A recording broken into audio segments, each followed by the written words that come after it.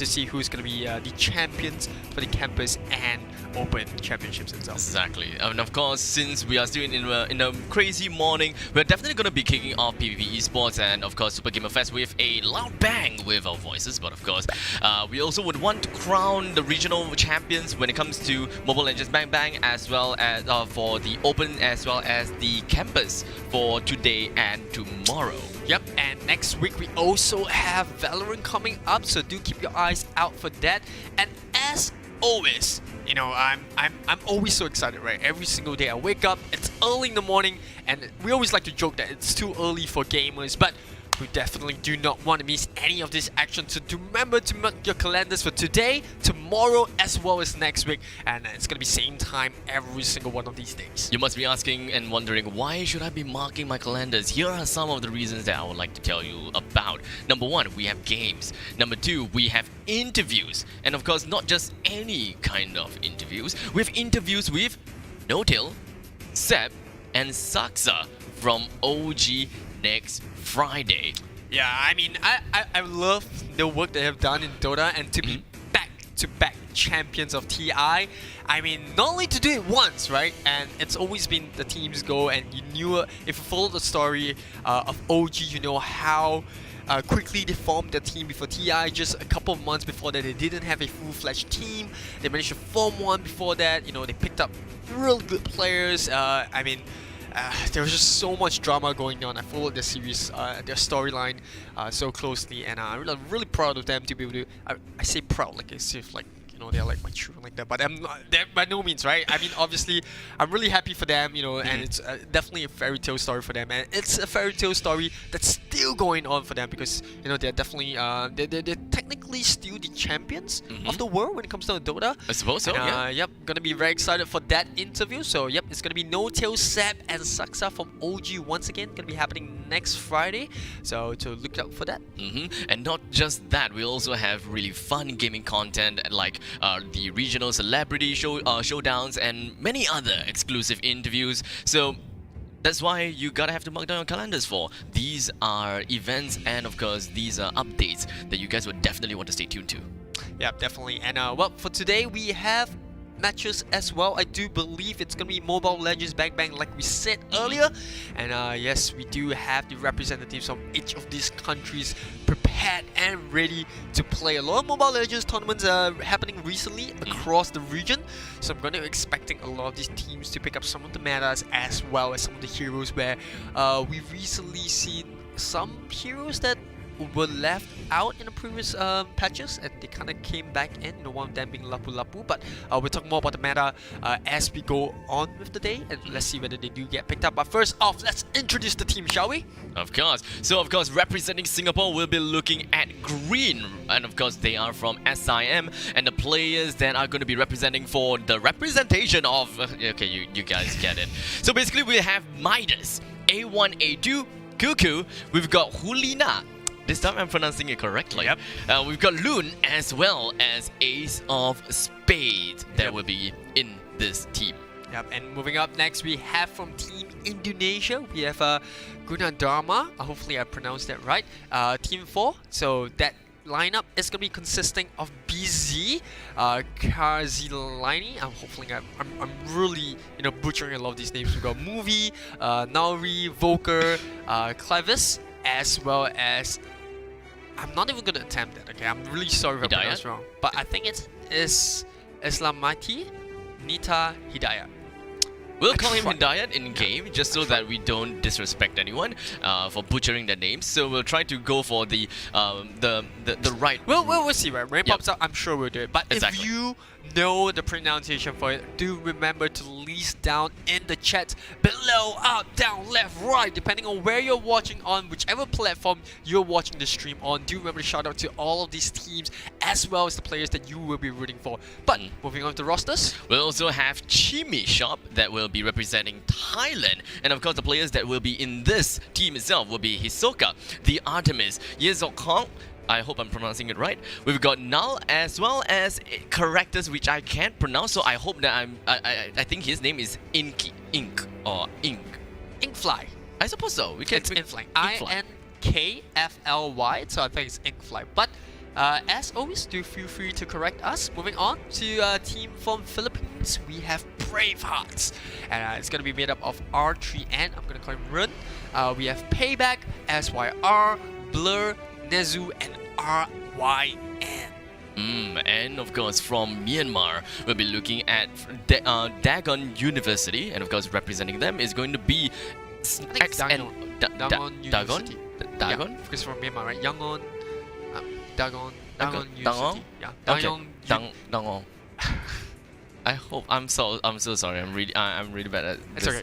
okay. The viewers are there to correct us. Yeah, It's fine. you guys can correct us for Yeah. all you want. We've got XNO, we've got Blank, Method, Lily, Control, and God Level.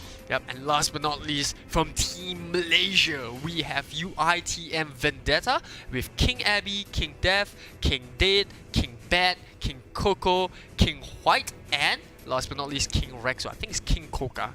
So that better be some good coca in that drink. That's a lot of kings. Yeah, that's a lot of kings. Kings and, of I like seven it, I like it. nations, if you may. I love it when they keep the name consistent, right? There's like a team to it, and well, it is going to be King. And speaking of all these teams, congratulations to all of them for making it to the regional finals, and best of luck because it's going to be a very interesting day ahead of you guys.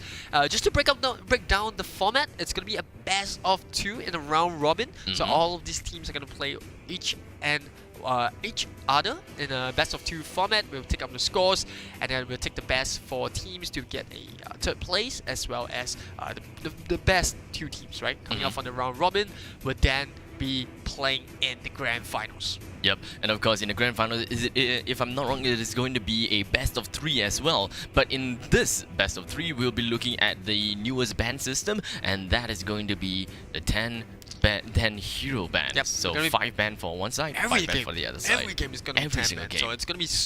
It's always interesting to watch teams that they're not too familiar with the ban system playing to it, because you then get to see some sort of a sometimes you get to see unorthodox picks come out, and with the fact that it's 10 bans, you get plenty of choices and you get a lot more strategies going for them, and especially with Mobile Legends Bang Bang having so many heroes right now, I think that's where the chemistry of the drafts will come in. So I'll be pretty much looking forward to what we have, and of course what these players have got in store for us. But before we even jump into game, I'd like to let you guys know that PvP is of course powered by Singtel, the ultimate regional gaming platform where gaming lives, basically, guided by its core values and passion, sportsmanship and healthy gaming. This is not our usual shout out as we normally remember, but this time, of course, PvP Esports also seeks to continuously grow and grow the regional esports ecosystem through its initiatives and tournaments. So check them out at their Facebook page at PvP Esports, or head down to their website pvpesports.gg to find out more.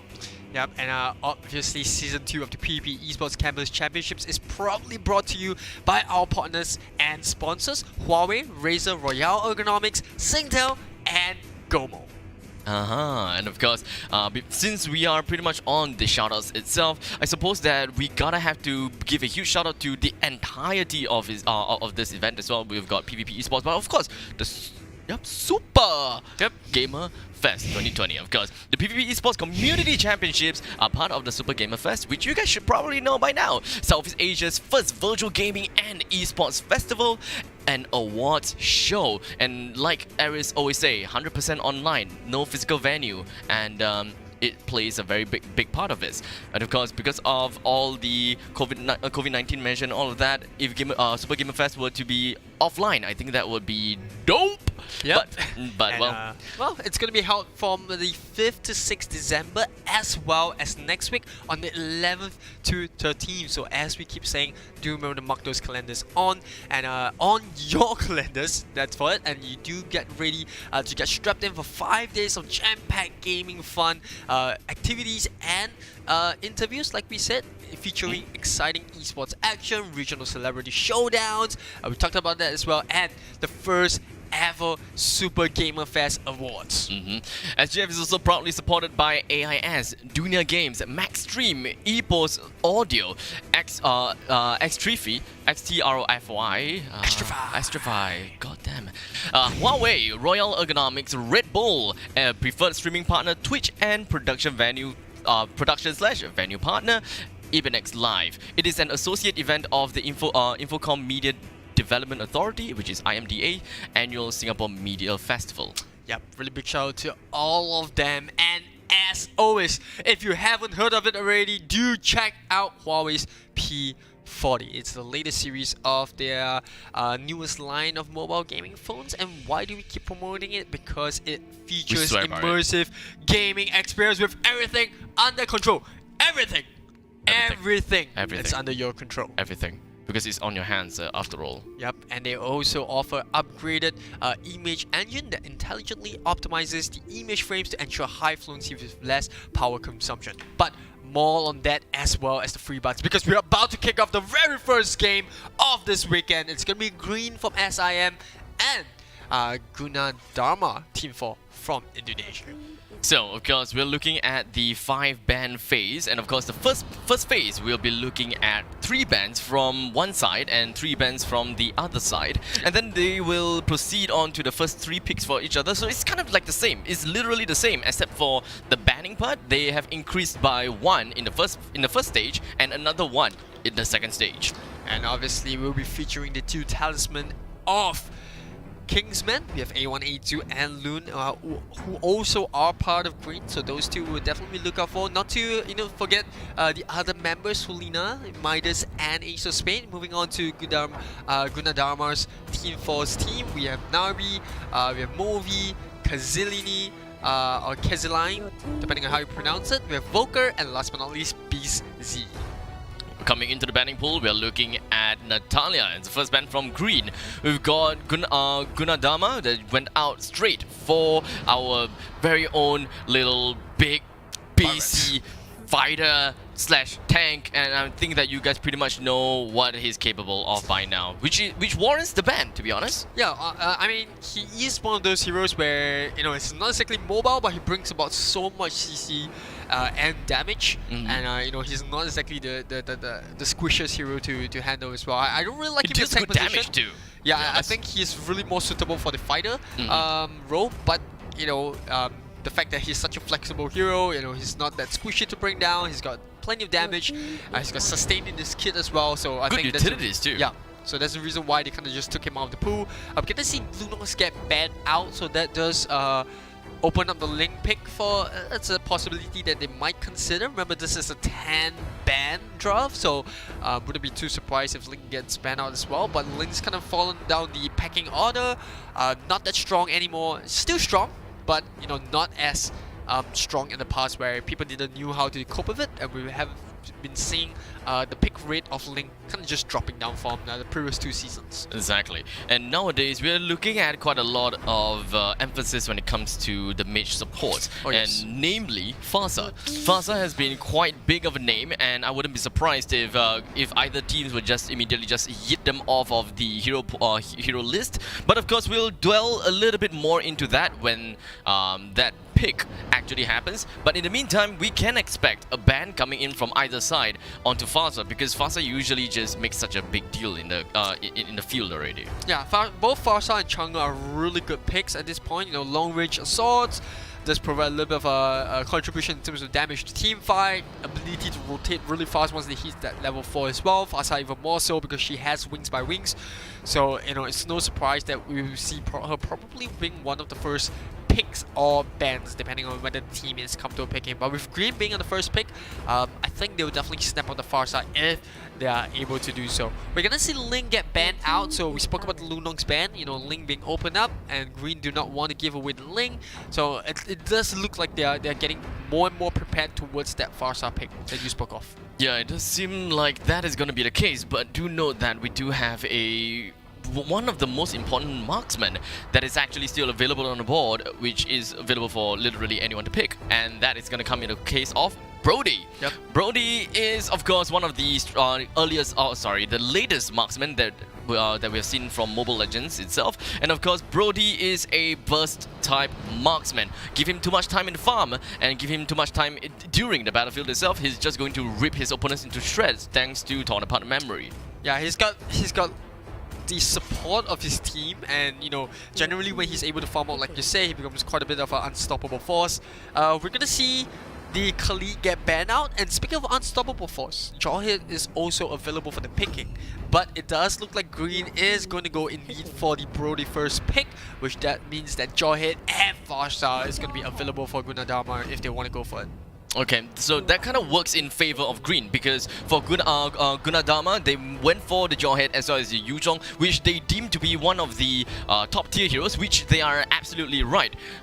If not, I mean, if they have probably studied about how Green usually plays, it would be probably the smartest to pick up the Farstar away from them first, just immediately just yeeting it off. But Green taking quite some time to consider what exactly they want to have on the field, because ultimately, when it comes to Farstar, there is going to be quite some distraction when they're thinking about Yuzhong in the opponent and playing as a Farstar itself, because once you go down for the Feathered Airstrike, you have to really watch out for the Black Dragon emerges from Yuzhong itself. Yep, and we definitely will be seeing A1, A2 go down that mage role, so I do believe he is going to be playing that Harif, but there is also a Brody in that, so I want to see how they kind of play around with the draft, and I believe it's going to be a mid Harif. We might see Brody go onto the goal lane, and I do like this Archive pick, you know, who's so vital. Kind of seems like they're prepping for the Farstar still. Yeah, and not only that, I think more importantly, the Archive is there to kind of just stop the Jawhead from just going in for the Harif or Brody, depending on the situation.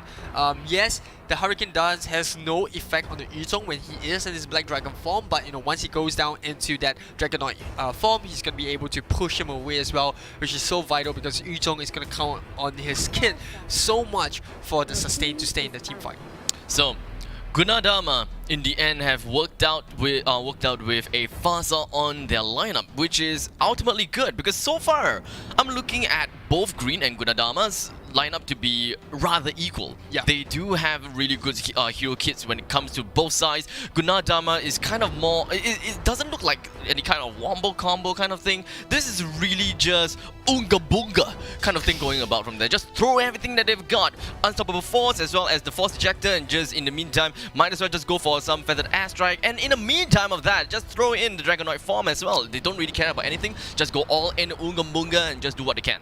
Yeah, I think more importantly, Green, they do have this strat going on for them because they have this Protect comp going on, you know, a little bit of lifesteal, a little bit of long range poke, and I'm sure that Gunnadama will be looking to shut that down in the second phase of the draft. So they do ban out the Selena.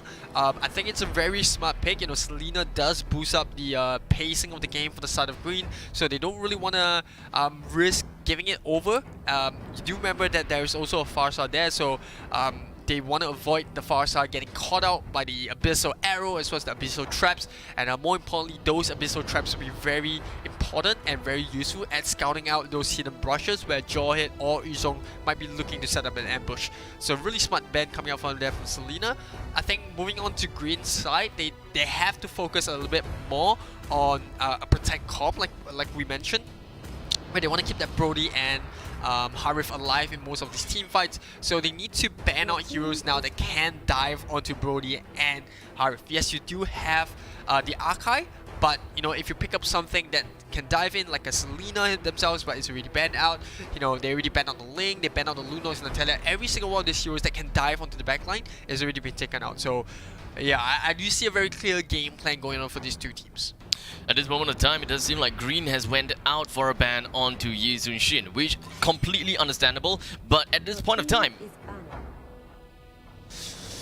Yeah, the carry ban is a bit questionable because I don't think they will be going for both, but better safe than sorry, so I think they want to ban out even more poke damage that might be possibly getting picked up by Green. It might be a bit greedy, right? In my opinion. Bit greedy. I think having Harif and Brody itself is already counted as borderline greedy, right? Borderline greed right now. I felt like they should have just banned out the Chang'e. Chang'e is still open, and you know, you put the Chang'e there as well as Harif. That looks very scary for the lineup of Green. So I felt like the fact that they picked up the Farstar, Chang'e is open. You should either ban out the Chang'e or even I would say I might even consider banning out an Asmurder at this point, because if you look at it, green, very squishy, but they need a front line, right, to kind of follow up with the Archive, stick on top of the Brody or the Harif to protect them. So that's the line of thinking that I'm going for.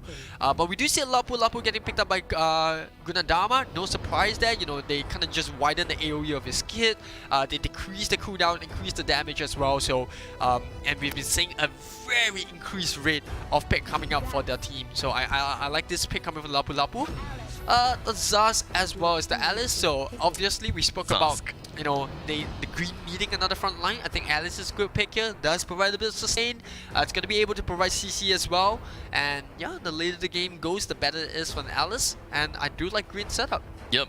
At this point of time, Gunadama has looked like they are going towards the Hellcut, which is completely understandable. And of course, that is also one thing that I'm looking at green. Why wouldn't they want to go for bans onto assassins such as Lancelot, Hellcut, or perhaps even Hayabusa? Because at this point of time, it does seem like Gunadama would want to transition into more of a bursty assassins kind of lineup, especially for their hyper carries, because they gotta deal with a Brody. They also gotta have to deal with a couple of Harif in this point in this case. So assassins kind of seem great, but they still went for Bruno. I thought that assassins would be a lot better in their current lineup, but hey, no judgments. But they gotta do what they gotta do. Yeah, I'm a little bit concerned for the fact that they don't have enough catch on the side of Gunadama's team force. They have a lot of burst damage, don't get me wrong, right? They have this E-Zone that's able to dive in the backline, so I think they're going to use the E-Zone only to go for either the Brody or Harif. The question is, can they break through that sustain? Because they have the Archive to go through. You have to remember there's also Zaz and his Nightmaric spawn, and there's an Alice that's going to be able to die for that Bruno. So I'm a little bit concerned for Gunadama's team force draft. If they're not able to catch that Brody, that's going to be posing a lot of problem for them. And you also have to remember that they have to get that NOD ASAP, because that NOD is going to be so important on this Farsa to stop the healing coming in for both the Alice and the Harif. I suppose that this is the right time for me to address the point that the opponents, which is green, actually have got a Zask. And that is probably one thing that kind of just flew over my head. And that made me realize why they wouldn't want to go for a couple of assassins. Because at this point of time, Marksman probably would do a lot better when it comes to teamfight, especially not being slowed down by the Death Ray from the Nightmarish spawn. When you're playing as an assassin and you just happen to be hit by the Death Ray, incredibly slowed, and it will probably inhibit you from doing a lot of damage onto the field. Yeah, I think more importantly, it's almost impossible to burst the Farsa fast enough. Not Farsa, but the Nightmarish spawn? Zaz. The Zaz. The Zaz fast enough for his ultimate to pop off, because you know when you go in with the Nightmare Force, he can then Darkness Force, he can just use his ultimate and then just kind of get out of it. Yeah, you kind of pretty much have no target there to go for. So I kind of understand where Gunadama is going in, especially with the Hellcut pick. Or rather not choosing to go for the Hellcat pick and going for the Bruno there. So we're gonna see this lane matchup happen between the Zaz and the Yuzong. Obviously this is gonna be a lane 1 for Midas, unless you know, Beast does happen to pull off some sick catch out, which I don't think Midas will allow that to happen. We're already seeing him bully with that range from the Nightmaric spawn. Meanwhile, top lane you have this Alice and the Lapu. Also an interesting matchup. Ooh, but looks like we might have a bit of jungle invade coming from Gunadama. And at this point of time, it does seem like everything's starting to spiral out of control for Gunadama. I'm not too sure about this, but Ace of Spades, he is gonna be looking at quite an aggressive stance right in front of them. But he's just gonna be tossed right over, but flickers backwards just to ensure that he will be safe and sound away from Gunadama. So both of the tanks coming from both tanks will have to get themselves back and away, allowing Loon, A1, A2, Kaiseline, as well as Volker going head to head. But at this point of time, I don't think that Loon is just going to be sticking himself in lane for any much longer. Yeah, they used 1000 pounder there, burnt the flash, so I think it's not too bad for Gunadama, and they're gonna have a little bit of control towards the bot lane while Harif goes back to heal, and Ace of Spades once again getting tossed there. I think I love this initiative coming with Gunadama, right? Using the Lapu to cut the lane and, you know, just try to apply pressure all across the map. Meanwhile, we do see Farsa going to mid. I'm a little bit concerned as to how they're still going to be able to catch this Brody out, because I'm starting to see that formation coming from Green just to try to keep, and they also get the first blood despite Gunadama being the one to dive, and they're still not able to pick up Midas. Focus dropping very low, Beast going in, Loot trying to jump in, not enough damage there, but I'm pretty sure that Beast should be able to get out just in time. Getting himself out is definitely one thing that they will want to look at. Loon is unfortunately still at level 3, so a little bit under leveled if you ask me. But when it comes to the everywhere else, Alice at level 4, A1, A2 is at level 4 as well. But Lapu Lapu being all alone in the lane will definitely put himself in a pretty good spot. But in the meantime, let us just take a look a little bit more onto the Turtle's Pit as we have Alice getting himself away just in the nick of time. If he's just going to be overextending himself just a little while longer, he will be expecting quite a force from Gunadama, and I think that it shouldn't be too... it would take quite some time before they Gunadama would even try to put up some aggression onto Green right now. Yeah, we do see them sieging the top turret. They're gonna use that Lapu Lapu and Bruno, but elsewhere on the map, Green already taking control of the Turtle Pit. Not looking too good for Gunadama if they want to contest this. The Lord, or rather the Turtle, is now going to be under contested by Green. Gunadama is not going to be letting them get that, but it does seem like we do have a really good Hurricane Dance coming in from the side of Akai, but not much of follow-ups. He managed to get himself away with a flicker backwards, and of course with a really low amount of health. Nothing much was accomplished by Gunadama, and I would like to believe that the Turtle was actually taken or stolen. Yeah, it's actually secured by Green there, so Brody actually got it. All thanks to Ace of Spades going in with the ultimate, using the Hurricane Dance, kind of just to pin the just a small little bit first hit away, and even if Yichong in his ultimate form, nothing much that he could have done there. They also lost the jaw hit in that process, so that's kind of a bit of a stinker. I mean, jaw hit couldn't do anything much. Cazaline, they are forwarding themselves to the bottom stages of the lane. A1, A2 is just going to be there to ensure that they are not going to be messing around and not going to be sticking around for any kind of mess. Zaman Force is currently unavailable for Loon, so he's got to get himself back up. And it does seem like a really good amount of force coming in from Gunadama. It's just going to be pushing down all forms of damage onto Brody, to the point that they even used the Feathered Airstrike. So there was absolutely no way for A1, A2 to even get out of there. So a really good flicker from Movie, as well as the Force Ejector that has managed to help them secure one kill for themselves, and of course tie up the game for this time being. Yeah, Zaz once again in a bit of a dangerous position, but will be able to get out just in time. Uses the ultimate. And yep, that's the issue. They don't have anything against this Zask, and not only that, he's continuing to farm, and Midas, as late as this game goes, will always have impact in this matchup, because he's going to be able to siege towers really well, zone heroes out with his Nightmare Spawn, and they're going to try to catch him out, but Midas knows better than that. He's going to give that first tier turret away. Meanwhile, Green already moving up to the upper top side of this map. Resurrecting soon. At this point of time, Green will probably want to answer to this current issue by raiding top lane as well, but Lapu Lapu is actually doing pretty darn well when it comes to defending the lane. So it does seem like Green, they're just going to be focusing on the turtle as much as they can. A really good stun as well. The Zaman Force right on top of this Jawhead, bringing themselves with yet another kill to the table. Wings by wings coming in from Gasoline, gets himself away, but Beast, it doesn't seem like he's going to be stopping just yet, because his Jade Dragon just going to be appearing right on scene. Though Green have opted to get themselves away from all of that action and of course retreat into a better area. Yeah, Green now ahead in terms of rotation, despite being lower in terms of net worth, because remember, Gunadama did manage to pick up the first tier turret at the bottom side, but if you look at stats, they managed to get 2 turtles now for Green, and that's really good for them. Like I said, they're going for that late game draft. They have this Brody, this Harith. When they finally get the concentrated energy and this Brody gets farmed up, they're gonna be in for one hell of a ride, because Gunadama at this point in time still looking for a clean gang. They did manage to get the first kill a couple of minutes earlier, so hopefully that does allow them to pick a bit of pace. They do get the first tier turret at the top side, so I do commend them for that. And yeah, I think they're doing pretty decently, but like I said, they have to catch all the calls. It does seem like we do have Alice trying to get himself into the fray, but it doesn't seem like things are going good for him. We do have the Feathered Airstrike coming in from Cazaline, just gonna be melting down Ace of Spades, and at this point of time, it's gonna be left with A1, A2 as well as Loon. But unfortunately, Loon wasn't able to do quite much with his Zaman Force going to be behind him. Alice is still alive. A1A2 is still alive. They're just sticking around in lane.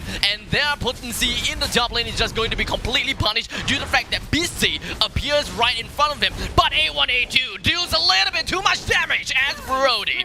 They have managed to split up the entire team fight itself and have left A1A2 to fight against BC all alone, while Nori as well as Movie focused on the Alice, which is more than enough, and that has allowed both sides to draw equal comparison of value. And it does seem like the value still goes towards Gunadama solely because of the tower takedowns. Yeah, but remember, all of this is because Green was focused on pushing down the mid lane with that Zaz, but they do manage to find a pick off in terms of Ace of Spade. Lut's gonna drop down as well. This is really good for Gunadama, and they might even find A1, A2. Oh, in no man's land! The face! Farsa just coming in for the backline. The Feather Airstrike will pick him up, and now they have the Zaz to deal with. Midas dropping down to half HP, but now we in all sorts of trouble. His Who might just go down, and the shutdown comes in, and now BC will be able to dive onto Midas, who doesn't have his ultimate anymore. He will find the pick off, and they can look to take this turtle undisputed. It definitely seems as though we are looking at a seesaw concept in between Green as well as Gunadama. I would like to focus as well as to emphasize on the fact that this is a round robin games after all, and it is going to be a best of 2 between these two teams. We are 8 minutes and 30 seconds in 7-8, and when it comes to the gold, it does seem like Gunadama has got a 1.5 thousand gold advantage, with 2 turrets more than Green, and they are potentially going to be widening up this income gap real soon, because the amount of dominance that Gunadama has around through have got in the map is definitely going to be quite a threat for Green. Yeah, Varsha picked up her Lightning Truncheon as well, and that's going to be a bit of trouble for Green. That burst damage just coming through, and you already see this Bruno picked up the Berserker Fury. He's building into the Endless Battle, so that's going to allow more sustain and a lower cooldown on all of his kit. And Movie finds himself in a really tricky situation. We do have the Summon Force being dropped down, but here comes the Jade Dragon coming in from Busy, as he's just going to be roaming around the battlefield. But unfortunately, the damage coming from A1A2 is just a little bit too much to handle. And in the meantime, Casaline coming in from the backlines, immediately popping right off with the Feathered Airstrike, managing to deal a decent amount of damage and even finalizing the score into a 1-1, bringing equal values on the previous team fight. Yeah, but I still think that team fight went in the favor of Gunadama team for. Remember, at the end of the day, Gunadama is the one to have to dive on the Green's backline, and Green, they're not exactly playing into the way that they drafted. All they have to do is just turn up and just wait for Gunnar to dive with them. But it looks like they're getting a little bit impatient. They want to get this Navi as well as the top lane. Ace of Spade coming in with the 1000 pounder, not able to catch a good catch. But look at that opposite side of the map, Gunadama going for a tier 3. It doesn't look good at all. It does seem like Green is trying to work with their catching strategy right onto Navi, but it's just not working. Might is just going to be putting down his domination onto the lane itself. They did manage to push the rest of the, or rather 2 of the members coming from Gunadama at the bottom lane. They are unable to find, and unfortunately unable to find the members from Gunadama that tried to push the bottom lane. Green, they're choking a little bit. They're absolutely choking. They couldn't get themselves kills. They couldn't get themselves the kills onto Nauri, which is the most important part, because they really want to take him down. Well, I wouldn't be so harsh as to say they're choking, but I do echo your point right there. They're a little bit too impatient, trying to dive these kills, which is so unnecessary for them. Because at the end of the day, as long as this Brody and this Harith can get those items up, they will have the damage in the kit, and they can win those team fights. Remember, they also have Alice that is so good late game. She's going to be so much tankier, and at the same time also have additional items in the kit, which means she will have more sustain and will be more useful in team fights to come. We're just gonna be looking at the rest of the lineups coming up here. We do a Lapu Lapu that is gonna deal a heck a lot of damage as the time slowly comes in. But when it comes to the tankability side, we got Yu Zhong in the front lines as a tank. He does have pretty good sustainability as well. So I'm not going to give up on the fact that Gunadama has got good late game itself. But when it comes to weighing between the options between Green and Gunadama, I would say that Green probably has the better part of the late games. So if they were to continue their feats here, if they manage to keep their core intact as well as their inhibitor turret intact, things are definitely going to look good for them.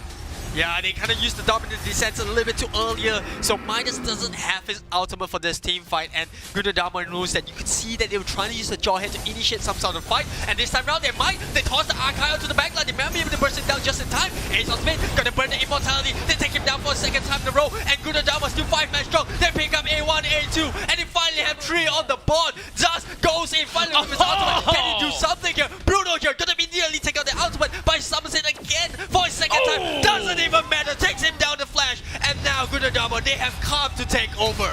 There was just quite a little bit of desperation, if you ask me, coming from Green. They were really desperate in trying to win that fight outside the Lord's Pit. And even to the point of time whereby Midas probably didn't even realize the amount of damage that Volkia is able to display onto the battlefield. And that's just way too much burst even for the Zaz to handle. And remember, it all started because the Zaz burned his ultimate in an earlier catch-off. And because of that, he didn't have it in the second team fight, which was so vital. Without that Zaz damage, Green didn't have to sustain all the burst damage to deal with this dive comp coming off of Gunadama.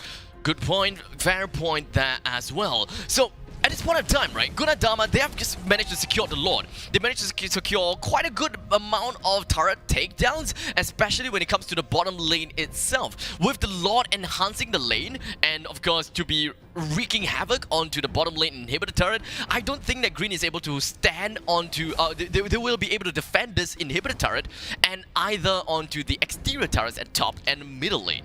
They gotta have to yield and give up something.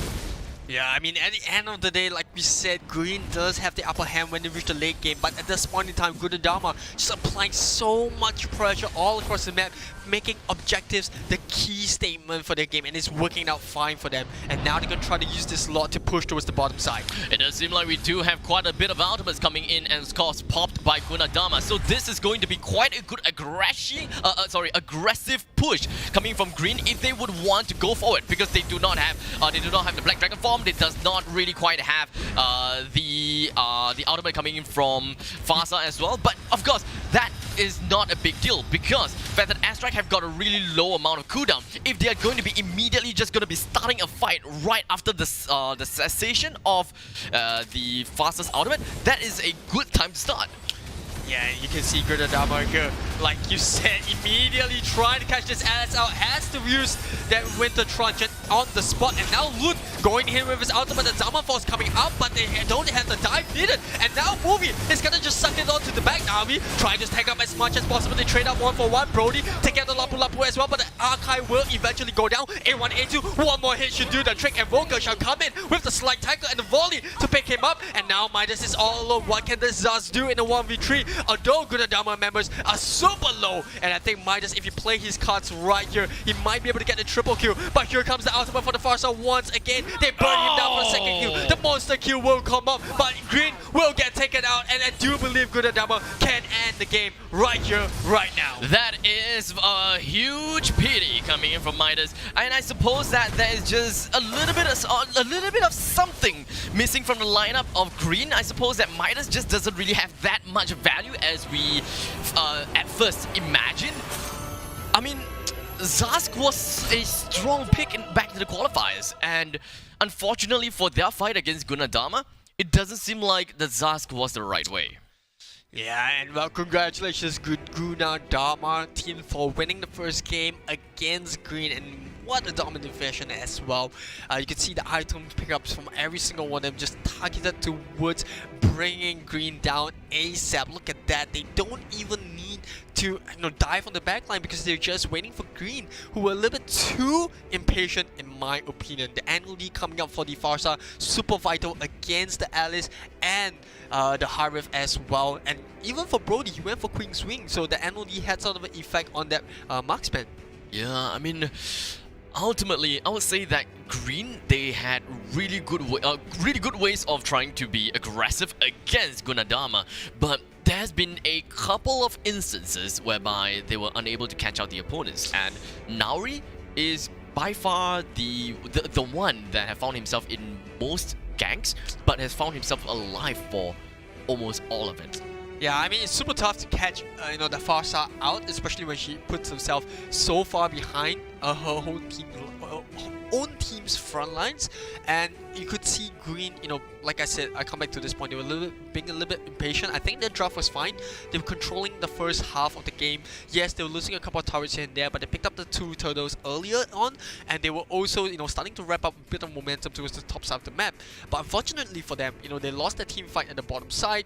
They burned their ultimates a little bit too early, got a little bit impatient, like I said, and they were not able to respond when, Gunadama were just biting back with the Yuzhong and this Jawhead. I didn't think there were a couple of questionable plays coming off the archive, especially towards the bottom lane, trying to force a fight to happen there. That might be a team call for them to try to catch the Yuzhong out, but it failed, and from there on, Gunadama was just doing so well in being able to extend that snowball of a lead that they have because of those turret goals.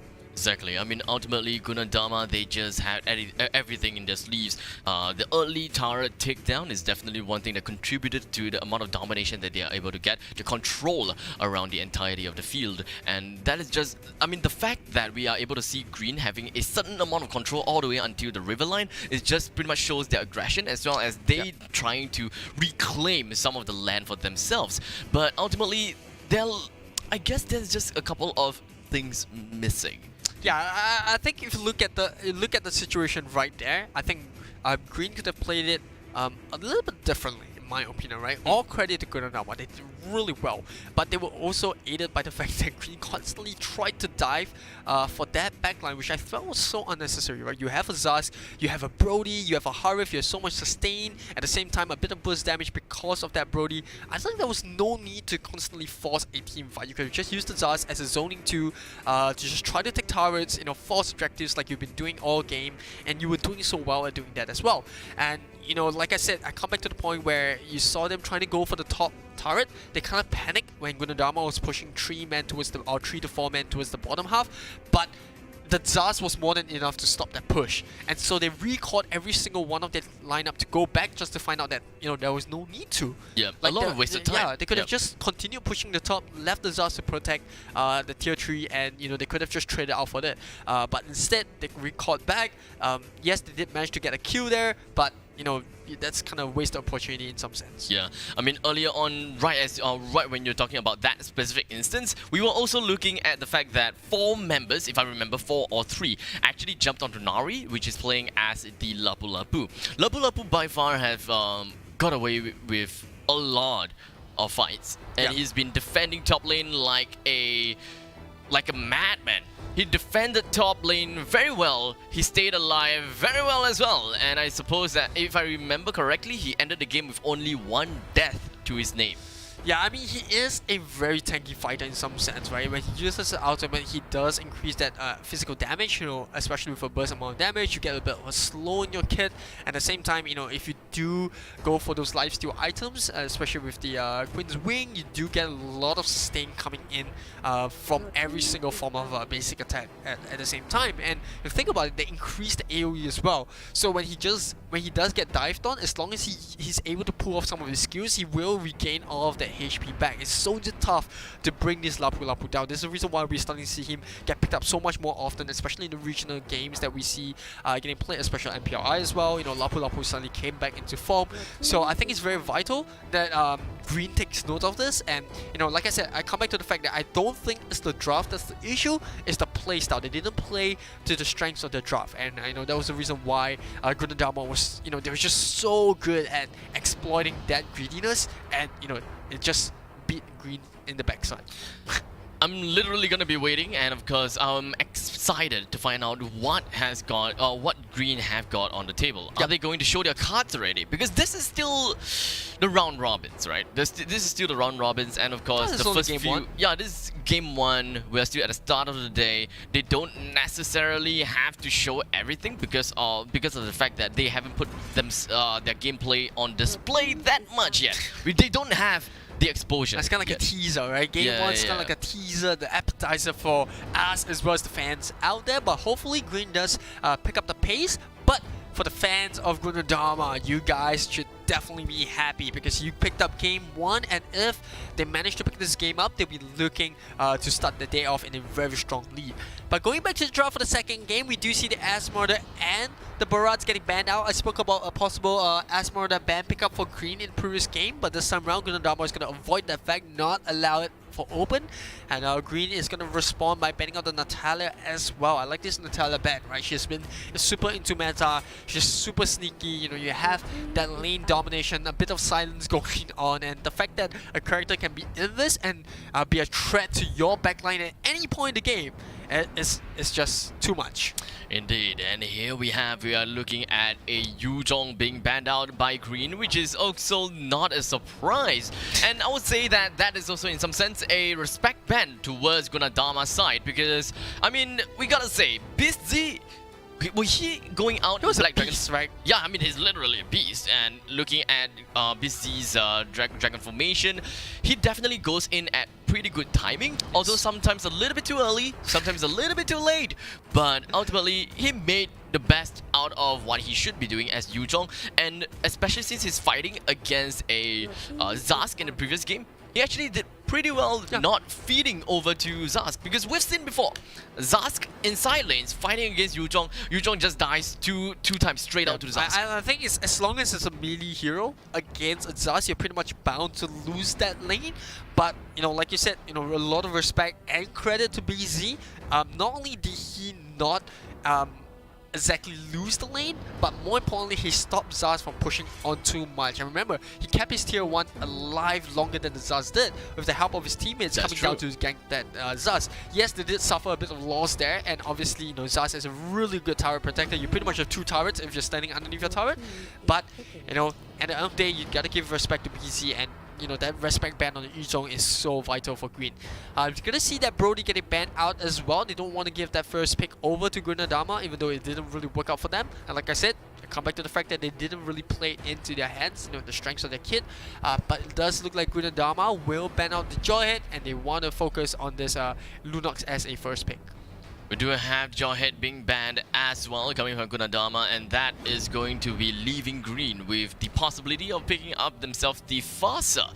But understandably for green, I think that they would want to tread carefully, because Gunnadama actually showed display in previous game that they are capable of playing the Hellcut, so they gotta have to be careful about that. That's hard to say, right? It could have been a soft pick, it could be a trap, and for all we know, we don't see how could get it picked up. But now that the Farsa is in the first pick, I think that Hellcut is kind of just, it's a natural calling, right? You can't expect a Hellcut to come out, but they don't want to reveal the Hellcut a little bit too early, so they might go to the second pick, although green may have a chance of being banned.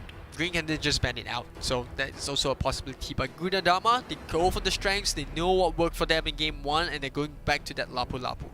Lapu Lapu on the side lanes. We can expect that the Lunox is heading to the side lanes as well. So what they need is going to be a single carry. They need to look at a mage support as well as a single tank. Or perhaps not. I think that they're gonna go a little bit different. It's either gonna be a we're either gonna be looking at a Lunox support instead of a side lane Lunox, or we're looking at an Xbox roamer. Yeah, I mean, it's either way it's possible, because at the end of the day, you know, you do have that Lapu Lapu. You know, you can play as a Lapu Lapu hyper carry if you want to. So there is also that that way that you can, you know, put the heroes into lane. It really depends on the bans, because I think only with the bans you can kind of see where green is going with, and I think Gunnadama is trying to put as much flexibility into the draft as much as possible. And you know, they also can pick up the tank before green picks up those 2 heroes, so I think that's a bit of a, I would say, it's too early to call as to how they put their heroes down. We need to see the last 2 picks, but more importantly, green now, they look to ban, you know, someone like a tank, right? They need to ban someone like an Archive that can keep the Harif away, can also keep the Kali away from that Lunox, as well as whichever hyper carry they want to go for. The Akai being thrown into the banning pool is going to be the first movement by green. We are looking at a couple of bans that Gunnadama can look forward to, and that is going to be 1 fighter as well as a single tank. Kufra is still available on board. Atlas not quite ban-worthy, but if they are looking forward to that, they can go for it because we are looking at another kind of Unga Bunga looking at from green. Zaman Force is one thing they gotta look out for. Really good at nailing down singularity kind of heroes. We've got Khalid that can go in for the Raging Sandstorm. Quite a good amount of damage as well as a longer stun, which could contribute to the feathered airstrike that the Faster is able to bring to the field. Yeah, we do see a Ruby getting banned out by Gundama. I like that Ruby ban. It's a bit of a poses a bit of a threat towards the Lapu Lapu. Doesn't allow him to pull that kid off. And if she does manage to catch the Lunox, that will also mean that the Lunox has to burn the ultimate. So I think it's a good ban right there. I think what they're looking to do is set up that wombo combo with this Xbox, right? And you mentioned a bit about the Atlas. I think it's a viable pick. One of the other picks which I think has been left out for very, very long as well as the Hilda. And we're gonna see that instantly ban out the moment I mention it. So yeah, it's a pity that we won't see the Hilda getting picked up because a Hilda tank will look very, very nice for Gundama at this point in time. I think it will look great on both sides, to be honest. I think the fact that Hilda typically plays in such a flexible, aggressive role without being too afraid of going straight in and running right out straight afterwards. I think that is one of the pros that Hilda is able to bring onto the field. As long as you know that you're inside a brush, you're just going to play a little bit passively, wait for the right moments, run in, run out, and you'll be safe and sound.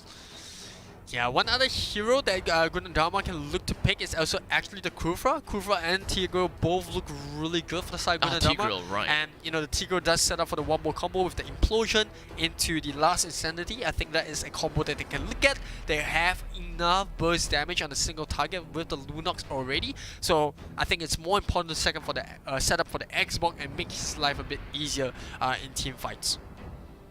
We're looking at the pick from green to start things off. Once again, they would require a single roamer, and they would require very likely a little bit different. Okay, yeah. So they need one side laner.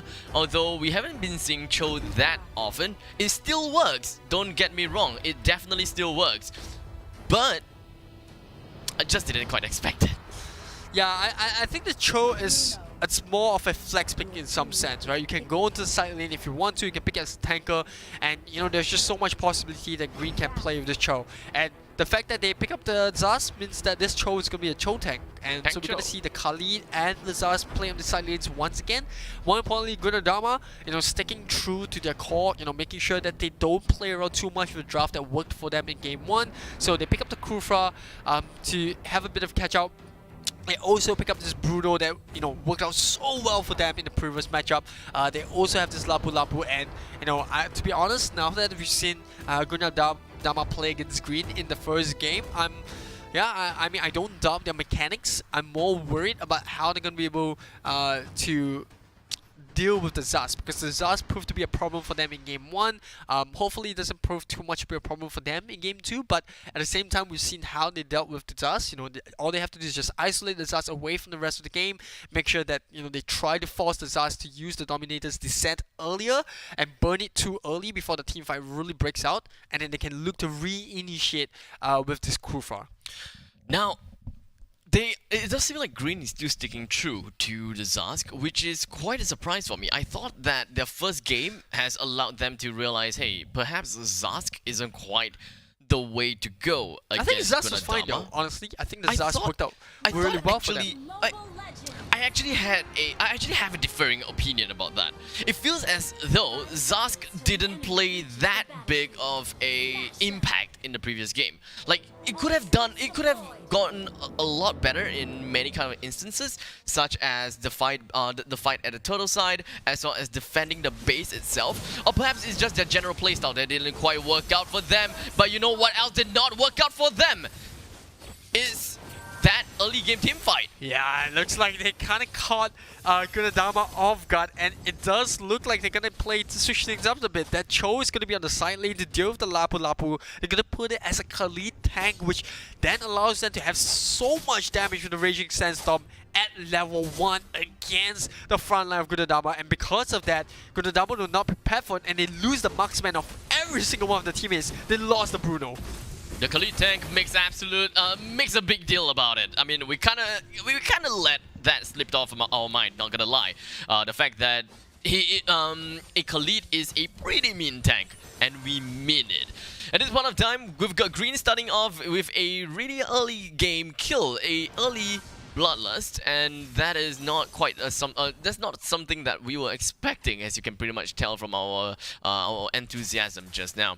A 500 goal lead coming from Green is not that big of a deal, but if they were to continue on to with their domination throughout the first 5 minutes, is definitely going to make quite a big deal. I'm really looking forward to see what this Zask is able to do to the Xbox, because if he gets early kills onto the Xbox, that is going to propel this Zask forward, and they will get the desired outcome that they are looking for. Green once again trying to use the Zask to bully that side lane, but now he's against an Xbox, which is so much harder to deal with because of the Frigga armor.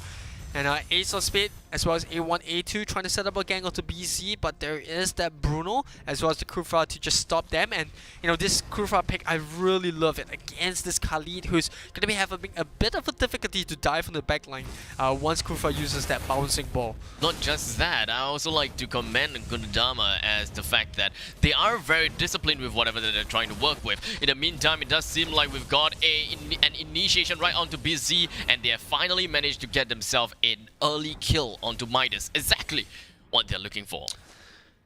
Yeah, you can definitely see that they're trying to get the Zaz to win that lane, and now Loon gonna be reviewing his position with the feathered airstrike. But there is no follow-up coming up from the rest of Gunadama, with the crew front initiating there, so that is a bit of a lost opportunity. But more importantly, we do see Green onto the top lane now, gonna take all that gold plating off that first tier turret, while BC slowly makes his way back up after getting ganked 2 times now coming out from Green. Movie not in a great spot, but a bouncing ball is just going to ensure his escape away from A1, A2 as well as Ace of Spades. But that is going to give enough information over to Gunadama that they have immediately brought themselves on into their own jungle. They couldn't quite find themselves that opening to jump onto either Ace of Spades or A1, A2, because they will be threading onto dangerous waters inside of the enemy's territory after all. So Gunadama still playing things off in a rather conservative and a passive way, and I get it. I definitely get it. They are 2 kills down. Green have got a 2,000 gold advantage. So Gunadama, they have to ensure that they get one good fight against Green. Yeah, they're trying to get Volker farmed up as much as possible, and remember, they actually lost the first blood as well in that level 1 fight, so things not looking too good, but here comes the feathered airstrike.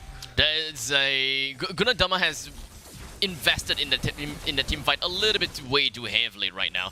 And Volker and BC, I don't think that they will be able to get himself the kill onto the turtle. So it should be an easy takedown of the turtle by Green at this point of time, and it's just going to accentuate their lead for game number 2, which is gonna be quite a far cry from what we have seen in game number 1.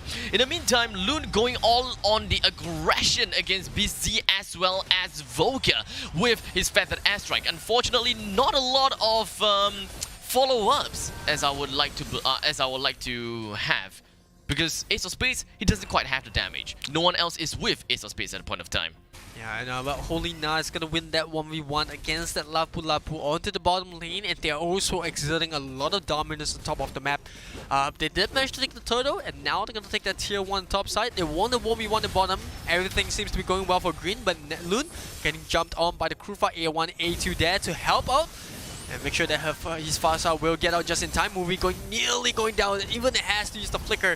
And now Ace of Spade. Oh, that's not where you want to be, but he might be able to get a pick up there. Here comes Farsa once again, picking up the Kufa. And meanwhile, bottom lane in Navi getting dived upon by Hulina. Taking one too many shots coming in from the turret. And now Loon trying to clean things up. And Navi trying to dive right onto this Farsa. A1, A2 pops out of nowhere. Close. Fast rotation coming up from Green. Will be able to pick up the Lapu Lapu. And now Green, they're looking for revenge. It is true revenge after all. We've got 3,000 gold advantage in favor of Green. with 5 kills in front of Gunadama. And when it comes to turret takedowns, 1 turret in the top lane has already been taken down. So to a middle lane and a bottom lane still doing relatively decently, if you ask me. Green would definitely want to start being a little bit more aggressive, especially since the lineup is pretty early game oriented. Yeah, I know. Well, A1, A2 still holding on to that level 2 Beast Killer just to make sure that he does focus a bit more on picking up the main core items. First, we do see Ace of Spades diving in with the ultimate. Does catch the Lunox. We're going to be forced to use the ultimate. Last Insanity coming out for the Xbox as well. Here comes the Feather Air Strike. More than enough to pick up the Khalid, but is it enough? The Evoker dropping super low. Woman, he should do the trick, but it does look like Dominator's Descent does get taken down in the nick of time, and now Na'Vi gonna be left with the task to keep that tier 1 up alive against these tier members of Green. But here comes the way of the dragon, kicking Na'Vi out of his tier 1 turret, and A1, A2 diving in really deep as well. They really want this Lapu Lapu. That does even get the sustain going on for him. The spin coming in at the very last second for the sustain, and Gunadama. Oh my goodness, what a force. They've been hitting Green with so many of these surprises. That was a really good play coming from Nari. It was literally a 1 versus 3, and he managed to defend the turret and also deal a considerable amount of damage onto the lineup of Green. 1v3, ladies and gentlemen, 1v3 is just one amazing single Storm Sword from him that manages to keep him alive, deal decent damage as well. And that is definitely not something that I was expecting. And in the meantime, it does seem like the rest of the members coming from Gunadama has found themselves the opportunity to bring the turtle down after forcing Green away. And the display of performance from Nari is definitely one thing that may just push them completely off guard. But momentum-wise, Green definitely still has it. Yeah, they're relying so much on the Dominator's Descent of this Zaz to win these team fights. And yes, it's working well for them, but they can't break this Lapu Lapu down. He's going in all by his own. He's going to activate Bravest Fighter right now. He's in the Take of Flanks, and now they also lose this Khalid. But A1, A2 coming up the Zaman Force, they might be able to bring down this Lapu Lapu eventually. And yes, now we will go down. But without the Dominator's Descent, you do see that Green lacks that burst of firepower. But here comes the Wings by Wings, trying to get away in the nick of time, but the Kufa jumps in to try to counter that. And I do think that Gunadama, it's a 2v2. Can they actually find A1, A2 hiding within the brushes, still lurking around? And obviously with that low cooldown, I do think that A1, A2 can win this fight 1v2. Wow, Hulina is tasked with trying to bring the tier 2 down in the bottom side. This is definitely going to be an easy takedown for this Cho at this point of time, and it's just going to back away almost immediately after taking the tier 2. But middle lane side though, they still have a tiny bit of issue with that one. I mean, understandably so, right? We've got Ace of Spades that's currently being the tanker, and of course dealing quite a decent, considerable amount of damage onto Busy that opens the map up, that allows A1, A2 to just form himself in the opponent's jungle. And here we have the Raging Sandstorm coming from Ace of Spades, probably going to be eating up everything when it comes to the last Insanity. He's still alive though, which is kind of a surprise. But A1, A2 dove a little bit too deep for himself, even popping down the Zaman Force. The amount of shield that you're able to generate with your Chrono Dash is just not good enough to withstand damage from 4 people. A sweet side move there coming out from A1, A2 going in. Yes, you are in Harif, but you're going up against the bouncing ball of the Krufa, which means that you're going to have limited, mobility around that fight. And not only that, your team wasn't even ready to follow up coming up from the initiation of the Khalid. So that was a bit of a risky play coming from Green, but it does like Hulina. Oh, lesson not learned, dives in with the Way of the Dragon, but that's taken out in an instant. Although it does look like Loon should be able to get a kill out of that, jumping right onto Volker with that feathered airstrike. So it is still a pretty fair trade, I would say. A Bruno for a Cho, I would take that any time of the day. I'll take it. I'll definitely take it. In the meantime, it does seem like Green, they have managed to finally bring down the middle lane's first tier turret, and would definitely want to take a look at the second tier turret as well. But objectives aside, it does seem like when it comes to kills, Green have got a considerable amount of damage still, and of course their goal lead is still pretty darn impressive. The itemization though Let's Yep. talk about it. NOD coming up on the Lunox. That's going to be super huge in the next team fight, especially against this Harif that's, going to try to build into that concentrated energy. So they've already got that prepared. It's also going to be useful against the Farsa as well as this Khalid that's going to be looking to heal up. And yeah, I mean, for Gunnadharma, they are slightly on the back foot because there's that 3k goal lead for Green. And they're putting a little bit of focus onto the Lord's Pit right now, trying to get a bit of the dominant area control on the bottom half. But Green is also looking around, not trying to give away a free lot. I don't think that Gunnadharma is gonna be trying to contest this. It is probably gonna be a pretty darn easy Lord, but it kind of just allowed the Lord to reset. A really good stun coming in from A1, coming in from Loon from the other side. But here we have, it does seem like Zaman Force just gonna be dropped by A1 A2, but Nari got himself away from the stigma of the Zaman Force. So that is not going to allow A1 A2 to constantly deal the damage. I would like to say, the mobility from Lapu Lapu definitely threw Green off guard for a lot of fights. Yeah, and now Hulina in a lot of trouble. Kind of just overstayed his welcome and I know got cut off with his split pushing duties, but that will allow Green to start taking the lot. But can they take it enough or fast enough? The movie coming in with the movement up, jumps in. The lot is still secured by A1, A2. But here comes the last. It's gonna be a double kill. They wipe out 4 men in an instant, and now Loon is all by his own. He used up wings by wings, and now Walker can just dive in. The slight volley tackle and the last hit of the crit, and that's gonna be a team wipeout for Gunnadharma onto Green's lineup. Definitely not worth it at all, even though Green did manage to secure the Lord for themselves. But in the process of it, they're going to lose 2 turrets in the middle lane, and it's going to take about 20 seconds before the last member coming from Green will appear. Yes, there will be mega creeps in the middle lane, but They're trying to end it. Yeah, it makes sense. It makes absolute sense. Right now, they gotta have to deal with damage fast enough, and they did it. The discipline coming from Gunnadharma is absolutely insane. They knew exactly what is the winning condition. They don't even care about the fact the Lord is going to be marching somewhere else. They have defended the middle lane long enough, and they have allowed... Okay, so here's the thing. Middle lane still have 1 turret left. The side lanes, 0 turrets left. So it's definitely true that Lord will be marching to either top lane or the bottom lane, and they will have a free roam straight through in the middle lane. So you can kind of count it as predictable, or not say predictable, but a outcome that Gunnadharma actually measured. They knew that one of their win conditions is going to be marching right through in the middle lane, and even if they lose Lord, they can still end it because the Lord will not be in their way. Yeah, but I want to put a little bit more focus on what kind of kickstarted that. It all started with the Troll trying to split push on the top side. Polina got caught off by the Xbox, the Kufa. I think we did manage to see I think it might have been Kazili that was there as well to catch him out, and because of that they can then focus onto taking the Lord. And Green, even though they got punished for the overextension, they did manage to secure the Lord, but eventually what followed there was that Kufa and the Xbox. We talked about the Wombo combo coming in with the Tyrant's Rage Revenge into the Last Insanity coming in by I would say a very good timing coming from BZ once again being so vital in these huge team fights. And even though itemizations wise, I think both sides did really well. In a grand scheme of things, the macro play was what allowed Gunnadharma to just win that game. And you gotta say Green had a pretty much a dominant first half, right? They were winning lanes, they were winning a lot of these team fights. The sustain coming from the Harif was good, the burst damage coming from the Lunox was good, but eventually all it took was just one team fight. They lost that one team fight in the Lord's Pit, got completely wiped out, didn't punish Gunnadharma hard enough for that, and 4 men down mid.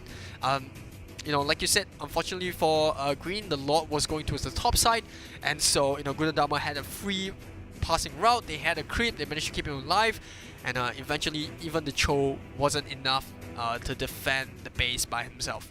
Once again, I would like to point out, it's very likely gonna be the playstyle that Green possessed that didn't quite work out for them. For example, in game number 1, it just... This is the one where I think they didn't have the Dominator's Descent. Yes. And But he still went in anyways. Yeah, Right? Okay, so he does have Dominator's Descent right now because of the fact that his cooldown, right? The cooldown. So he burnt it a little bit early. They lost the team fight and he re-entered without the backup of his team because his team was pretty much dead. And you know, that's what happens when Azaz doesn't have his ultimate. Yes, he's really strong as a zoning too, but without the ultimate, there's really not too much to shout about the Zaz pick. Yeah, at that point of time, he was also the last member left in the side of green. But if he was not playing as a Zask, he probably would be able to get a kill onto the two low HP players. Yeah, but yep, moving on to the second game, we got Guna Dharma deck, you know, coming in with a really nice wombo combo once again. And you know, Volker, he pretty much knew he could just juke that ultimate coming in from Lun and eventually, you know, close that game out. So yeah, I mean, Guna Dharma, well, starting the day off with a bang clean 2-0 win over green. Yes, had a bit of a rough start in game 2, but pretty much stood toe-to-toe with the opponents. You know, had really smart drafting, kept to their guns in game 2, went for the pretty much a similar draft, the Lapu Lapu, and you know, I think that Krufa was very ingenious pick as well against a Khalid and a Cho and a Harif. Yeah. One solution to beat 3 problems at one shot, at one goal. Yeah, I mean, we've seen a couple of initiations and engages coming in from green that didn't quite work out for them. And I believe that one of their telltale signs of breaking apart is Harif jumping into the opponent's jungle. Yeah, I feel like there were too many plays that, you know, green put Were themselves trying in. to get yeah, themselves it was a bit into. too unnecessary, right? In game 1, you know, they're forcing team fights to happen a bit too early when they didn't have the power spike just yet. But, you know, that was also because Gunadama was just playing so patiently, going for objectives, not really want to clash head on. And then Green was like, okay, we're losing too many turrets now. We want to pick a fight. We want to push those lanes down. And, you know, the fact that we pick up 2 turtles, we feel very confident. Let's just go for it. And, you know, Gunadama punished for them. Moving on to game 2, they picked up the Zaz again. Once again, the Zaz was very vital, right? They won the top lane against the Lapu Lapu. But then, moving on to the huge team fights, you know, the fact that you know, they didn't have Cho in the most of it because Cho was busy trying to split push, meant that they lose the ability to catch out someone with the Way of the Dragon. And then, you know, after the Cho went down, or it took what Green Dharma was to pick one good team fight in the Lord's Pit, especially with all the members of Green being very low. That was a good timing as well from the Indonesian team to just close that game there. Yep, to add on to that, I would like to say that probably the green is trying to go all out aggressive is because of the sheer discipline coming from Gunadama. Because wherever they try to push, there will be someone waiting for them there. Oh yeah, like no matter what. And the heroes that they picked was so good at holding towers as well. You got an Lapu Itong, Lapu you got Itong, Lapu Lapu, you got an Xbox, really tanky side laners, very independent, and you know, it takes like 2 to 3 members to take them down. And because of that, that's why they want to force fights. Yeah, because or else they won't be getting any objectives down. Yes, correct. And because of that, you know, Gunadama would then, you know, rely on this tanky side lanes to buy time for them while they were achieving something off across the other side of the map. And, you know, once beaten, twice shy, but it looks like Green once again falling for the same trick twice, right? Trying to go for dives when they didn't need to. Yes, they did manage to get control in the second half, first half of the second game, but, you know, in the grand scheme of things, Voki had free farm on this Bruno despite going down, giving away first blood, and eventually the draft just worked out so well. So I think, you know, Green will have to look at how they want to continue with the day, especially with the playstyles, but we're going to see a little bit of a change in terms of the teams when we jump into the second game. But yeah, I would definitely think that Gunadama must be feeling pretty good as of now. 2-0, perfect start to the day. Speaking of pretty good, I'm pretty sure that you guys will be feeling pretty good as well as we tell you a little bit more about this DBS promo together with Royale Ergonomics, because this is exclusively for DBS Live Fresh card members, by the way. And of course, you can get 20% off your next gaming chair by Royale Ergonomics as long as you have the DBS Live Fresh card. Of course, when you go over to royale.sg, take a look at their wide selection of chairs, what kind of customizability that they have, and of course, take a look at their peel-free warranty. You will definitely want to input this code, DBSLF1336. And you can check out with 20% off of their chairs. And to add on to that, you will also get 5% cashback if you pay with the DBS Live Fresh card. So you can potentially just save 25% off of the chair from Royale Ergonomics. So what are you waiting for? Yep. Head down to royale.sg and find out more. And a 5% cashback with the DBS Live Fresh card also applies when you purchase stuff in your online gaming purchases. So that's pretty sweet, you know. You play more, you save more, and you know you get those really cool skins. Hey, I see you, man. I see you, Gunadama. You're using that new Yuzhong skin that it was just dropped yesterday, I think, a couple of days ago only.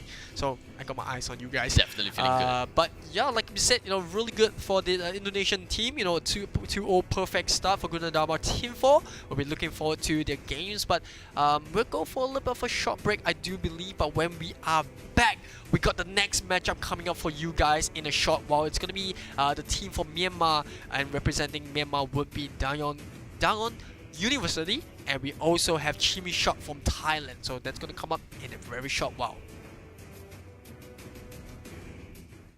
The Huawei P40 Series 5G. Break the boundaries of speed and distance.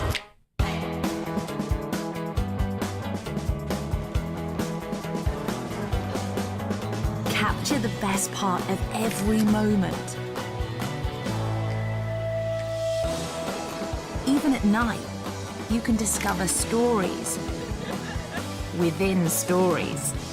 Huawei P40 Series. Visionary photography.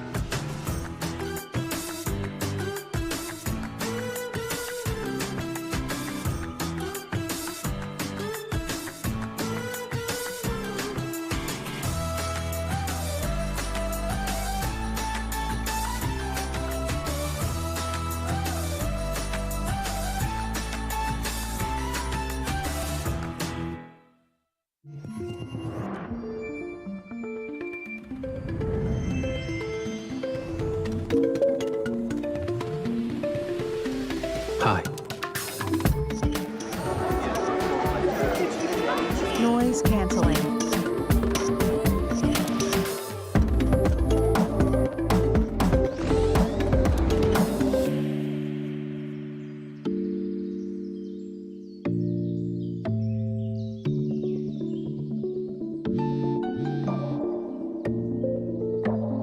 Hello.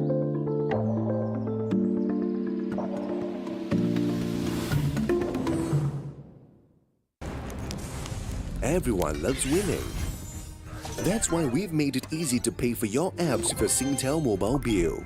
With easy one-time setup and fast transactions, we offer hassle-free payment and convenience while you focus on winning. Stay entertained and pay easily. Find out more at singtel.com/DCB.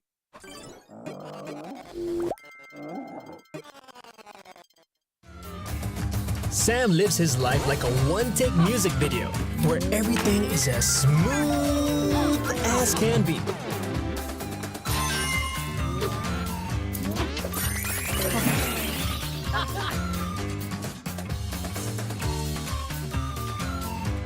Sam dashes it the smooth way. Now, dash it your way. Attention gamers! Singtel brings an ultra-powerful Wi-Fi 6 experience to you with the new Asus RT-AX86U gaming router. Boost your mobile gaming performance with a tap on the Asus router app. Defeat Wi-Fi congestion with 5 GHz band for ultra-fast responsive gaming. Get it free when you sign up now with our 1+1 GPPS Fiber Pro Gamer Bundle. Only available with Singapore's #1 network. Visit singtel.com/gamerbundle to find out more. Want to leave work on time, but can't deal with judgy colleagues? Easy. Dress up as the delivery guy.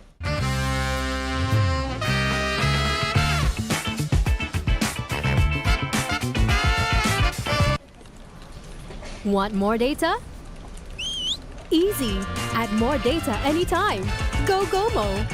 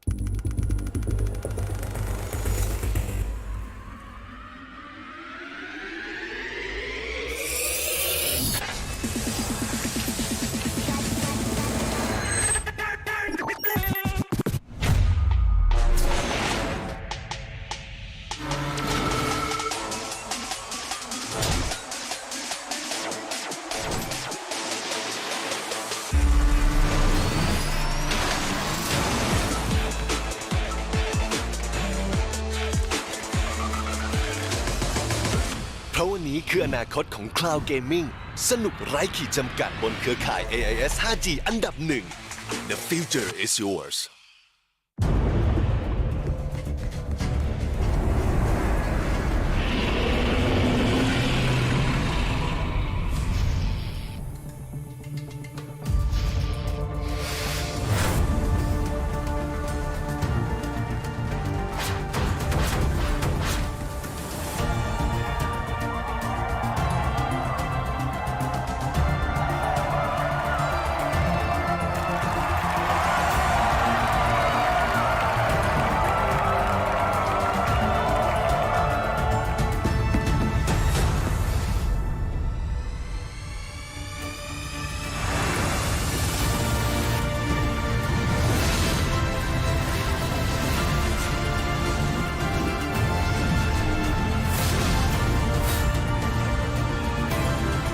Experience the great rise of Now, all by yourself.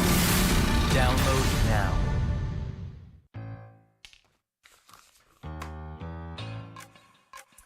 Dear Mother, light of the home. Dad? Hey, baby! Greetings, Professor Rodolfo. May I be absolved from Math Club tomorrow? May Globe Virtual Hangouts kasi. Go and hang out from wherever you are. Just open the Globe One app, choose an event, and click join. Watch concerts online. Woo! Dance together. We can do quiz nights. Yo, let's go! If you allow me, I promise To make it up to you. And repay your kindness tenfold? Truly, your favorite child. I love you, Dad. Mimi. please, babe. Thank you, sir. Enjoy your fave events with Globe Prepaid Virtual Hangouts. All together now.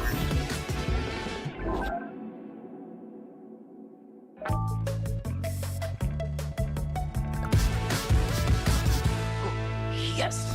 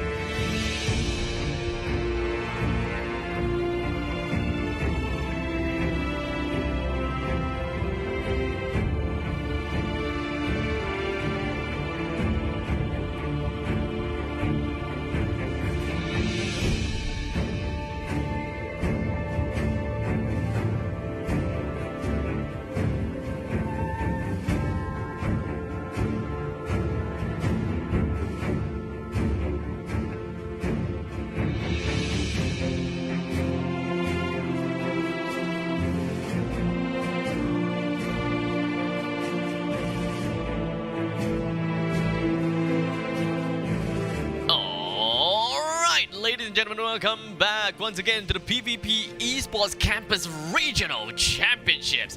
We've managed to see game number 1 between Singapore versus Indonesia, with Indonesia drawing out 2 points in this round robin format. The next game that we're going to be looking at is going to be Myanmar versus... who are we looking at again, actually? I think we're looking at Myanmar versus... Malaysia versus Thailand. Sorry. Myanmar was Indonesia. So we're gonna see so we're Gunadharma Team 4 Gunadharma, come yeah. back again. Team 4 coming out again. And then it's gonna be Dagon University this time around. So I'm looking forward to this. Now, we don't really know exactly how Dagon University plays the game just yet, but we know Gunadharma for their game number 1 because of their exposure. It looks like 1-1. What looks like 1-1? Yeah, so Dagon University played against UMIT.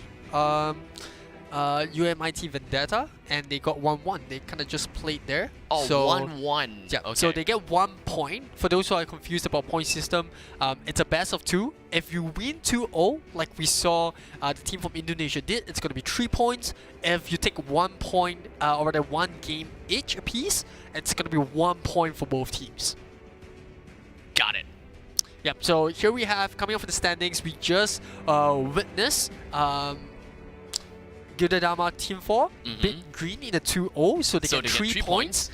And then obviously with Malaysia and Myanmar both having 1 point on the board, that would mean that Dagon University kind of just drew it in a 1-1 scenario with UMIT Vendetta.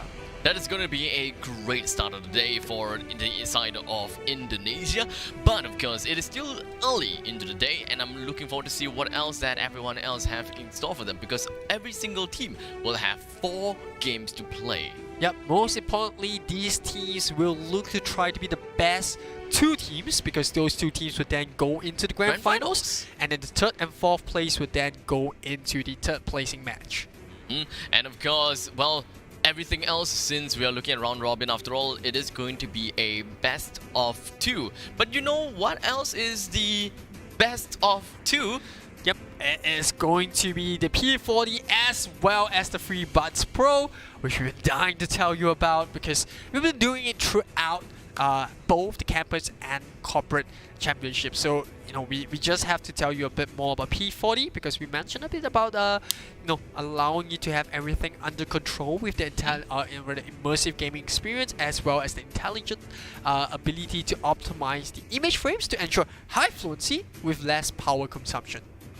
Great phone all around the board, and especially when we are talking about the low power consumption, we gotta have to talk a little bit more about the cooling of this phone with the 3D graphene film that is partnered with the ultra thin VC to effectively conduct heat away. And because of the fact that it is a cool phone and a very cool phone, literally and liberally, you would expect that this phone is going to last you very long. No heating up equals to no performance issues. No performance issues equals to mean longer battery life. Yep, and on top of it, we also have to mention about the Free Buds Pro, which, you know, it's really cool. It comes with 3 modes of noise cancellation, so you can just switch accordingly for a more suitable hearing experience depending on the scenario that you're in. So for example, if you want to lay back with deeply enhanced noise cancellation when you're traveling, you can use the Ultra mode and you can kind of just lose yourself in the music and stay away from the disturbance. You can also activate the Cozy mode, which keeps you focused by reducing noise from paper flipping, typing, computers, and occasional conversations in workplace, libraries, or other quiet environments. So if you're a student or, you know, if you're working in the office, that mode is suitable for you. And last but not least, we also have the general mode, right, which allows you to enjoy immersive music or game sounds even in bustling streets or crowded cafes, as ambient noise is greatly reduced. And the best part about the Free Buds Pro is it allows you to have up to 2 devices connected at once. Yes, you heard it right, connected at once, 2 devices. And it actually is a feature of the dual device connection that allows you to have seamless switching and also long battery life. So how long is the battery life, right? We're talking about up to 7 hours of listening time, as well as up to 30 hours in the the charging case. That is a really long time, so you can pretty much just leave it for about 2 days, right? If my math is right? Without touching it. Like so that's 2 full days of use, I would say. yes, pretty much. Yeah, so I wouldn't say 2 full days of use. It's 7 hours. Of missing time. But if you leave it alone, you can leave it up to 2 days. 7, that's 30 hours, 14, right? 21. So that's like triple charge. Like once you ran out of batteries in here, charge it once, use it again, charge it twice, use it again, charge it twice, use it again, and then you will have to charge this again. So I mean, a triple cycle for each for the casing is pretty darn nutty. Yep, pretty much. Yep, you can then couple that with your smart devices as well. So you know, it could be your laptops, it could be your smartphones, Oh, it that's could be your 4 cycles. PCs, your tablets. Yeah, it's pretty much everything. It's 4 cycles. Yep. Yep. Sorry, I Quick failed in maths. math. Yep. But well, with that being said, also want to give a big shout out to Razer. We kind of forgot about them the first half. You know, they are a leading global lifestyle brand for gamers across every single continent, and Razer has designed and built the world's largest gamer-focused ecosystem of hardware, software, and services. Remember, this is esports. This is #Team Razer. So if you're one of those proud users of a Razer product, you can, you know, pretty much use that hashtag and you know, keep the community going.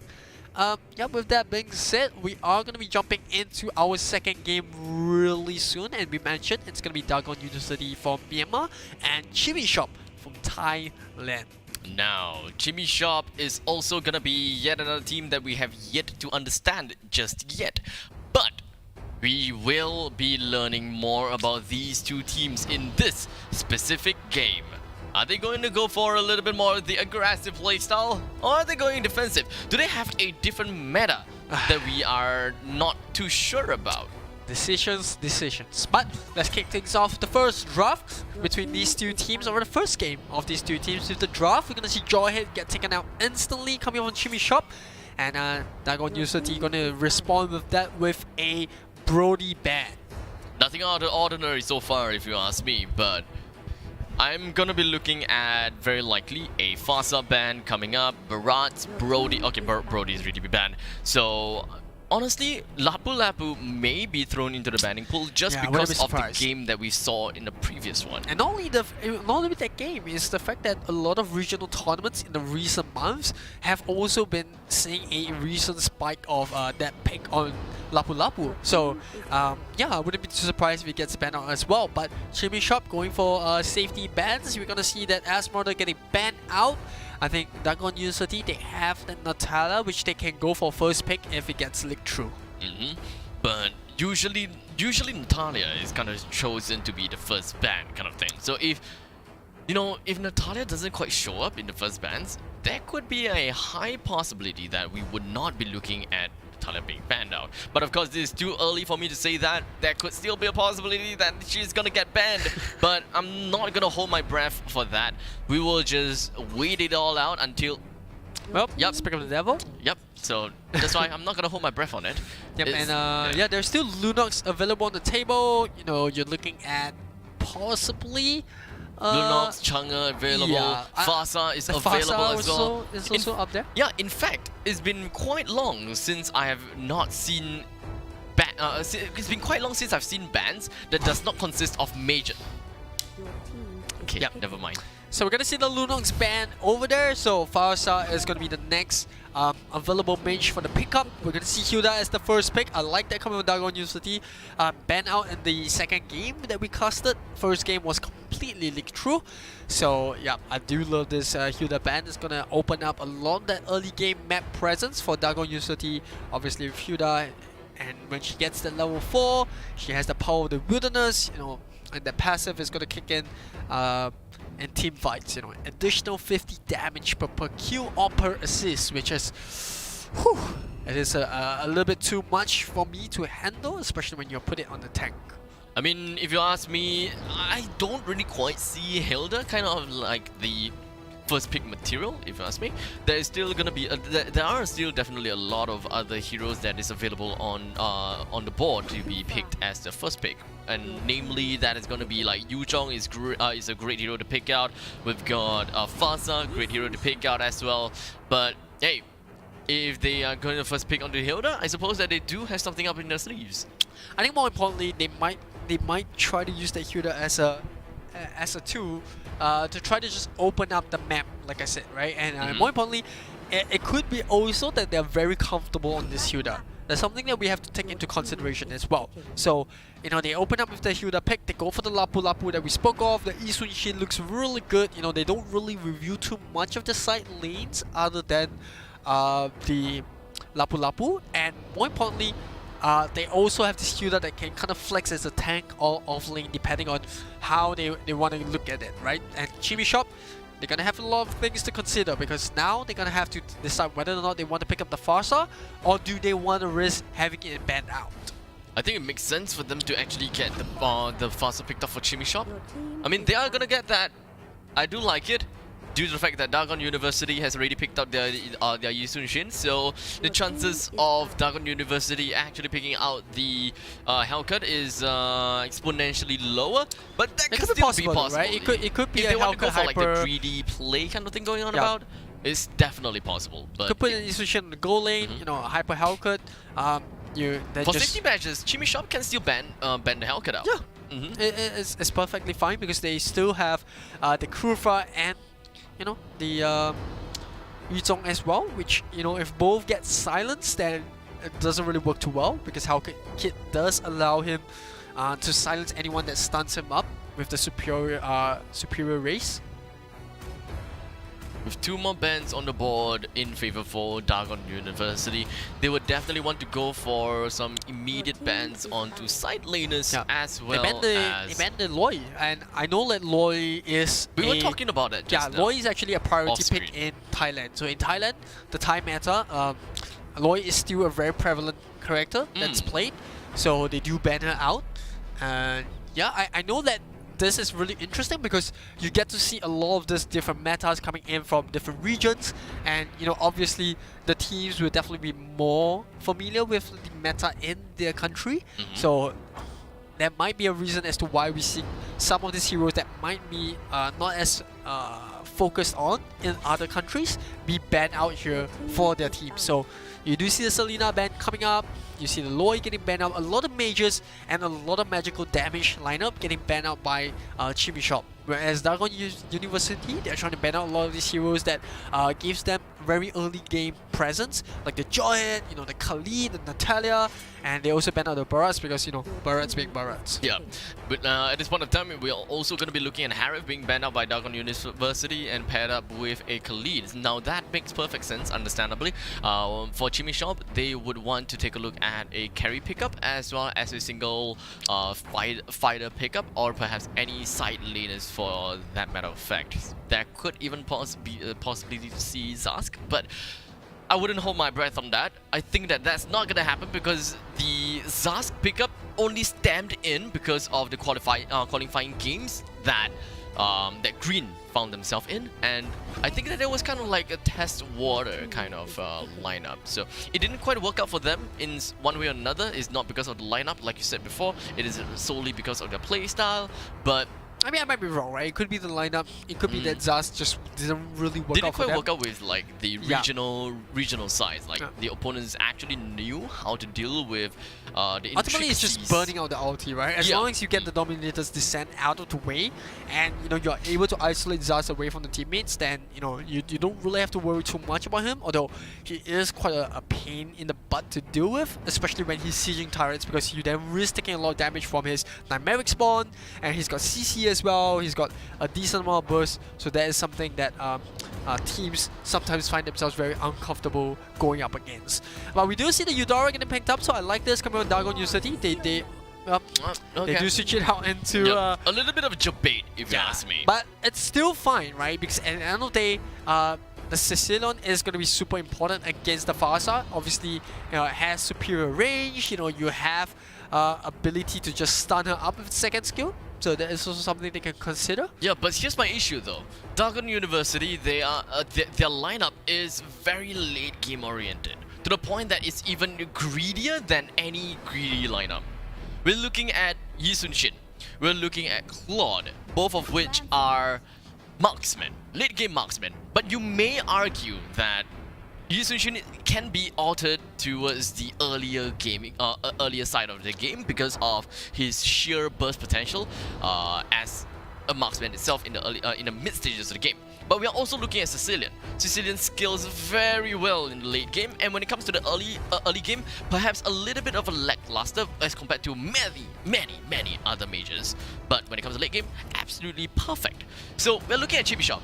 They're aggressive. They're early game oriented. We are looking at a landslide, and that is going to shut down most, if not all, of Dagon University. At least that is what I hypothesize. Yeah, but you gotta remember Dagon University, they also pick up, you know, that Hilda. So that is that early game that can hold for them. And I do like it. I think they have the sustainability with their Hilda. Yeah, but when it's it a bit comes greedy to per se because they need farm on both the marksman like you mentioned, and obviously Claude needing a lot more farm to be effective in game. He needs the Demon Hunter Sword. He's gonna need that golden staff. He's gonna need that endless battle if he wants to go for it as well. You know, things that keep him alive in the fight and be able to have that low cooldown. That being said, I think it's gonna be a lot on the Hilda. They need this Hilda to be able to hold that early game for the rest of the heroes to pop off. Not gonna lie, it kind of seems like a tall order for this Hilda. It needs to do a lot of work in the game in order to hold down the fort against 5 of the members from Chili Shop. And not to and don't forget about this. When it comes to the early game, Chimmy Shop, they have a really painful landslide. I mean, when it comes to the mid game and the fact that he picked up high and dry, any kind if this Hilda just roams around alone and landslide just happens to catch him, then this Hilda very likely will have like half his HP gone by then. Yeah, on top of that, Chimmy Shop also have 2 very tanky side laners in the Yuzhong and the Xbox. Not the tankiest, but you know, they've really good sustain. They're independent. They don't really need too much ganking to win their lanes. Aggression? The Dagon University going in for an invade is definitely not what I was expecting, because their lineup is very early game oriented, and now Null jumps into the fray, tries to get himself the kill onto Control, which he manages to pull off. And at this point of time, he's not gonna stop, because he's just going to be putting out so much aggression right onto Method, and the Shah Residue build up onto Method is just gonna give Null a lot more of that sustainability. So, like I said before, even though it is going to be a 4 versus 4 in the opponent's jungle, the aggression from Dagon University is kind of unwarranted because of their late game lineup. Yeah, and not only that, like, we saw that God Level was trying to put a lot of aggression, especially playing as a Hilda, but what that resulted then was that the Hilda kind of just left the back line open. It then allowed Neil to come in as an Yuzhong to jump on top of the Sicilon and on top of the Yisun Shin, which is not what you want early game. You want to get them to be able to farm as much as possible. We spoke about the late game potential of both of these heroes, but you know, without the Hilda, you don't have protection, and that's what happens. We're kind of looking at the two sides, two extreme ends of the spectrum. God Level with that Hilda is hyper aggressive. He's just roaming into the enemy's jungle, he's checking out lanes, he's opening up the maps. But unfortunately, none of the members coming from Dagon University can actually follow up. What can they possibly do? We're looking at Blank. He's got full buff on himself, and each critical hit deals a decent amount of damage, but not good enough to kill anyone as it is for now. Hilda doesn't have that big amount of burst potential as well. It's just really there to soak up damage and also open up the map. Sicilian wise though, you can see it tickles a little bit, right, onto the Kufra, and for the Fasa, tickles a little bit as well. Yeah, I think at the end of the day, the game plan for Chibi Shop is so straightforward, right? Just get the Lancelot fed and just try to burst and, you know, catch people out. Whereas for Dagon University, they're gonna have to focus on defending the Sicilon and the Isushi. But here we go, the Dragon Form coming up. The Feather Airstrike will be able to burst down. The Lapu Lapu method going down. You know, not what you want, but Dagon University, they know that they have the late game, but can they reach that though? That's always the question, right? When you have a draft that's super late game, you know, it's all about getting the heroes farmed out. Yeah, it's really tough if you ask me. At this point in time, it is going to be a 3 versus 3 kind of lineup, but unfortunately for Chimmy Shop, they actually have 2 of their members actually at a really critical amount of health. So understandably, Chimmy Shop, they tried to get themselves away. The recall was successfully recalled by the Kufra. They wasn't able to turn things around. So Dagon University actually picking up the turtle is going to be so big. So big. Because Chimmy Shop, they want that early game. They want that early game, and yet they lost the turtle. Yeah, and well, they're gonna be able to pick up another kill once again at the bot lane as well. They do burn the flicker for it, but you know, it's a kill nevertheless. And despite being, you know, 1 kill down, but because of the turtle and the fact that they managed to get a solo kill on this Lapu Lapu and the Claude at the top side, who's been farming, free farming pretty much against this X-Bot, you know, they still have that 1k goal lead. Honestly, if you ask me, it kind of seems as though we're looking at a bit of a switcheroo, right? Dragon University, they have a late game composition, but yet they're playing so aggressively. Jimmy Shop, they have such an early game composition, but yet they don't want to play aggressively. Well, it's also because of the Hilda there, you know, coming in. I suppose so. The Pew doing so much for the team, and like I said, it's going to be a lot of pressure on God level to try to get this team up to speed, because not only does he have to be offensive and trying to open up the map as a Hilda, he also has to balance it out by sticking on top of the Isushi to make sure that he does get a bit of a Pew and a bit of damage. But now they set up the ambush, they might be able to pick up the crew fire here, but God level with that shield coming in the nick of time. Neil gonna try to jump right onto Blank, but the Hilda's super low right now. The feathered airstrike running out of time, and that's going to allow the Dagon to just come back into the fight. Look at that! The Hilda, just by staying in the brush, is already back up to half health. It's just going to take quite some time, or rather a really quick time for this Hilda to actually get back up to speed, and to the point of time that he actually goes for the proxy, tries to get himself away. Method actually pushing all the way in, a little bit too aggressive on his part, and I'm not a big fan of that if you ask me, because I mean, yes, you're Lapu Lapu, but you don't really have any other teammates that can back you up in the early stages of the game. Jimmy Shop, they managed to kind of defend to a certain extent, but when it comes to bringing down the first tier turret, it's still down. And Dragon University definitely managed to draw some value out of that. Yeah, and more importantly, they did manage to get a lot of the gold plating on the Lapu Lapu and the top lane on this Claude as well. They've got tier 1, they get to both the turtles, and you know, although they are only 2 and 4, they're below the kills by the way. They've been invading this blue jungle so much that it's putting a lot of pressure on this Lancelot. God level really wants to open up the map as much as possible, and he really managed to do that. They got good amount of information all around the board. He's just entering into everyone else's jungle, everyone else's brushes, and he's not gonna let anyone kill him either. So after opening up, they know that there's 3 members here. They know that there's 1 member in the top lane, 1 member in the bottom lane, and that is going to help Lapu Lapu go on the aggression in the bottom lane to try to pick off this Yuzhong. Except that Yuzhong is actually right on top of the turret, which is going to be slightly tougher, and because of the opening of the map, they are going to go aggressive with no repercussion. And the Sanguine Claw is going to catch the Kufra onto the top lane. You can see God level as well as the Claude already waiting to jump right on top. The Kufra is going to dive in. The last is already used a little bit too early for my liking, but they don't manage to catch both of them. Zeno coming up. Oh, instantly gets bursted down. And that's going to be a big loss for the side of Dragon University. But in the meantime, they do manage to pick up a tier 1 in the bottom lane. And Chimmy Shop, oh, so low. And God level going to try to stop the recoil coming in from the Lancelot. He almost managed to run right into the Kufra there, but he did manage to recoil in the nick of time. Blank is just going on an aggression right onto Lancelot. Is a really good poke if you ask me. He managed to push this Lancelot away, and the damage right on top of this Kufra is just so much. And with a sliver of health, he gets himself away from all of that, and they manage to clear out the wave before anything dire happens onto their turret. Jimmy Shop, they now have got their back. They have got their back against the wall, and things is starting to get tough for Jimmy Shop, because they have extended the game a little bit too long to the point that they haven't gotten themselves with that, you know, that edge, that advantage, which is very surprising for me. How exactly is it that they are losing with their early game composition lineup?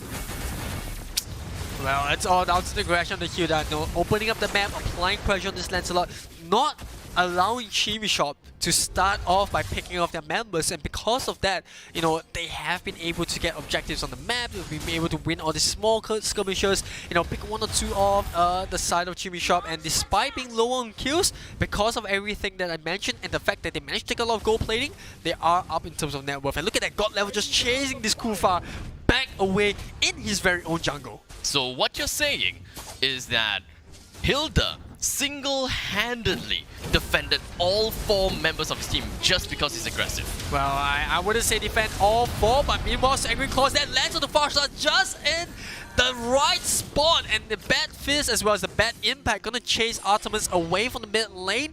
We're gonna see the Lancelot try to defend this tier 2 turret. Meanwhile, Lapu Lapu getting a free push on the bottom side. But yes, this Hilda, I mean, he hasn't really needed to defend the teammates, right? I did mention that, but it's also good positioning coming out for both Blank and Control to make sure that they don't get caught up themselves, and that just allows God Level to take a bit of pressure off her duties. The skill coming from Dagon University is ready to reach its peak, or rather is already starting to reach the uphill climb, and it is going to be increasingly difficult for Chimishop to even defend turrets, to even stand on team fights, because they are expecting to see a relatively fat Blank, a relatively fat Xeno, and the fact that Control is starting to curve, I mean, pretty well as well. So Chimishop, they're gonna lose their second tier inhibitor turret, second tier turret in the middle lane. They are unable to defend the turrets in the outer region. They are unable to win fights. And speaking of winning fights, Hisoka is just gonna have to resort into going to Last Insanity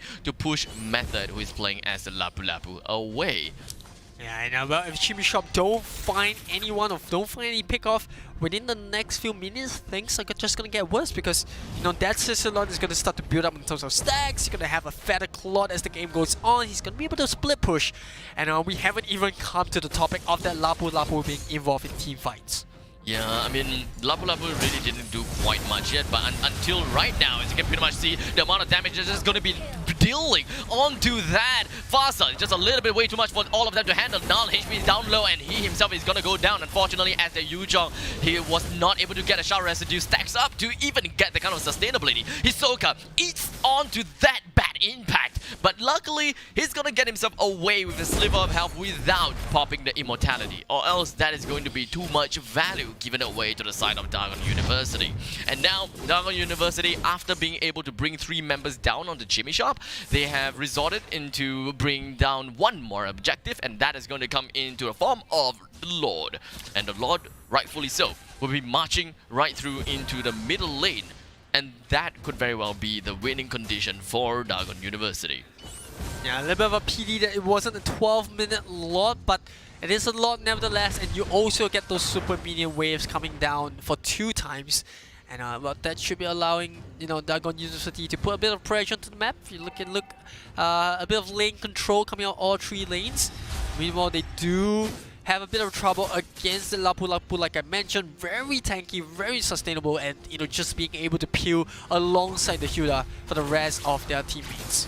It is now 2 members coming from Dagon University to try to put down a little bit more aggression, and that 2 members is going to be that Blank as well as God Level, God Sent, if you ask me.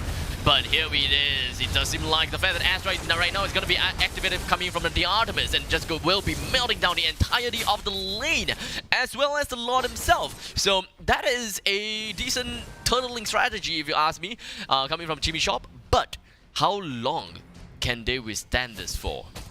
Because there is 2 marksmen on the side of Dagon University, as well as a late game mage on their side as well.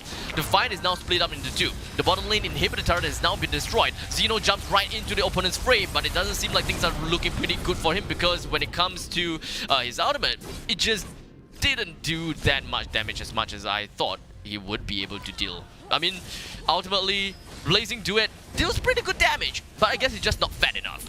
Yeah, he's also managed to pick up the Wind of Nature, so that lands a lot instantly. Boom! And the third is gone. Control with the bad impact. And the Lancelot just immediately gets taken out in the blink of an eye. And right now, the top lane and the bottom lane inhibitor turret is now open. Dagon University, all they need is to bring down the inhibitor turret in the middle lane, which is not going to be that difficult if you ask me, because their clearing speed is going to be pretty darn fast. And the only thing that they have to get past is going to be that Kufra, which shouldn't be a problem as well.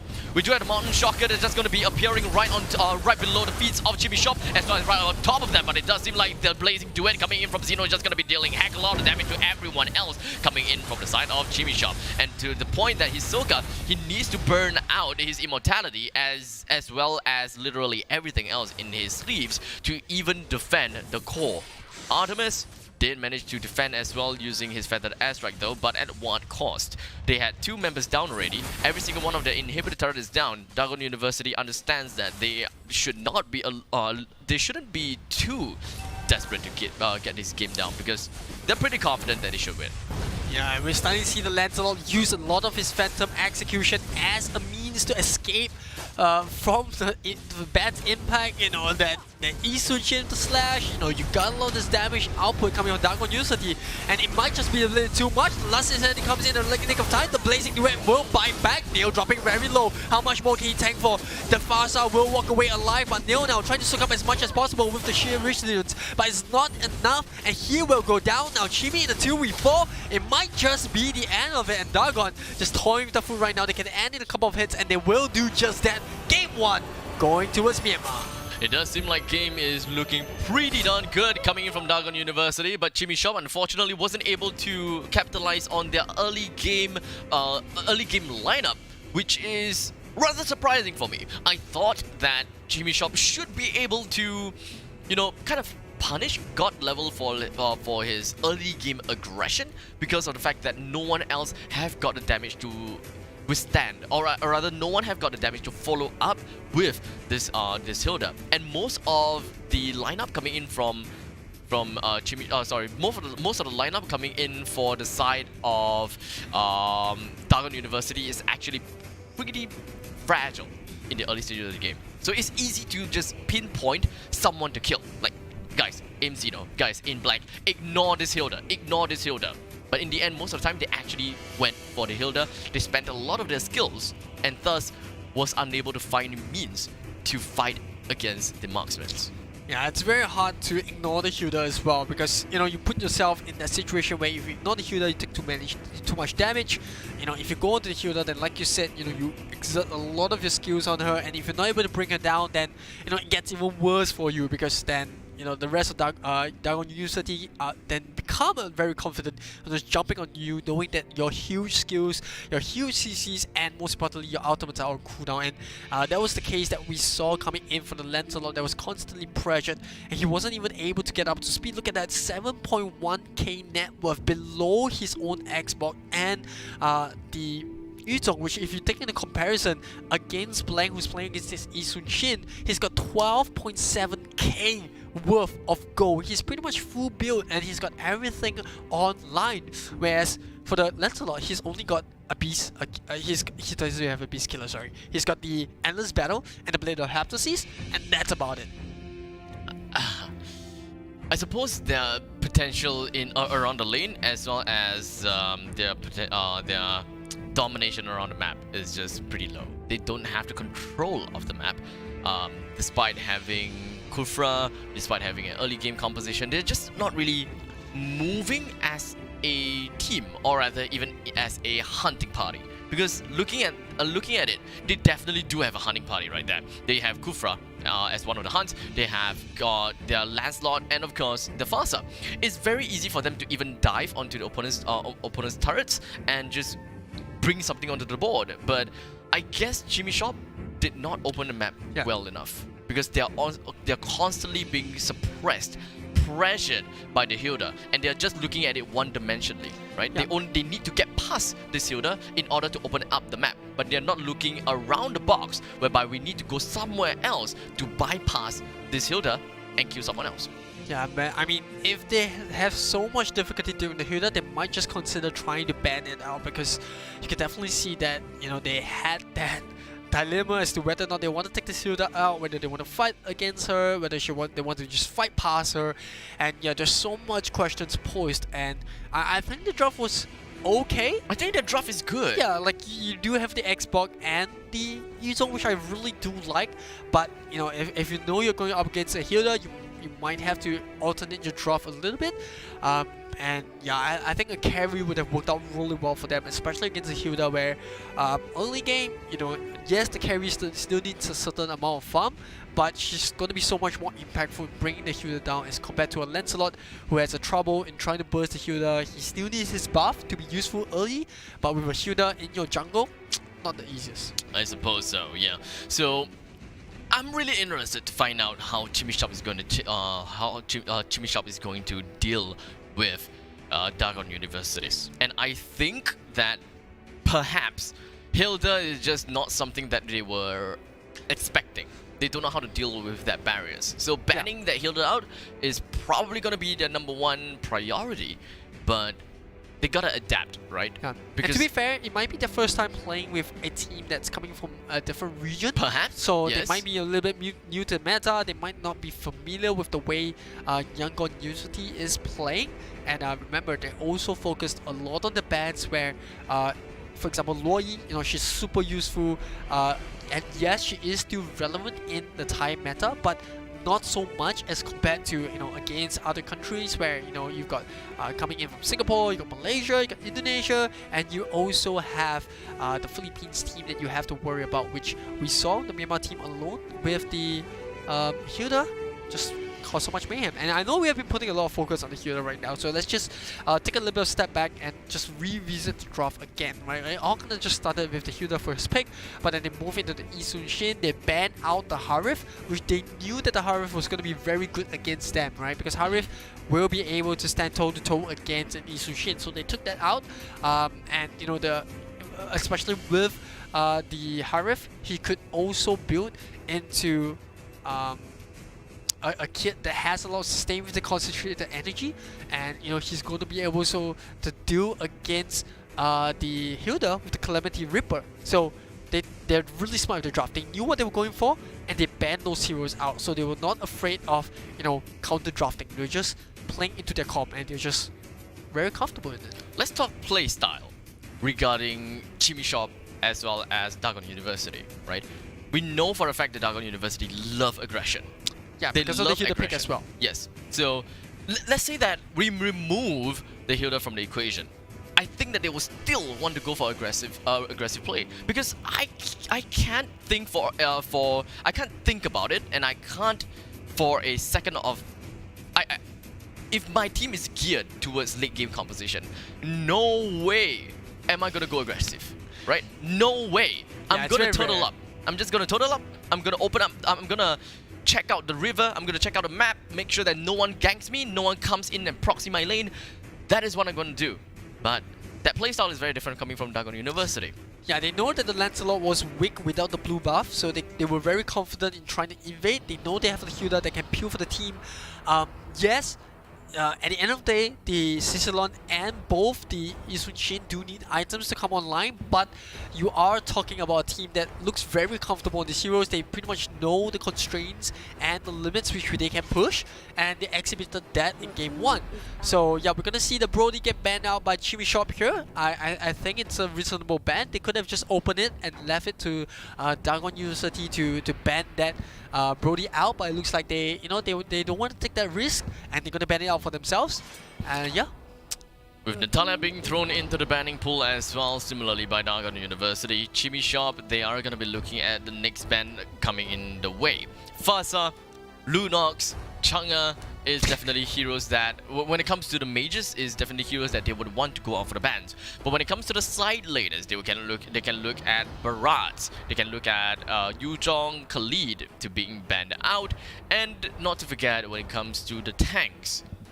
I mean, actually, you don't really need to ban any tanks at this moment of time. But yeah, it's still a bit too early. And yeah, I kind of just dropped my pin there. But yep, got it over here. The PvP pin. Right. I guess I guess the magnet is one question, I suppose. Found it. There we go. Welcome to Hide and Seek with Abstract and Harris. We got a Loi being banned out by Chimishop once again, and I guess that you are pretty much on the ball regarding that. They do not want to look at Loi at all.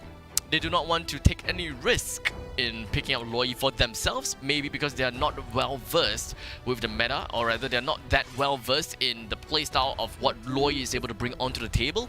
But banning it out is definitely smart on the side of Chimishop. For Dargon University, they went out for a Barat's ban, and so I guess most of the bans that we're looking at is, I mean, most of the mainstream bans is already out here.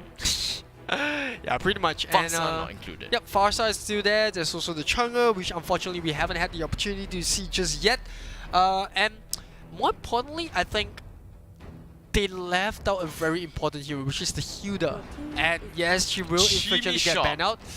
I like this ban coming from Chimishop. I mean, if you're not comfortable with playing with the Hilda, of course, just take it out, right? There is no need to, risk trying to pick it up for yourself and not be able to play it as well as the opponents. And, it might just backfire on you as well, right? If you don't play well with Hilda, then your Hilda is pretty much useless. Exactly. So right now, I think that we can identify if whether it is actually the Hilda that makes such a big difference in Dargon University's playstyle, as well as how Chimishop kind of choked by that aggression that Dargon University is able to bring out. So let's say Dargon University still goes for such a greedy late game composition, but yet they can still play in that aggressive stance. Then we can conclude that it is not just the Hilda. It is not because the fact that Hilda is in the game and that's why they are able to accomplish it, but it's because God level is just giving them so much space.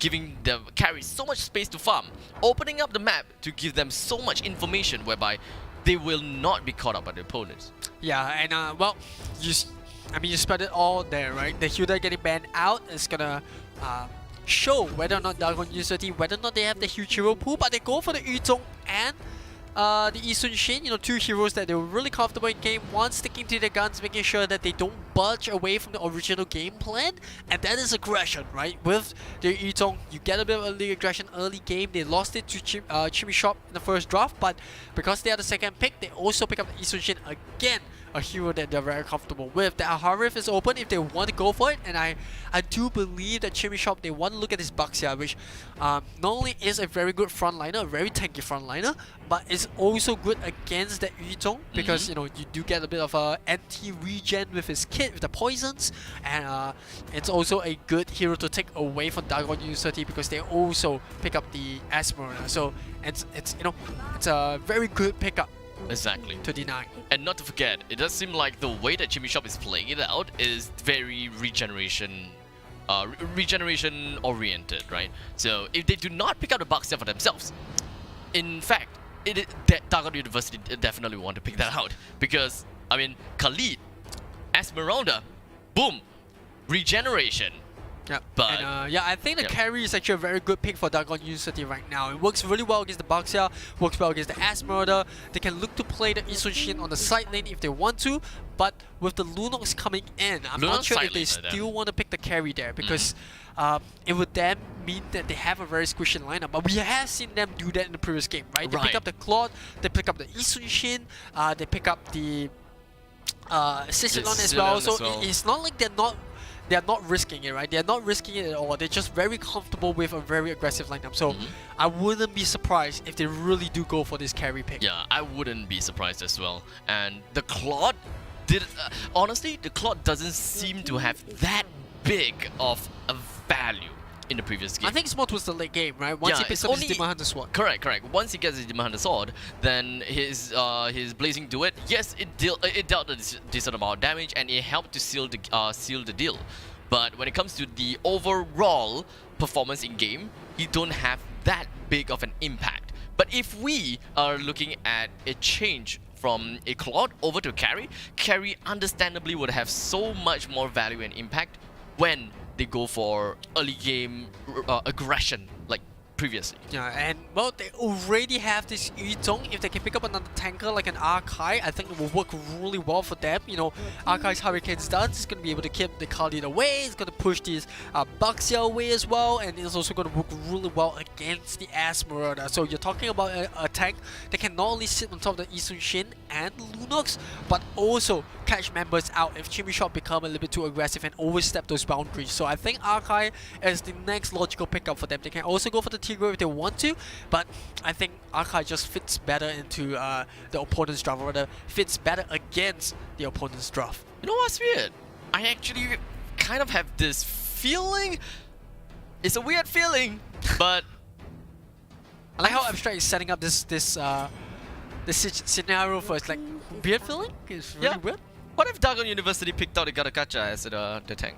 It works really well. Like, you know, that's the feeling that I'm getting. Yeah, you do get the Unbreakable from Untouchable rather onto the Lunox. You can catch out the Yizun Shin if you want to. It works really well against the Yuzong. Although you know that Yuzong's gonna be able to win the lane against the Gacha, but in the grand scheme of things, when it comes to team fight, he's gonna put out a lot of damage. He's gonna be able to sustain really well, Pew for whoever Chimishop wants as a last pick. Yeah, I think when it comes to the Avatar of the Guardian, that is kind of like the moment where you tell your team, guys, let's Unga Bunga. Throw everything you have onto the opponent's side and we'll absolutely destroy them. But, you know, something different when it comes to Chimishop this time is that their lineup is starting, it looks a little bit more beefier than the previous one. Yeah, it does. Like Dagon University, if they pick up, they need someone to be able to peel alongside the Yuzong, because at this point in time, like I said, the draft looks really squishy, and so they pick up the Alice, rightfully so. You know, it's going to be able to put a bit of damage with the Ode Blood as well. You know, you do get a bit of a sustain with her ultimate, and at the same time, she's going to be able to scale towards the late game, something that Dagon University don't have at this point in time, which is the late game element. But we have seen, even if they pick up a late game lineup, they still want to play aggressive and, you know, have some sort of a foothold early game. So I think they're not going to stay away from their game plan too much. So we're looking at a side mage from Lunox. We're looking at no, wait, can't be already, because they have an Alice. Alice understandably will be the side laner by herself, together with a Yuzhong on the side lane. Lunox are very likely going to be in the middle lane as a support, as well as a the Yizun Shin in the middle lane. So very likely Dagon University will be looking at the final tank, which I call out to be Gatakacha. I don't think it's going to be the case, but it would have been fun. I feel like the archive works really well here, like even more so now that there is a link. But they go for the Tiger, which is also another option that they can go for. Works really well against the Link as well. You know, I just feel like the Archive is good because you can push the opponents away. The issue with a Tigo pick, in my opinion, is that now they don't have someone that can, you know, go for this chunk, which is going to be in the back line. But that is going to be the duty of the Alice, not the tank.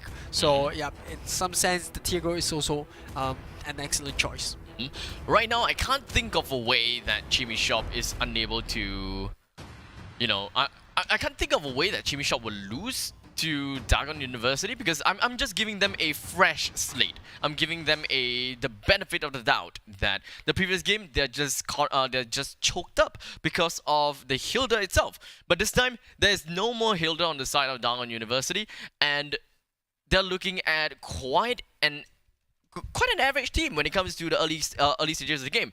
I'm only gonna be afraid of like Alice in like grand team fights, but when it comes to peaking, when it comes to opening up the maps, Tigreal doesn't really have that kind of potential.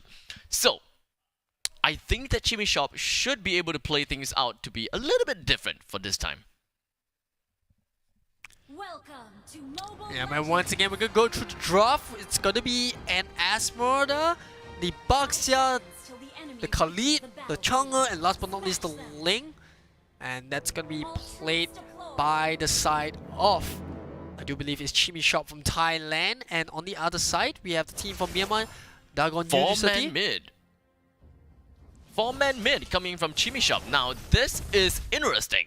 I'm not too sure how they're working this out to be. I'm not too sure what they have exactly in mind.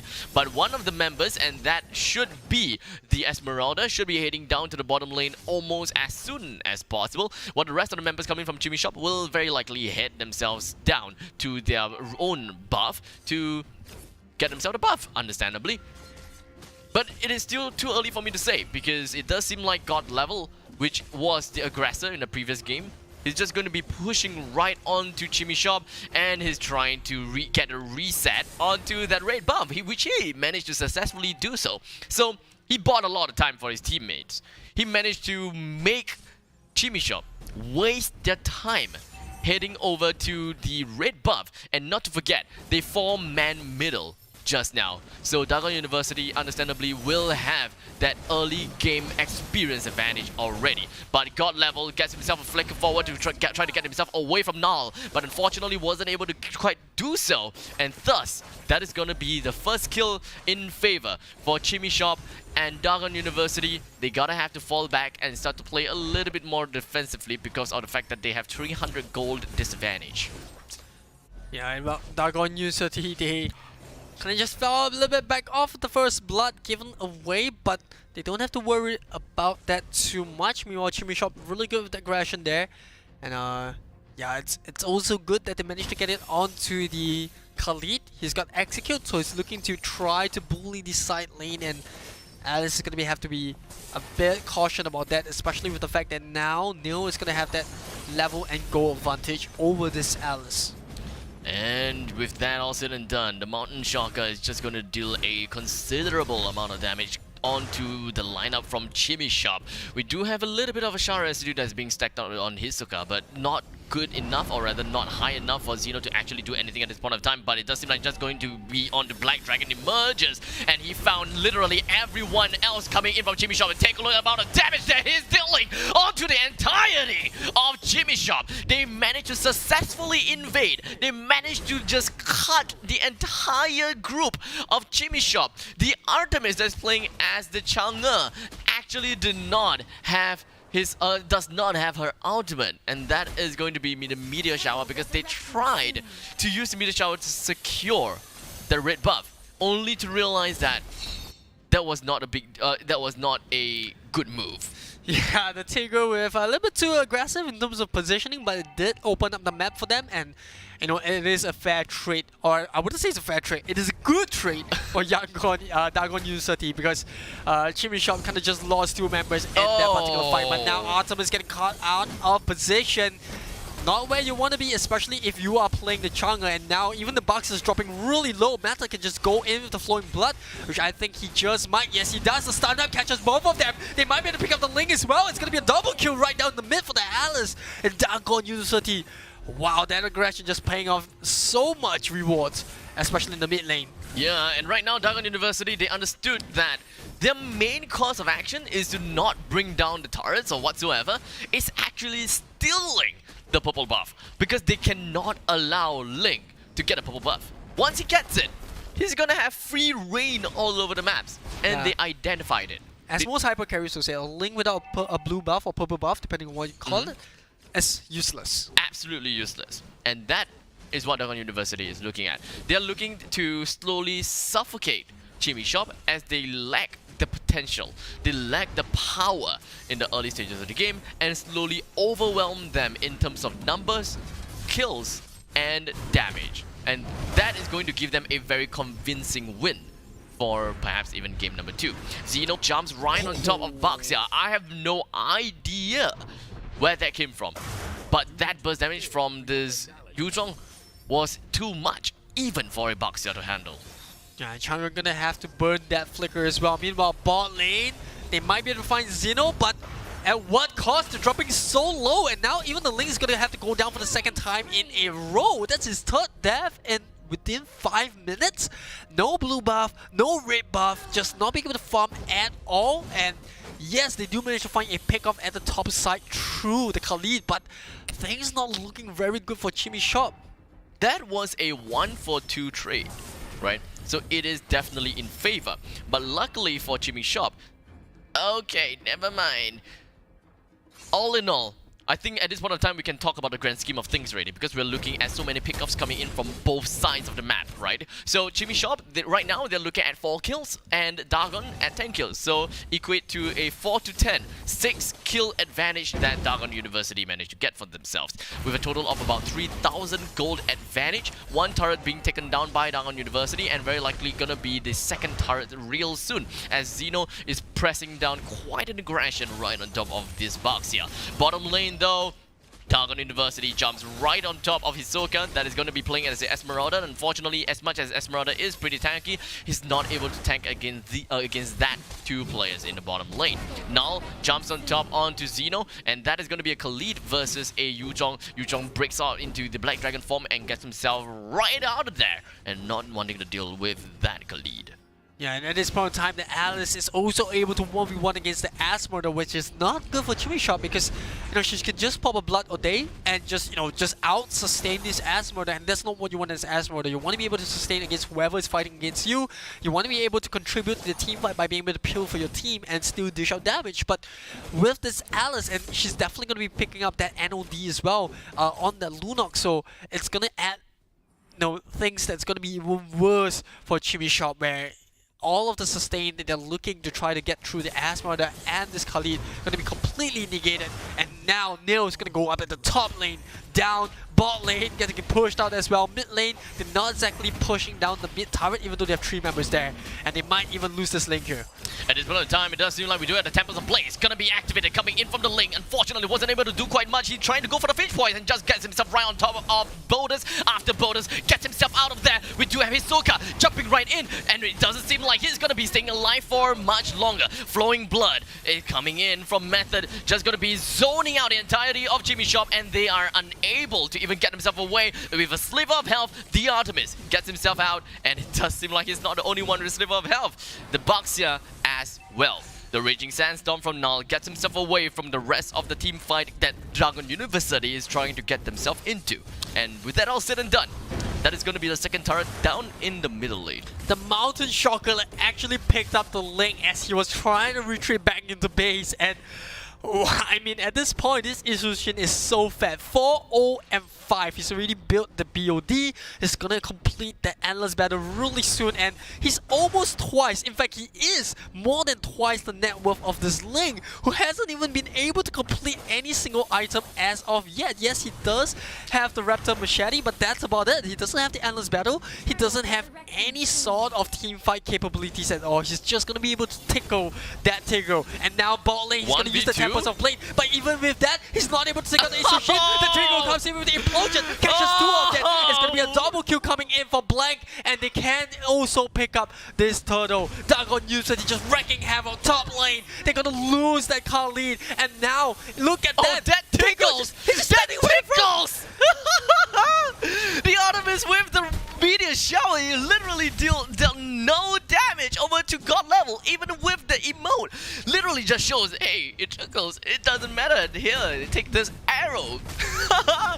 My god, Dragon University is literally at the throats of Chimmy Shop. They can't literally do anything at this point of time. We do have the Link that does not have any of the blue buff or the purple buff. Take a look at that. Even with the Black Dragon emerges, we do have the Temple of Blaze coming out to be activated by the Link. He managed to bring 2 of the members of the Dragon University side to be low amount of health, but it's not good enough to bring down and even to seal the deal. Now, jumps right in. He's trying to go for the Sandstorm. He's trying to go for the Tornado, but unfortunately wasn't enough to bring down the food onto Dragon University. So, no kills for Chimmy Shop.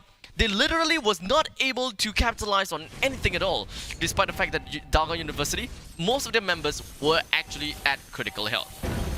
Yeah, now we're gonna see Chimmy Shop now turtle up into the base. All they have is that Meteor Shower to clear those lanes up, but how much more can they do? The Link once again just goes in, goes out. He goes in taken immediately. He goes in without the support of his entire team, right? He became the initiator instead of Hisoka or even Baxia as the initiator. He just jumps right in, goes in for Temples of Blaze. Yes, you can buy some time with Temples of Blaze and allow the 2 other members to initiate and jump in with you, but in the end, Hisoka as well as the Baxia have different ideas. They do not want to jump in because they know that is not the way to go.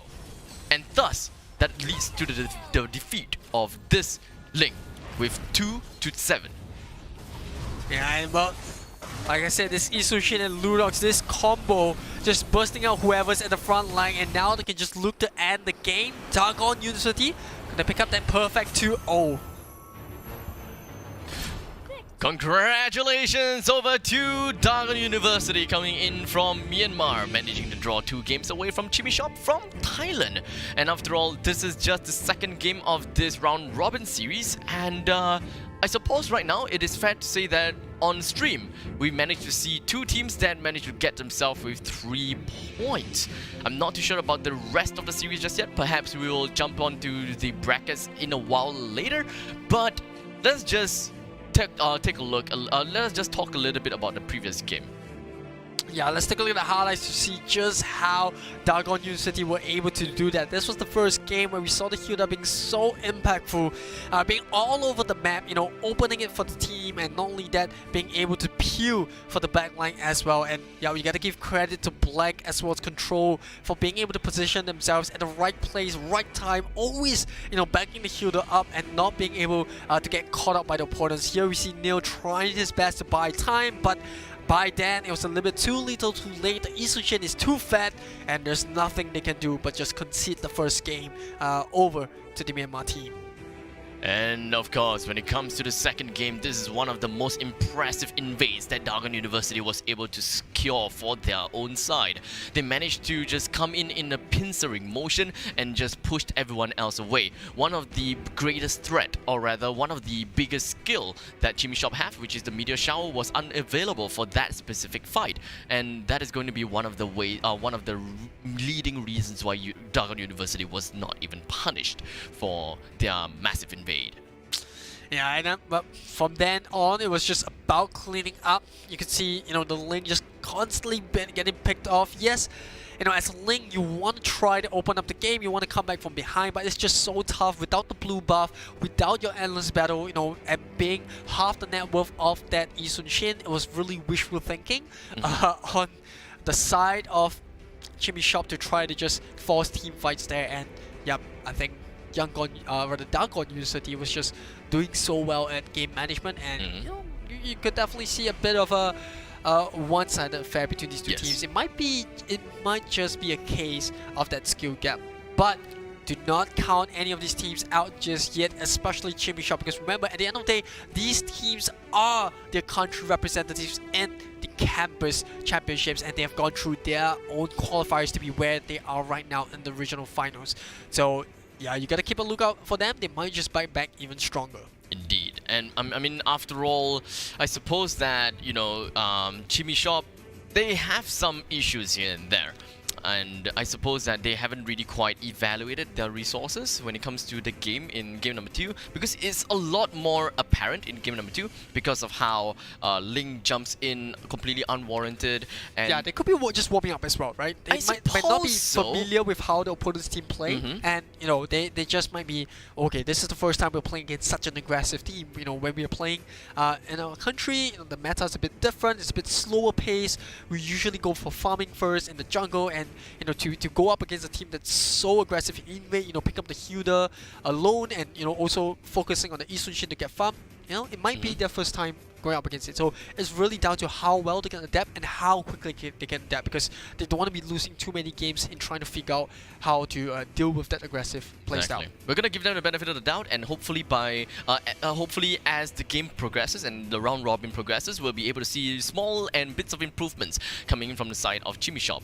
As for the side of Dagon University, they're definitely pretty done well in game 1 and game 2. But although we say that it is gonna be, it was a one-sided affair, I'm really looking forward to see. Actually, I'm kind of really looking forward to see Team Indonesia fighting against Team Myanmar now.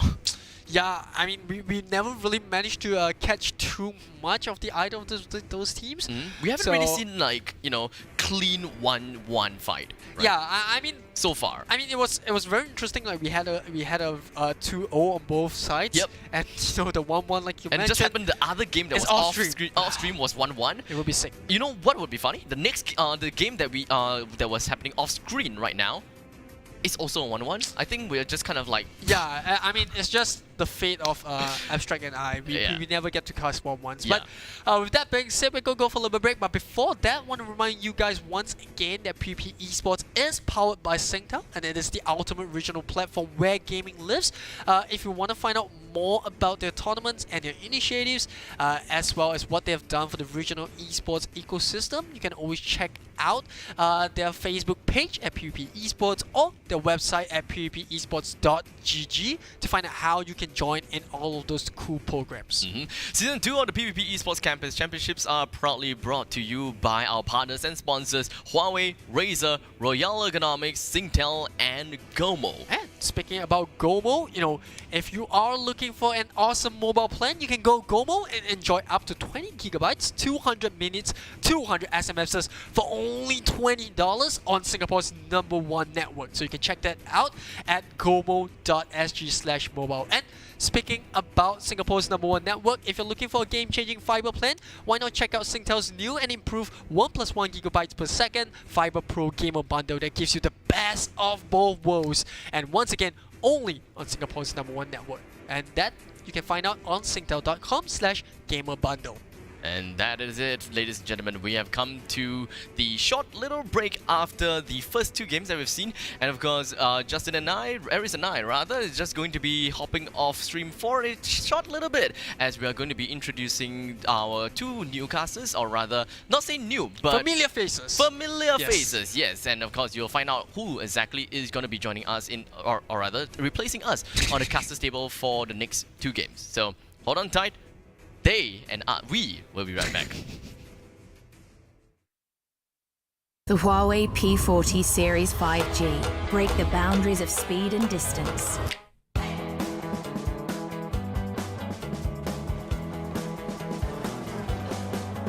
Capture the best part of every moment. Even at night, you can discover stories within stories. Huawei P40 Series. Visionary photography.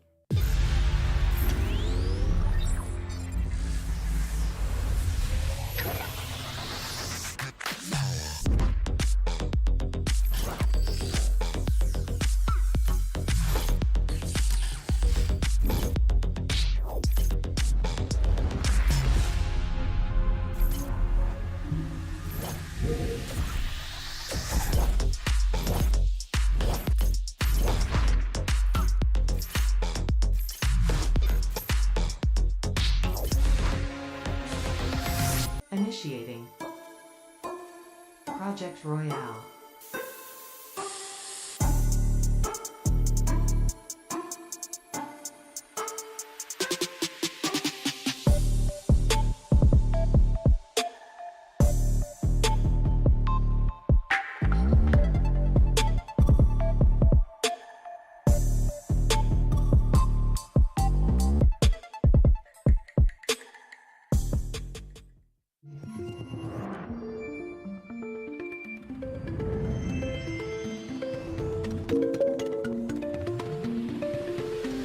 Hi. Noise cancelling.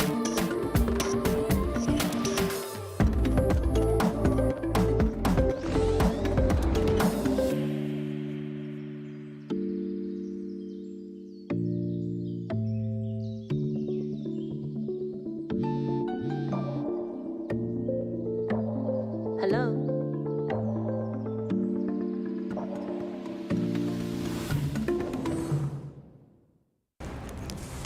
Everyone loves winning.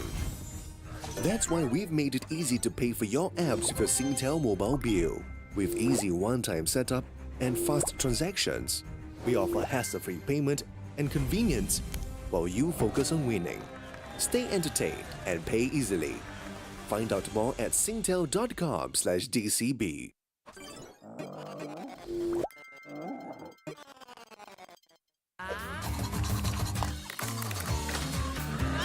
Not enough hours in the day is not an excuse you'll hear from Sean. He's swift, he's efficient, he's a master multitasker. Go, Sean!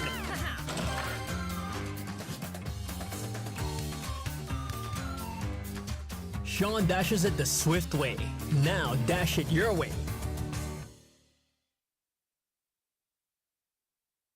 Attention gamers!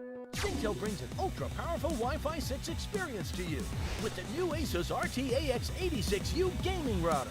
Boost your mobile gaming performance with a tap on the Asus router app. Defeat Wi-Fi congestion with 5 GHz band for ultra-fast responsive gaming. Get it free when you sign up now with our 1+1 GPPS Fiber Pro Gamer Bundle. Only available with Singapore's #1 network. Visit singtel.com/gamerbundle to find out more. Want to leave work on time, but can't deal with judgy colleagues? Easy! Dress up as the delivery guy.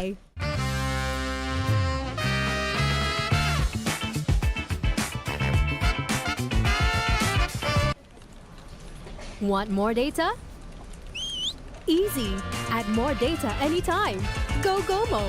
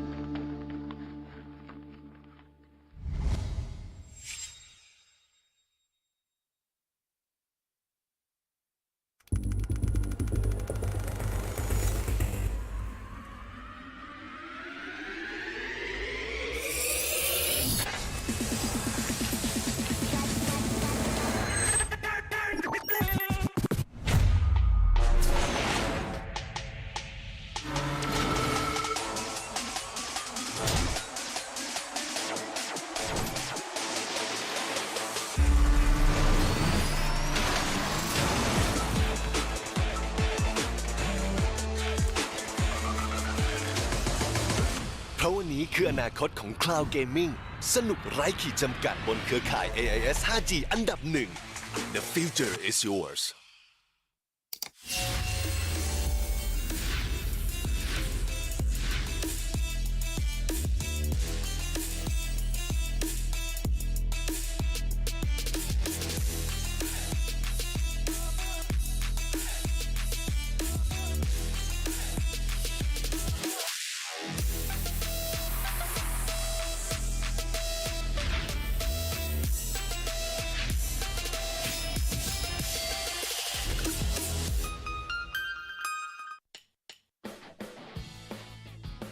Every day is a new day.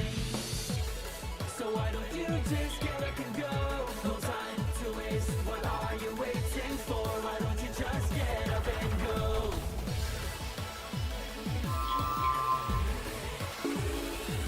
Go and create even more with the new Glow Prepaid, because it's your imagination that will keep the world going.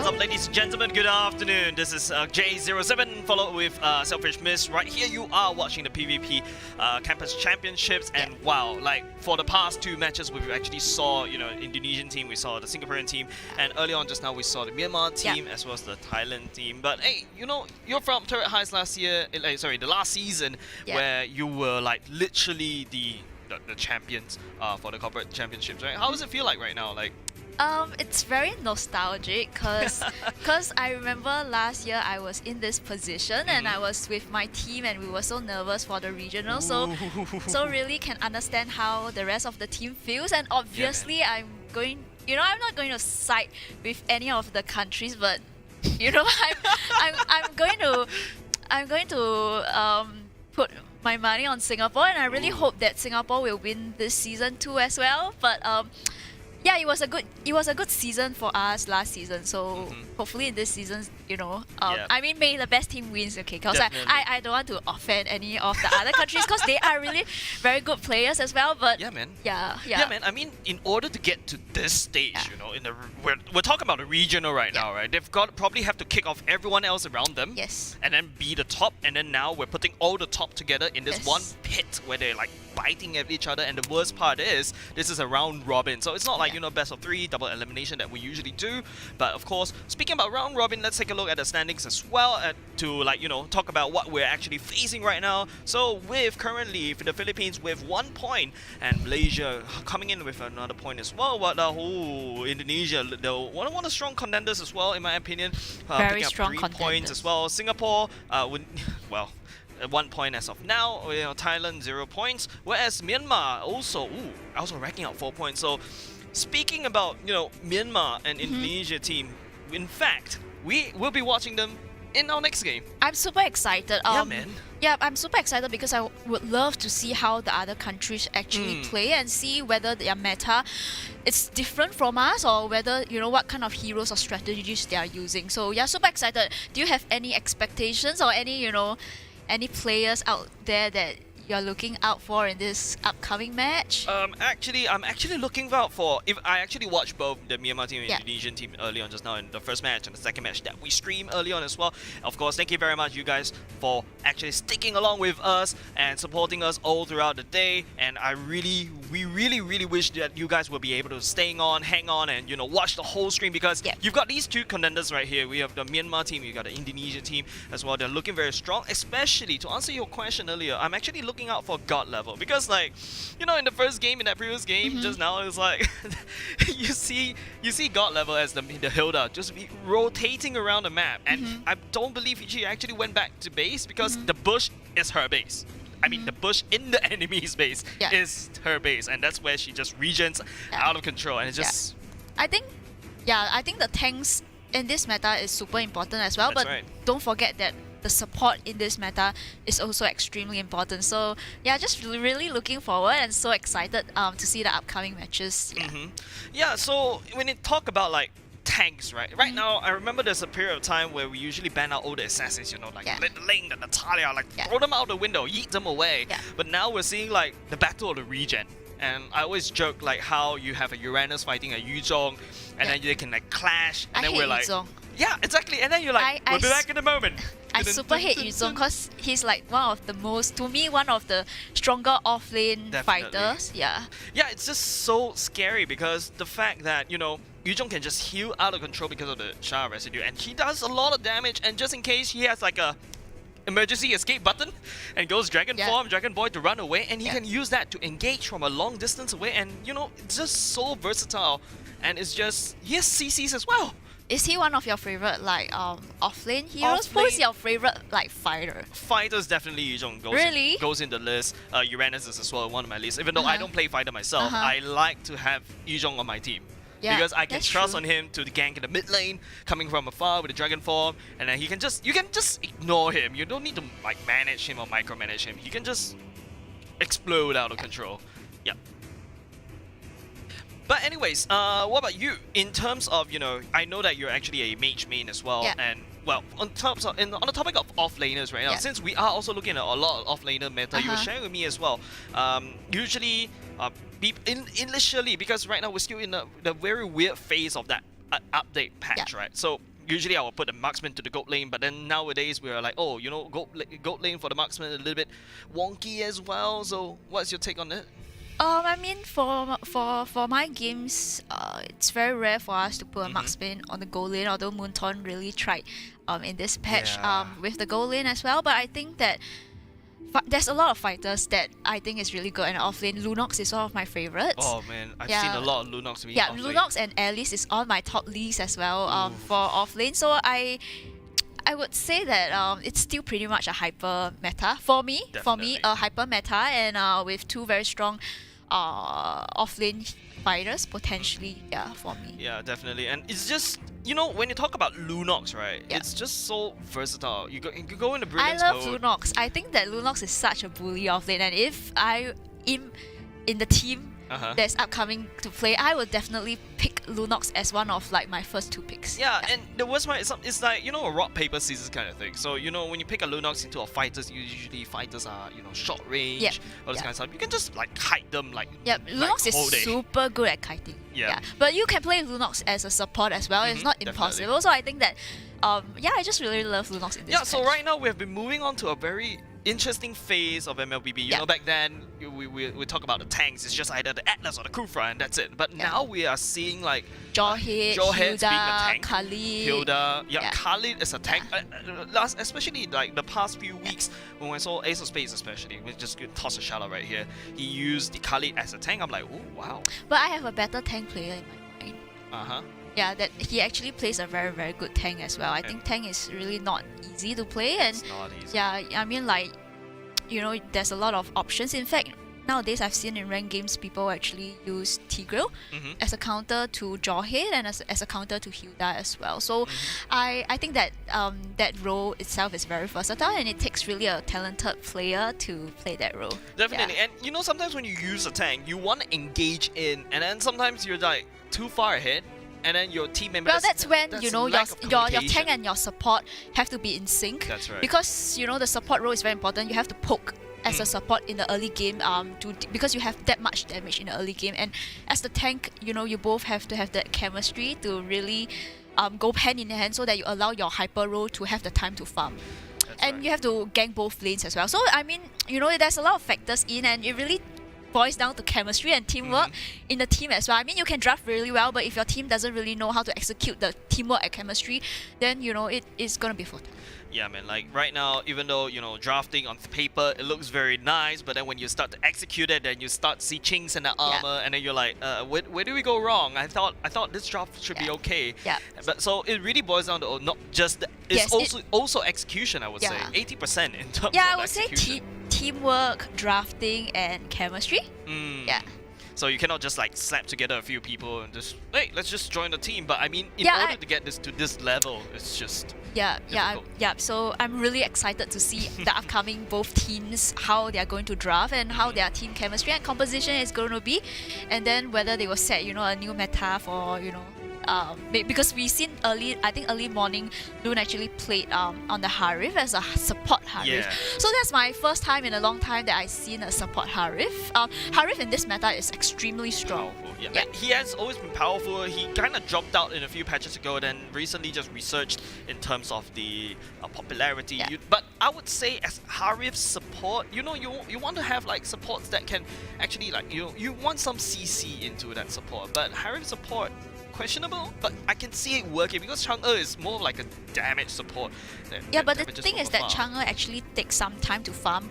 You need items in order to burst, but once Chang'e reach the later games, it's really quite painful. But there's so much support heroes that you can actually play.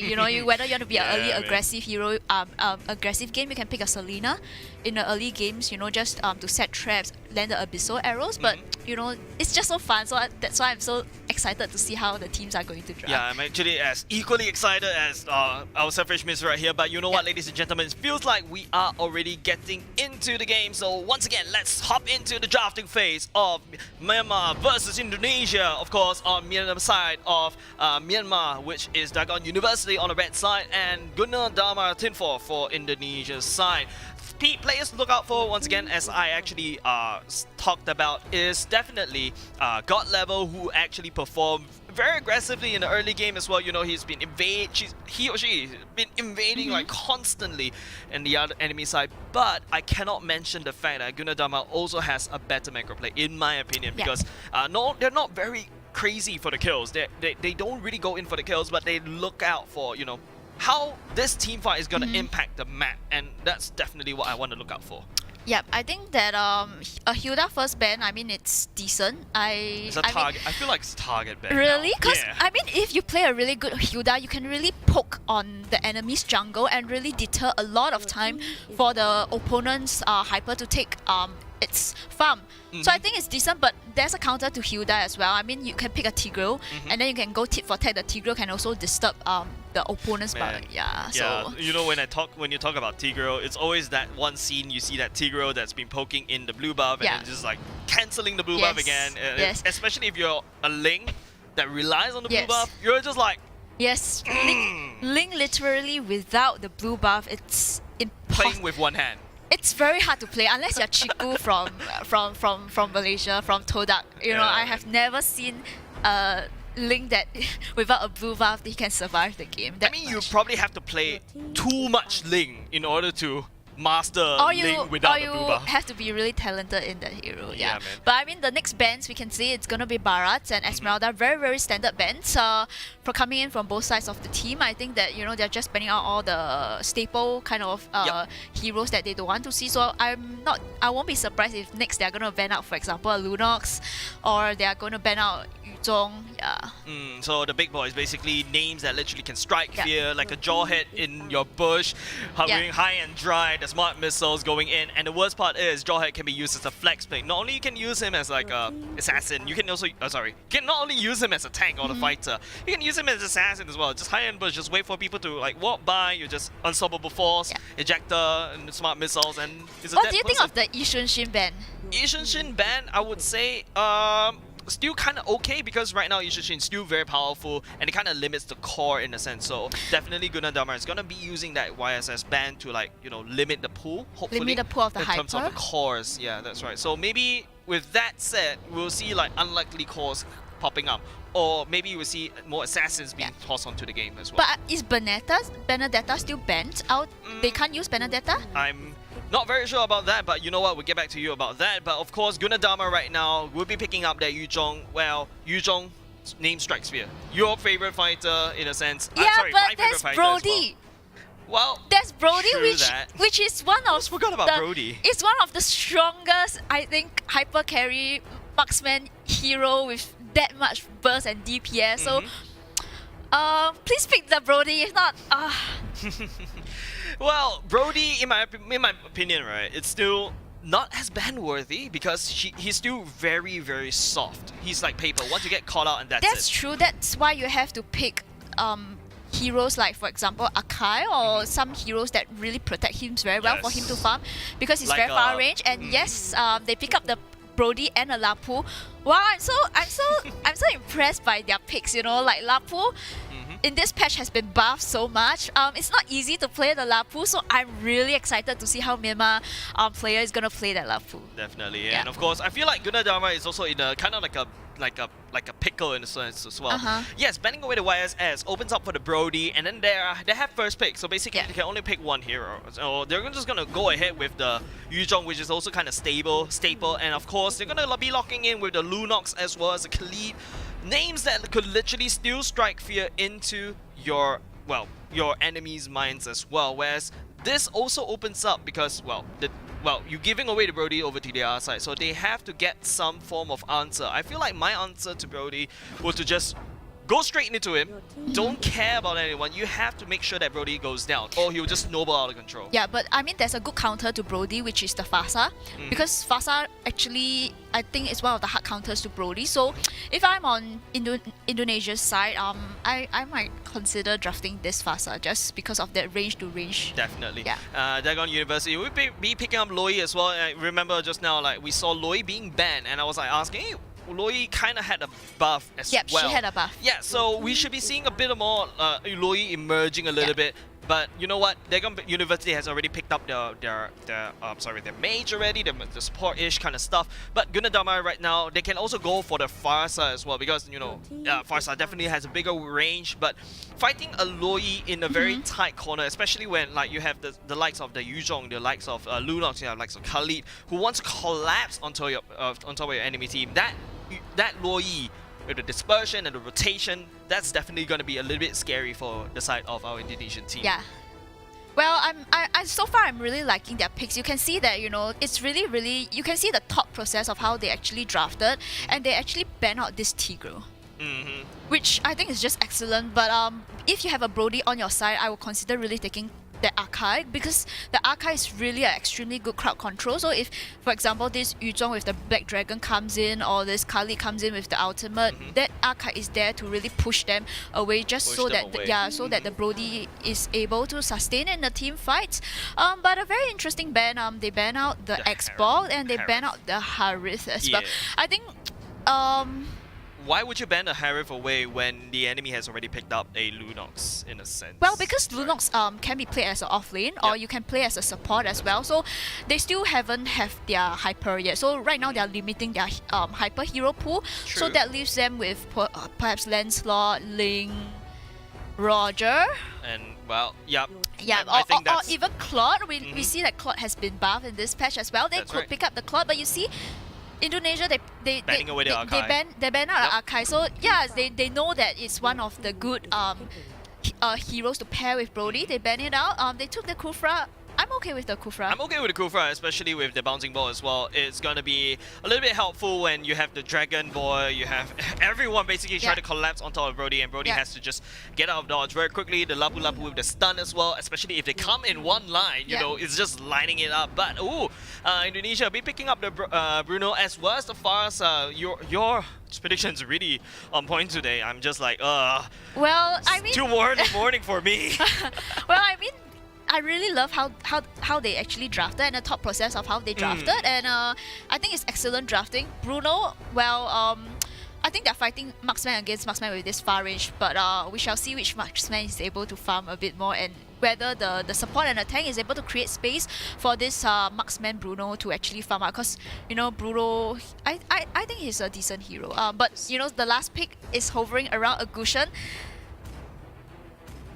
I would say a Ling is a nice idea. You want to try to assassinate, or as long as someone that can jump on top of the Farsa, because Farsa will be definitely one of their key target. But Gushen will be the one that our Myanmar team will be picking up. So it's going to be an off-lane Gushen. It's going to be a hyper Brody on the side of Myanmar, and on the side of Indonesia, it's going to be most probably this Lunox that will play offlane, and Farsa is going to be the support, Khalid as a tank, and Bruno as the hyper carry.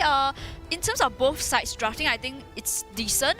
It's just that I'll be looking at that Gushen to see whether he makes an impact offlane, because it's not easy to play a Gushen offlane. So what's your predictions? What do you think? My God, you're gonna be playing the prediction game over. Every time when I make predictions, every time when I actually say, this guy's gonna win, and it feels like I'm a curse. So I'm not gonna put down my predictions as of yet. Both teams looking equally strong because I'm just gonna be politically correct right here. You know what? Because it's both sides have their pros and cons. It's really dependent on whether Gunnadama's side, the Farsa, goes down or not. And then whereas on the other side of Dagon University, if that Brody goes down, that's it. And we'll see if this Brody pick is worth it, or we will see that the counter pick from coming in, picking up the Farsa, will be able to counter the I'm actually kind of worried just a little bit for that Bruno, because I've actually played a Brody against a Bruno. It's really amazing how you can just just burst down at Bruno even before she can touch you. So that Bruno must be protected, as well as Kazali, who is picking up that Farsa as well. But you know what, ladies and gentlemen, we are hopping into game number 1 of Indonesia versus Myanmar. We're gonna Damatin 4 at the blue side and Dagon University on the red side. Yes, what is so interesting about this match, you can see that they are actually playing this hyper Gushen role. They actually chose to pick up this Brody off lane instead in the goal lane to deal with the Lunox. And wow, it's been quite some time since I've seen a hyper Gushen. Yeah, like Yushin, remember back then you can literally 1v3 and it's like an AoE assassination, you can burst it down. However, I feel like Dagon University, they're having a little bit of trouble there in their very first clash. The amount of damage coming out from the Bruno and the Farsa, a little bit too hard for Dagon University to actually hold on. So they're just going to have to disengage right now while they're going to be losing a little bit of time of firing, but Movie there will be moving around, grooving around on the sand as well, trying to dish out a little bit of damage over to Loi. But now looking at the items as of now, just one mask on the Kufa side, pretty normal. And on the other side is a Khalid. Khalid definitely going for a tank role. Who do you think will win? Do you think that this Yu Zhong will win, or do you think that this Lapu will win in the lane? I'm so curious to see. I would say it boils down to regeneration, you know, like, you know how the Yuzhong can just but both like has regen really out. good regeneration. But hold on a second, X-No there, right here, getting kicked down by Boca one by one, just another ball in the face, and that's gonna be a first blood going over to the side of Bruno. However, Movi forced to burn the flicker, or he'll be giving that kill over to the side of the red team as well. So, okay, decent picks off for Gunadarma. That Brody is gonna take some time to actually scale way back up. Yeah, but instead, I think it's really good play coming from Indonesia. Just note, they know the potential of Brody. They choose to gank down bottom. And in the mid lane itself, Yu Zhong managed to pick up on this Gushan. This Gushan doesn't seem to have a really good start in the starting of the game. He didn't manage to pick off anybody, and I feel like if you're going to choose a Gushan often, you have to be leading the game, because that's right. Because you know that Gushan died now, and it just deters the team, allowing the team to stop rotating. And you can see the rotation coming from Indonesia. This Fasa yet again, really just suffocating Brody in the goal lane. He's not having a good time, and I think that counter pick is starting to show. Yeah, that's right. But hold on a second right here, as God Level will be jumping on top of Movi. They're just trying to get some blood on their side instead. God Level gonna be busted down slightly a little bit with the help of Now we're in the darkening form. But you know what, on your point as well, if you notice how they're just gonna be starving out not only just the Brody but as well as the Gushan, these two heroes, they're snowballs. They're snowballers, but if you don't let snowballers get gold, which Gunadama is trying to prevent, that's gonna be it for Dagon University. But right now we can see Gushan coming in, trying to take off the snipe against Lunox. He didn't manage to land his spell, and there's gonna be a free turtle up on the top lane for the side of Bruno. Yeah, man, Movie will be spinning around and BZ, but the duality will proc and constantly pull Movie back, and the tanks of the Indonesian team will go down. BZZ going to beast form, basically dragon form, will be flying around and forced to disengage. So, well, at least Dagon University will be picking up that one kill on the other side, trying to put some gold into their pockets, putting it into method. But, well, you have a very powerful team, which is the Indonesia team, and also that dispersion and rotation combo in the hands of control is just doing wonders for Dagon University. Yes, a really good catch coming in from the Kufra with the Luo Yi just bursting down this Fasa. This Fasa should go down because it's going to be a nuisance anytime for the side of Brody. But we can see that in terms of the goal lead, Indonesia is leading 1k goal lead. I think they might. I feel that in this game itself, if Gushan still doesn't manage to pick up on the pace for the team, it's really going to suffocate both the off lanes. Yeah, and if you look at the items, just the jungle item just finishing. Now it's probably going to go for the Calamity Reaper, which is also a potential power spike, but he's only on 1.8k. By this time, you want that Gushan to be constantly ganking, but it feels like in the Indonesian team, they're not really giving the Dagon University any space at all. Therefore, Kezalini will be jumping on in. Meta will be picking up the kill right underneath to burn the flicker. Kezalini won't be able to follow up, but at the same time, bottom side, Gunadharma will be trying to actually push down that bottom lane, but we have Dagon University on defense, 3 members at the same time. But hold on a second, God level, not really God level as of now, as Volker will be able to burst it down, but thank goodness for control. What a burst damage coming in from Lloyd. Do you see that damage? He just saved Kufra. That buff really did wonders for the patch as well. So hopefully we'll be seeing a lot more Loi, but at the same time, Farsa will be getting picked up by Blank at a very wonderful one-bar combo coming in at Dagon University. So maybe after this pick-offs coming up from Dagon University, we'll be able to see that method and the Lapu Lapu or that Blank on the Gushan will be able to do wonders in this game. Yeah, right now we can see that there's a contest for this turtle buff, and Luo Yi again burst. The burst coming in managed to get down their hyper carry, which is the Bruno.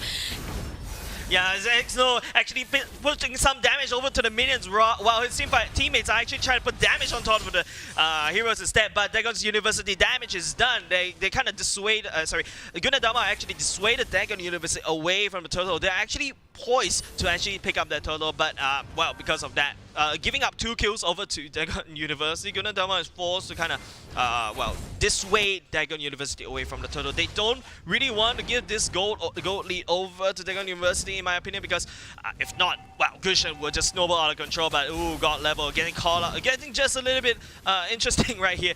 You see God level just rotating around and just like, he's just providing vision for the team, right. which I think it's good of him to do so. But I mean, in terms of the goal lead, I'm quite glad that Myanmar managed to pick up on the pace and they managed to get back a bit of goal lead in there.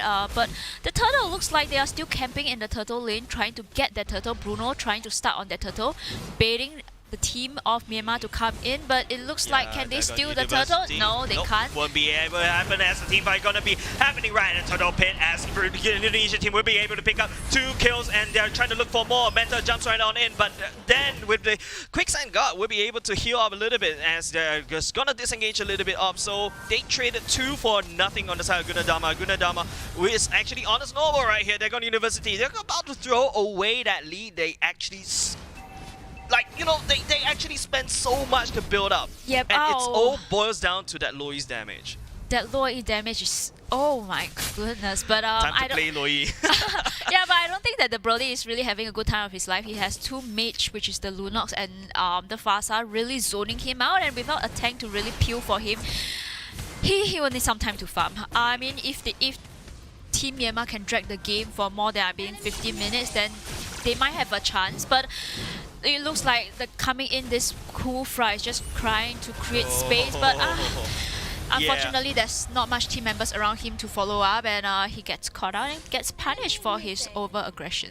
Yeah, I would say that that's my issue with God Level. Yes, he's providing a lot of vision, he's alone, but sometimes he's a little bit too far from his own teammates. You can see because of that depth, there's no more peel coming in from Blank as he look for the flank, as Willie will be able to zone everyone out, actually push everyone from Dagon University away, as well as Gunadama will be picking up that Loi for their side as of now. So you know what, that God Level, I think he has to stick closer to his own teammates. He has to stick to Gushan, because Gushan and Kufra is actually a very, very good pairing. But if they are split aside, Gushan can't really, do the wombo combo trick to actually burst down any hero. But it looks like in the mid lane, they just can't be able to defend this lane, and now they are left back to their bases. Practically the map has opened so much for the side of Indonesia. They have the map control, they have a 5k goalie, and they have the next turtle. Yeah, we're starting to see Gushan picking up the Kilometer Reaper, one of the many power spikes as well. But interesting note that Brody actually picked up a very interesting item, which is the Hunter Knife, because that is actually kind of like a late game item for me. I would rush for the BOD, but maybe he wants more movement speed as he goes around.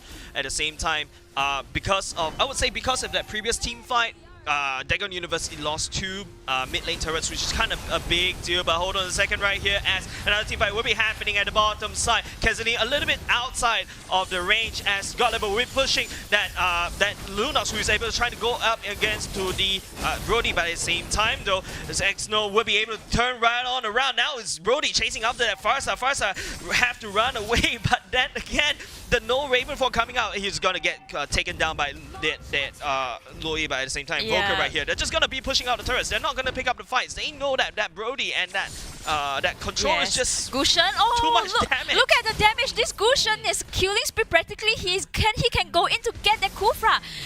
But he seems to he will be backing away. He knows the Lo E is there. Lo E, I think she used the ultimate to actually escape back to the base.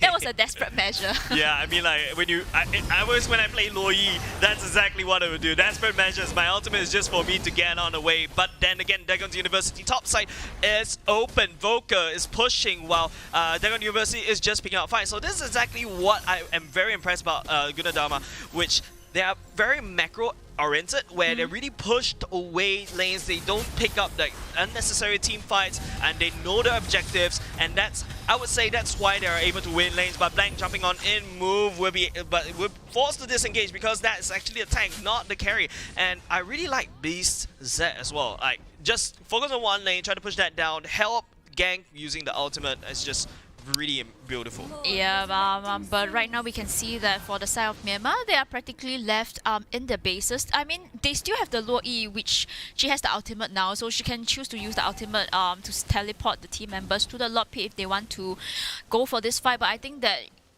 with the the goal difference coming in from both sides of the team, like you look at Kufra, that Lord didn't stand a chance. I don't think that they should get they should even fight, and it's gonna be like a free lot to the side of Indonesia, and it's gonna be hard for Myanmar to come back on this game just because they have that Fasa, which right now she has so much free range to just use the feather airstrike to just zone out the members. But it just takes one very good ultimate by Kufra and you can change the game, but you really need to land everything. It's just one shot, one kill, but we shall see if they can come back from this game. Yeah, with the Lord marching down on the top side for the side of Gunadarma will be helping in the pushing power for the side of the Indonesia team, as Dagon University braces themselves for the defense. They know that Lord is marching in. They're trying to push. Gunadarma will be trying to do a 3-prong attack right here with the Fatty Airstrike, and BZ with the Dragon Form jumping right on in the mid lane. Volker focusing down on the turret. They're not really pushing in. The Raging Sandstorm will be jumping right on in as well for the side of the Indonesian. Blank jumps on in, trying to look for the Farsa, but it's Farsa on the Winter Truncheon. But he's gonna go down. Focus damage is just unstoppable, as the Lord will be pillaging on top of the core, as Gunadarma picking up game number 1. That was a really fast game. It was a fast-paced and pretty much one-sided game for me. I mean, I liked both teams' draft, but I felt that for the Gushen, he did not manage to have a good start, despite pairing with that Kufra, which is quite a good pairing, Gushen and Kufra. They did not manage to have the start. He didn't even manage to rotate that much on the lanes, and that allowed this Brody to be constantly choked by this Fasa and the Lunox, and that pretty much explains. I mean, I would have preferred for the Brody to be a hyper carry, and they play around this Brody instead of sending this Brody off lane, which marksman off lane in the goal lane. It's very tough. It's very tough. You're open to ganks, and then Yes. if you're, because usually you'll be alone at the bottom at the gold lane, and then you have no one, and then decide to gank you. They decide to rotate around you, and then you're just starving. Yeah, you're hungry. I mean, it's not easy to play off lane. I mean, a goal lane marksman. So, I feel that Indonesia definitely drafted well, and they know the counter picks as well. So really, congratulations to Indonesia. But we still have one more match to go. It's a round robin match, so it's best 2 matches. So hopefully in the next match, Myanmar, now they have a taste of the potential of Indonesia and how they actually play and draft. Hopefully they will recap, and then they will draft a bit more better against them. But so far from what I see, Indonesia has quite a huge hero pool. Yeah, they're just looking very scary. Like, they know the heroes very well. Yeah, they know the heroes very well. And I love the rotations. Yeah. Their rotation literally starved up Blank with the using the Gushen, as well as Snow, X-Snow with the Brody as well. So putting these people very poor, you're able to just walk over and just dominate the game. They're dictating where they're picking the fights and where they pick up the fights. And on the other side of the map, they are also pressuring on your turrets as well. So it forces Dagon University in a little bit of a pickle and a little bit of fix. They're not sure whether they should actually fight in this team fight or they should actually go back and defend. But also another issue that I also picked up on is, well, I would say the tank is just not in sync. Like yes, he's providing the vision, he's ahead, but now you're getting pucked off, and if you die, there's no more peel for your team, and what you have to do, you have to run home. Yeah, but this time round we can see that Myanmar is on the first pick, so hopefully they draft. They have a lot of options as the first pick, so We'll see how they draft. We'll see how they draft because Indonesia really has a very huge hero pool, so it's not easy to really do targeted bans. You see that, you know, you ban out the Ishunshin, you ban out the Harif, they pick the Bruno, and the Bruno works fine for them. Yeah, the Bruno was fine for them, and so also, even though, you know what I said, I was like a bit skeptical about that Bruno pick, but it turned out very well for them because that Bruno, not only he's just also dishing damage over to the enemy team, he's also critical in taking down the turrets. So that's what I exactly like. So they're going to university with the banning clock timer goes down. Be banning away the Barats, you know, typical things, you know. Typical to ban out the Barats. A lot of damage, a lot of CC, big boy, big dude. What else do you want? Yeah, I mean Barats as a support or as a tank is even more annoying. So I understand. Yeah, but a staple ban as well. Hilda, not surprised if they will ban out the Esmeralda, they will ban out the Jawhead next. Yeah, so pretty much standard ban. Maybe they got university will be looking to ban away the Yuzhong as well. Maybe it's just a bit of a knee-jerk, knee-jerk kind of reaction coming out from a Myanmar team. Yeah, I mean it's possible to ban out the Yuzhong. We shall see. But even if they ban out the Yuzhong, let's be honest, they still have the Cho. Yeah, have way too many things. They have too many fighters. They can't even pick the Alice, which I love. Yeah, man. Alice, like, you know, like there are certain heroes that literally strike fear when you see your enemy picking it. Yeah, so what strikes fear for you? Yuzhong. That's why I love Yuzhong on my team, not the enemy team. Okay. Yeah, I mean, for me, one of my most hated heroes is Yuzhong, and another one probably is Cho. Because I'm a support, so you know, Cho in the late games, he pretty much just camp in the bush and wait for me to come out, use the combo Jikudo Shumpo, and then I'm dead. Way of the Dragon. Yeah, and I'm out of the It's fight. somewhat like, you know, how a Jawhead does as well, but in the meantime, we're looking Gunadama. We'll be banning away their own picks, just trying to confuse Dagon University as well. I feel like they're also preventing that first pick because Dagon University will have that very first pick, so banning away that Yuzhong is actually not a bad idea.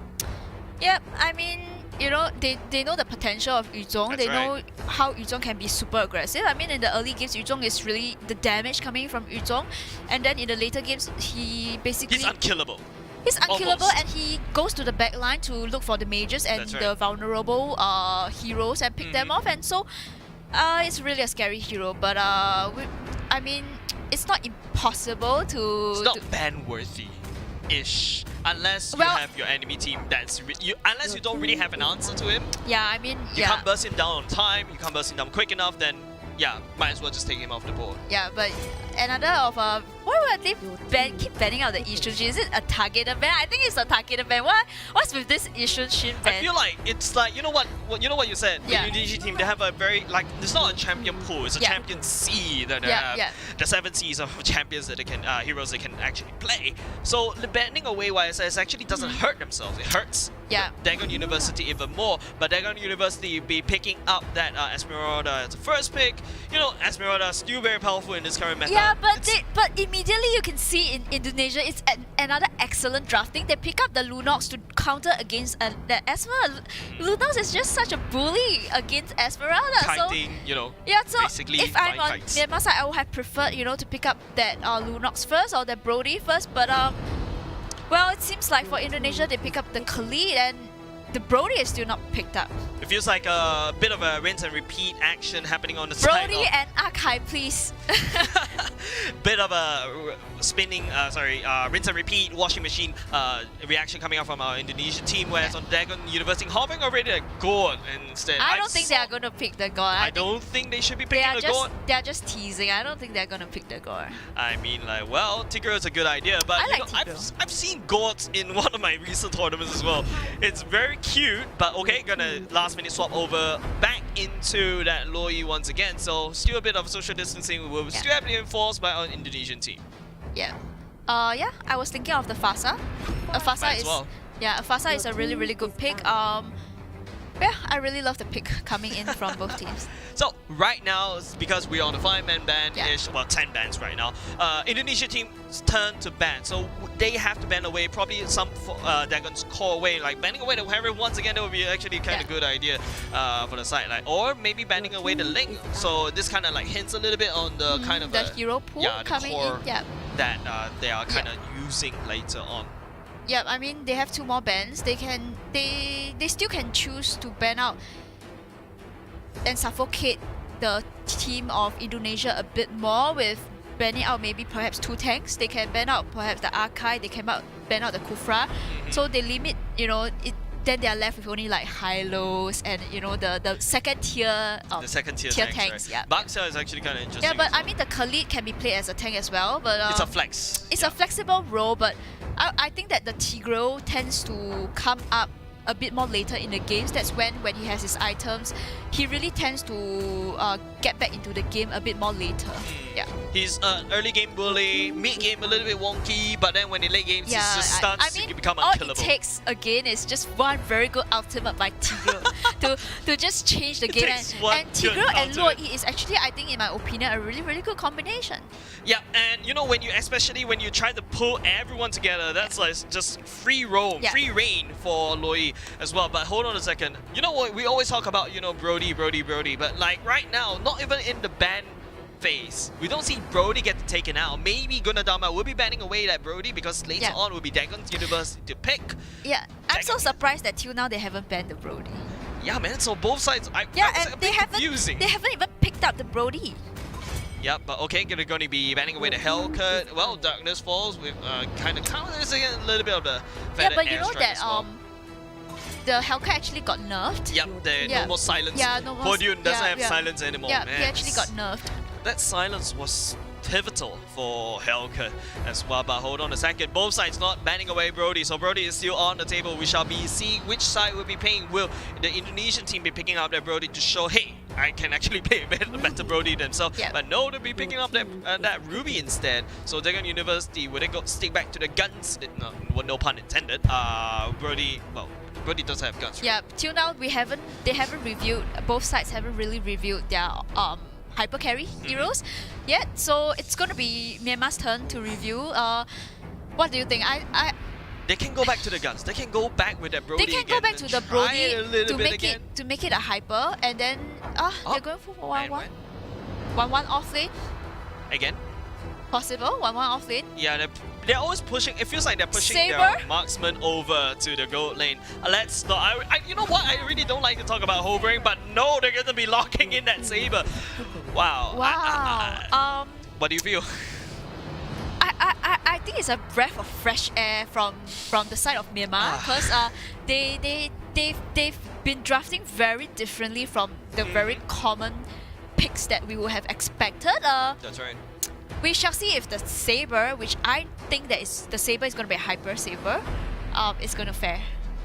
Hyper Saber will be trying to, of course, do the same thing as what the Gushin does, trying to actually lock down the ultimate. Yeah, on top but this of time Forza. Saber, you know, he has this ultimate, which is kind of like a stun, almost like a stun, or you know, and a kind of like one hit, one kill kind of thing. So we shall see. But you get to see more warm-up combo coming out from the side of Dagon University. It's very scary to fight into a Tigreal with the ultimate, with the Luo Yi coming in as well. Not to mention the Esmeralda ultimate. And the White with the crossbow tank comes on in. So you see a lot of potential warm-up combo coming out from Dagon University. However, from the side of Gunnadama, Farsha just zones everyone out. That's it. Yeah, I mean, but don't forget. Sandstorm, but don't forget that they have the Saber now to, you know, and the Luo Yi. The Luo Yi's damage is really insane as well. We saw in the previous game how much burst damage is coming in. So coming into the second match against Myanmar versus Indonesia, will Indonesia be again dominating, or will Myanmar be able to fight back this game?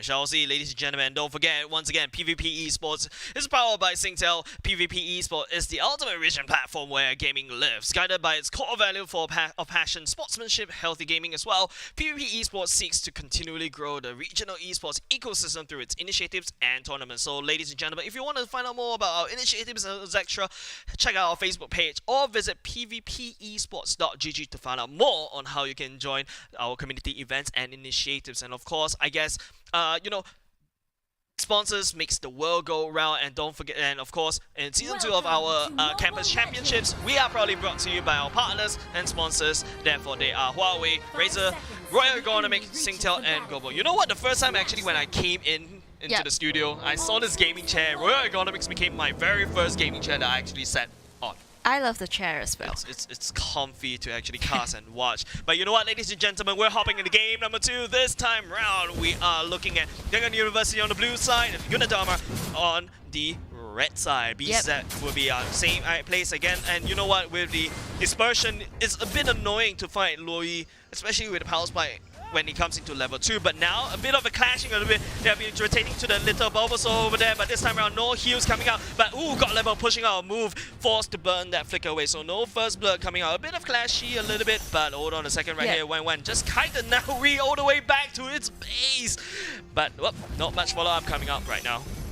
Yes, right now we can see it's gonna be, as predicted, gonna be a Hyper Saber, and it's gonna be the 1-1 versus the Lunox. But right now we can see Fasa just this very fast early pace coming in from Fasa. Can they get the first blood off 1-1? She has to pop on her shield just to sustain, and she's just gonna go back. I mean, it's just really fast rotation coming in from the side of Indonesia. Just chose again to gang down on that goal lane to suffocate that marksman, not allowing that marksman to have a good start. 1-1 takes years to farm up, but once she farms up, she's uncontrollable. And as you can see as well, Ruby doing a little proxy action happening. And look at the rotations coming out of Gunnadharma. It's always Gunnadharma ganking the side lanes, and this could be potentially the first blood. Booker will be picking up that first blood right now. A bit of a turret dive right there. Got level a little bit too late for the show. Will Gunnadharma be forcing on top of Dragon University? I'm afraid not. Maybe just, you know, counter jungle a little bit. But hey, you know what? Booker looking for more. Will be kicking ultimate pop up, but that actually saved the Tigreal instead. Yeah, but I'm so impressed with how the way Indonesia actually moves the map. You see the rotation is so fast. Yep. And you can see that yet again Indonesia choose to gang on the top lane and punishing this Esmeralda once again, and it's just gonna be a free top lane. Yeah, but coming hold on a second, as the Dragon University will be doing that tit for tat, will be catching that Lunox off guard. I think that Lunox did not expect that. They will expect there'll be a counter gank on the top lane, but instead she's gonna get ganked herself. Yeah, but it really doesn't matter. Look at that top lane. They are still at the top lane, and this first tower on the top lane is just gonna go down for free for the side of Indonesia, opening the map so much with a 2k gold lead right now. Yeah, they also take down the top lane energy shield as well. So more gold into their own pocket, but move forced to use the ultimate. So no more ultimate for the next few, next 1 minute or so.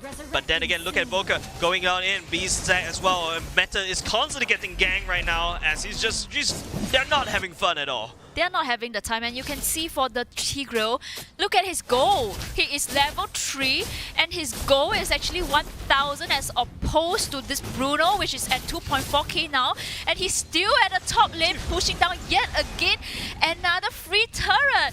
Is there any answer to this early aggression coming from Indonesia? Yeah, man, as another team fight, they'll be collapsing on top of Beast. B7 will be able to get on the way, but hold on a second. Meta will be jumping right on. Now he's actually backblind, is cutting off his own escape road, as Gunnar, you will be actually picking up that kill as well. So you know what? You know, we talked about turrets per minute. It's 3 minutes now, and 2 turrets already gone. So it's like almost 2.5. I can't quick math. 2.5-ish turret. It's too much. It's too much lead coming into Indonesia, and our Tigreal has finally been level 4, but he has a bit too late. He's a bit too late. He doesn't even have the items, and Bruno is now 401, and he look at his goal. I feel like we've seen this scene a little bit, right? Kazaleen and Nori are just standing by to gang that 1-1. It's just like a lot of deja vu. This is how that Indonesia is just controlling the map. Yes, they will be able to pick that up, but they might actually give Blank away. But with the help of the dash, Blank will be able to get away. But just Dagon is just getting outmaneuvered, literally. Yeah, they are getting outmaneuvered. A bit of a punishment coming in for the tank to be the Khalid, which poked a bit more aggressively in the jungles of Myanmar and get punished for it, but it doesn't really matter. Look at this Ruby just having so much of an enjoyment, just bursting down, zoning out the pick, and looks like this Esmeralda are you going to go down again? No, please just back off. They can't take the fight. It's 4 men in the mid lane. They can't take it. they don't have the items. The gold lead is way too far ahead, especially in this early game. Gunadama, I feel like their patience has actually ran out. So is that Blank, but Blank will go down as well. I think both sides are running out of patience, especially I think Indonesia team, they really want to end this right here, right now, but now they're going to get a bit of punish right now because, well, God level, yes, try to chase down Gunadama as well, but then again, it's just, you know, a bit scrappy coming out from both sides, especially the Indonesia team as well. Yeah, but I think that was a bit of overextension coming from Bruno. He wanted to continue to push the lane and he got punished instead by the Luo E, but it's just going to provide a bit more time for Myanmar to play back into the game, but right now they are at the jungles of Myanmar trying to contest the jungle. Can they take the jungle? Yes, they can. Saber with the Retribution managed to get his blue buff for this time. Yeah, he picks up the blue buff, but hold on a second. If you take a look at the turrets on Gunadama's side, none of them untouched. And now Gunadama will be starting that turtle. Dagon University will get zoned out, especially if Kaiserling goes in the Feather Airstrike form. There's nothing that Dagon University can actually do. It's just Gunadama is just outmaneuvering, constantly ganking, not giving the gold lead, especially if you can see right now, Blank is out of position, Exno as well, as the Feather Airstrike will be able to dish out some free damage going over to the Indonesian side. So it's just very hard for Dagon University to turn around because they lost too many turrets in the early game, and I would say that's it. Yep, I would say that they have to hold on to their bases and hopefully in the late games, if they manage to hold on to it 1-1, in the late games, we know that there's always a comeback, but I don't think that Indonesia is going to give them this early or even a late game opportunity. It seems like they're trying to end the game as fast as possible. Yeah, I think they know that they are on a timer. Once you get Snow on the 1-1 that's actually online, once your control gets lots of damage, there's nothing that Gunadama will be able to do. And I feel like Gunadama, they're just gonna macro their way out to victory. They have to find time and opportunity for this 1-1 to farm up, and 1-1 is down at the bottom. It right there. Yeah, 1-1 is bottom lane, but if I'm on Team Indonesia side, I would know that, you know, I will send this Fasa down on the bottom lane to gang on this 1-1, and we can see that's what they are doing. They do not want this 1-1 to have a free farm, and it looks like Bruno is just going to be continuously pressuring this objective game of going down to burst down the turrets just to open the map a bit more. But it looks like in the mid lane itself, Ruby getting a bit of a pickle, but managed to just back off. So Gunadama, they find themselves a little bit hard to actually, you know, press in on or siege up any of Dagon University's Dagon University this time around, putting up a very absolute great defense. They need to buy time. Time is exactly what they need. They need Snow to actually go online. They need God level to constantly, well, basically reach that stage where he's the unkillable Tigreal. But Gunadama definitely not going to allow them to actually do exactly that. Especially right now, feels like Gunadama a bit wonky. Their patience a bit running low. They'll be giving a method jumps on top of Reset, trying to look for a Feather Airstrike will be used, focusing on Snow. Snow is actually out. God level way too far away, as Tigreal will be the sacrificial lamb of Dagon University for that 1-for-1 trade. Yeah, it was a 1-for-1 trade, but the Ruby really sustained quite a bit of a long fight. On the Jane would have preferred for her not to die. It was a bit of an ogre aggression, but I mean, for the side of Indonesia, they have this in the bag. Look at the damage coming from Bruno. That is 3 kicks, just one more kick itself. But he can't go in. But 3 kicks, almost literally 3 kicks is all it takes to burst down one hero. This is how much lead you have, and you look at the Fasa. Oh no, that is will go down this time around. Not a lot of damage coming off Dagon University this time. They need to keep control as much alive as possible, but there you go. The control's damaged. As long as they keep control alive, there might be some chance of it on the side of Dagon. Volker is down. Not much pushing power for the side of Gunadama as well, as they're trying to siege. Blank is the sole person that's trying to defend, but how do you defend, especially when Feather Airstrike is used and you just have to clear away that no man's land? Yeah, I mean, they are just practically zoning out the team of Myanmar. They have a Fasa which she has the range to really zone out the team, and a lot is going to come up in the next 30 seconds, and I think it's going to be a free lot to Team Indonesia unless they actually want to contest. Saber popping out the ulti, trying to catch off Khalid before the lot actually spawned, but unfortunately the quicksand guard pops out right in time, and look at the amount of regen coming in. He's just going to back off. You ulted me, and I'm just going to heal up right in front of your face. Yeah, he's just going to heal up right in front of your face, and they cannot contest this buff at all. They just have to back off. Yeah, Dagon University on full retreat. Control needs a very good, duality proc in order for anything to be done, especially if Snow is just gonna it's just like kind of off the side of the fight, trying to farm out as much as possible. Dagon University want to bring this to the late game, but it really depends whether Guna Dharma wants to bring this to the late game. They have a very stellar early game, they have a very comfortable mid game.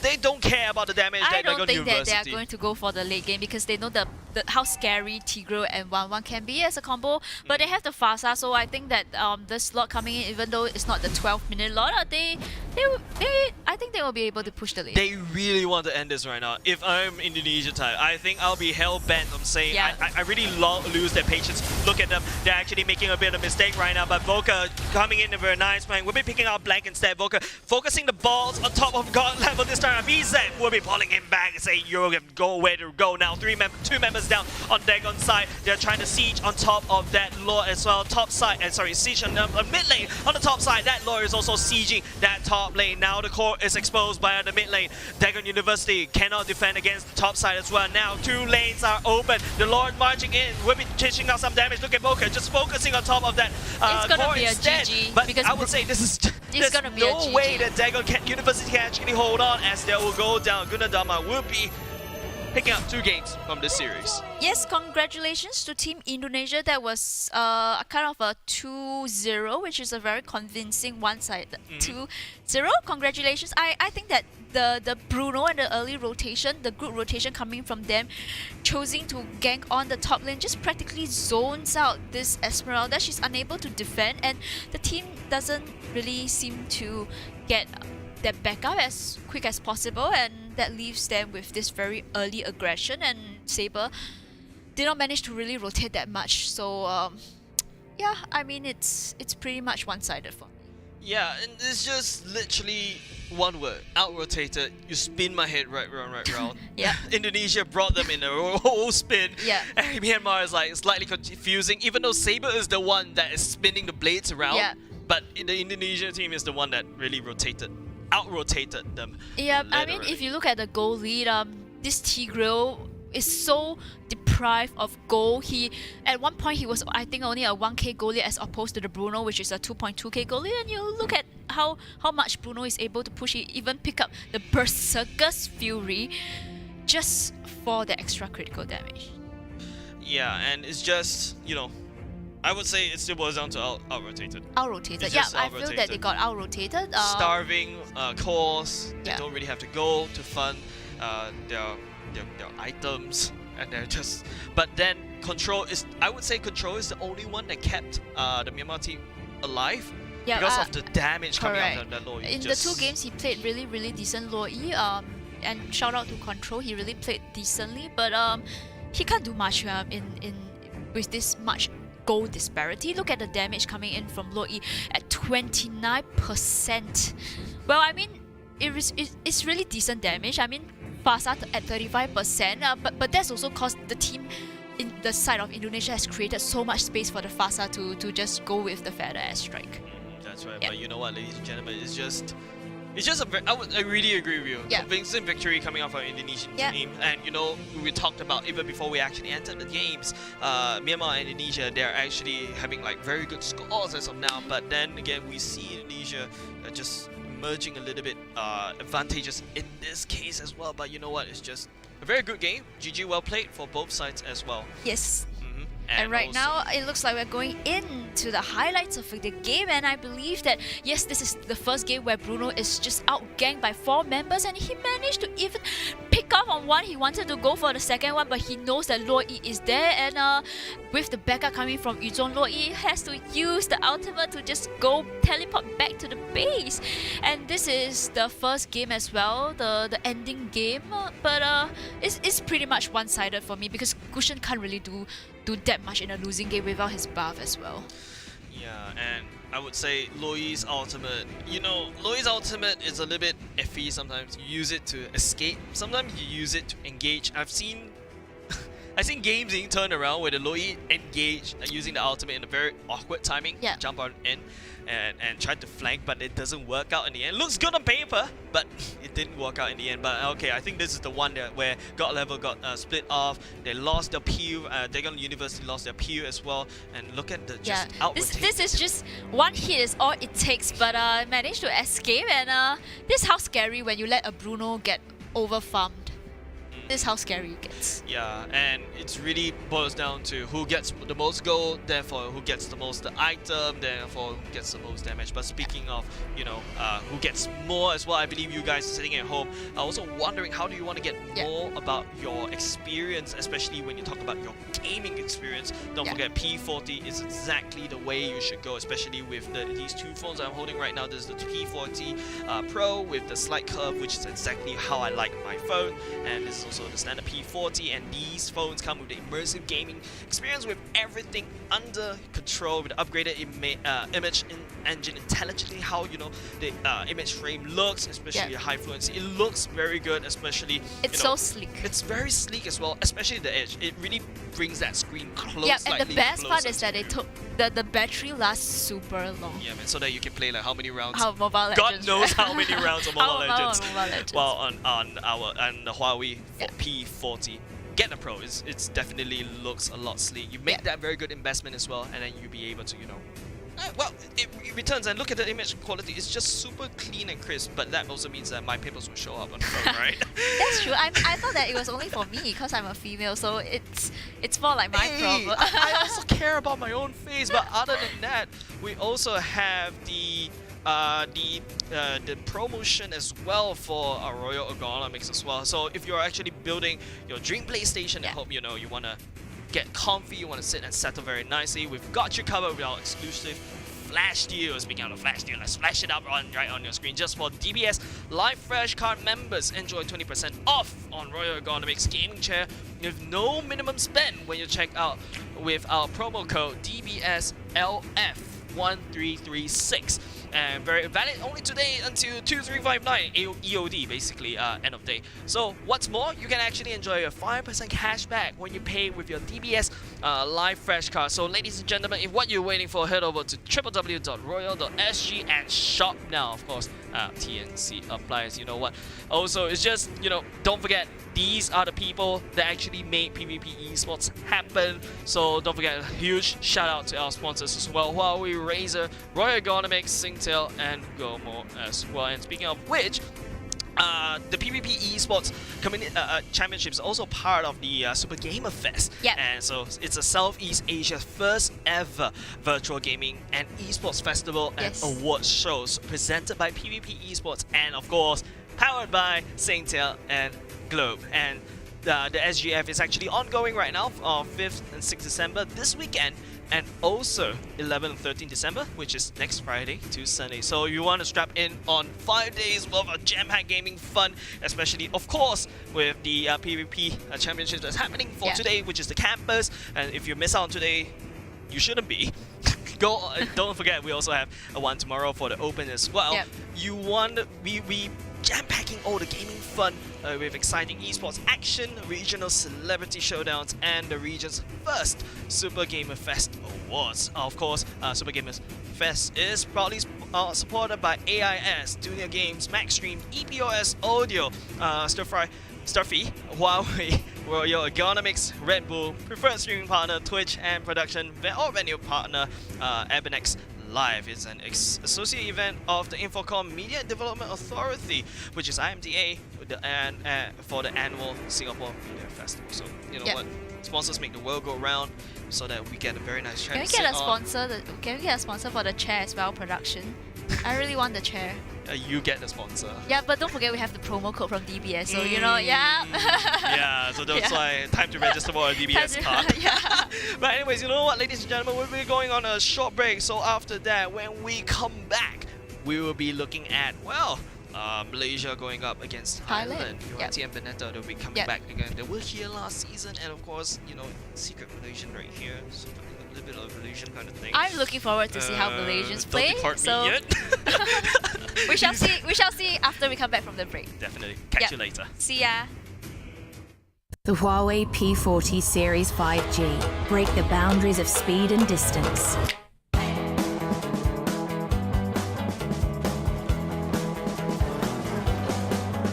Capture the best part of every moment. Even at night, you can discover stories within stories. Huawei P40 Series. Visionary photography.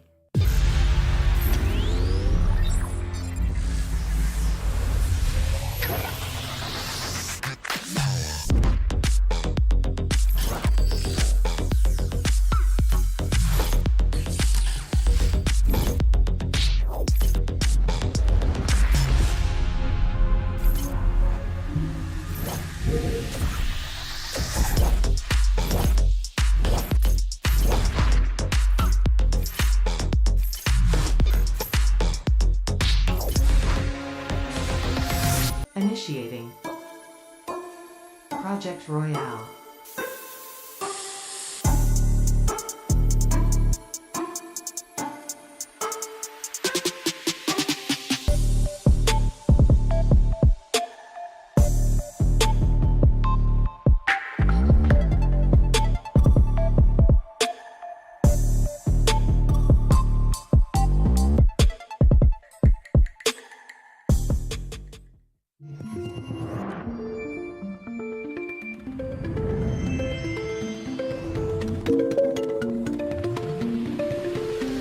Hi.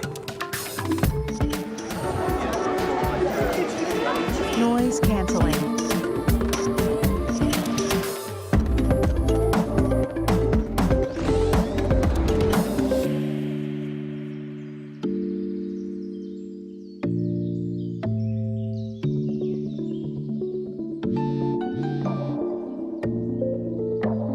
Hello?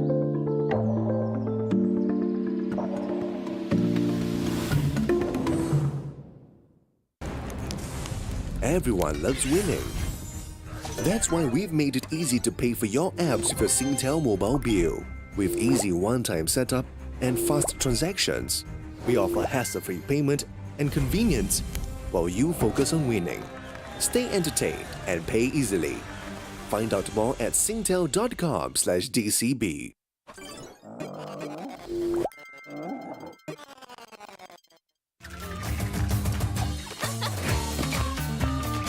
Being clever is no big deal for Chloe. It comes pretty naturally to her.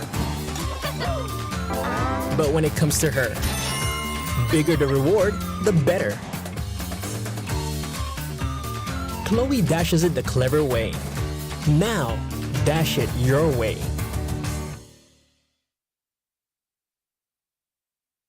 Attention gamers! Singtel brings an ultra-powerful Wi-Fi 6 experience to you with the new Asus RT-AX86U gaming router. Boost your mobile gaming performance with a tap on the Asus router app. Defeat Wi-Fi congestion with 5 GHz band for ultra-fast responsive gaming. Get it free when you sign up now with our 1+1 GPPS Fiber Pro Gamer Bundle. Only available with Singapore's #1 network. Visit singtel.com/gamerbundle to find out more.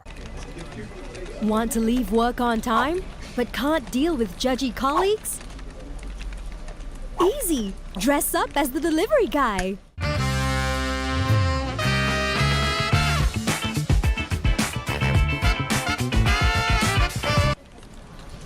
Want more data? Easy! Add more data anytime.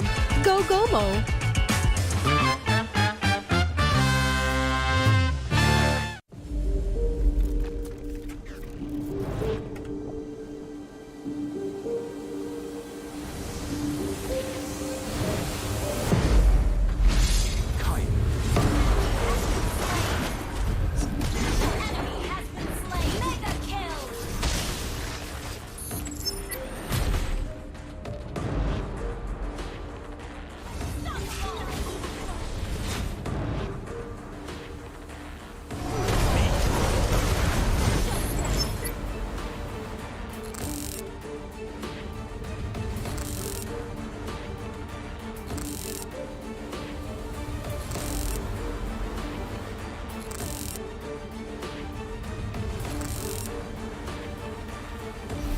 surest path.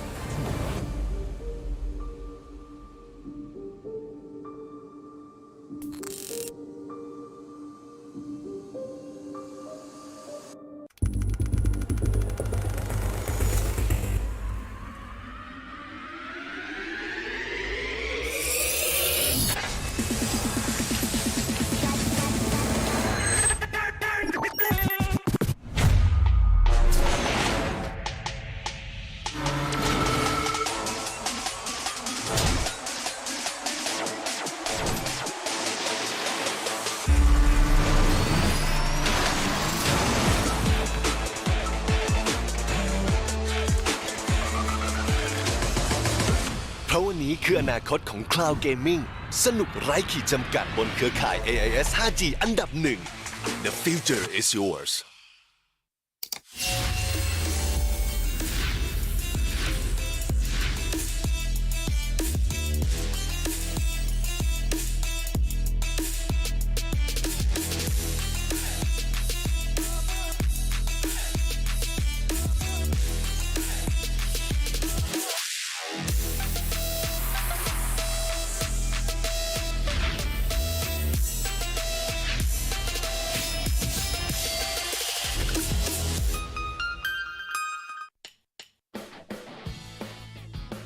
Every day is a new day.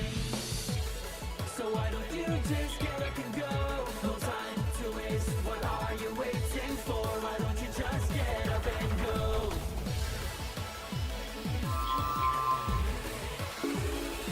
Go and create even more with the new Glow Prepaid, because it's your imagination that will keep the world going.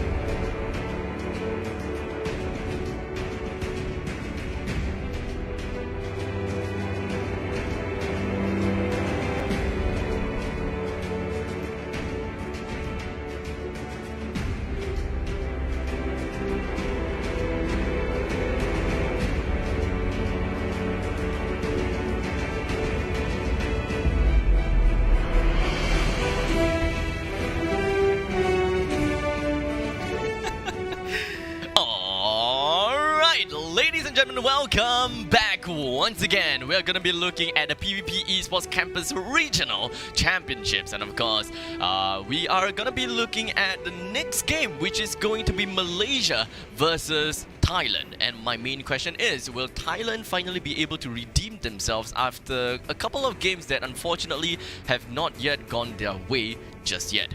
My name is Abstract, and with me here is Jays, and we will be your caster for this game. Well, I'm rooting secretly for Malaysia as well, as I have always been past season. Okay. But anyways, you know what? It's really great for all of us to be here once again. We've seen 3 matches for the past. We've seen, like, you know, Myanmar versus Indonesia in the previous one. They are actually like one of the few top standing as well. Let's hope to the standing stream on the topic at the same time. Going down, Philippines picking up 1 point, Malaysia picking up 1 point, Indonesia picking up 6 points after that match against Myanmar. Singapore, 4 points this time round. Thailand 0, and Myanmar pick up that 4 points, like 4-0-4 at the bottom side. It does seem like things are looking pretty darn good for Indonesia because, well, in order for Indonesia to have a very convincing win, all they gotta do is win the next game in a 2-0, and that is going to propel them forward to get themselves with a really nice nutty 9 points. And typically, once you hit the 9 points in this round robin stage, that means that you are almost definitely gonna head yourself into the grand finals. And do note, they have only played 2 games, while Singapore and Myanmar have played a total of 3 games that have resulted in a total of 4 points for both of them: 1 win, 1 loss, and 1 ties each.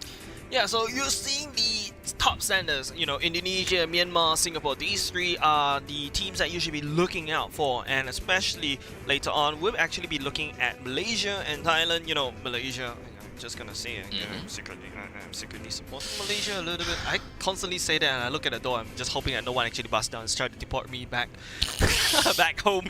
But anyways, you know what, how have you actually, any information for your end from Thailand side right now? At this moment of time, Thailand side, they are looking a little bit of a lackluster due to the fact that they are the way they play as well as the meta that they understand. As far as I learned from Aris, is that the Thailand side, they are slightly off in terms of, or not say off, but they were a little bit outdated in terms of the way they play, and thus you will start to see bans when it comes to Loi. They can pick up Atlas, heroes like that, and Atlas? thus, yeah. Thus, what's this, 2020? I mean, we are still in 2020. Wait, yes. Yeah, true. I mean, their playstyle is very oriented towards the MPL 5, which dated back to last year. And that was the point where Gadukacha had like this small little appearance, and of course that is starting the rise of Hilda. But Hilda only made a more predominant scene in a past MPL 2 to 3 patches ago, right? Yeah. So we are expecting to see more Hilda, and understandably, when it comes to the Thailand teams, they have saw the power of Hilda in the previous game. If I'm not wrong, that was fighting against the either the Indonesian team or was it Myanmar team? Yes. So they fought against the Myanmar team, and the Hilda made such a big open space for their late game oriented team. But even though they are late game oriented, I'm pretty sure that you saw they have Claude. They also have Yi Sun Shin in their lineup. So it's very late game oriented, but for some reason they are still able to follow up with the Hilda and allow them to play a lot earlier game than the early game composition that Thailand has. So pre-game, wait, there's no pre-game, early game. There's not really. I mean, it's just kind of like early game. So it kind of seems as though, like, you know, the Myanmar teams, they are late game oriented. Their hero lineup, their hero pool is literally late game oriented. And typically, when it comes to the early game, you'll want to turtle yourself in, and you will want to survive in the early stages of the game so that you can get yourself into the late games. But for the case of their fight against Thailand, they don't even have to turtle. They go all out aggressive, and thus giving them a head start in their game. And thus, it's gonna make it so much easier for their mid game and their late games. Yeah, so basically you have late game people popping up in the early game already, and you're like, wait a minute, I thought you're playing a late game composition. But Exactly. however, in the previous game, when we see Myanmar going up against Indonesia, Indonesia is just constantly out-rotating Myanmar, not even bringing their late game heroes. I saw the Wang Wang that's not really popping off in time. But you know what? Wang Wang. That was the past right now. Let's look at, of course, UITM Vendetta going up against Chimmy Shop from Thailand. Looking at the bans right now, Loi ban away. Loi, yes, kind of outdated a little bit, but that buff in the more recent patch that kind of brought her up in the limelight again. We saw the damage coming out. I feel like Myanmar, the whole reason why Dagon University was in the game, even though they have such a bad start against Indonesia, was because Control was just controlling the damage with Loi as well. So UITM Vendetta probably took a lead from that book, banning away their Loi, banning away their Yuzhong, as well as on the side of the Thailand, Chimmy Shop will be banning away Hilda and Johet as well. In reference to the previous game, whereby we are looking at the Myanmar teams, the composition was kind of weird. I think you would agree with that. I believe that they have Tigreal, they have Loi, they also had Esmeralda, Saber, and the weird one was the Saber. Yeah, the Everything was okay. Actually, it kind of seems as though like there is a certain amount of elements that it kind of seems off to the team. There's certain elements whereby Saber kind of seems off. In certain elements, Esmeralda kind of seems off. In certain elements as well, Loi seems off. Yeah. But despite all of that, you know, despite all of that miss kind of synergy, Loi still managed to uphold a certain amount of damage threshold of the team. A lot of damage. And thus, it will kind of be understandable for UITM Vendetta, which is coming from Malaysia, to actually ban out the Loi, especially since Chimmy Shop is from Thailand, which dates back to the Loi days. So, understandably, Chimmy Shop, they know how to deal with Loi, or rather, they know how to play the Loi, and I think that they are just trying to get that out of the way, just in case something unorthodox happens. So basically, at this stage, at regional stage, you have to basically adapt to other people's culture in the sense, well, technically meta, yes. And definitely for the side of Chimmy Shop, you're saying that they're kind of like way past the patches in the sense, they have to adapt very quickly. So it's really dependent on whether these players that we're looking at right now, whether they can adapt to UITM Vendetta. But you know, in the end, Loi still, we may say and we may put quite a lot of emphasis on the Loi, but the fact is the fact that Loi was outdated, and there must be a reason why she is outdated. They have been developed, the meta has evolved, whereby whenever the meta is improving and improving, the outdated ones are basically the least efficient ones. So the updated ones is understandably the one that you want to work with. So in fact, there is, even to a certain point of argument, you don't even need to ban, or you don't even need to throw Loi into a ban straight away as the #1 ban. Because there are other things to ban, such as Barats, which actually slipped past the banning phase because Chimmy Shop decides to ban away the Lancelot? It's kind of, you know, questionable. Kind of questionable unless Chimmy Shop actually have got something in mind. We don't really know how to really kind of nail down the understanding as to why Chimmy Shop actually goes for the ban on the Lancelot. Sure, granted that Lancelot deals heck a lot of damage, he's really painful, and of course Phantom Execution gets him out of the way, invulnerability, a lot of iframes to work around with. But you know, there is still different kind of arguments that we can put forward. But well, let us not dwell too much about the bans. We are going to be looking at Barat's pick coming from Vendetta, and when it comes to Chimmy Shop, they are looking at Baxia as well as the Sylvanas. Now, Baxia, yes, you can kind of use it as a denial tool, just so that you don't enable the opponents to pick a hero like Yuzhong if you want to pick it for yourself. So I can understand if Chimmy Shop wants to go for Yuzhong onto the third pick, but the Sylvanas, though, like we said before, is slightly outdated. It's really good for locking down heroes like Link, Assassins, you know, and even Marksman itself. So I would really want to see what Chimmy Shop have got in mind for the Sylvanas. You know, when you talk about like locking Marksmans or Assassins down, you have on the side of UITM Vendetta, you're looking at Selena. You're looking at Assassin in the early game, then it transitions to a support in the late game. Whereas on the side of UITM as well, they have the Farsa. Those are very, well, especially Farsa. When it goes into the for the airstrike mode, she's immobile. So that's where Sylvana can probably come on in to jump on top of that Farsa, and the Baksa can also jump on top of that Farsa as well. So I'm also kind of confused a little bit why UIT and Vendetta picking that Farsa, picking up Selena, and now Jimmy Shop is going to pick up that Ling as well. So that Farsa is in a bit of a, inside everyone's crosshairs. Okay, so Chimmy Shop getting themselves the Sylvana is also gonna be one of the telltale signs that they want to get for the Ling. Remember I said that Sylvana's is pretty decent, or rather it's pretty good when it comes to locking down a hero like Ling. So I didn't think of it that way, but that is a telltale sign that they want to pick Ling, because the first thing that comes to my mind is the fact that they wanted the Yu Zhong. But completely missed that out. But oh yeah, but I don't know, but we're all kind of tunnel vision on top of Loi, and we're also talking about how different regions have their own different metas. Whereas both of us, we are very familiar with the Singapore meta.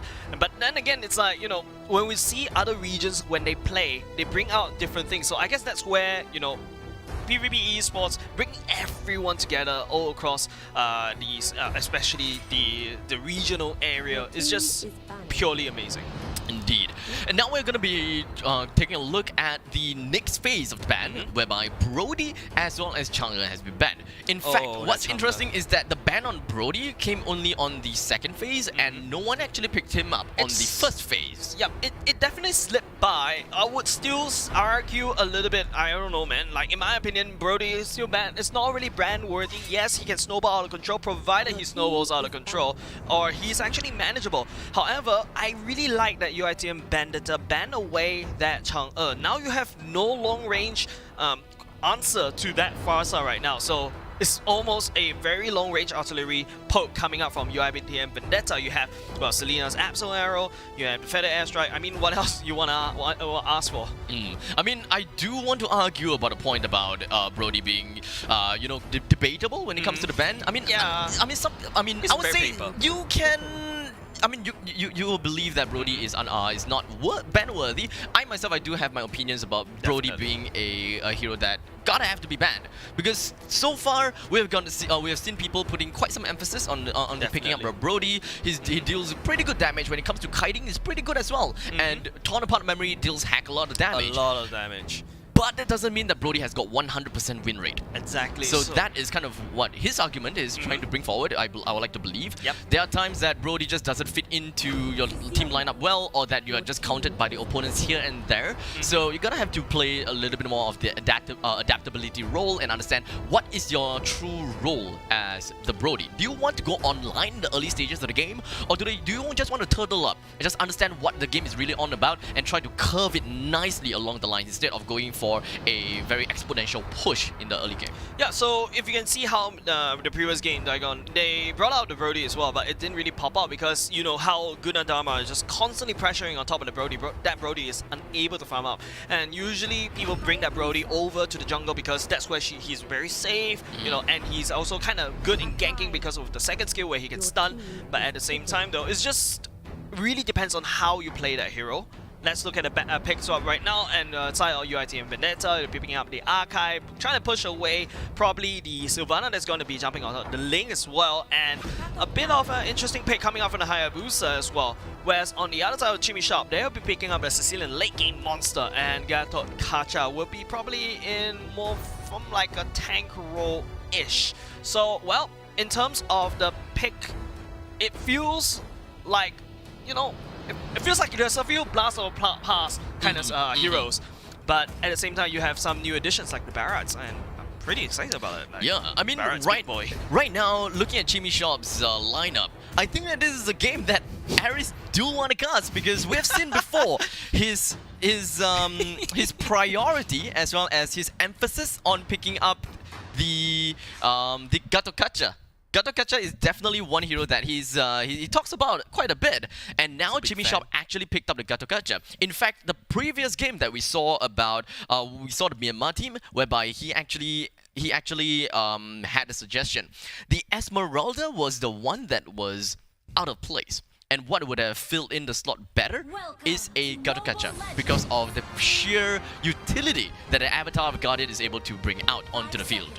Yeah, you can basically do your offlane things, and then when the fight happening in mid lane, you can just gank right in the mid lane, or you can bring Gatakacha to the mid lane, then you can gank the other side with just a push of a button. But with that said, ladies and gentlemen, hopping into game number 1 of UIT and Vendetta from Malaysia in the blue side against red team Chimmy Shop from Thailand. Chimmy Shop on the red side, the top right hand, and of course Vendetta is going to be on the blue side at the bottom left hand side. Chimmy Shop executing what they have done in the previous games that we saw, I think, fighting against the Myanmar team with a 4-man mid. It wasn't that good for them previously due to the fact that they went 4-man, and then once they tried to get themselves into their own buff to help Link secure the red buff, they got invaded and thus stealing up their time, and they weren't able to get their red buff, and they weren't able to get themselves the EXP that they wanted, and thus that is going to be some deficit when it comes to EXP control. And it rings true because now Vendetta is going on an aggressive stance, trying to push the Ling as well as literally the entirety of Chimmy Shop away, while Hayabusa is still farming away in their own jungle, getting himself the blue buff as well as the red buff. As it is for now, no kills have been made until now, when Null picked one up onto the Barats. Yes, I called it. Yes, I jinxed it.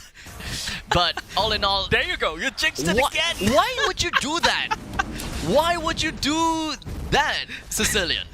To recall in your opponent's face where there is a Selena, you're just waiting and you're just waiting for the Abyssal Arrow to, well, to eat the Abyssal Arrow, literally and liberally. Yeah, so a bit of a weird start, especially for Chimmy Shop's side, where UIT and Vendetta look at them. King Ban is just jumping right on top of Ling. We'll be picking up while he's actually minding his own business, as UIT and Vendetta will be trying to collapse on top of Yuzor Khan as well. Instantly gonna get melted down. Baxia, the tanky spinny wheel kind of dude, is no more. And not only that, UIT and Vendetta will be walking away with a belly full of red buff at the same time. At this point of time, it kind of seems as though that Chimmy Shop is pretty much exposed in terms of predictability, predictability, right? Because of the fact that they went 4-man mid, and the way they moved literally shows that we are going into the red buff, and that shows. And thus, UIT and Vendetta, they actually move themselves closer and closer over to the opponent's buff area, their opponent's jungle, and, well, rake up quite a havoc. And now Chimmy Shop, they are definitely looking in quite a bad shape. Top lane with the Shadow Kill. We'll be able to pick up that Sylvana for free. Yuzor Khan jumping right on into a 3-man. I don't understand what the logic behind that, but he's able to get out of there just enough. The Link jumps on in, but then again won't be able to pick up King Rexor at the same time. But then again, King Dead swallows up that Sicilian, gobbles up, and push him right into the wall. We'll be able to take down 2 members of Chimmy Shop. That is supposed to go really well for Chimmy Shop, and that is supposed to allow that Link to get 2 kills in the bag, but unfortunately the Sanguine Claws just did not appear. I'm not too sure why, but the Sanguine Claws was just way too late, and that has allowed one of the players, if I'm not wrong, it was the Akai. He managed to allow Akai to run away because of the lack of Sanguine Claws, and now he eats it. Ling eats another part of the Abyssal Arrow. King Rexo just going to be pushing this Baxia right into the wall with the Hurricane Dance, and unfortunately allowed him to run away with a sliver of health due to the lack of follow-ups from that point of time. Because most of Team Vendetta's lineup, they were too preoccupied with some other business.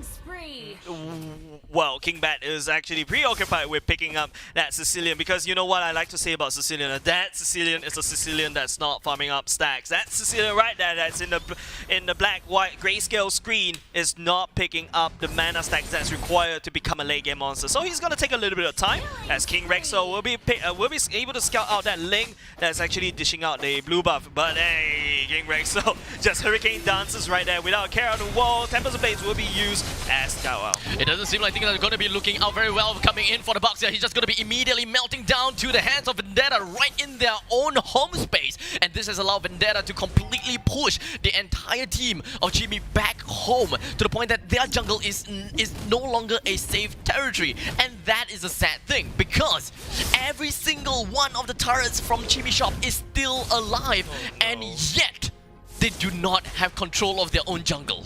Yeah, the worst part is if you look at it, Farsa and Selena already picked up the Wheel of Destiny, Cloud of Destiny as well. But look at Sicilian's barely a single item coming out. Well, at least it's gonna take some time. So Jimmy Shop has to try to actually delay this, but not really. I don't really think that UITM would want to delay this as much as possible, because have you ever tried fighting a Sicilian late game even though you're already winning in the early game? It's just super annoying. Yeah, indeed. And it doesn't seem like that is going to be the only annoying thing. That was a very long tongue coming from King Dead. Licky tongue. Licky tongue, indeed. And in the meantime, it does seem like really nice and nutty abyssal arrows coming in from our dear Rosalina. Just connects really well onto the Ling once again and followed it up with a feathered airstrike. And this has led to the 5 consecutive deaths coming in on Ling. 5 consecutive deaths with no kills. Man, 5 consecutive deaths for an assassin is also kind of bad as a Hurricane. Speaking of that, we'll be able to pick up Nor. With the help of the Hurricane Dance, we'll be able to take down Nor as well. Artemis, I thought I saw the Sanguine Claws, but it doesn't connect. The bad impact coming down, not enough damage coming up, but Shadow Kill right on top of the wall. That was painful, if you ask me. Oh, sorry, does it? Oh no, that was close, if you ask me. But it was a good sidestep still. It was a pretty good sidestep. But at this point of time, we're looking at the grand scheme of things. Top lane's first tier turret has now been down, and that has allowed Vendetta to get himself the control of yet another 10% of the map. And Chimmy Shop is unable to even get themselves back on track and even push towards the river. Dude, that not only that, you want to take stock of the gold lead as well. Not a lot of damage items all across the board. Look at that Ling. That Ling doesn't really have an actual item except for the jungle item that is. Well, it's just so hard because he's constantly getting invaded. Hunted, yeah. He's constantly hunted down, and you know, Ling on the wall, you can't hit him. At least the Shadow Kill will be able to do something, right? Indeed. At this point of time, Team Vendetta, UI Team Vendetta is just a little bit too far off. Is literally way too far for Chimmy Shop to even do anything. But UI Team Vendetta, they are still showing the respects. They do not want to go in the most unwarranted way. They're still trying to play it safe and of course get a very convincing win through that way. We got the Avatar, we got it coming from Hisoka, just jumping right into the hearts of the enemies here in Vendetta, but unfortunately he's not going to be staying alive long enough because of Hisatsu's Shadow Kill. And not only just that, it just seemed like Baxia is also going to go straight down after that flurry of strikes from our Swift Ninja. Yes, King Death 203. Another kill goes down for the side of Jimmy Shop as well. 607 King Bad. Rexel 1011. King Abby 808. What else do you want to ask for the side of the Malaysian team? Thailand, they need to buckle up. They need to actually try to delay this time. But there we go. The respect is now gone. It does seem like we do have King Abby that really just want to go out for kill, and it's just pretty much testing waters. And speaking of testing waters, he manages to escape himself with that sliver of health in that 1v3 scenario. And also, I gotta have to give it to the rest of the team coming from Malaysia. They managed to come in just in the nick of time. And of course, their tank, King Rexo, jumped in between of King AB and all kinds of adversaries, just so that all auto attacks go over to him if the opponents didn't use the hero lock-on. And that rings true. We do have our King AB that managed to get himself away with just a sliver of health. So really well played coming from UI Team Vendetta, but they are not stopping there as he manages to get a quick one off of that Sylvanas in the bottom lane. Yeah, man, I really have to give it to King Abby, man. If I were that Hayabusa, I wouldn't want to jump right on back to Shadow, to just throw the shuriken out and jump back at that little health. I'm so paranoid, but oh, Selena coming on in. Look, I'm just gonna say this. Selena right now is no longer support. She herself is literally a assassin mage. Do you see the amount of damage that he's able to deal with? The Abyssal Arrow is just a little bit way too much for him to handle. It was a 1v3 situation inside the brush in the middle lane. It was still a really good tank option coming in from the Gatakacha. Like I said, where did Ling go? Mage Assassin right now. I saw Ling actually melded into the floor. Yeah. When that Selena walks on by. As that turret goes down, Feather Airstrike landing on top of Yi Khan. Not a lot of damage coming out from the side of Jimmy Shop. Won't be able to actually dissuade King Abby. Well, we'll be able to dissuade just a little bit at the very nick of time, but still, how do you actually fight up against this one? Well, one thing's for sure. Sylvanas just have to pop his ultimate right under this Hayabusa. That way, quad shadows wouldn't even be quite a problem. I would like to say that. In the meantime, it does seem like we're trying to be looking at quite a big fight in between of Jimmy Shop as well as Team Vendetta. It's just literally going to be a 5v2 scenario. They're trying to get a kill right onto the barrage, but unfortunately wasn't able to do quite much. But we do have a Hisatsu Shadow kill coming in from King AB with just immediately, just swiftly killing everyone else here in Jimmy Shop. And not to forget, even with the Feathered Airstrike coming from Deft, that manages to get himself the 4th kill, or rather, the 4th kill inside of Jimmy Shop's lineup. And thus, the only man remaining is going to be the Sylvanas, which have to find himself in a 1v4 situation to defend. 1v4 up against King Abby that can snipe. King Abby that can jump on in, but with a quad shadow, you have King Bad that can snipe. King Dead will just swallow you right in the base and let's just flicker out, but well, the flicker is gone. Sylvana is already gone. Well, now 3 versus 5. Jimmy Shop is trying to put up a last-ditch defense effort, but how are they going to defend it up against the damage coming out from King Abby as well, and the far side, not to also mention King Bad as well. The Barats on their end, on the side of UITM is just very, very tanky. Look at that big boy just chomping down heroes left, right, center. It's just so hard for Jimmy Shop to actually come back. At this point of time, UITM Vendetta, all you gotta do is just aim down the core due to that initial wipeout. And just like that, it is a very convincing win in favor for UITM Vendetta. And of course, unfortunately, quite a one-sided affair in favor for Vendetta as well. Jimmy Shop, they just kind of lost the early game a little bit too early, and their team rotations and their predictability is just a little bit too much. So going to the middle lane and then right in front of their opponent's eyes heads towards the buff, the red buff, their own jungle, with no one to cut in between of the red buff as well as the river itself, because you gotta have to have a tank or even someone to be supporting around and watch out, poke the opponents. But in fact, it has been turned around whereby the Malaysian team is the one that pokes the opponents. Yeah, and it has come to a point where that Selena has so much damage that she's just one-shotting tanks on the other side. Honestly, I don't think it is just about the fact that Selena is it's definitely fat. not about that. Yeah, because we only have one wisdom board. as well as the lightning truncheon. It's not necessarily enough for you to just go completely out of control with that damage. It's literally just the curve and the farm rate that Jimmy Shop has, because you can see literally all of them is under 5,000 gold in terms of net worth. So whatever that Selena has as a support, he's just getting all those kills as well as the assists, and that is more than enough for her to get the first item, and that first item is enough to deal a heap of damage and even to assassinate one person. Yeah, and then you have also King Death with the Feather Airstrike coming in, just pushing everyone out imaginally. Like, it's just... And King Abby as well, that's another point, is that if you notice how he's not really in the early game fights, it's mostly just Selena and the Farsa rotating around, and then when it's time for King Abby to shine, here comes the King and he just shadow kills everyone out of control. Exactly. I feel bad, man. Yeah, I mean, right now it is really, it's really not about the lineups anymore. Right now we just need to understand a little bit more, just kind of dissect the gameplay of the Thailand side. What exactly is wrong with what they're doing? And I think that one thing that kind of spirals them out of control is due to the fact that they went 4-man mid. That is one of the talking points, right? 4-man mid. And if you kind of split yourself in a way whereby you're just kind of making things, just kind of weigh down the equilibrium throughout the field, and then at least that's kind of okay. But 4-man mid, 4-man goes over to your jungle. Your opponent knows that.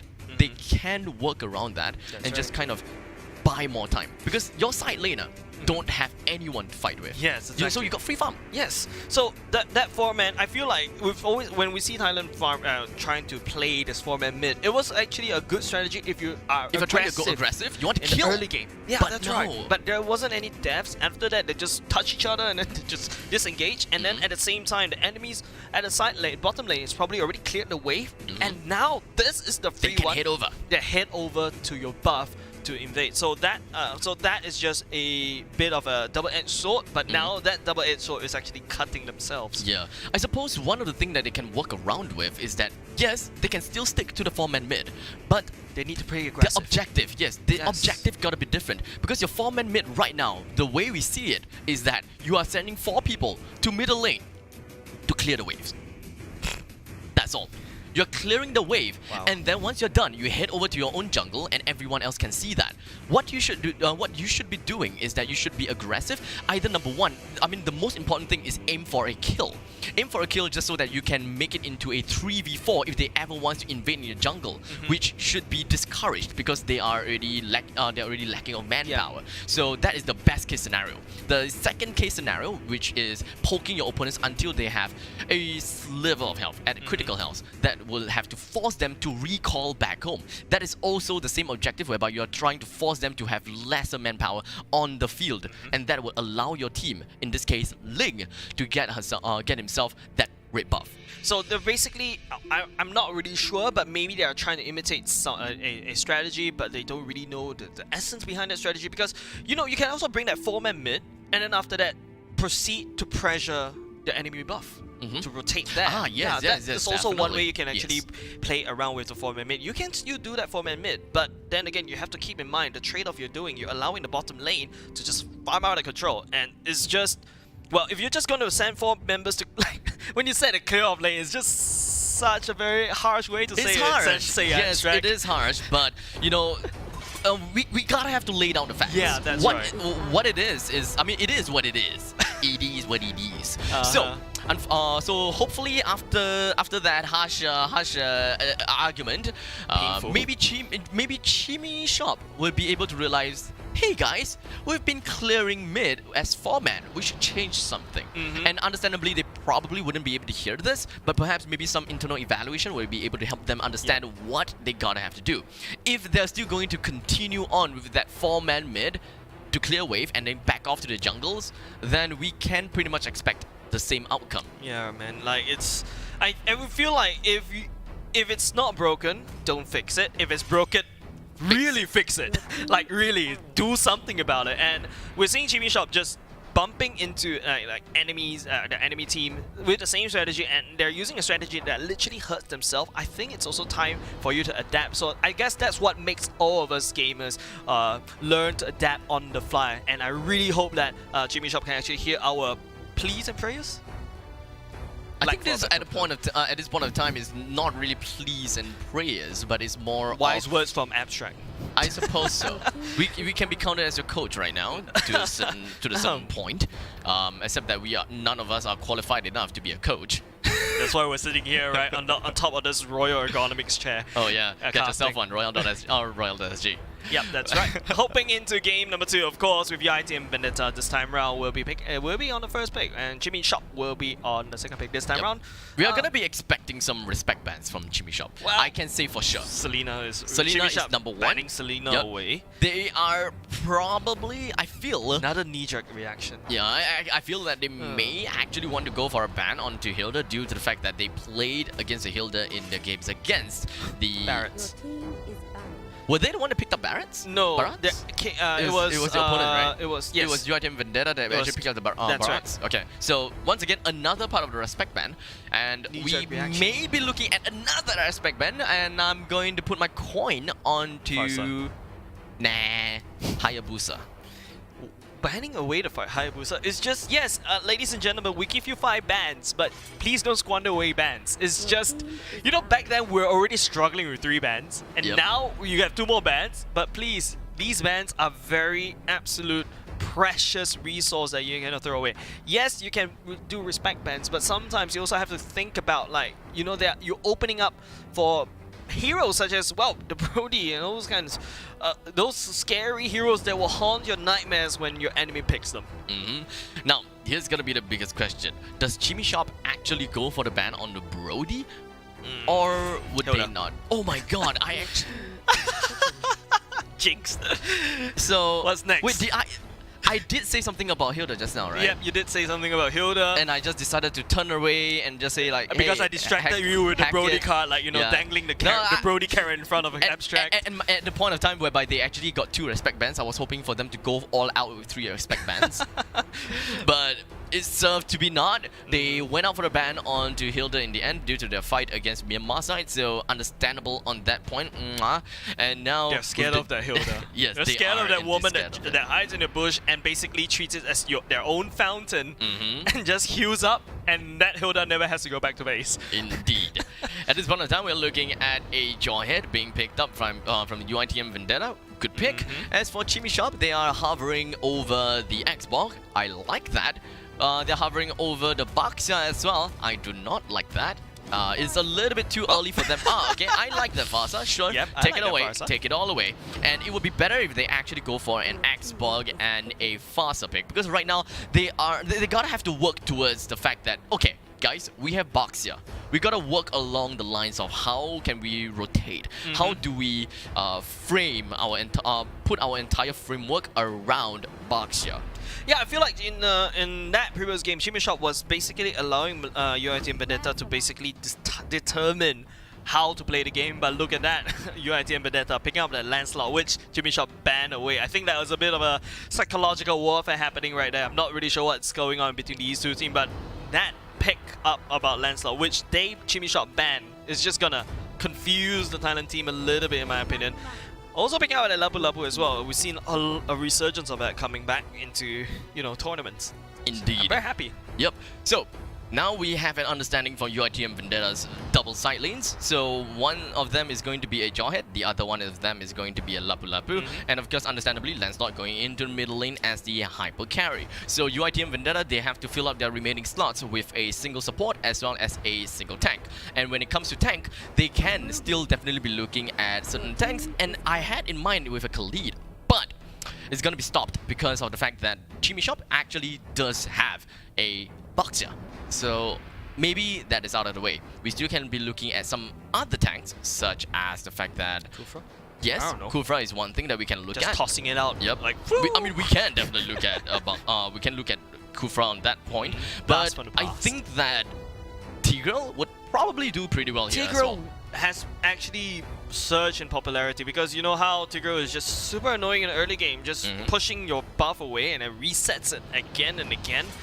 When I see a Tigreal coming into my base, I get paranoid, and maybe they're just gonna, maybe either Chimmy Shop will try to have to ban away that Tigreal because, you know, but UITM Vendetta don't really have a tank yet. But however, I have an argument to that. That Jawhead might flex into a tank as well. Yes. And don't forget, I also seen Assassin Jawheads as well. That's how flexible that Jawhead is. I mean, when to be you go with the high fair, and dry, yeah. you can one-shot almost any single one. Correct. To be fair, you're kind of an assassin Jawhead whenever you go to the side lanes with high and dry, so you don't really have to be a hyper carry of a Jawhead right. because your general kit allows you to deal quite a lot of damage. Yeah, so you don't really have to care so much about being hyper carried at the point of time. But, well, if you want to go for that route, I think it is going to be an overkill to a certain extent. One person is going to be very heavy. One person is probably, I mean, you're not using Jawhead to the best of his abilities. Yeah, in some that's sense. right. You're supposed to like kind of divide the power, divide the power levels. I would say divide the roles. What you're supposed to do, what you're supposed to do in a team fight. I believe like each heroes that going into the team fight right now is to make sure that you know what your role is. As for example, the Lancelot, you have to try to snipe away that Farsa or that Hanabi that was just picked. Jawhead as well this time around. Even if you're picking the assassin or the tank or the fighter Jawhead, you still really want to target on top of that Farsa, and then that's where you get to know, like, you need to know your hero properly. But I'm still very confused about the Hanabi. Yeah, it makes sense. Hanabi? No, it doesn't. I tried to add logic in it, but I have got no idea to say. I have got nothing to say for this. Keegan Bana, together with her absurd farming abilities and lane clearing capabilities. It's like what? It's like when 300 CS power spike. Okay, so let us just understand here a little bit. We've got a Baxia we've got a Fasa, Ruby, and a Hanabi. And a Saber. And a Saber. Not gonna lie, I have no idea what they're trying to do. This is actually out of my They're trying to create expertise. a new meta. It is completely out of my expertise. Trying to create a new meta. But anyways, for the side of UIT and Vendetta, they'll be locking in with the Cho as well as the Kadita at the very end. I don't know why I want to say Odette. I've missed that Odette. You remember the Johnson and the Odette wombo combo? Yes. And it's like grab food is just like spinning around. Oh my god, it's funny. Oh gosh. Well, there it is, Good times, ladies and gentlemen. good For times. those people that have just tuned in, welcome to the PvP Esports Campus Regional Championships. What you're watching right now is gonna be game number 2 of this round robin series between UITM Vendetta versus Chimishop, with UITM Vendetta drawing 1 round away from Chimishop. If Chimishop is able to get themselves this game against UITM Vendetta, is going to be a tie in their fight, and that is going to leave with 1 point over to UITM sides as well as to Chimishop's side. Yeah, I really feel like Thailand team, they really have to tighten the seatbelts, buckle up, they have to pull up their socks, tighten that sock as well, because they need all the cards on the table in order to at least get something out of this regional championship. But of course, this time around not going for the 3-man, thank goodness. Oof. But the damage coming out from the ITM Vendetta will be able to burst down the Bugs here just down to a quarter of health. Now, Chimishop has brought themselves into that 1-3-1 now and no longer into the 0-4-1. So I'm really grateful for this adaptability, and I'm really grateful for this change. And as it is right now, we've got Chimishop that's trying to make their way into their own jungle, and understandably so. UITM Vendetta tries to go on the aggressive stance and trying to raid onto the opponent's jungle as well. So they threw the purple buff away just to reset it and just trying to, waste their time here and there. But one thing that I do not like is the fact that Baxia is just standing around with their Hanabi, sorry, not Hanabi, but with their Saber. Yeah. He should be kind of roaming around, opening up the maps just a little bit and try to catch Providing vision and trying to catch onto the opponents instead of trying to secure the red buff. Because you have so many more options available on hand, especially if the opponent is offering their bodies into your own territory. Yeah, it's just Chimishop. At least they get like, okay, you know what, the format's not working, we're not very aggressive, let's take a step back. Hold up. And hold on a second. Speaking of taking a step back, ooh, nice flicker, but then again, they're gonna get tossed over out of the wall as King Rexel tanks as the Lancer will be picking up the first blood at the same time. Chimishop finally picking out aggressives. Now Artemis in the bird form will be able to chase down the Kadita as for a 1-for-1 trade, but it feels like UIT and Vendetta, they are on the Vendetta. And here we go, a really good amount of damage coming in, being dropped down by King AB, and here we have also the Way of the Dragon from our Cho as he rotated all the way from the top lane to the middle lane and secures yet another kill for his team and punishes that Baxia. All in all, I would like to say that Chimishop definitely have got a little bit of a change in their gameplays and their play style, and I do appreciate it a little bit more. But the only thing that kind of hinders them back is their lineup. And in the meantime, it does seem like we've got a really nice feathered airstrike coming in from Chimishop as they manage to get 1 kill down onto that Lancelot in exchange with their Saber.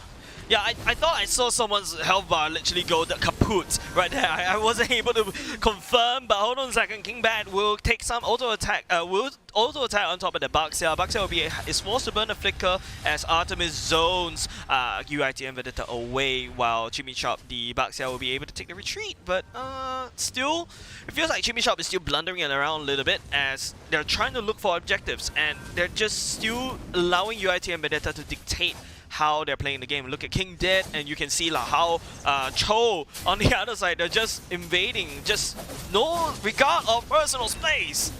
Honestly, at this point of time, it's kind of like a psychological warfare that UITM Vendetta is trying to employ onto Chimmy Shop due to the fact that the way that they kind of proxy things and the way they kind of aggressively push everywhere else is like they're literally throwing caution into the wind right now. I'm not too sure if they are trying to work on that psychological warfare that I was talking about, but there could be a possibility that UITM Vendetta at this point of time is just simply underestimating Chimmy Shop. It could be as the flicker, unstoppable ejector force. Farsight goes kaput. No follow-up coming out from Chimmy Shop. That will be just one UITM picking one for free. Yep. And with that all said and done, 5-4 UITM Vendetta, even though with their aggressive stance and with despite the fact that I said that they're underestimating Chimmy Shop, they still have got at least 1.5 thousand gold advantage.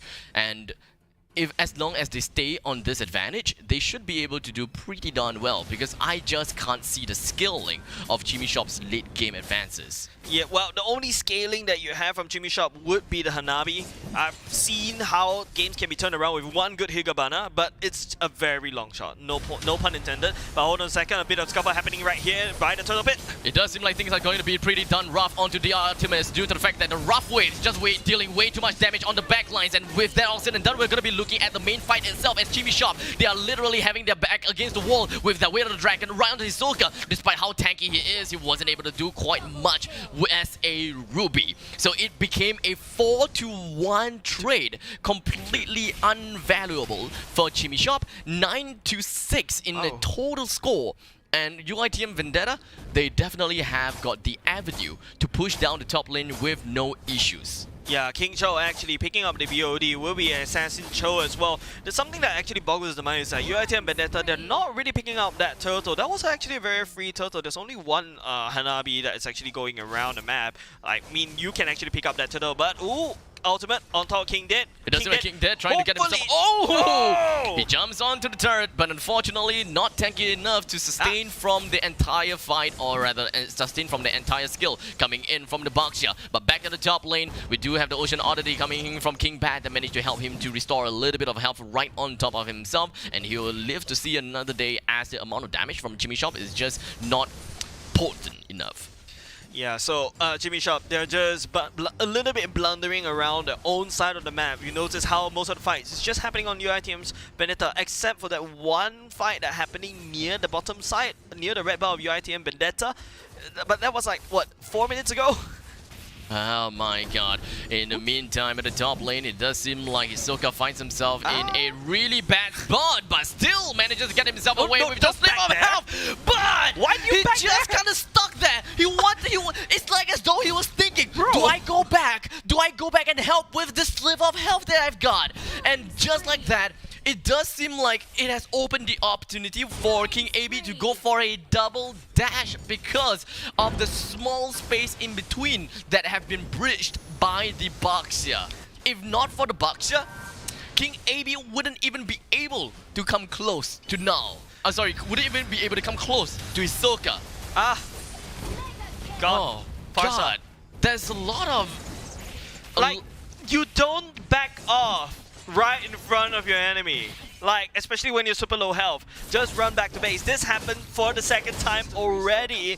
In the first game, we saw that Selena just arrow right in the face of a backing. Now you're gonna decide to back off right underneath that your own turret where like you have 3 members at the top side from UITM Vendetta that one of them is just tanks turret and that's it.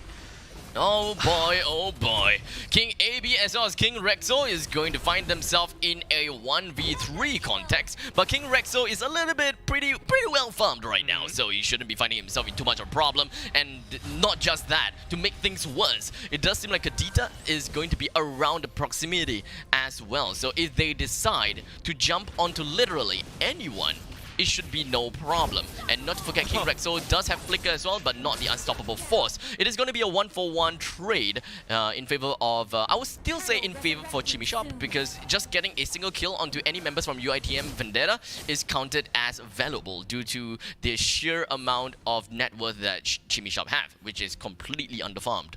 Yeah, so Jimmy Shop, that kill definitely some bit of a reprieve, I would say, going in the hands of their pockets. They're gonna fatten their pockets a little bit more, but it really depends on UI and Vendetta whether they want to bring this to the late game. I really don't think you want to bring this to the late game because, well, maybe that Null will be able to do something, but then again, oh, good hugs coming in from Hisoka as he managed to completely displace where King Bat was and didn't allow King Bat to go for rough waves to get himself away from all of that.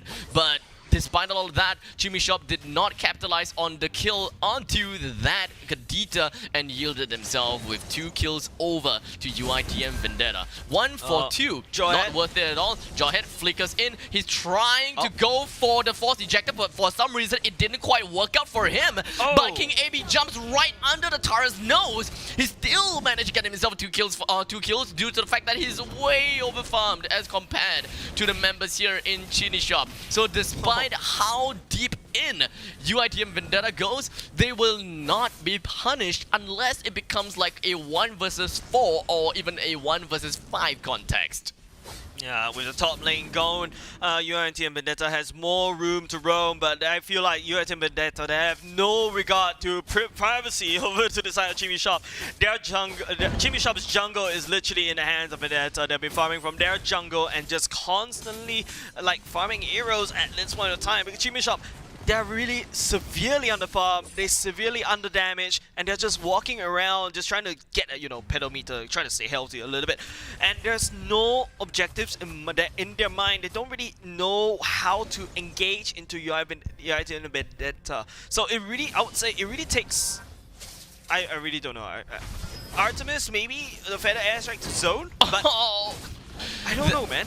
That was pretty good. Jukes coming in from the Saber, but not good enough due to the fact that his damage, his health points as compared to the opponent's damage, just a little bit too much. Lapu Lapu has already gotten himself a total of 2 kills, and he can still continue to bring out quite a good amount of damage onto the opponent's side. In the meantime, rough waves coming in from King Bat is more than enough to help him secure yet another kill onto the side of Chimmy Shop. That is 3 men down from Chimmy Shop, and they can definitely go for this Lord to, decisively end this game.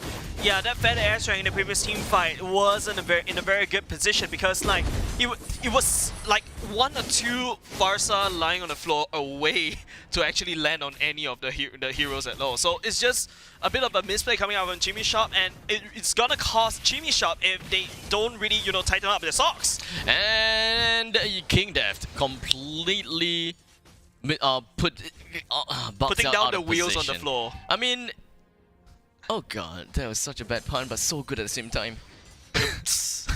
I'm sorry. Literally wheels on the box, yeah. The wheels on the box, yeah, goes dead. I mean, we had the same concept there. Well, yeah, but now no peel coming out from Jimmy Shop. UITM landing siege. Lord marching down the bottom lane. Jimmy Shop. I really don't think there's any way but for Artemis to spend the feather airstrike while the Lord is marching down.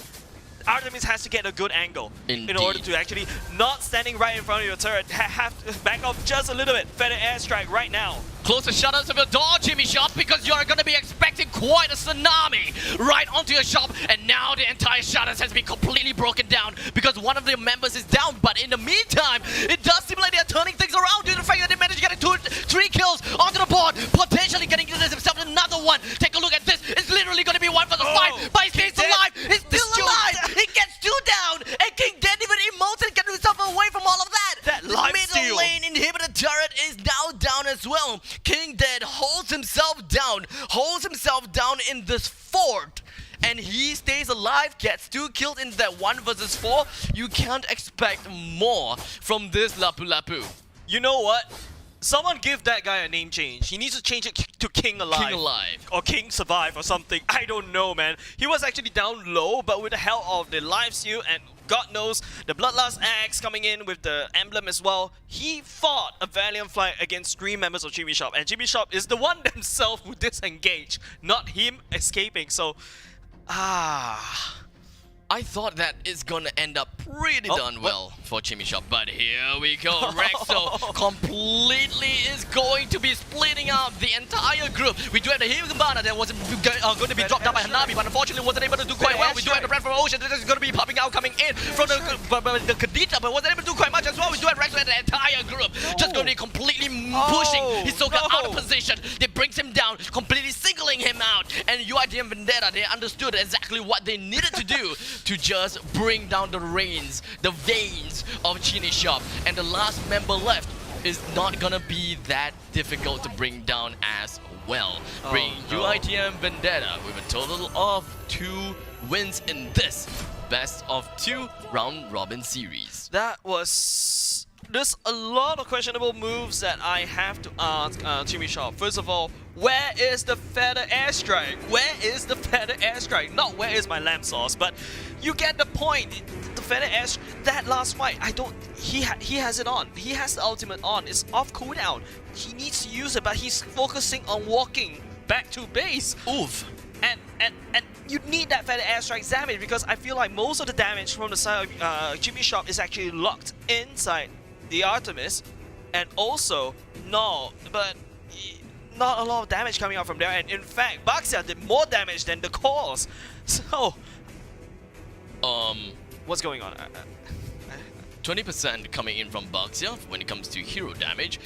Turret damage, Baxia has got 100% with 32 damage on the board, which, okay, I'm not going to talk too much about that one. I think that was a bug. I think that's usually there's a visual bug. I'm trying to help Jimmy. I suppose so.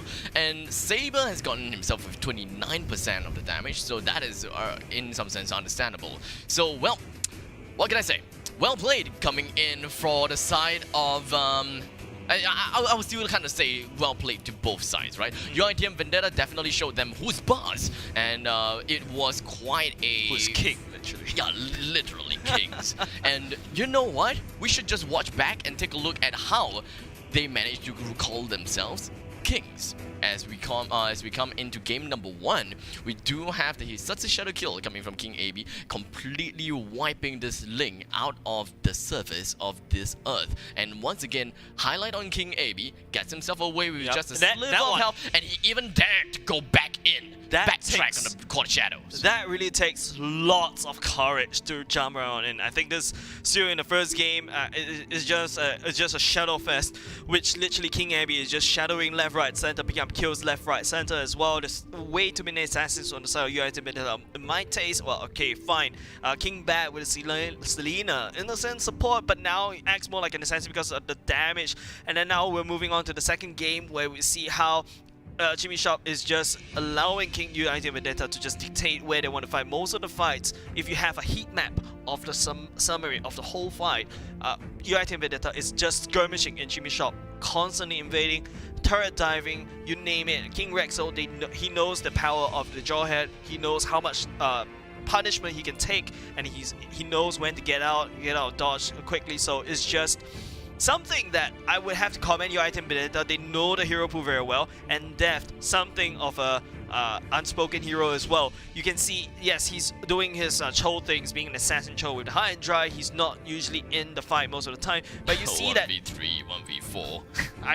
Yeah, that one where King Dead, we were commenting that King Dead should be renamed King Alive. Indeed, the entire lineup coming from UITM's side, they definitely fought against Jimmy Shop with a lot of confidence. I mean, understandably so, because they had such a great amount of yeah, they had such a good goal lead, and it is not about, you know, having great courage or having bollocks of steel, but it's really all of the fact that they have a lot of gold, and they're not afraid of losing them, and they have a lot of damage. They have a lot of lead. Yes, they can throw this lead away. But they're not entirely throwing it away as well. They're not entirely throwing it away, but I mean, it's just one little mistake that the Malaysian team can actually afford, so why not? I mean, why not? Yeah. And he picked up another kill, I think. He picked up another kill with that set. So, you know, it's a gamble that they want. Yeah, I suppose so. Well, with that all said and done, ladies and gentlemen, that is yet another part of that round robin series. Congratulations to UITM Vendetta as well. And I hope that you guys have been enjoying what we have on display for you guys for the past few games. I think that we have got like 4 games down, or 4 games down already. But we still have a long day ahead, because I think that we still have 3 more round robin series, as well as a single best of 5 grand finals. go into the grand finals, or basically you're looking at strong contenders based on the standings that we saw. You have Myanmar, you have Indonesia, you also have Singapore, and of course the others. If they really want to try to get in that place, they have to try to buckle up. They have to redefine their own, strategies already. They know that they're facing out with other regions. That's where they need to get used to the other metas. At least we saw Thailand doing exactly that. When they go off, they're not going to go for the 4-man mid anymore. They're going to go for 1-3-1. However, your ITM Vendetta, they're just pummeling them non-stop. Indeed. And you know what? Speaking of pummel, you know what pummels you guys? And that is our ad sponsors, as I am gonna be telling you guys all about the fact that PvP Esports, of course, is powered by Singtel, of course, right? PvP Esports is the ultimate regional platform where regional gaming lives. Come on. Sorry. Oh man. I want you to take the credit, alright? I want you to take the credit because I was actually I was thinking about, okay, maybe Thailand knows stuff, but you take away with the sponsor because I'm just trying to... You're completely catching him off guard, but it's okay. Guided by his core values of passion, sportsmanship, and healthy gaming, PvP Esports seeks to continuously grow the regional esports ecosystem through its initiatives and tournaments. So you're not wrong about that, because it's regional. Because before we actually went to the pummeling, the segue thing. The ultimate regional platform where gaming lives. Perfect. But I'm still thinking about how. I'm just very fascinated by how different metas, different cultures coming in, gelling, and all united in this one regional platform, which is PvP Esports, all talking the common same language, which is gaming, which we all love. Exactly. So you also want to definitely check out the Facebook page as well as the website that PvP Esports have got. So if you'd like to find us more, if you want to find us out more, what the hell? If you want to find out more about PvP Esports, please take a look at the Facebook page, PvP Esports, as well as pvpesports.gg to find out more about their initiatives as well as their community events. And before you even jump on to anything else, Season 2 of the PvP Esports Campus Championships are proudly brought to you by our partners and sponsors, Huawei, Razer, Royale Ergonomics, Singtel, as well as GOMO. And since we are pretty much on the topic about Singtel and all, Singtel Dash is one thing that you'll want to find out more about, because you can shop, dine, and commute, and of course send money with Singtel Dash. The all-in-one mobile wallet for all your payments, lifestyle needs, and gaming needs. I'll talk more about the gaming needs part in a while. Of course, you can download Singtel Dash now, and of course get up to $2 cashback on your first transaction. And back onto the gaming needs, whereby we have the Singtel Direct Carrier Billing. Singtel DCB for your best hassle-free kind of transactions. You want to buy more of your Mobile Legends skins and literally diamonds, anything, any games. If you are literally any games out there, you can go set up for a one-time easy setup, and you can just pay for anything else with your carrier billing. Just press once and your payment will go through your carrier billing. So once a month you get your bill, you get your bills, and you'll be having that your payment that you bought for the skins, or perhaps even for the diamonds. So you don't have to keep on punching in your credit card numbers or whatsoever. You have to find your credit card, you have to find your wallet when you actually saw this one skin. By the time you actually look for your wallet, then you're like, maybe not. Maybe not. Yeah, but hey, with DCB, with Singtel, with Dash, all this packaged into one very nice package for all gamers out there to basically buy whatever we need, whatever we want. We see the skin fancy, hassle-free, is super easy to use as well. Play with style, and of course, pay is style. Yeah, you that was good. Yeah, that was really good. You should be writing for advertisements. And on the topic of these sponsors that actually help us actually have this conversation. In fact, we actually talking to you guys at home, probably in your couch or in your basically at home lying in bed watching the show, and actually enjoying this regional campus championship as well. And don't forget, this is not only today, we also have another one tomorrow for the open campus championship as well. And also tomorrow is the open championship. Tomorrow is the open championship. And next week we'll be looking at the Valorant side as well. So we've got a jam-packed weekend for you guys here on the SuperGamerFest 2020. So in the meantime, ladies and gentlemen, hold on to your seats. We'll be right back with you guys for the next part of this round robin series. The Huawei P40 Series 5G. Break the boundaries of speed and distance.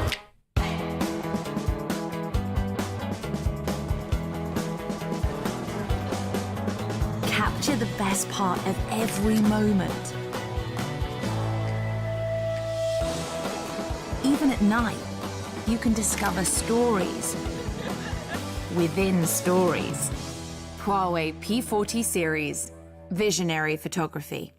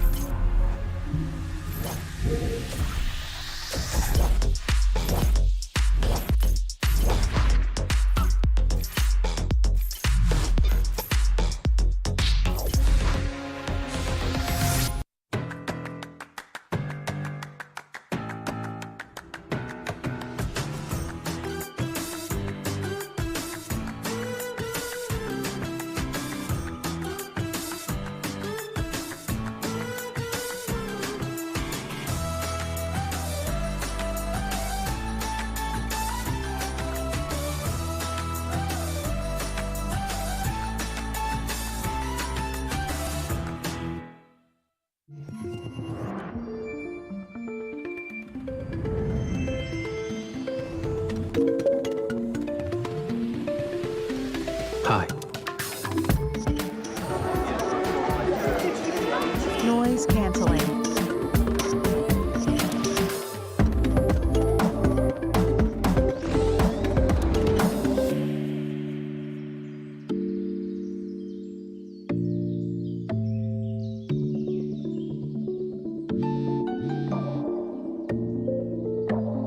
Hello?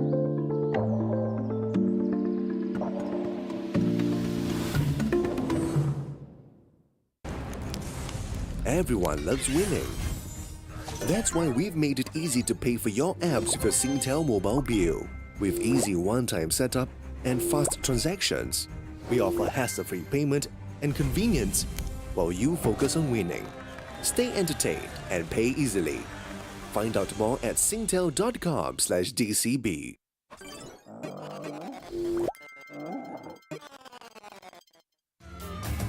Sam lives his life like a one-take music video, where everything is as smooth as can be.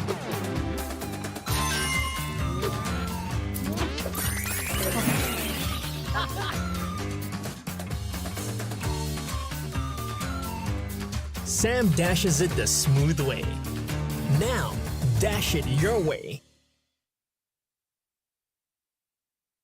Attention gamers! Singtel brings an ultra-powerful Wi-Fi 6 experience to you with the new Asus RT-AX86U gaming router. Boost your mobile gaming performance with a tap on the Asus Router app. Defeat Wi-Fi congestion with 5 GHz band for ultra-fast responsive gaming. Get it free when you sign up now with our 1+1 GPPS Fiber Pro Gamer Bundle. Only available with Singapore's #1 network. Visit singtel.com/gamerbundle to find out more. Want to leave work on time, but can't deal with judgy colleagues? Easy! Dress up as the delivery guy.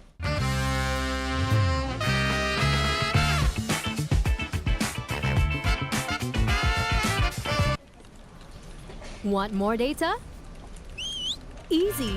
Add more data anytime. Go GOMO!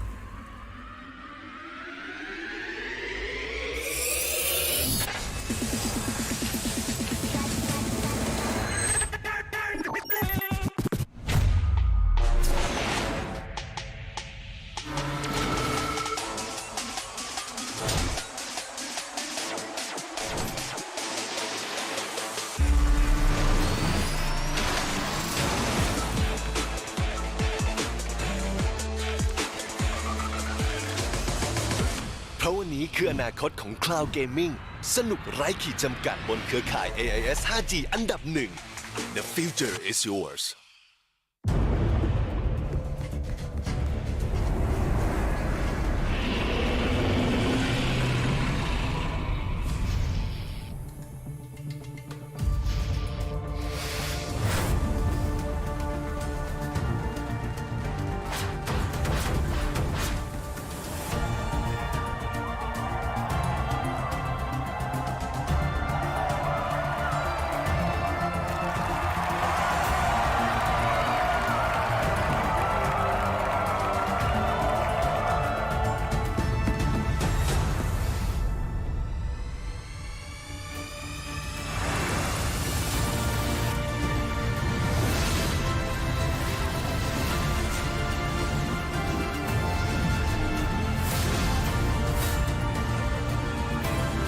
Experience the great rise of Now, all by yourself.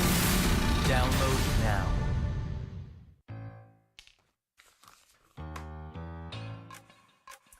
Dear Mother, light of the home. Dad? Hey, baby! Greetings, Professor Rodolfo. May I be absolved from Math Club tomorrow. May Globe Virtual Hangouts kasi. Go and hang out from wherever you are. Just open the Globe One app, choose an event, and click join. Watch concerts online. Dance together! We can do quiz nights. Yo, let's go! If you allow me, I promise. To make it up to you. And repay your kindness tenfold? Truly, your favorite child. I love you, Dad. Please, babe. Thank you, sir. Enjoy your fave events with Globe Prepaid Virtual Hangouts. All together now.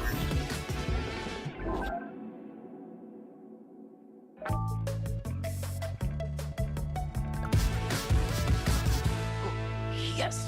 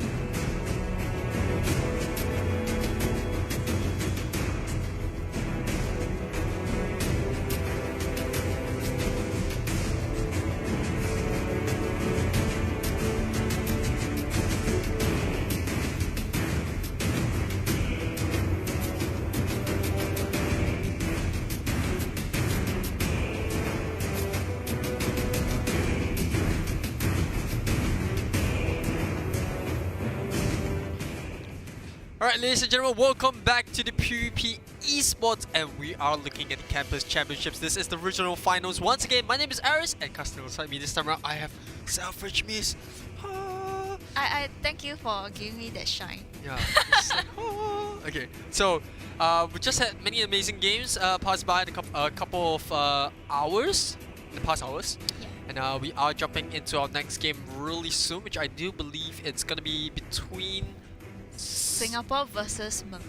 Yes, and that is going to be very interesting because there is definitely going to be a bit of that rivalry there, you know. It's always rivalry. What are you talking about? It's always there, right? It's over there. Every single time you bring up Singapore and Malaysia, whether it's in esports or any other kind of traditional sports as well, there's always that piece of us that we wanted to beat this. I'm pretty sure it's the same for the other side as well. Yeah, it's always competitive. Yeah, and this is why the next game is definitely going to be more interesting. Remember, this is going to be a best of 2 format. Yeah. So every team is going to play each other twice, and then if you get a draw, 1 apiece, you get 1 point. If you win in the 2-0 series, which unfortunately for a lot of teams, you know, it's been 2-0 throughout the entire day, you get 3 points, and then we'll pick the best 2 teams to go into grand finals, and the 3rd and 4th place will then go for the 3rd place matchup. So this is the standings that we have as of now. Indonesia at the top, undefeated throughout. They got 6 points. They won against Singapore as well as Myanmar. Whereas in 2nd place, we have Myanmar team. They've got 5 points. They managed to win against the Thais, and then they tied against both the Malaysians and the Philippines, and they unfortunately lost against the Indonesians. And tied at 3rd place, we have Malaysia and Singapore, who have a little bit of a tough day so far for Singapore. You know, they won against the Thais, but they lost against Indonesians, and they drew against the Philippines. Same goes for Malaysia, although they have 1 game in hand. And the team that's all the way at the bottom currently in the standings is the Thai teams, who have unfortunately lost against Singapore, Myanmar, and we just saw recently against the Malaysians as well. Yeah. So, any surprises here? No surprises for me, considering that we have seen how Indonesia play. They play exceptionally well, and the fast rotation and the hero pool of each of this team really makes them, you know, undefeated throughout. And I'll be expecting for them to continue to be undefeated, and expecting them just to go into the grand finals. But it's the 2nd spot, you know, whether it's Myanmar, Singapore, or Malaysia that will come up in the next few matches for a chance in the final. And not only that, like the Philippines, they also only played 2 games. So if they do go on to win the next 3, there is still a very good shout out for them to actually go into 2nd place. So yeah, it's definitely up for grabs. And obviously, depending on the ties, and ties as in the ties between teams, we will have then to see which of these teams will go through in 2nd place if they have the same number of score. But obviously, things looking a little bit green for Thailand. And Chummy Shop definitely will have to buck up. They still have 2 more games, so I think it's possible to try to get into that 3rd place or 3rd or 4th place, so that they can at least have a good showing. And obviously, the next immediate step for them will be try to win at least 1 game, and then, you know, build up from there. Hopefully to their last game. You mean build the momentum? Yes, build up their momentum from there. Build up the momentum. And obviously you got to build on the very first win. If not, it's very tough, right? Because you know, looking at all the other teams, they're looking really strong. And I always go back to this fact. I don't think that the Thai team is weak. I think it's probably a difference in terms of meta. You look at the heroes that they pick. They're focusing a lot on Luo Yi. You know, I think Baxia is fine. But yeah, they're definitely a little bit slower in terms of the meta and the hero picks over there. And in terms of the hero rotations, it does seem like they're lacking in terms of aggression. And so, like you said, you know, why the Indonesians are so strong, one of the reasons why is because they're very aggressive. They like to invade at level 1, and even teams from Singapore as well as Philippines have also fell victim to that. So we're going into the next matchup. We've built up a lot of hype for it. Singapore versus Malaysia. Predictions?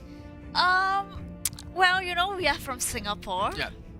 And I would love to see a Singapore team again in the grand finals of PvP Season 2. But, you know, Malaysia is looking really strong, so it's in anybody's bag. I can't predict right now, but I'm gonna say it's a 1-1, just because you know, it has always been 2-0. My roots are from Malaysia, so my grandparents are from Malaysia. So I was born in Singapore, so it's like a I'll satisfy both of it, and I'll go for Singapore 1, Malaysia 1. I think that's a pretty fair result. Yeah, then it will make the second place so much tighter. Yes, and that will be more interesting. Yeah, so cause Myanmar, Singapore, and Malaysia will be closer. Yep. But, yeah. Yep, we'll see how that one goes. But as of now, as things stand, obviously I think both teams will be dying to at least get a win here, because I think anything but a win would be... Any point counts, to be honest. Yes, and with the scores being so tight, we never know who's going to make it into the grand finals, except for Indonesia, who obviously have 6 points and undefeated throughout. They've only got 2 more games to go, but I think even if they lose one game and they tie the other one, they'll still be in first place. So they are more or less kind of just guaranteed, but you don't want to take things for granted. So always be at your best performance. But here we go. It's actually not going to be Singapore versus Malaysia. It's going to be Philippines against the Malaysians. So it's Bravehearts, and you have UITM Vendetta from Malaysia. We haven't seen... This is the first time they're playing against each other, obviously. So I wouldn't know how they're going to react. But half the day gone. I'm sure that some of these teams will be watching the stream as well. They'll be paying attention to what the opponents are playing. They don't really have too much time to strategize, so they're just gonna have to work on the flow of it. They have 2 games to kind of figure that out. We're gonna see the Barats ban. How do you think the Philippine server versus the Malaysia server, do you think that they have a very different picks of their meta picks? Yeah, I think in terms of picks, they're very similar, but the playstyle wise is slightly different. I think the Malaysians, they do tend to play a bit more aggressive. They're quite similar to... They're quite similar to Singapore and Indonesia servers. Because, based on servers, we tend to play with one another. So I think in terms of meta, rotation, and hero picks, they're quite similar. Yeah, but I'm really excited to see how Philippines play, just because... we just off stream we've been discussing about MPLI as well, and we've seen that Philippines their hero pool is so unorthodox. Like they have the Estes pick coming in, and it works as well. That's the most important thing. It works. Yeah. So I think this is the beauty about regionals, is that sometimes in our servers or in our metas, we don't really play all these heroes. We don't experiment, and we to be fair. We also deem them as weak, but then when another team uses it, and it's the way that you use the hero, and that's why I always say it really doesn't matter what hero you pick, as long as you pick it for the right reason and you can make it work. And you can make it work, right? Yes, that's the most important thing, right? So we're gonna see the Yutong get banned out. I think UITM, they should probably look at the Brody, either the Brody or maybe the Lunox. I think both of these 2 heroes are really strong. Single target burst. You do get a bit of AoE with the Brody in his ultimate as well, so that is, to me, something that's worth banning at this point in time. Even though Brody in this current patch has been adjusted, adjusted a bit more, but I think he's still quite viable. I think his range is what makes him one of the more lethal MMs, right? You got a lot of range, and the thing is, against a Brody, you don't feel the impact at first. Like his first few damage pokes, you don't feel. When he builds up his stack, and once he uses the ultimate, bam! Like you're like, where's my tank? Like so I would prefer Brody to be as kind of a hyper role than putting him off lane, because he is easily countered on his own. He's quite weak and quite paper on his own. Yeah, if you can close the gap against him, he's also one of the squishier marksmen. If you compare it to like a Isunshin or even a Roger, a lot of MMs out there are definitely way more tankier. So I think in terms of picks wise, Brody, as a core, it would definitely work. Unless you can pick a double MM and like you want to go super greedy. We have seen teams try that, right? Teams like I've seen Indonesia versus Indonesia, the final match of this MPL Indo, which is Alter Ego versus RRQ. RRQ actually picked the double marksman. Yeah, they picked the 1-1 and the Brody. I remember. 1-1 and another marksman. I can't remember. I think it's the carry. Either I remember it's another M as well. I think Albert was the one that's playing the 1-1. And he was like, he did really good. He had a really good performance, and obviously for those who chase the MPL, you would know the nail biter finish where Albert had a 1v3 in the base. He managed to defend that. And that was really sick. But more on that later on. Let's focus on the draft right now. We missed up a couple of heroes. We do see the Joyhit getting banned out. The Hilda banned out as well. Hilda, kind of finding her way back into the meta, kind of left alone for a bit, but she's always there, right? She has her early game aggression, her benefits of being that early aggression poking hero. And the thing is, her passive allows her to be very aggressive. At the same time, she can always go back into the brush to heal up. She also gets a shield every, believe it's every 10 to 20 seconds. I'm sorry for not remembering that amount of time, but so I think that's is really. You know, I feel really bad when I want to mention that point, but I don't know the But exact you're a time. Hilda player. Yeah, because I'm comfortable in it, right? Like I'm off. Like I have a biological clock in my head Yeah. that goes, oh, okay, I have the shoe right now, but I don't Yeah, know the but- exact seconds there. So I'm very ashamed to admit that. But yeah, we do see the. Farsa getting picked up here as the first pick, really good. I like the Selena pick. We saw how important the Selena is in previous matchup with Jace and Abstract Casting. And with a really good Selena, if she does get a good early game, it sets up such an easier Yes, role for the rest of but the she game. has to carry the early games. Because if she does not, she falls off at the mid to late game. And she's the kind of hero that I feel is either hit or a miss. Either you really can execute Selena. Yeah, there's no in the middle, right? Yeah, you either can do very well in the Selena and you set a lot of traps and abyssal arrows, and if not in the later games, if you fail as a Selena, it's gonna be another squishy hero. Yeah, I think one of the other benefits of having a Selena is, like you mentioned, you have the abyssal traps, and so it acts a little bit of a vision, especially in a game like Mobile Legends where vision is so limited, it's so important. Yeah. That's where abyssal traps come in handy. Yeah. And there is obviously a better spell that allows you to have vision in the map, but no one picks that. Like everyone would rather pick a What's flat. that? I think it's a vision or something like They that. used to have that. Yeah, they kind of just took it away. Yeah, they took and- it away. They took yeah, it away. so They used so to have that. now even more so, vision becomes very sacred, and it's that very, valued part of the game. Yeah. And so heroes that can open up maps, you're speaking about your Hildas, you're speaking about your Baxias, your Asmerodas towards the late game. They just walk into the brush and give you that vision, open that portion of the map. They become so important for your team. We're gonna see Uranus get picked up here. Wow, that's a hero that I haven't seen in a very long time. That's a very... Yeah, and they nerfed him again. They nerfed him, Yeah. so I felt like, they opened the Lunox. We talked about the potential of Lunox and Yes. how Lunox is such a bully off lane currently in this meta. So it's so easy counter, and just as we speak about it, they pick up the Lunox. Yeah, I mean, at this point in time, I do feel like UIT and Vendetta have a better draft. Like you said, it really depends on the Selena, but even if the Selena falls short early game, they still have the Lapu Lapu to count on. They have that Lunos that can come in late game with the magical damage. And yeah, so I think one of the heroes that we focus on banning out right now is heroes that can kind of withstand the damage of the Selena. So you're talking about very tanky side laners, which you already see the Uranus coming in. Yeah, but he's nerfed so many times, so Yes. he is not as tanky as he used to be. I think the Xbox is worth a ban here. In all honesty, I think UIT and Vendetta can consider banning out Xbox. Reason being, I see a bit of a wombo combo coming out for Bravehearts. If you look at it, they pick up the Krufra, they pick up Uranus. Yes, he has been nerfed, but he can act as sort of a pillar for the team. A bit of split push damage. You bring that in, you got the Farsa with the Feather Airstrike, you put an Xbox in, there's a lot of AoE damage. He's just one of the heroes that fits in the comp. And, obviously there's no need to ban him out if you feel comfortable with going up against him. I just feel like at this point, there's so many heroes available for Bravehearts that you might as well just take out someone that can work really well with the Krufra there. Yeah, I think it really boils down to whether they can make it work, they can make it the execution. But the next ban, it seems like they are targeting the hyper bans right now. They are going to ban out the Brody and the Ling. If they want to suffocate it even more, they can, but they can choose to pick out their first core. That's a lot getting banned out. So like you said, all the hypers getting banned out. They're trying to suffocate all the hypers and just going to limit the pool of the hyper carries and leaves them with maybe a Harris. I think a carry here should be banned out if I'm Bravehearts. I mean, carry works well against the Krufra, works well against the Uranus. Yeah, she isn't the best pick out there, but I still feel like carry works so well against that draft. And if they're going to pick up another off laner that's going to be super tanky, then that carry is going to be so useful. But they choose to ban out the Hayabusa, which is fine. We've been on the topic of banning out hyper carries.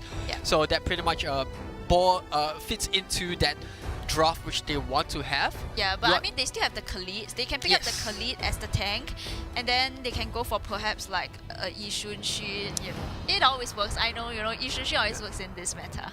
I mean, the thing about Yishun Shin is that no matter at which stage of the game, he's so good, right? Because of his passive and the fact that he can switch between melee and range, you get the crit, you clear waves very quickly as compared to And other he has marksmen. vision. Yes, on top of that, he's got ultimate, the Mountain Shocker. One of your hypes. I mean, in the past, when people used to play, like when people started playing Isun Shin, they didn't really know how to use his ultimate. They only saved the ultimate for like the the team last, fights. last damage. But people are starting to become wiser. yeah. They know that they can just use it as a form of vision. scouting out. You scout out where the opponents are. When you feel unsafe, just pop that ultimate because it's a very low cooldown, right? Considering low cooldown. Well, It's lower than Yu Zhong's ultimate. Yeah, it's okay. The reason why I say low cooldown is because it's not like a minute. Yeah. It's like 30 seconds, 40 seconds. I mean, which to you the can, later games, it's less. yeah, once you pick up the endless battle, you can pretty much have a lower cooldown there. So I do feel like it's an ultimate which is always useful to have. Anything that gives you vision in Mobile Legends is so useful. It's so useful, right? Yeah. And yeah, we're gonna see the Cho get picked up. I like the Cho. I think Cho is always a good pick, considering that in the later games as an offlane Cho, where he builds his items, he has his Blade of Despair. Yes.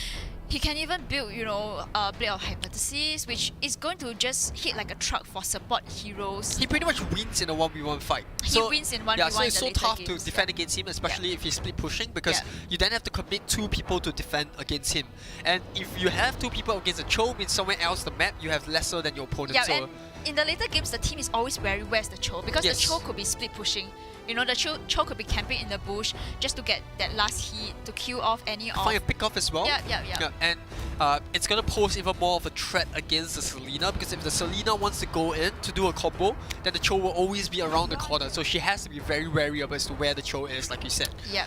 We're gonna see the Roger get picked up as a last pick. It's a very good counter pick against the Isun Shin, but I'm a bit worried as to how the Roger is gonna go in when there's a Kufra and a Cho there. So that's just my worry for them. But if the Selena is a nuisance in the early games, I think that might do the trick of poking Isun Shin from being able to farm, and with the Fasa. Yeah, I think we can pretty much both agree that the early game is super important for both sides. Super important for both sides, yes. On one hand, you have this Isun Shin that pops off earlier than the Roger, but if the Roger gets fed, then the Isun Shin risks getting one-shotted. Yeah, I mean, we both agree that this draft, it really boils down to fairly even, really boils down to early game aggression, and which team is able to just rotate a bit more, but we shall see. Yeah, and I think UITM Vendetta, really smart pick over there. I gotta be honest, I'm really surprised that I didn't see a carry get popped up, because carry works well against both teams' draft, right? You got a Baxia, you got a Uranus, you got a Kufra, and I think it's just carry looks so good on either side. But it is what it is, and we are now into the first game between these two teams. You're gonna see immediately Nezu gonna pop that second skill onto the Selena, and I think the arrow of the Isun Shin also landed on her, so she's already down to half HP. Yeah, the Selena, she definitely has to be a bit more aggressive, actually coming in from the first game itself, but she's not having a good time. She's constantly getting poked off by Nezu playing on this fast, very aggressive.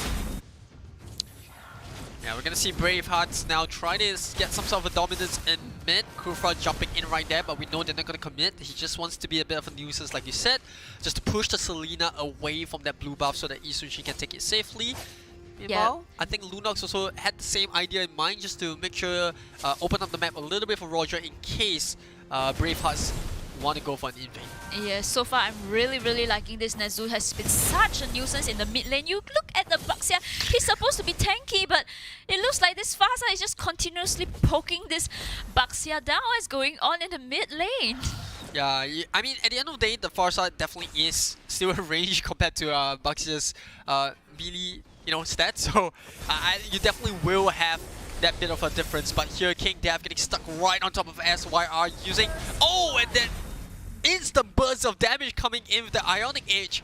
Picks up the first blood. Well, we spoke about Ionic Age getting nerfed for the Uranus, but you can definitely see the impact of SYR just cutting the wave, and I'm pretty sure this is going to be a lane that's going to be interesting to watch at, because once that Lunox hits that level 4, then you won't see Uranus being so effective anymore. But in the meanwhile, SYR still trying to use that early game advantage to use and bully the bottom side of the Malaysian team. Yeah, but backup coming in very fast for their team, and it looks like they're just going to back away, giving this Lunox a bit more breather to farm. But look at the top lane, this Lapu is just having the time of his life, and in the mid lane, meanwhile, Selena managed to catch up on the Fasa, shutting this Fasa's early domination in the mid lane.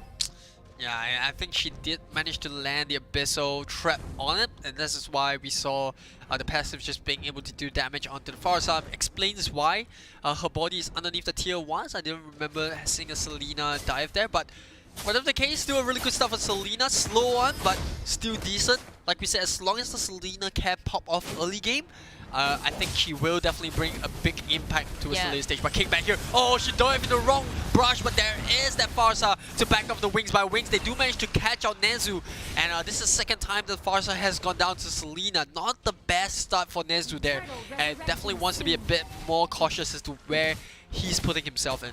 Yeah, and you can see that this Selena has set a trap at the blue buff of these Bravehearts. So the next buff, they are going to be aware that they are contesting and whether they can go for it. Roger, it looks like Uranus is so out of position. What is he doing alone in the buff? I think he wanted to steal the buff, but there's just too many members there. Yeah, he tried to cut the wave. The tier 3 there got caught out of position. And speaking of cutting position, King Rexo there nearly escaping the cartridge of the Kurufra. And that's going to cause them that team fight there. You do see the Isushi being the first one to go down. Kurufra might be the second one. Oh, the flame shot from far away from King Bat. That's such a badass move. And they will pick up that Q right underneath the tier 1 there. Bravehearts just being picked off all across the map. So far, this Selena is really landing the Abyssal arrows, but on the top lane, this Lapu, the decision to actually gang down on the mid lane will allow this Cho to have a bit of advantage in terms of goal, but we shall see if the Cho is able to handle this Lapu Lapu, because it's really not easy to face a Lapu Lapu. Just because Lapu Lapu, the first skill, he actually has range. Yeah, and on top of it, they also increased the AoE of his skill. So he has that slight buff coming in, and that's why, you know, like we mentioned at the start of the stream, with all these changes coming in, we're starting to see a lot of heroes where we didn't see in the previous patches kind of just show up right now. Yes, but we shall see if it validates why Lapu is so intensely buffed in this patch. Yeah, we also see the Bloodlust as coming up, but in the mid lane, Nezu there coming in with the Feather Airstrike. Roger dropping super low, but will be able to back out in the nick of time with the help of his teammate. Goes in for the Hunter Strike, picks up the Krufa, and Rexo will also walk away alive. The flame shot! Nearly picking up Nezu there. So close. So close, just one hit, but that really buys a lot of time in the mid lane, because now Ishunshin, he cannot rotate to either of the sides of the off lane. He has to wait for the support and the tank to open the map for him, and another Abyssal Arrow lands, and that pays the price again. Ishunshin, he has to go back. So I think it's a really good start for the Malaysian team. Yeah, and well, we did say that Selena was the pivotal pick for the side of UIT and Vendetta. It's kind of starting to show right now. If you look at it, they did manage to pick up the tier 1 onto the top side. Then they are having the 2.4k goal lead, and I do see a way back into the game for Bravehearts, but it's going to take so much more than just winning team fights, because at this point in time, they're getting caught all across the map. And speaking about cutting across the map, Abyssal Arrow not landing his mark, but they don't even need it. They pick the Krufa up for the 3rd time in a row. Abyssal Arrow going to slightly miss Nezu there. That could have been really bad for the Farsa, but she will walk out of there alive. But UIT and Vendetta already setting eyes onto the turtle. Yeah, but I think that this turtle is going to be pretty much uncontested unless the Cho can come in with the Jikundo. He tried to kick onto the Selena, but backup coming in from the team is so far that he has to use the ultimate to just run away. Yeah, and you can definitely see that even though Farsa's ultimate does pack quite a bit of a punch, she still hasn't had the items yet. She needs that Lightning Truncheon to be effective in this game. And until she picks that item up, you know, UIT and Vendetta can't afford to take one or two couple of shots to the face and then, you know, just dive for the back line. We saw that happening a few times already. Yeah. And they also lost the Uranus early game as well. So he's already lost against that Lunox, and now we're starting to see that rotation come in. Lunox switching up to top lane to deal with that Uranus till she hits the level 4. Lapu Lapu switching to the bottom side to deal with the swap lanes against the Cho. And true enough, King Death picks up another kill onto Uranus. That's a solo kill. Yeah. I think they attempted to switch the lanes, and it really pays. Lunox versus a Uranus is, like I said, just such a bully, and the Uranus pays the price again, and it seems like we might have a little pause coming in. Yeah, so we can take this time to just break down the early game a bit. So we did see the Uranus getting the first blood on the Lunox, but eventually once the Lunox hits that level 4, like that's where, you know, it's super tough to deal against her, because she's gonna get a lot of those chaos shots in. She's gonna have you know, no cooldown on her first skill. You know, she's going to be able to burst against that Uranus, something that she's not able to do before she gets to level 4. And you can definitely see that UIT and Vendetta, they have that game plan in mind. So even when Braveheart swap lanes, they kind of just reacted to that. Yeah, in fact, I think that they swapped 3 times. Yeah. I've seen, you know, the Cho on the top lane, then went to the bottom lane, and then again somehow they swap again. So it's that they really know the communication and of the. I think they pretty much, there's a reason why they kind of picked the Lunox, and that's why we kind of question the Uranus pick at the start. Like we know Uranus is still very good. You can cut the wave, you can proxy farm, you can split push a bit towards the late game, but there's just so many other heroes out there that's doing better than him at this point. Yeah, right? in fact, the Cho wasn't having a really good time with the Lapu as well. Yeah, I mean, that is kind of a draw lane, but draw is not good enough to win you games. Yeah, correct. So I felt that the Cho can only sustain the lane. But he can't push, yes, right? he can't push, he cannot win Lapu. So he has to wait for the mid lane, but unfortunately the mid lane is also suffering because the Selena with the Abyssal Arrow just continuously poke the Kufra and the Fasa. And the Isunshin is pretty much left alone and he can't really sustain that mid lane himself. So the fact that they're losing 2 lanes and one of the lane is it's an outright draw, this is just not looking well for Bravehearts. But nevertheless, like we said, if they can get this Insurgent up to speed, they can still have sort of a chance back in the game. Farsa now jumping right into the brush, not the brush that you want. The first strike comes in, the Hunter Strike's not enough to pick him up. They're gonna lose the Krufa now, and without the Krufa, they don't have a front line. And SYR doesn't have the items needed to be that tanky Uranus to act as a secondary front line. So they're gonna have to back away from that. Looking at the items now, Farsa only managed to complete that Lollipop, and it's just not looking good. You compare it to Selena, and although their net worth is so similar, look at the Roger, 5.4k, whereas the Isushi is only at 3.7. Yeah, what is interesting about Uranus build is that I would expect the second item to go for the book, but he actually chose a tanky item instead. Yeah, so it's very unorthodox. The Brute Force armor, trying to build, but then there's not enough time to build the Athena shield because he's constantly being drawn out of lane. He can't farm, he can't split push, and he's not tanky enough to participate in team fights. The thing about Uranus is that Uranus can do very well if your team is winning the game, you know? Yeah, but if it's kind of like a snowball effect, yeah, it's kind of like a snowball effect. So if he's at the losing end and he's suffocating, you look at him, he has to join team fights, and that's not ideal for Uranus because you need items and you need to continue to cut creep waves. So he doesn't have the items, he can't be tanky, he's joining the fight, he's earning the same goal as the other of the teammates, and it's just gonna suffocate. And things are also going very well for King Rexo, who did just manage to pick up the anti-carrier, so that's going to be percentage minus away from the damage of Braveheart's lineup, and you can definitely see that this Boxer is getting tankier and tankier. He's just, confidently walking into the blue buff 1v3, and in fact, look at the crew fight already down to a quarter of HP. Meanwhile, top lane, we're gonna see that Roger try to cut away that pathway. King Rexo at the front line. The Lunox instantly bursting down XYR. Yes, they do lose the Baxia, but they do get a tier 2 and a Uranus on top of it all. And that's definitely a worthy trade in the eyes of UIT and Vendetta. Not only that, King Rexo also didn't have any kills, so it's not like he was worth any money or any bounty on his head at the minute. Yeah, I mean overall it's a really good trade-off for that Baxia to actually fall, but it looks like UNT Veneta actually opened the map so much more. Kufra, he really wants to go in to initiate and be the early aggressor, but he cannot go in because if he jumps in, there is this Lunox, there is this Selena there to trap him. Yeah, and now with the tier 2 the top lane gone, it's going to be even harder for this Uranus or the Cho to cut the waves and split push, because that means that they no longer have any vision whatsoever along the lanes, and that would mean that they risk getting picked off if they push too far past that river. Yeah, the Cho, you look at him, he's suffocating as well. He can't really do his split push, he's constantly being poked off, and you look at where the positioning of Roger and Lapu is just choking him in, and meanwhile in the top lane, it seems that there's a team fight going in. Lunox seems to be caught off but managed to run into the bases. Yeah, I don't know what's that, but Ren, he was kind of left alone by King Rexo, who has set his eyes onto the Isunshin.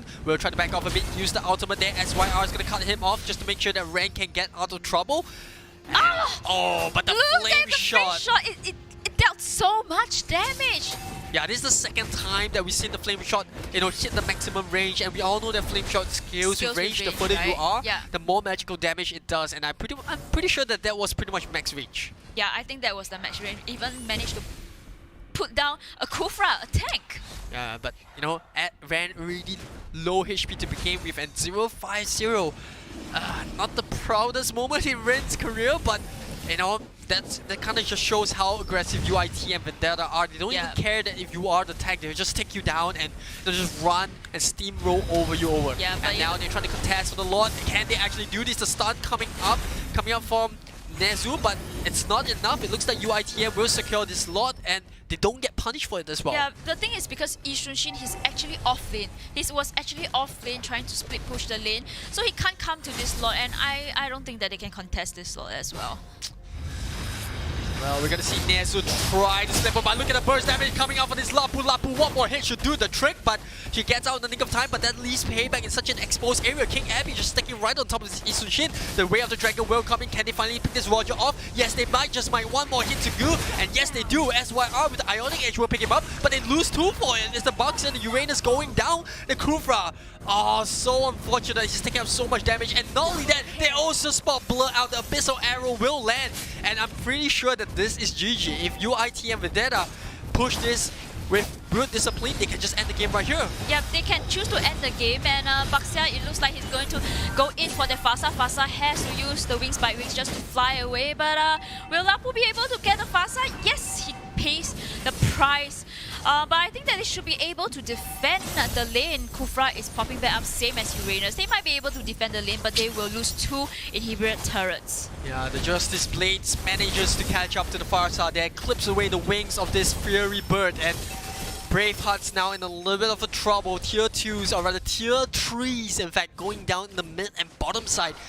And the top side, I'm pretty sure one more hit from the Roger should do the trick, but UIT and Vendetta, they're not greedy. They know they can just back off, you know, regain their HP, retake their buffs, and then slowly choke the living hell out of Braveheart's lanes. They practically can choke it out, considering that they have majority, I mean, in fact, all of the map control.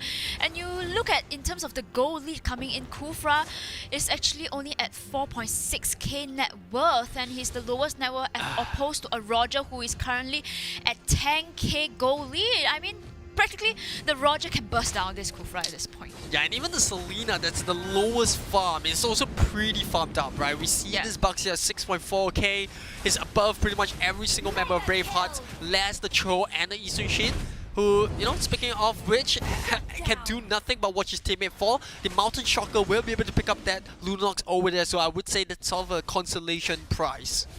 Yeah, but look at Cho, he's getting zoned all the way up at the top side. He can't go back and defend. He can't go back and defend, but I think that because the Baxia actually went up to deal with the Cho, they do not have a hard tank to end the game, and it looks like it's a bit of an overextension from Yi Xunshin, and the Selena, the Abyssal Arrow, can she land? Oh no, she can't, and you know, it was a bit of, I feel like, a mistake for Baxia to, they send the Baxia up to deal with the Cho because they lose this hard tank, which can help them potentially, you know, pressure them, and right now because of that they gave a bit of a goal lead and a map control back to Bravehearts to farm.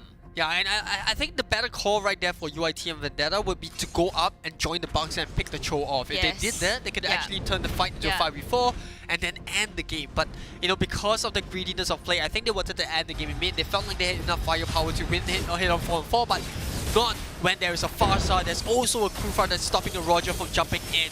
And we spoke about that before. At the end of the day, this Kufra is still able to, you know, be of impact to Bravehearts. If he can land that magic ball onto the Roger, as well as the Lunox and the Selena, then, you know, he's done his job, right? He just needs to make sure that that Farsa and the Isushi stays alive. Yes, but because of this bad decision coming in from UIT and Vendetta, you look at the goal lead, they have managed to catch up on the goal lead, and right now they are just around 3k apart. The next slot is going to be much more difficult to take, considering that they gave a bit of I would say a throw to the team.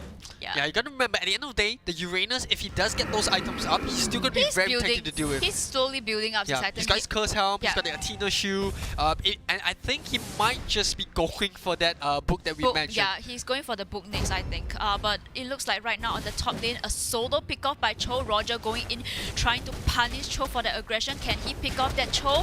He's left one more here, and he actually managed to pick out the Cho. He has to back off because Kufra is chasing him on his tail.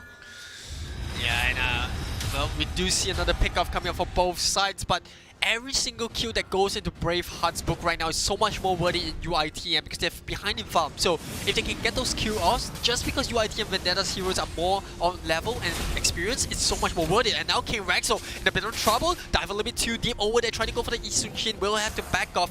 And he does have the support of his teammate, but Selena, ooh, that was super close. That ultimate coming in from Nezu nearly picked him out right there.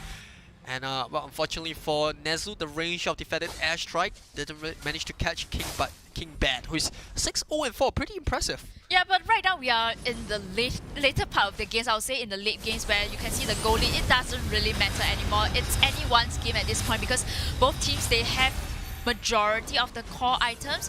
So it looks like right now Bravehearts is camping around in the bush. A bit surprising considering that ITM has the map control, you know. So why are they giving so much control over to Bravehearts? They have an open base. And not only that, Nezu is going to be able to find another kill on the UITM Vendetta's King Abby, and that's not a good sign, especially with the lot up. This is an enlightened lot, mind you, and it's a 17-minute lot, so it's going to be super important for UITM Vendetta here to contest it. They try to go in the Abyssal Arrow will land right on top of Nezu, and that's going to be the determining factor. They managed to find 2 kills now, Red dropping really low as well. The Flame Shot will be able to get the kill right on top of this Krufa, who had no way out. But look at the top lane.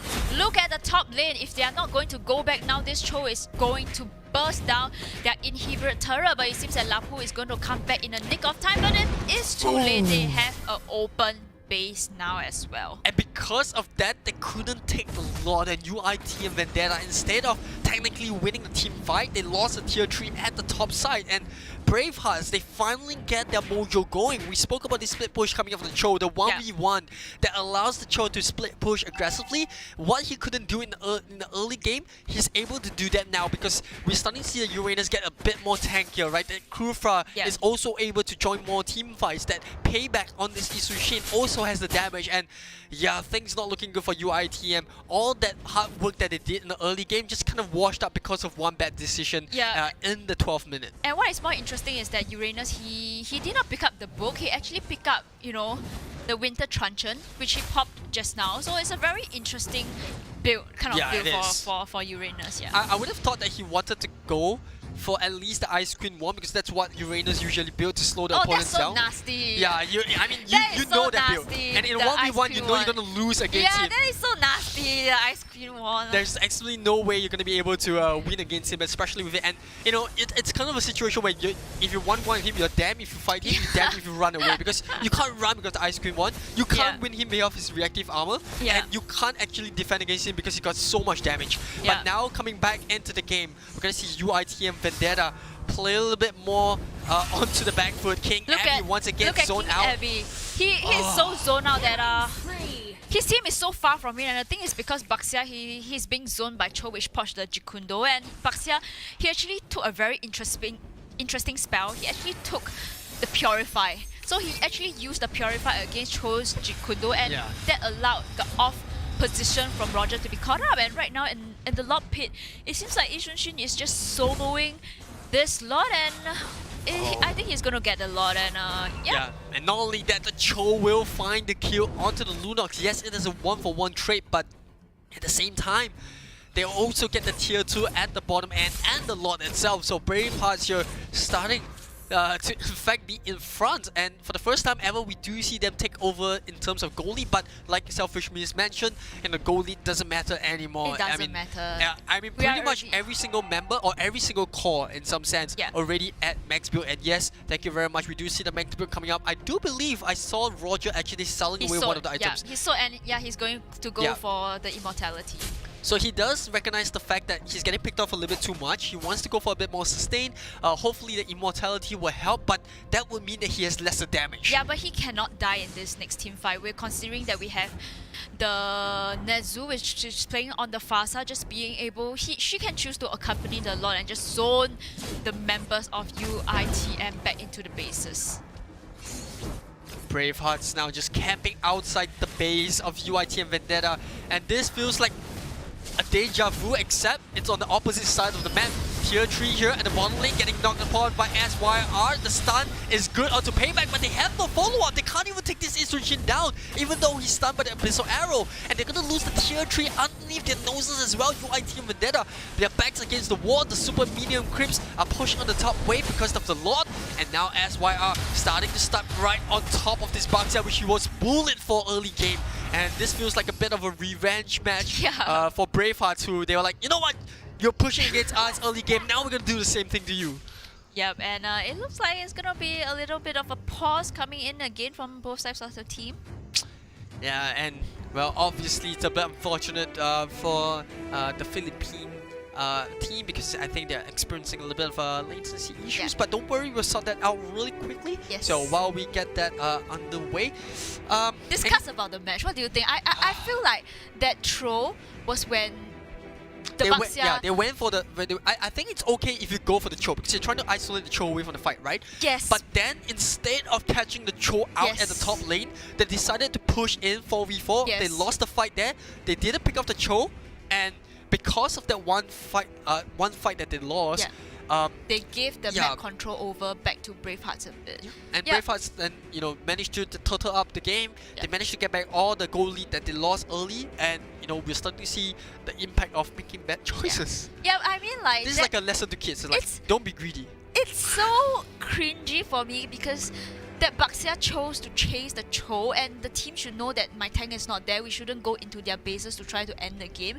And that mistake actually paid the price to shut down their Roger, and a shutdown goal, comes in, and it gives a lot of map control over to Bravehearts just to fight back into the game, and they did. And now, like we say, in a losing game, the Selena, she can land her Abyssal Arrows, but on the other side, Bravehearts has so much tankier items to counter her already. You got a Uranus, you have a Krufa. Yes. And it's just it's so hard to burst down. Although she can land her traps, but she needs her other probably 2 to 3 members to go all in as well to burst down. Yeah, and we mentioned about the Cho being able to split push and win those 1v1s. We're starting to see that happen now. It did happen.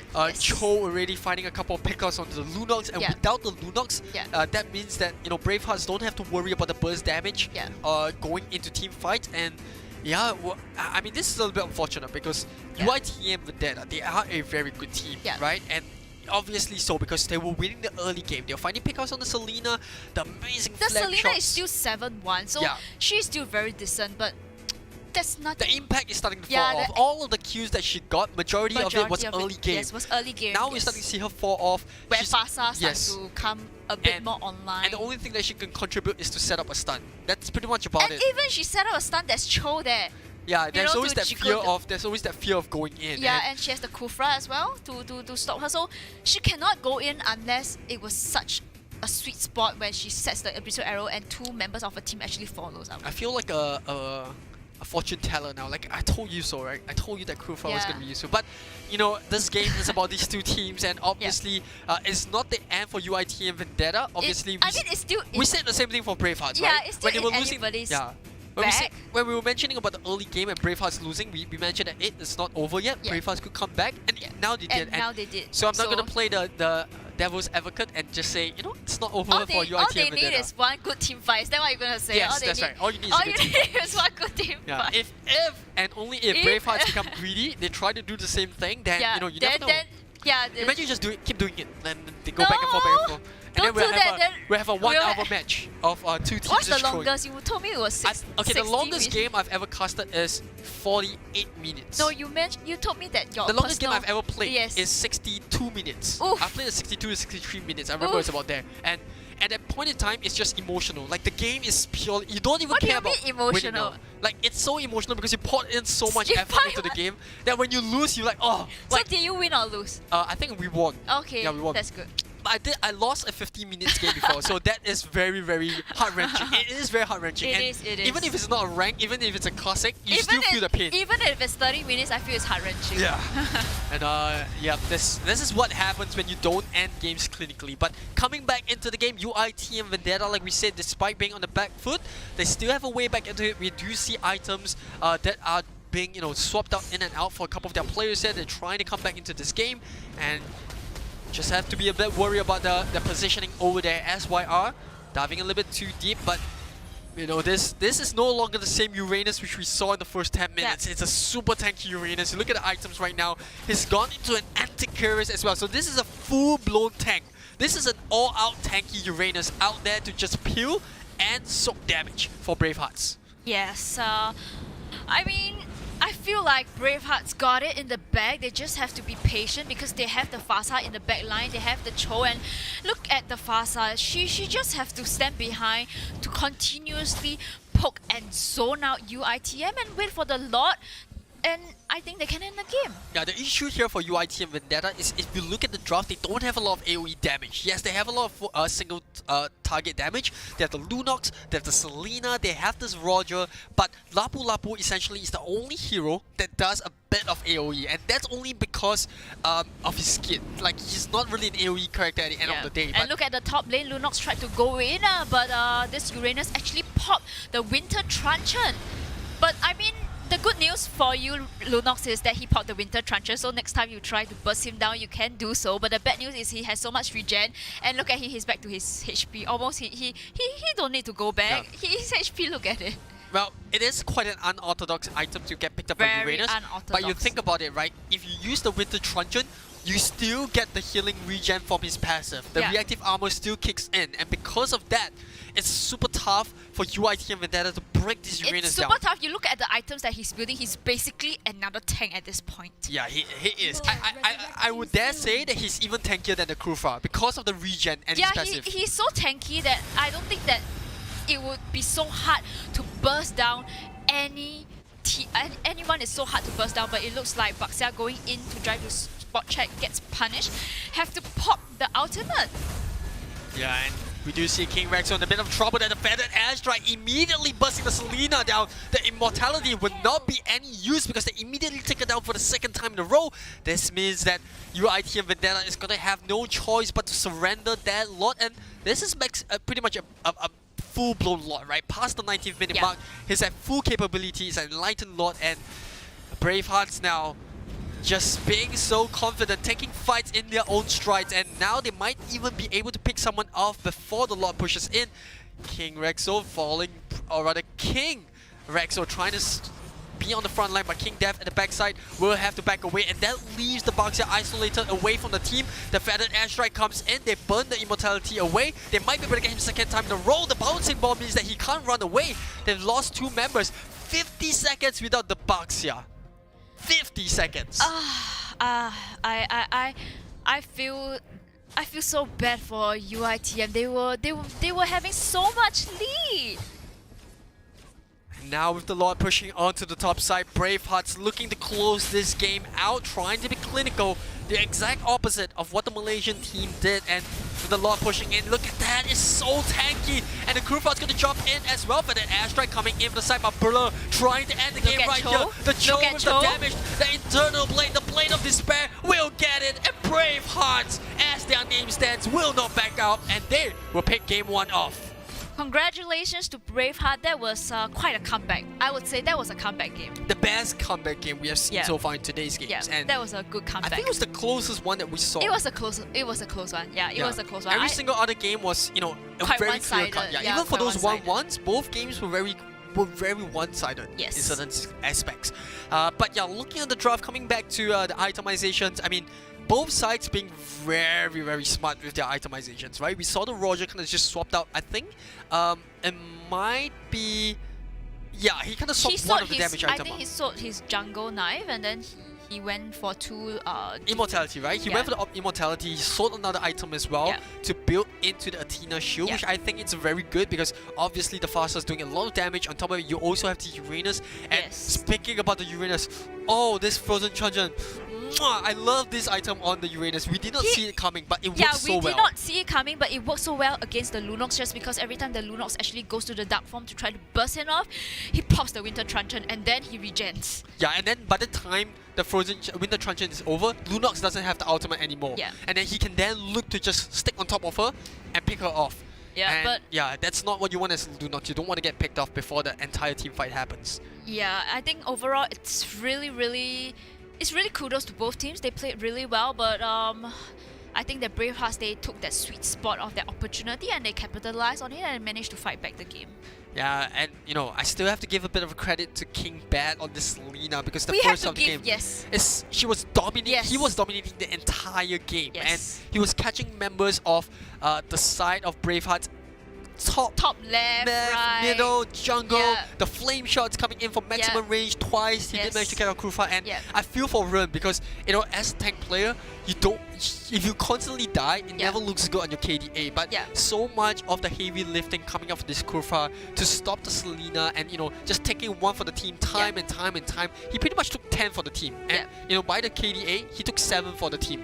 He took all the flame shots. He stopped the Roger from going in. He stopped this Selena from diving into the Abyssal Arrow, sacrificing his lives so many single time. And look at that. Look at the damage taken, 29%. No surprises there, but you gotta give it to SYR, who was playing that Uranus, 32% damage As taken. predicted, you said Uranus is more tanky than Pretty Kufra. much. Pretty much, yes. Because of the regen, and it's solely because of his passive and the fact that he's gone full blown. Tank items, and generally you will see the Uranus go half. Like he will go for a bit of damage here, and a bit the of magic tank, talisman, like you said, but he didn't decide to go for that. He decided to go for full tank build, and the Winter Trojan also playing a huge part. So like we said, it's not the draft, it's how you make use of the draft. So coming back into game 1, I think it was a really good game. Like I felt like it could have gone either way. I enjoyed the game. I think that it was such a good game. Yeah. And such a lesson to all the viewers that actually play that, even you are in the losing side of the game, all it takes again is that sweet spot and that capitalization of the opportunity of the mistakes of your opponents, and you can actually win back the game. She fool selfish miss. Speaking the truth. And well, obviously, I pretty much echo your point right there, and I think in Braveheart's head, they know they were going to lose the early game because of the Selena, and they knew they were going to lose this. They were not able to win, right? The Cho against the Lapu Lapu, we spoke about that, not able to win. Yes, they did manage to have the Uranus win against the Lunox early game, but when the Lunox hit level 4, that's when things started going a little bit of a downhill for them. But they hang on to hopes. And they hang on and they build their items, and the itemization really paid off. And the unorthodox Winter Truncheon coming from Uranus. A bit of luck there, because if UITM Vendetta was a bit more disciplined, it could have we wouldn't be sitting here saying, wow, good job. But it again is that one mistake. I felt that it was that one mistake that cost them the game. But hopefully in the second game, they can go back to recoup against that, and if they were to pick up the Selena again, which I really think that player really played very well in the Selena, it's just try not to make mistakes, because it felt like more of a game loss for UITM than a game won for Bravehearts. Because UITM was they played exceptionally well in the. If we froze the game at 12 minutes, and you look at the score, and you look at the map control, you look at where the heroes were on the map, there is no way you think that Bravehearts was going to win the game, because they lost both their tier 3s in middle and bottom. Pretty much the entire jungle was getting taken away. The lot was pushing in. They had this Cho that was being frozen out of his base. He was kind of pushed away. He was so choked up at one point, but thanks to the free map control, he managed to pick off Lunox. Yes. Yeah. And well, that being said, that's just a life lesson there for all the kids. Don't be too greedy. Don't be too overconfident. Yes, and I think for UITM Vendetta from Malaysia, they will also be looking back at that point in the game and go like, what exactly did we do wrong? Is it ultimately that very big mistake? I really think so. I definitely think so too. But they might have something to go back to the drawing board. They might just want to switch up their drafts if they want to. Maybe they felt like yes, we were winning, but we couldn't end the game. And it's easier for us to say because we have that third person perspective. We have that third perspective, and they were in the game itself. Yeah, so it's very hard to say what the team was deciding there. Maybe they felt, like you said, a bit of overconfidence at that point in time. Yeah, but all is good because they still have one more game. Yes. One more game to go. One more game, one additional point for redemption. Them. Hopefully, but it looks like UITM is going to be on the first pick side, so they get to choose, which first hero they want to take. There's a lot of first heroes that I have in mind, but obviously, my favorite. You can only have one. It's gonna be the, you have Izong, you have Lunox. You have Khalid. I don't think Khalid is worthy of a first pick. Hey, you never know. You never know, right? Because at the end of the day, it's not about the draft. We've been through this conversation. I know. The draft is how you make use of the draft. Yeah, I mean, like, I just gonna summarize what Justin just said, right? He's gonna say like, if you know your hero pool well, then you can win the game. Yes, correct. If you know Right. the limits of you, your hero you know and the you know limits how of to the extend hero. it, So if you choose a Estes and you can win with Estes, then always believe in the Nana. If No you, Nana. if you believe in the Nana, the Nana will help you get that W. Trust. You must have trust. You know, that is the one so then word- let's draft Leslie, Hanabi. No, wait. That is the one word that has cost me so many games. Trust. Bro, trust. And then you lose and you look at it, no bro, you don't have enough trust. That's always the way the conversation But goes. my team actually trusted me with Cho before. Yeah, My Cho off late. You but see? Trust. It didn't work well, so you know sometimes it's not all about trust. No, it's about more trust. Your team didn't have enough trust. They trusted you to show, but didn't have enough trust. Or maybe you didn't trust yourself enough. I think okay, just say it's me. Just put it on me. I didn't trust myself. Okay, but going back into the second game's draft, we're gonna see the Nutella and the Asmodee get banned out. The Selena getting banned out as well. Finally, I think it's a respect ban to that Selena. Even though they won, but they knew that the Selena was too much to handle, yeah, right? They knew the potential of the Selena, and it's a respect ban. I think really kudos. You know, if your hero gets banned out, it really shows that you play that hero very well. Yep. And no Selena, no Barats at the same time. I think we've only seen one Barats game so far, right? And it was actually Jace and Abstract that managed to cast it in the previous game. But we do see the Barats getting banned out, Farsight getting banned out as well. Another targeted ban. I love this coming out for both sides. They're kind of like going through this journey with us. They're learning, learning the about other side, yeah, right? they're learning about the other side, and now they sense the potential, and they just want to ban out the targeted heroes, which is causing them nuisance, and that is the both support. I'm actually surprised that they didn't pick up for themselves because Farsight is still a very good first pick. Like but at the end of the day, maybe they have in mind the Brody. Yes, maybe, that could be possible. Yeah, maybe they have in mind other heroes that they know that they want to get as a priority. Yep, and we definitely will have to see what Bravehearts decide to ban here. You spoke about the Brody. There's also the Uranus that UIT and Vendetta have to be worried about, even though he's no longer that first pick that we always pick off. But looking at how comfortable Bravehearts were on this Uranus, and it's such an unorthodox build on this Uranus. It's so unorthodox. Yes. But I think after today, I will go back, to think about that when I face a Lunos and I have to use Uranus. Yes. Winter Truncheon, right? You watch her, you wait for her to pop her ultimate, and then you pop the bam, Winter Truncheon. there you go, and then build all tank items. Yes. And don't be nasty and build Ice Cream 1 Yes, anymore. Ice Queen 1, guys. It's No, so that's sick. so dirty. Ice Cream 1, wow. You slow the opponent, you That force them is to decide, if I fight the Uranus, I'm gonna die. so dirty. If I run away, I can't run away because of the slow, right? And That that's just too is much. so dirty. And we're gonna see the Link getting banned out by Bravehearts. Once again, they ban out for the second time in a row. So I think it might be a respect ban or target ban. Either that or they're not comfortable against fighting against the Link. Because we know the potential of Link and how annoying a good Link is. And first pick to Hilda, I like it. I think that Hilda in the early games and as a early aggressive hero, he can really just poke the support and poke the core and just deter them from taking the buff. But as opposed Bravehearts, they pick up two very, very good heroes off lane. They pick up the Yuzong as well as Lunox, both very, very strong heroes in this meta. Yeah, another thing I would like to add on the Hilda pick as well is that even if you go in and poke and you don't steal the buff, it makes it harder for opponents to take the buff because with the patch coming in a couple of patches ago, jungle minions gets harder to take, 20% more for every single hero nearby. It's a lot, right? If you think about it, a Hilda there means that even if the Hilda doesn't poke you, it's going to take up so much more time to take the buff. To take the buff, and time is an essence in Mobile Legends. Time is money. I feel like the more you deter the core from being able to take the buff, he can't rotate the lanes. Yeah. Yeah.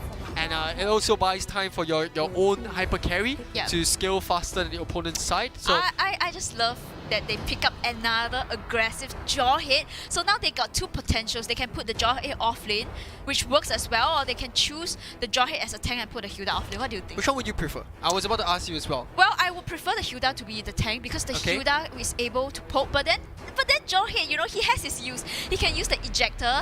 He can always do the flicker trick and then use the ejector and then get the first. But it always works. So I love this too. But I mean, either ways they could look to set up a level 1 gank and then depending on how the situation goes. I mean, obviously we'll have to take a look at the emblems to decide who's gonna go for the tank. Yeah. But Personally, I prefer the Joyhead to be in the middle. I think the fact that a roaming Joyhead will always be a threat to the opponents, that is something that's very scary. And yes, a Hilda is scary as well, but you know, it's not like a Joyhead. You can't set a gank up.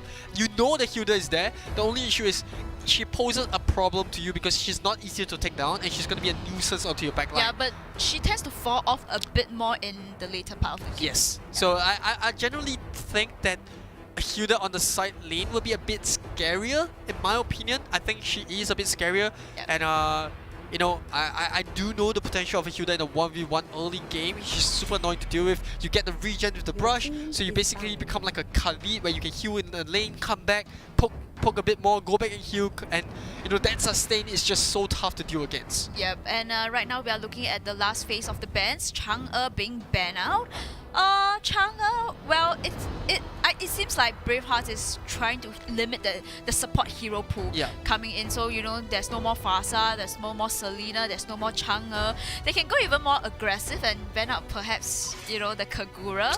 And then it will really limit the support pool. Yeah, I was speaking to you off screen, I was like wondering why there hasn't been a Kagura as of now. But you know, the Kagura is a very pocket pick. You need to know. You need to know you how need to be a very good Kagura player. You need to know, you know, how to use the umbrella. Yeah. You She's know, kind of like a Selena. There is no middle ground. Like you're either a very good hero. She's better than a Selena because her umbrella can actually scout the bush. Her umbrella. Oh yeah, absolutely. No, I meant like there is no middle ground for Kagura. You're either a very good Kagura player or you have no impact at all. So it's kind of similar like a Selena, right? You're either very good early game or you fall off so badly that you know you can't contribute in team fight. So I feel like that's in some sense Kagura is like that bit. That hit or miss. Yes, is and so with every mage, because mage is all about the early game. They come on earlier compared to the hypers. Once they get the level 4, they get the first item in, usually the lightning truncheon, then you know that's where they start to pop off. If not, they just fall off very badly.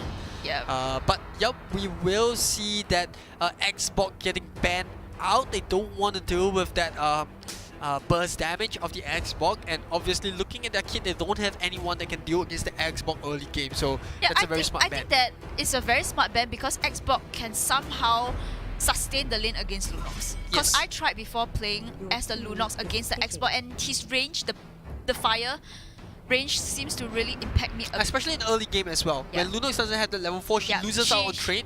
And by the time you have that level 4, then the Xbox also has his level 4, which means he has the Farragut armor, he has the ultimate up, and you know, it becomes this game of tic-tac-toe where, yes, you know, the Lunox can't really lose to the Xbox, but at the same time, the Xbox doesn't really care because he's going to be able to farm anyways. And you know, towards the late game, Xbox is always relevant. Yeah, late game is always relevant, and the thing is that he can choose to build so many different items. Yeah, you can go tank, he can go damage, he can go mage. He can go, like you can go ice cream one. Guys, ice cream one. Guys, he can go ice cream one, and what's that one? The burning one? Glowing one. Glowing one, yes, glowing one, She suddenly said burning. I was like, oh, what's burning? The burn one. Yeah, but anyway, for imagine building both.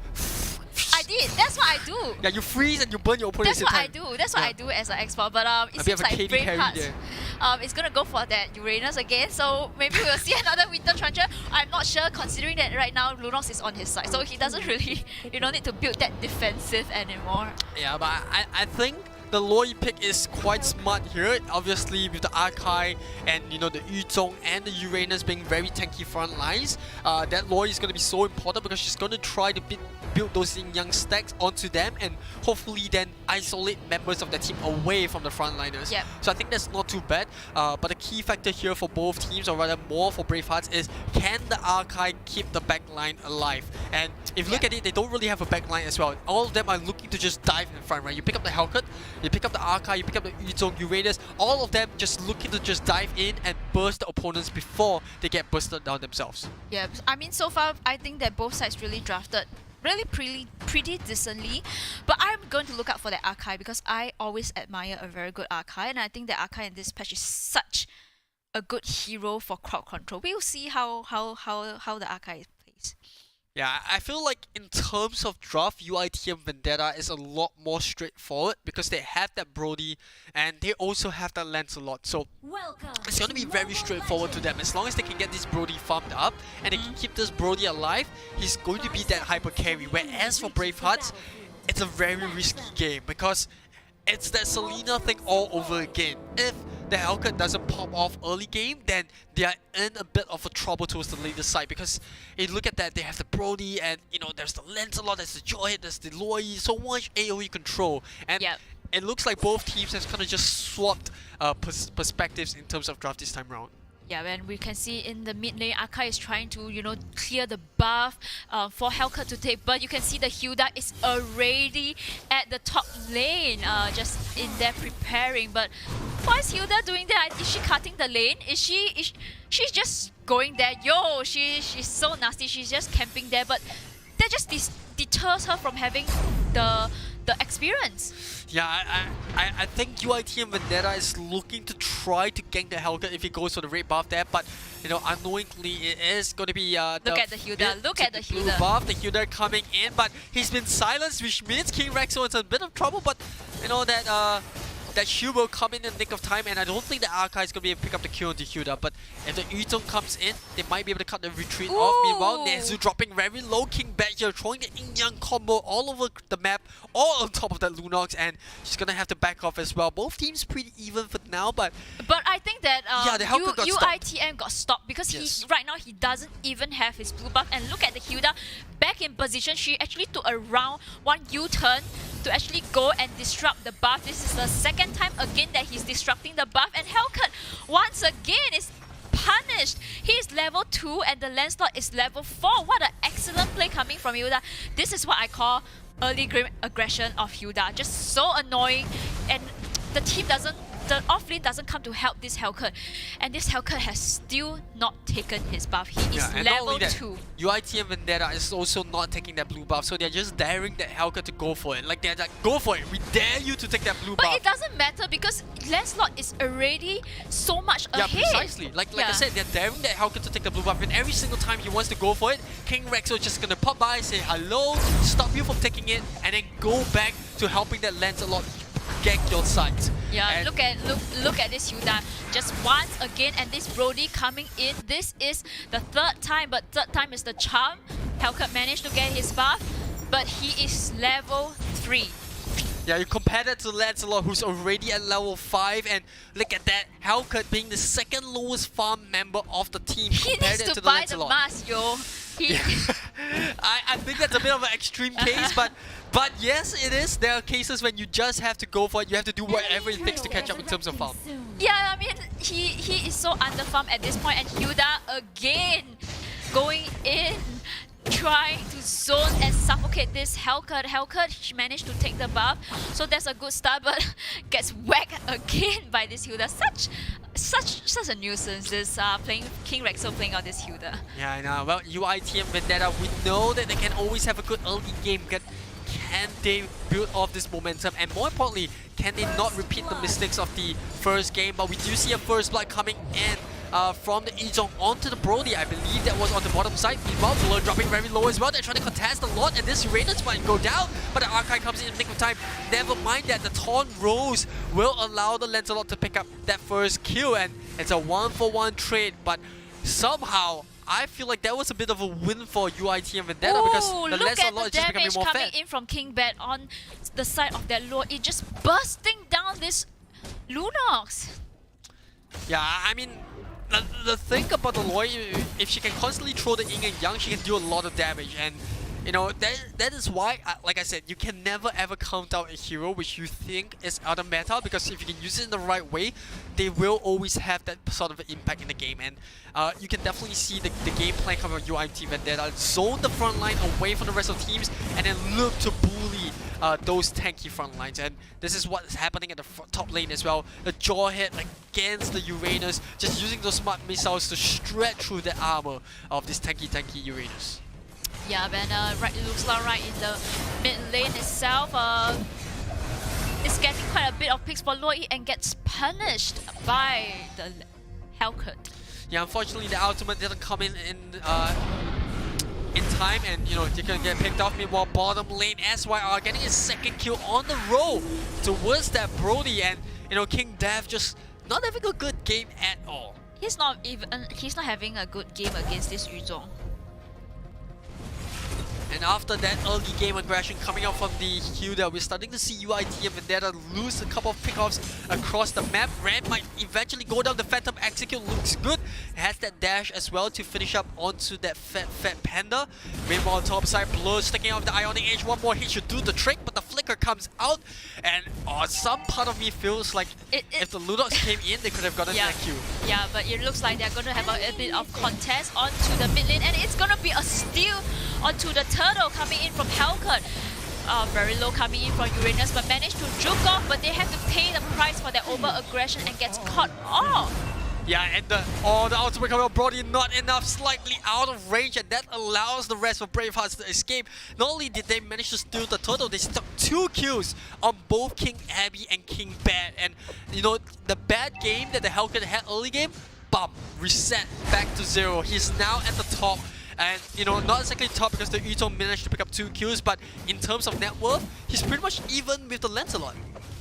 Yeah, I mean, kudos to Hilda for setting the pace of the early game. But it seems like right now, it doesn't really seem to matter. Look at the burst damage coming in from Loi, just trying to protect the buff. And it's going to be, the Lancelot is going to get the buff. Yeah, look at the burst damage coming to Hellcat. Just, so scary over there. Just instantly clearing away that wave. Yeah, and it looks like they're going to camp in the bushes, trying to scout out the members, and Hellcat popping in the Dark Knight managed to pick off on this Hilda killing spree coming in. Lunox left 1 hit, but Loi will just manage to survive this time round. It seems like Bravehearts want to apply a bit more pressure across the map. They managed to get the tier 1 onto the top and the bottom. Blur now using the Ionic Edge to stick on top of King Death, but this is no longer a weak Brody. He has a bit of farm right now, and it's interesting to note that the Brody actually went for Vampirism. So, what do you think about that emblem though? I think it's a very interesting emblem, considering that this is the first time, to be honest, that I'm seeing the Blood Festival on the Brody. It's very rare that you see it, but you know, that being aside, Rand now diving a little bit too deep, and Brody will be able to pick that off. Remember, every single time Brody gets a kill, that's going to be 1% more in terms of lifesteal, and you don't want to give too many kills towards King Death. Yeah, you definitely do not want, and I think that's why he actually took the emblem. But right now, we can see that the turtle, in the turtle pit, they are trying to, Hellcat is trying to get the turtle, but Hilda sense something is wrong, uses Pop Star, the ultimate, to chop down on the Hellcat, but it doesn't seem to be that much painful. Lancelot going in for the ultimate, but Black Dragon is popped up, backup is coming in, and look at this Yuzong just zoning the back line, killing spree on the Loi, and that will create so much space for the team. Ooh. The Deadly Stinger comes in, it instantly takes him down, and they might be able to pick up a 4 kill here. They lose the turtle, but they pick up 4 kills.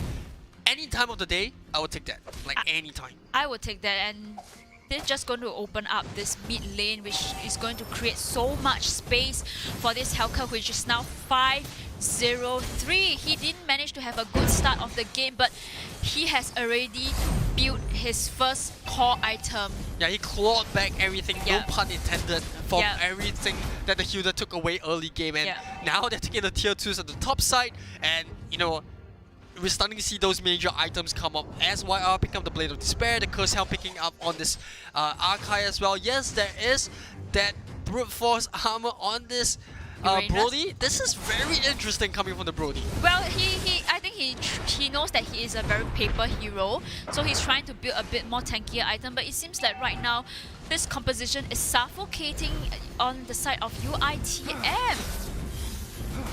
Yeah, I feel like this build on the Brody is just to proc that passive coming up, but it doesn't seem to be working at this point in time, although SYR gets taken out instantly. Oh, the Deadly Stinger comes in, they pick up the jaw hit. Lunox here trying to chase King Abby away from the rest of teams, but he's gonna stay under the protection of that tier 2, and I think Braveheart should be able to force that tier 2 down, and yes, they will. They force UIT and Vendetta back to tier 3s in the base, and they are continuing to wreak havoc all across the map. Yeah, it has opened up so much map control. Brody is still trying to kite off the Uranus. Do you think that, you know, the Brody, once he built his item, he's able to just do a bit of damage on the game? Because he still doesn't have enough damage. Yeah, I mean, at the end of the day, Brody is a late game hero, so if they can get the kills in, to get the farm in, I think King Dev would still be relevant. And remember, he also went for the Festival of Blood, so he's obviously trying to build up kills so that he can get lifesteal, right? And he also went for the Brute Force armor, so you can definitely see the game plan in where they're trying to use the Endless Battle to proc the pure damage coming out of the Brody and his kit. It seems like it's gonna be a lot bait in, and Arkai actually popped the ulti, Yuzhong popped the ulti as well, try to zone out the team members, but the lot is going to get secured by Hellcut, and Lancelot is being brought down by Yuzhong, a tit for tat Uranus coming from backup. Oh, it seems like Luo Yi is going to get caught off in such a bad position, and it forced a flicker onto Jawhead. Yeah, the animation of the Hellcat just so scary looking right now. Anytime just pounds in and use that Deadly Stinger, but they're gonna focus on the tier 3 onto the top side. Look at Arkai just sticking alongside the Hellcat. Meanwhile, Uranus zoning UIT and Vendetta away, and this Uranus pick is just looking so good for Bravehearts. We spoke about the nerf, but he's doing so much on the map right now. He's gonna instantly heal back up because of reactive armor stacks, and now he's jumping right on top of King Rex. So meanwhile, the Lord still pushing down the mid, still has half HP, a little bit of a lag animation there, a little bit of a moonwalk coming in for the Lord, but he will eventually get taken out. Meanwhile, Bravehearts already making work on the tier 3 on the bottom side. They walk away with it, and now Payback jumping onto the backline, uses the Deadly Stinger, misses, and then Lloyd will punish Payback for that, and Bravehearts, they will have to settle and quickly go backwards, but SYR says no, he has the Black Dragon form, goes in onto the backline, takes one too many shots, and will fall just right outside the base. But Braveheart, they've came in, they took what they came for, all tier 3s down for UIT and Vendetta. Yes, I feel like it's a replay of game 1 where, you know, it's the opposite side. Because now UITM actually is on the losing end, but they are slowly but surely picking out the items, and this Brody is starting to have an impact in the game. But for Bravehearts, they can't play so aggro because they do not have the marksman to end the game, where opposed to UITM, they have the Brody as a late game hero, but Arkai managed to catch up onto this Hilda, and Hilda gets paid the price for I think she didn't expect Arkai to just burn the Hurricane Dance there, and like you said, she's gonna pay for that greediness, and out of position Hilda, and without the Hilda, UIT and Vendetta, the map is gonna look so dark because they don't have the Hilda to open up the vision for them. They still have this Jawhead, but we've seen what happened when you step out of boundaries, and now it does look like Blur is gonna be able to spot out both the Jawhead and this Lancelot, who did manage to secure the red bar, so I think they can take a fight here, but without the Hilda, I think they should just wait. They should just wait it out. They should just wait it out, and considering that Jawhead actually burned the flicker because he didn't want to be caught off by the Arkai, so 120 seconds without a flicker, no form of initiation as of now, but King Day will get the ejector onto the backline. Blur doesn't have the Winter Truncheon online yet, and Bravehearts will get punished for it, but they do pick up the Lancelot, and that should be more than enough, and now they're trying to end the game right here, right now. Hellcat coming in, gets frozen in place, but they do find the Jawhead, and now they're gonna have to back off K.L. Brody. What can he do here? He can do absolutely nothing at all, and it's down to this Loi, and we pretty much know this is gonna be a GG. They're gonna take the game, and Bravehearts closes this one 2-0. Wow, what a game. I was not, to be honest, I was not expecting UITM to fall off that shot, considering that Hilda really gave so much time for the Lancelot to farm, and at the point Lancelot was level 5 and Hellcat was only level 2, but what happened?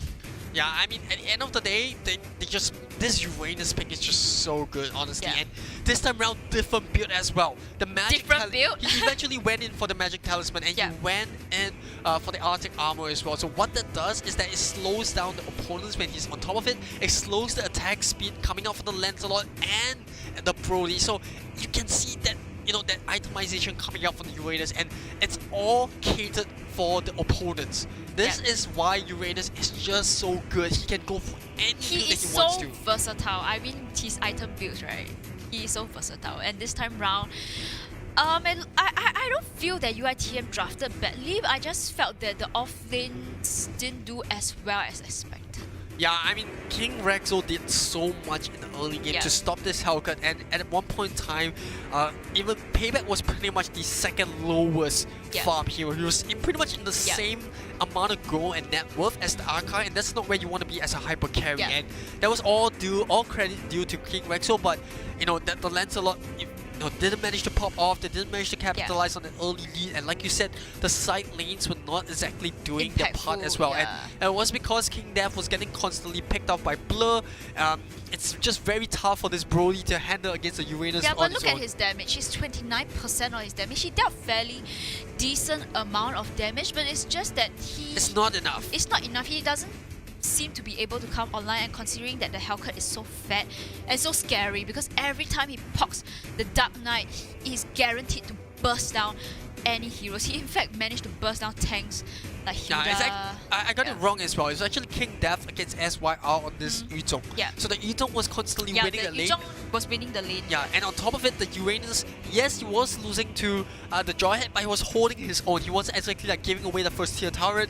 He wasn't exactly like losing out in terms of farm. And eventually, when we see Blur pick those items up, we know what kind of impact he can bring to the table as a Uranus player. Yeah. And yep, you can definitely see the itemization is just so catered to work against the draft coming up from UITM Vendetta. And with that being said, let's take a look at the highlights to see just how Bravehearts managed to win that game in a 2-0. So obviously, first game not too good for Bravehearts in the opening stages. They were constantly getting pressured, picked off all across the map, and it was all UITM Vendetta's show until that one fatal mistake where the Cho was being chased by the Bucks here, and Bravehearts won one team fight. It's all it took, one team fight, and they beat back and they beat back hard. Yeah, and I think that at this point, they can't really do anything because they have so much tanky resistance from the Uranus and with the Faxa at the back. And this is the second game, although that Bravehearts didn't seem to have a good start, but the Hellcat, the patience from Hellcat really paid the price, and there's just no comeback because the side lanes are suffocating so much, and the deficit in gold is just so much. Yeah, even without the Hellcat, they still have SYR who's playing the Yuto. Look at the burst damage onto the lower E, and they constantly suffocate this Hilda once they got the creeps, and they're also not afraid to burn those huge ultimates like the Archives Hurricane does to just pick off a Hilda. And they know once the Hilda goes down, UIT and Vendetta have no control on the map. Look at SYR, he's just going in by himself, and yes, he does go down here, but it bought so much time for Bravehearts to clear the waves, pick up the tier 3s, and just zone UIT and Vendetta out of those team fights. Yeah, and that really allowed this Lunox to be in this triple kill position. It just, I mean, kudos to Bravehearts. I think they played exceptionally well. You can see in both games they were on the losing end at first, and they really played patiently. They played on their cards. They know their hero pool, limitations well. And once they got the items, once they got the level 4, and then they seems to be back into it.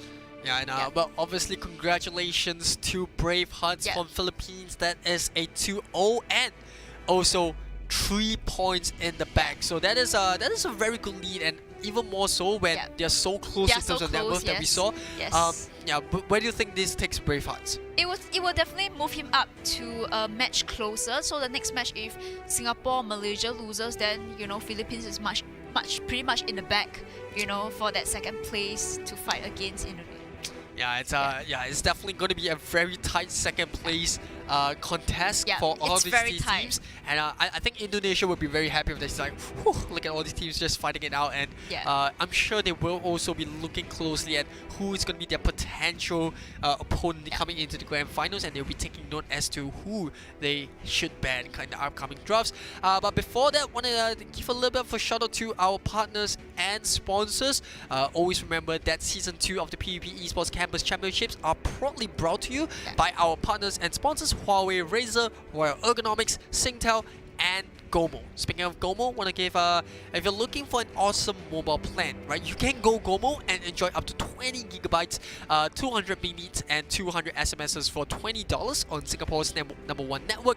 And that promotion, you can check out more on it at gomo.sg/mobile. And speaking about Singapore's #1 network, they are also offering a game-changing fiber plan. We're talking about Singtel's new and improved 1+1 gigabytes per second Fiber Pro Gamer bundle that gives you best of both worlds. And you can find out more about that as well at singtel.com/GAMO bundle. So a lot of bundles available, and you can check those out as well. And speaking about bundle, if you have nothing to do this weekend and you want to find out what you can watch and do online. There's always the SuperGamerFest 2020, which PvP Esports is part of. Or rather our community championships are part of. It is the Super Gamer Fest, Southeast Asia's first virtual gaming and esports festival and awards show, presented by PvP Esports and powered by Singtel and Globe. The SGF is ongoing from the 5th to 6th December, which is now and tomorrow, as well as next week on the 11th to 13th. So that's going to be next Friday to Sunday. And so, yep, strap in for 5 days of jam-packed gaming fun featuring exciting esports action, regional celebrity showdowns, and the region's first ever Super Gamer Fest Awards. If you haven't voted already, I think the polls are pretty much closed. So I'm going to be excited to find out who's going to be the winners. Yeah. There is the esports player athlete of the year, best coach, best coach, best streamer, best team, team. And yeah, I'm just excited to see who's going to be the part. We also have, I think, best social media for gaming social media there. So I'm definitely going to be looking out for that. A little bit disappointed to not see Selfish miss on that line. Why are you not there? Like, why are you not there? Why I'm not there? Cause I'm not good enough. The reality hurts, don't we all? This is your time to say no, Selfish. You're actually a very Yes, you are actually a very good player. Is it too late? Aww. Yes, you're actually a very good player. So always remember that 2021. We can always look forward to next year. Remember, SGF is proudly supported by AIS, Dunia Games, Maxstream, Epos Audio, Huawei, Royale Ergonomics, Red Bull, and our preferred streaming partner Twitch, as well as production and venue partner Ibanez Live. And it's also an associate event of Infocom Media Development Authorities, which is also known as IDMA, which is the annual part of the annual Singapore Media Festival. So shout out to all of our partners and sponsors. But don't go anywhere. We're going to go for a little bit of a break, just a short one. Just a short one. Yep. And coming up next, we have more games to come. We're gonna have to see which games come first because some of them have come and gone by quite quickly. So we're gonna see which games are available next. Yes. Right after this break. Yeah, we'll see you. The Huawei P40 Series 5G. Break the boundaries of speed and distance.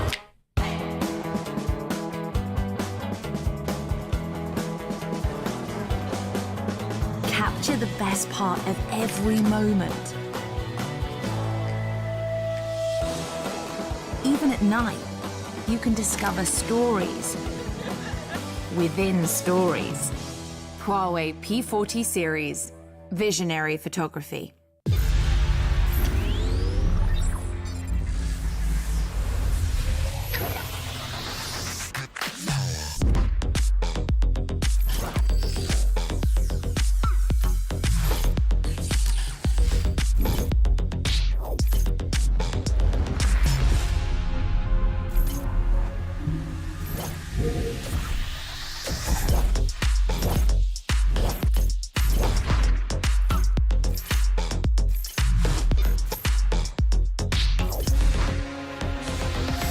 Initiating Project Royale.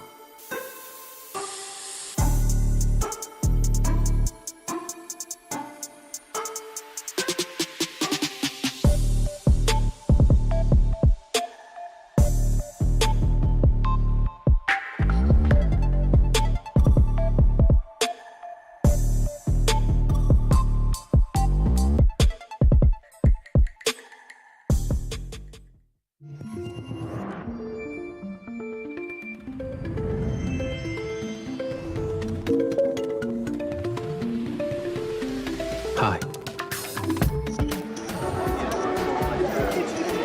Noise canceling.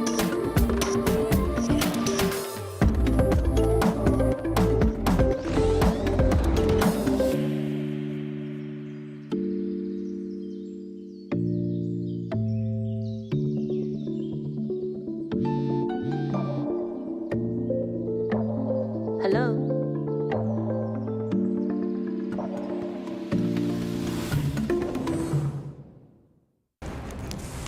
Everyone loves winning. That's why we've made it easy to pay for your apps with a Singtel mobile bill. With easy one-time setup and fast transactions, we offer hassle-free payment and convenience while you focus on winning. Stay entertained and pay easily. Find out more at singtel.com/DCB.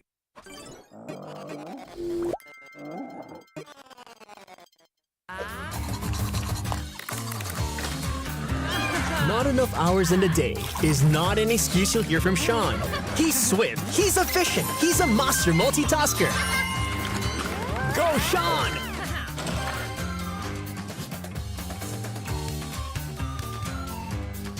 Sean dashes it the swift way. Now dash it your way.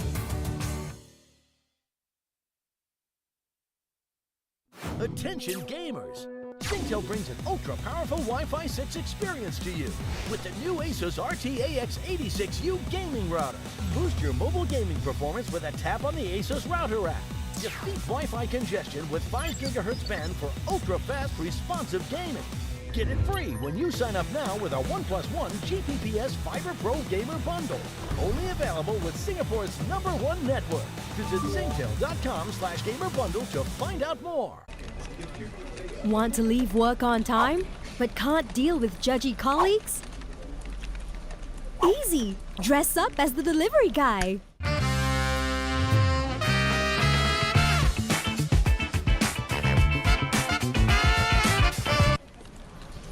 Want more data? Easy! Add more data anytime. Go GOMO!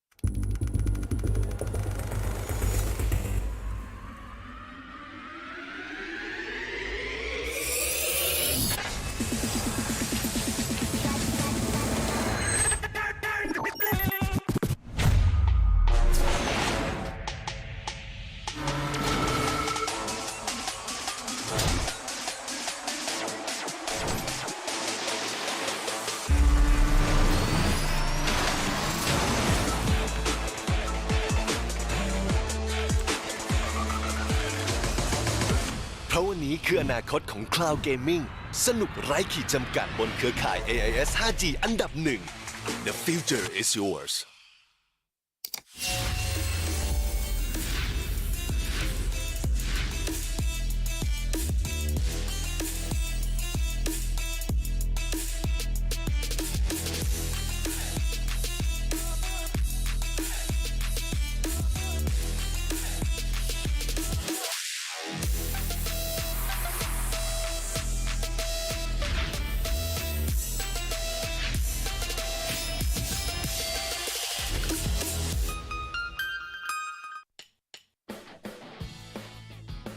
Every day is a new day.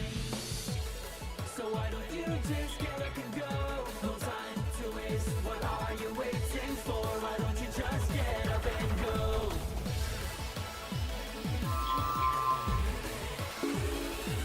Go and create even more with the new Glow Prepaid, because it's your imagination that will keep the world going.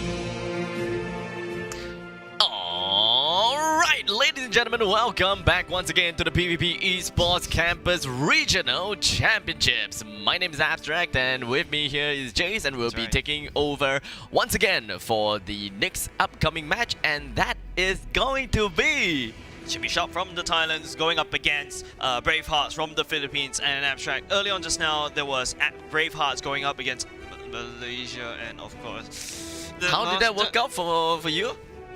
How did that work out for you? you? The Thailand team going up against the Philippines this time around, but you gotta admit, Bravehearts, they are looking very brave, they're looking very strong going up against Malaysia. So now, knowing the track records of Thailand this time around, I'm actually kind of worried about them. But at the same time, I feel like, you know, since this is like a regional kind of thing, I hope that Thailand will be able to bring what they learn when they go up against Malaysia, when going up against the Philippines. I would speculate that... Speculation? Yes, a small little speculation whereby I feel that Thailand would definitely want to adapt to their gameplay, right? They'll definitely want to adapt, and they will no longer do that 4-man mid anymore. And even if they do, they will do it once in the first game. And like a litmus test, they're just gonna tip their toes into the swimming pool and see if it's a little bit too cold, and that sort of idea. Except that once they didn't realize that that water is actually not just regular cold water, but it's like freezing cold. Yeah, it's freezing cold, below freezing. What do we call it? Liquid nitrogen. So you just kind of dip your toes in, take it out, only to realize, oh crap, it's too late. Yeah, but I mean, this is also kind of like a culture shock for them, because apparently, because I'm Malaysian, I've stayed in Singapore for like a few years now. The first culture shock I had is definitely that you don't really the chopping of the tissue paper onto the table. Yeah, I mean, that is my culture shock. About that. Like, how can you do that? And I will suppose that the next culture shock is the fact that we leave our belongings on the table in a kopitiam. Exactly. That's also another of my culture shock. I mean, Thailand definitely, in terms of, you want to talk about culture shock, Thailand, I understand your feelings, but I feel like you have to really adapt. Like, you know, you really have to quickly adapt if you want to actually try to get something out of the standings right now. Speaking about standings, let's hop over to the standings as well, showcase what other people, because there are also games playing at the same time while we're watching that game just now. So far we have reached the halfway through the we are now done with halfway through the day already. So most of these teams have already fought 3 games, right? So at this point of time, it does seem like Indonesia is leading the scoreboard with a total of 9 points, and almost definitely they proceed to the finals already in some sense, because I'm not too sure about that. But looking at the total win numbers, Indonesia definitely have the most wins, and followed by Philippines, Malaysia, Singapore, as well as Myanmar with 1 win each, except that some of these teams have got like different amount of ties, whereby Myanmar have gotten themselves 2 ties, 1 loss. Singapore have 1 tie, 1 loss. So we still don't know about the results for Singapore just yet, because that's only 3 games. In fact, Myanmar is the one of the 2 teams that have played 4 games already, right?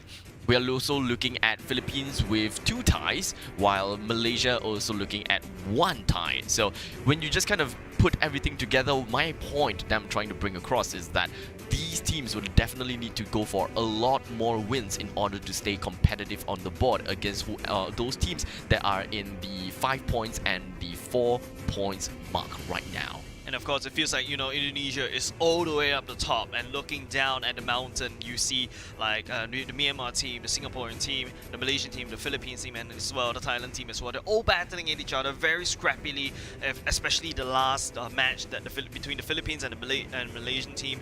Very scrappy fight, and then after that you have Myanmar as well, who's actually proven themselves pretty strong. I'm very impressed. But you know what, all in all these that you're looking at right now is of course brought to you by PvP Esports, powered by Singtel. And of course, PvP Esports is the ultimate region platform where gaming lives. Guided by its core values of passion and sportsmanship, healthy gaming, PvP Esports seeks to continue to grow the regional esports ecosystem through initiatives and tournaments. So if you want to find out more information and support our initiatives as well, check us out at our Facebook page or visit pvpesports.gg to find out more on how you can join their community events. And of course, yes, and of course, Season 2, which is what what we are having right now is of course proudly brought to you by our partners and sponsors Huawei, Razer, Royale, Ergonomics, Singtel and GOMO. And in fact, speaking of Singtel and GOMO, they are definitely they are under the Singapore #1 infrastructure, #1 network. And where I'm going on with this is the fact that Singtel Broadband have gotten themselves the new and improved 1+1 gigabits per second Fiber Pro Gamer Bundle.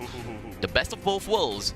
And you can find out more about that at singtel.com/gamerbundle. And similarly, under the same infrastructure, we've got GOMO, because they are one awesome mobile plan, and I personally am using GOMO, by the way. Thank you so much for the great amount of gigs, and in fact 20 gigs, 200 minutes, 200 SMSs for only $20. Only $20, all right? Yep. So great connectivity throughout and through. I never had any issues. No to lags, be honest. right? No When you play lags. Mobile Legends Not on at all. MRT. Not at all. And when it comes to dealing with broadband, you know, sometimes the Wi-Fi connection. In fact, I do not know why.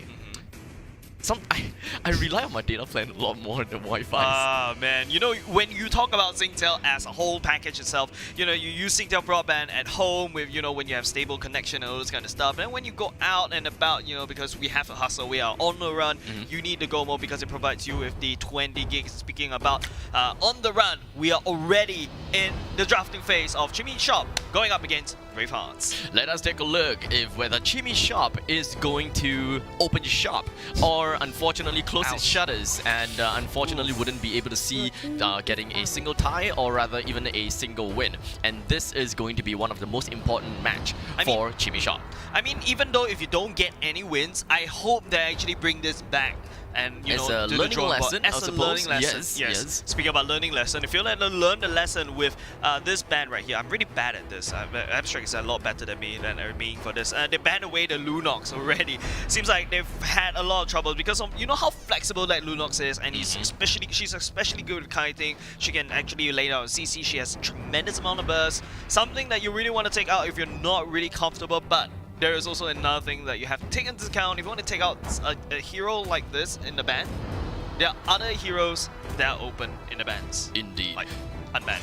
There is too much right now, and it does seem like Brave Hearts, they have thought about getting the ban onto Bharat. We still have Brody, Basa, Yu Zhong that is still available on the board. In fact, Chang'e is also going to be one of the other heroes that is available. Natalia is one thing that we would like to look at. Chimmy Shop have experienced the wrath of the Hilda, so I wouldn't be surprised if we will start to see Chimmy Shop actually going out for the third ban onto Hilda. Well, maybe with that, and also, but before that, they're banning away the Esmeralda for now.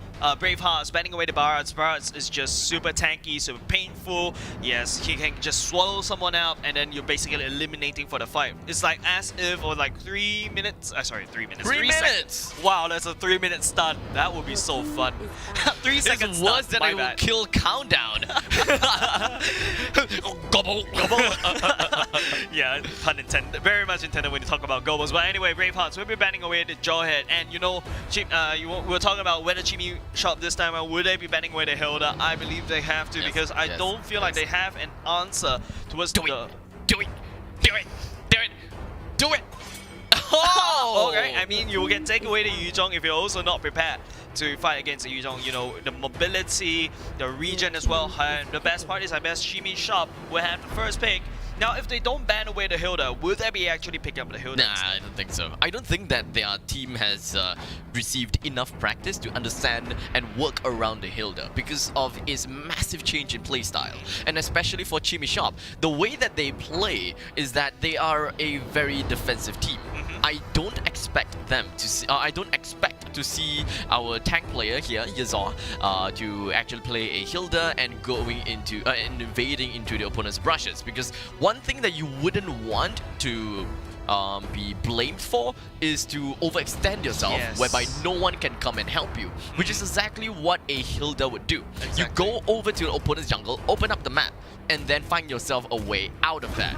But if things doesn't go well for you, you get completely caught off by 4 people and you die, your team is gonna blame you and be like, what the hell are you doing there? Yeah, that reminds me of like, you know, the Dagon University, especially God level. He likes this kind of play style where he goes way too deep behind enemy lines, and he like, for example, Hilda is basically what he likes to play, and Tigro as well. But he got it to work. Yeah, but he got it to work, and also probably because sometimes it doesn't work, and it really also depend on your teammates as well. How are they going to react to you going up ahead? Are they going to, like, you know, blame you for that, or like they should be kept well bonded together if you want to be able to compete at this regional level? So definitely teamwork is important. Speaking of teamwork, Barca, Brody is being picked up by Bravehearts, which totally slipped the ban.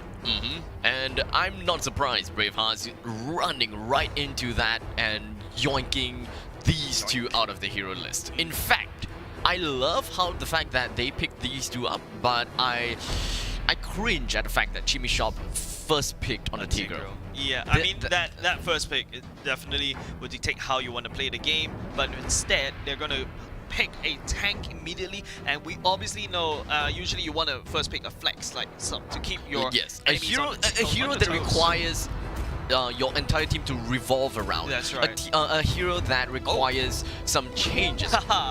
There you go, ladies and gentlemen. We're open for business. But you gotta admit, the Loi and the Tigro Womo combo is very nice. Now they're also bringing out the I would prefer the Atlas though. You know, I mean, if you give me the option to it's either first pick Atlas or first pick Tigro, I choose Atlas. I would say both actually has, I mean, both does the same things, put people together, and that's where Loi loves. Especially when you're crowded up together, huddled together, a group huddle, right? Let me drop that dispersion, let me drop that rotation, and let me prop all that duality to my heart's content. But I think the old streaming shop has to be a little bit careful because Bravehearts are picking into a very long range kind of composition, especially with the Farsa, with the Brody. These are very long range hero, and then Bravehearts is gonna be locking in with the Baxia in probably like a reply to that Hilda pick. Like if you pick up a very tanky, a very mobile, like something like a tank or a fighter, let me drop that Baxia, and plus my Baxia is an anti-right region as well. This is gonna be interesting, right? Because at this point of time, we can expect to see that Hilda is definitely gonna go side lanes due to the fact that Chimmy Shop already has a Tigreal. If not, we may think that this Hilda is going to go as a roamer. So, this is where we can expect some adaptation as well as some changes coming into Braveheart's lineup. They picked up the Baxia, may not necessarily dictate Baxia as the tank. Yeah, it could be a fight. It can actually work quite well as he does play a really nutty role in the side lane, solo side lane. And if he happens to fight against the Hilda in the side lanes, she's gonna get squashed. Yes, because of an anti-region. But I mean, the best part, at least he can. I mean, at least he can reply in the mobile. If you decide to rotate, hey, I can rotate there. Well, I can rotate as fast as you. Yes, both Sonics running around. But I would say that at least in the early stages of the game, Hilda has a bit of the advantage in terms of hiding the shield and the region as well. But let's move on to the bans right now. Bravehearts banning away Lapu Lapu and Lancelot, whereas Shimmy Shop will be banning away that Link. That Link will definitely be a threat to that Loi, so I totally agree. When you play Loi, it's very hard to move around because you're dishing out so much damage. So that's, I would say, is the balance point of view, and they'll be ending the banning phase with the Ruby. And at this point of time, with Ruby being thrown into the banning pool, Bravehearts will have to look at what they want to pick up. Because right now, they have the mid support, they do have the mid hyper carry, and the potential side laner / tank.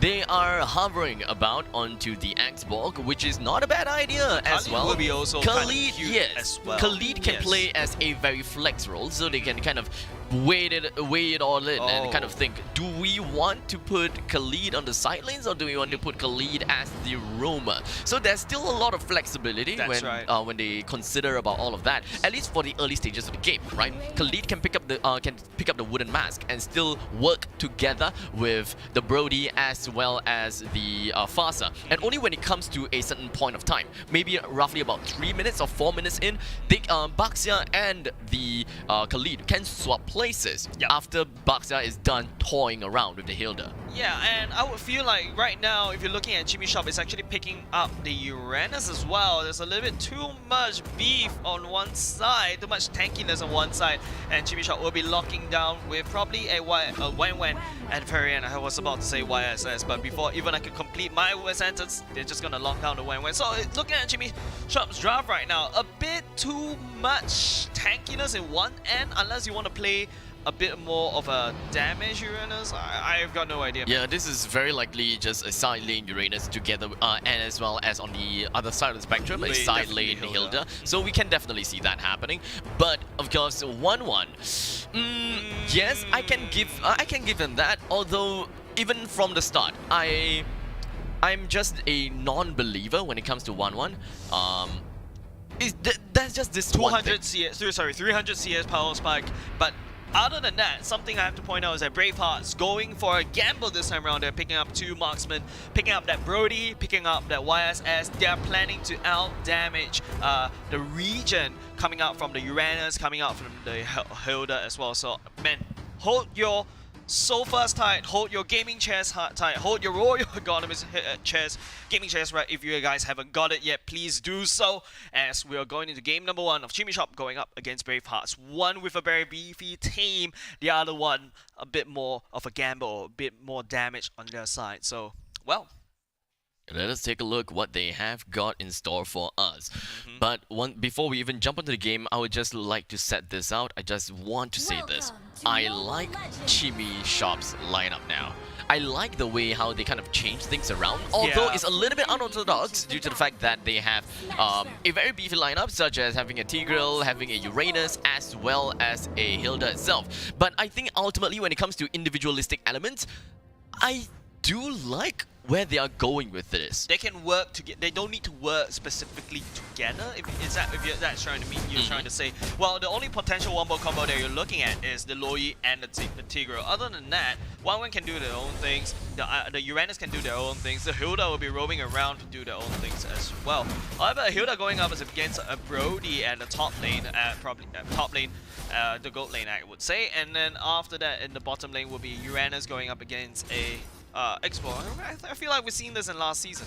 I suppose so. Yeah, it kind of feels that way, right? And in the meantime, that is going to be quite a lot of damage coming in from Loi's skills, and I believe that Duality is going to be one heck of a burst damage dealt right on top of the Fasa. But in the meantime, the rotations coming from Jimmy Shop, what they did is that they brought one of their members, they brought their Hilda to the middle lane to kind of work things around together with Loi, while Tigreal as well as the 1-1 heads over to the purple buff, or rather the blue buff, to work on that, and then hit himself down to the red buff to work on that as well. So this is, we've definitely seen this before, and it is definitely a safety net that they have decided to work on, work for themselves.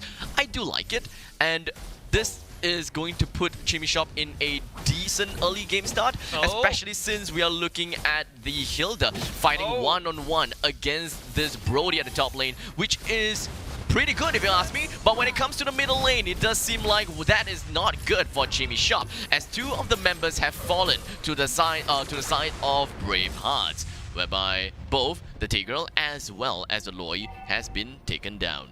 I would say kudos to the fact that they're not going the 4-man mid lane once again. They're going back to the 3-1-3-1.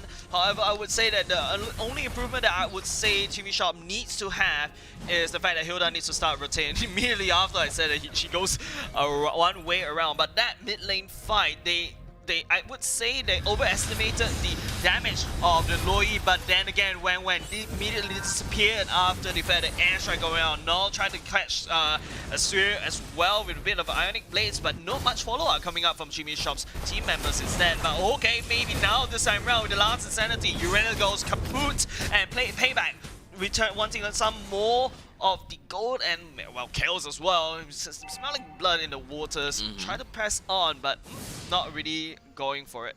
You can pretty much see the power of Yi Sun-shin when it comes to the early stages of the game. right. Yi Sun-shin can do a pretty darn good job in rotating together with the core members and deal quite a hefty amount of damage onto literally anyone. And that is not something that you can see present from 1-1 because 1-1 just requires so much farm. That is a Raptor Machete that is required, and not to forget about that, she also need the Dimmer Hunter Sword, Corrosion Scythe, and even to top things up, it would be great to see a Golden Staff. But, you know, it's gonna take some time. It's gonna take a lot of time. minutes. Because the first item, which is going to be Corrosive Scythe, is definitely going to be the first item that we are looking forward to. But that, like I said, is not going to be easy. And we're constantly seeing Bravehearts invading the map on the side of damage Shop, but finally a bit of a damage popping out on top of R3N. But then again, she is able to absorb that damage and not lose out too much. Best part is we got a regen all the way back, but now we're seeing that Nezu in position right now will be able to land the stun on top of Null. Null trying to goes down, but a bit of a sustain by Null, but that's not enough as he will go down for his own troubles. Unfortunately, it does seem like Bravehearts, whenever they go for the rotation, they are very dedicated into trying to getting kills. While in the meantime, Chimmy Shop, whenever they rotate, all they want to do is just kind of defend the turrets. They are not really looking forward into getting kills, and you can pretty much see the way that they rotate, like the Artemis is just randomly just walking right into the fight. But in the meantime, Hisoka coming in from the side of Chimmy Shop, they did manage to get themselves a single kill, but unfortunately that is going to be the end of that, as all of them will try to get themselves out of that as soon as possible, as the Artemis immediately flickers backwards and gets himself out of danger and into safety with a sliver of health. Out of safety into danger. That feels like something that I would do if I flicker, but then again, Hisoka will get caught out. Goodbye. Blur is gonna dish out a lot of damage, and it would be like a blur as he actually melts down Hisoka, even though, you know, her being tanky, her having a lot of regen, but Brody says goodbye. Brody does a lot of damage. So the worst part is, and something that I'm not really happy about as of now, is that nice dash coming out from Payback to actually avoid the Tigro's ultimate as well. It does seem like whatever that Chimmy Shop is doing, they are not bolstering the defenses. Like the way that they are kind of rotating around is just not optimal at all. Not committal.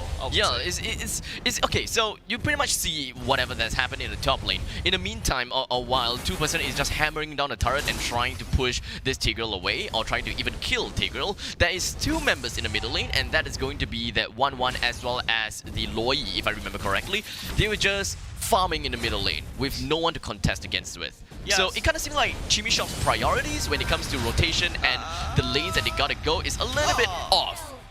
And when it comes to the Artemis's movements, positioning and movements, he doesn't try to kind of 5-head the opponent's Farsa, whereby you're just kind of jittering around and hey, you guess where I'm gonna go, guess when I'm gonna go. But it becomes too predictable when it comes to his movements and makes him an easy shot for this Farsa. And in fact, at this point of time, it is just easy shots for Farsa, and it's just going to be getting kills for days. Yes, and whenever you see Farsa activating the airstrike, he's just gonna go, members of Chimmy Shop will go boom. But at the same time, it's just like, you know, I would say that Artemis needs to be able to actually position themselves very well. And as you can see, as speak of the devil, Artemis went down from Farsa. That Farsa is already 502, as Bravehearts will be looking to siege that bottom lane right now. 4-man on top of Hall. Hall doesn't stand a chance, as they'll be looking to push down that bottom lane turret, as they've got another objectives in their pockets. Here's what I don't like as well. Tigreal is just, well, sticking to top lane. That is not what I like. You know, when it comes to Tigreal, you gotta have to kind of roam around together with your Hilda, right? So in order to get some tankiness down, in order to open up the map just a little bit more, but you're missing in damage at that point of time. So you would require your Loi to be there to amp up the damage. But I have never seen the 3 of them moving together, which is kind of sad if you ask me. And right about now is you are always seeing like this standard rotation, this standard core, and that is Nezu that has been constantly being on the move, getting himself kills left, right, and center. And not to forget, Yi Sun-shin is always there to at least get a single poke down. If you manage to get a kill, great. If you manage to get an assist, good. But that's pretty much the whole core of it. Yeah, exactly. And whenever if he's able to actually kill, that's where the YSS, being marksman himself, he'll be able to push down those turrets. And look at Brody, he's like pushing the top side already at the same time, especially Bravehearts with such a very greedy matchup, picking up 2 marksmen, forgoing their tankiness and forgoing a little bit more CC on the other side. Jimmy Sharp themselves, I feel like they're getting overwhelmed by the damage. Oh, at least there was a really nice knock-up to knock this Fasa off of his feathered airstrike, but unfortunately for Loyi, she decided to stay a little bit longer and in turn overstayed her welcome, and that is going to be the downfall of her side. And in the meantime, it does seem like Xbox is gonna be coming right in, spinning in fumes, and of course blasting everyone out of oblivion with his last insanity. Null thinks that he's going to be able to hold the turret off as well as to hold the minions off, but unfortunately he didn't quite realize that Blur was just around there to break him apart with torn apart memory. Yeah, Jimmy Sharp is just going into the fight one by one. You can see, like, I don't think Null would have been able to actually go, even though you're a very fat Uranus, you shouldn't be able to actually hold on to all that damage coming out from Bravehearts, especially with, if you look at the score, 508, 401, 715. I mean, it's really hard to actually hold on, even though you're very tanky right now. As right now, Jimmy Sharp is just gathering as much manpower to actually protect himself as Tigger dashes into a feather airstrike. That was a pretty predicted kind of move. And Nezu picking up the Holy Crystal, that's gonna amp up her damage. Even more. The last insanity is going to be the initiating factor coming in from Bravehearts and trying to melt down everyone and coming in from Jimmy Shop, and it does seem like the feathered airstrike now currently going to be artillerating, or rather just an artillery barrage right on top of the heads of Jimmy Shop. And now with 4 members down, we are expecting to see the Tigreal right up and, well, kicking. But it's going to be a 2 versus 4. What exactly can these 2 members do? I don't think they'll be able to do much. Maybe that. But where is the damage? Artemis is just playing a little bit of the ring around Rosie around that core and went in a little bit way too late. And just like that, Bravehearts managed to get themselves game number 1 against Chibi-Sharp. Yeah, that was a very good effort coming out from Jimmy Shop, you know, especially we've seen a bit of a progression coming out from their end and see a bit of growth. At least we don't see them going, you know, 4-man in the mid lane again, and you see them try to whip out the Hilda. However, I'm not really very happy about the fact that Hisoka don't really see the power of Hilda. The power of Hilda relies on the fact that you can jump from suddenly at the top lane and suddenly, hi, I'm in the mid lane and I can stun your core. And then after that, the worst part is when the Wang only got a corrosive stun as well. It's a little bit too late, and he goes around without protection, and she's just gonna get bursted down whenever Nezu flies over. And then it's like, just, once again, outmaneuvered. Indeed. I think, really, I mean, when we're thinking about the early stages of the game, one thing that, the entire thing about Jimmy Sharp is that they made the right call as to putting Uranus at the bottom lane, hard stuck there, defend the turret. Because that is essentially the essence of what a fighter should be doing. Just hold on to your turret, and then if you're getting a little bit too overwhelmed, back off. But that is where Null kind of didn't realize that he's currently being overwhelmed, because they just don't have the map control. They do not understand what are the rotations coming in from Bravehearts, and that is why he got brought down so many times by Nezu, just jumping right in, popping down the feathered airstrike, and Null just died just like that, like no contest whatsoever. While the entire lineup, you know, we were expecting to see Tigreal, we were expecting to see, you know, the Hilda as well as Loyi to roam around a little bit more, creating space for the side leaders. In this case, it's supposed to be the 1-1 as well as the Uranus, but that didn't happen. Yeah, and I would say Null kind of overestimated himself, because if you look at his items, he only has 1 MR item, and other than that, it's just, you know, not really completed items. He doesn't really have the damage. In fact, if you look all across the board of the Thailand team, they don't really have the items to dish out the damage. In fact, Artemis is the one that actually dish out most of the damage, due to, thank goodness for the passive and the duality as well. So it's just, you know, something that I really feel like, you know, it's something, I don't know, I feel a bit sad for them, but at least it's a good try. I suppose so, yeah. But ultimately, you know, I just want to see a little bit. This time, you know, we can be pretty sure that is not too much about their hero picks, but more about them understanding their heroes. Their heroes, feel like- understanding their heroes, and understanding how they should be playing, how they should be roaming around, how they should be making full use of their heroes itself. Because, like I said, Hilda is great when it comes to hiding inside the Rotating. brushes and rotating because of the massive amount of movement speed. But we have been only constantly looking at Hilda at the top lane, and once there is no creep waves, he's just standing right there. Stands at the brush, hoping to regen. But I would say, that if that Uranus were to play like that Hilda, it makes sense. Because the Uranus power is not in terms of, you know, rotation, but it's to stay at Just the lane. overwhelming the Just opponents. overwhelm your Yes. opponents with tons of regen. But whereas Hilda is the one that's supposed to be rotating around, you know, clear the wave, rotate away. But then he's for going up against a Brody, you know, Hilda going up against Brody. Yes, in the early stage of this game, you can see that the Brody wasn't able to burst that Hilda down very quickly. So I would say that the Hilda should take that opportunity, you know, to try to rotate away, try to, you know, funnel some gold over into Wan, or funnel that gold into at least someone.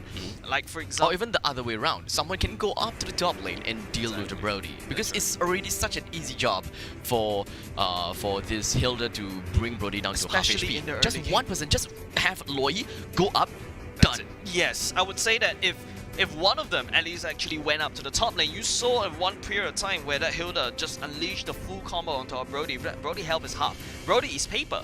And yes, he deals a lot of damage, but he's still paper. He's still a marksman. It kind of balances things out, that's right? right. Whenever I receive too much damage, I can deal that amount of damage to you as well. Glass cannon. Yes, exactly. That is the nature of glass cannon. It's really depending on who is the glacier one of all. Who breaks with just a touch. Yeah.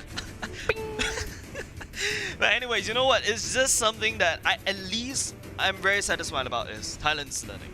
I suppose so, I yes. really am glad because, you know, this is a regional competition, championships, and we are, you know, all about esports. We're all about like sharing the love, sharing the things around, sharing like at least from here, they need to bring this back to Thailand. And then there was like, hey, you know what? I participate in PvP esports. They are very scary people around, so this is what they did to us.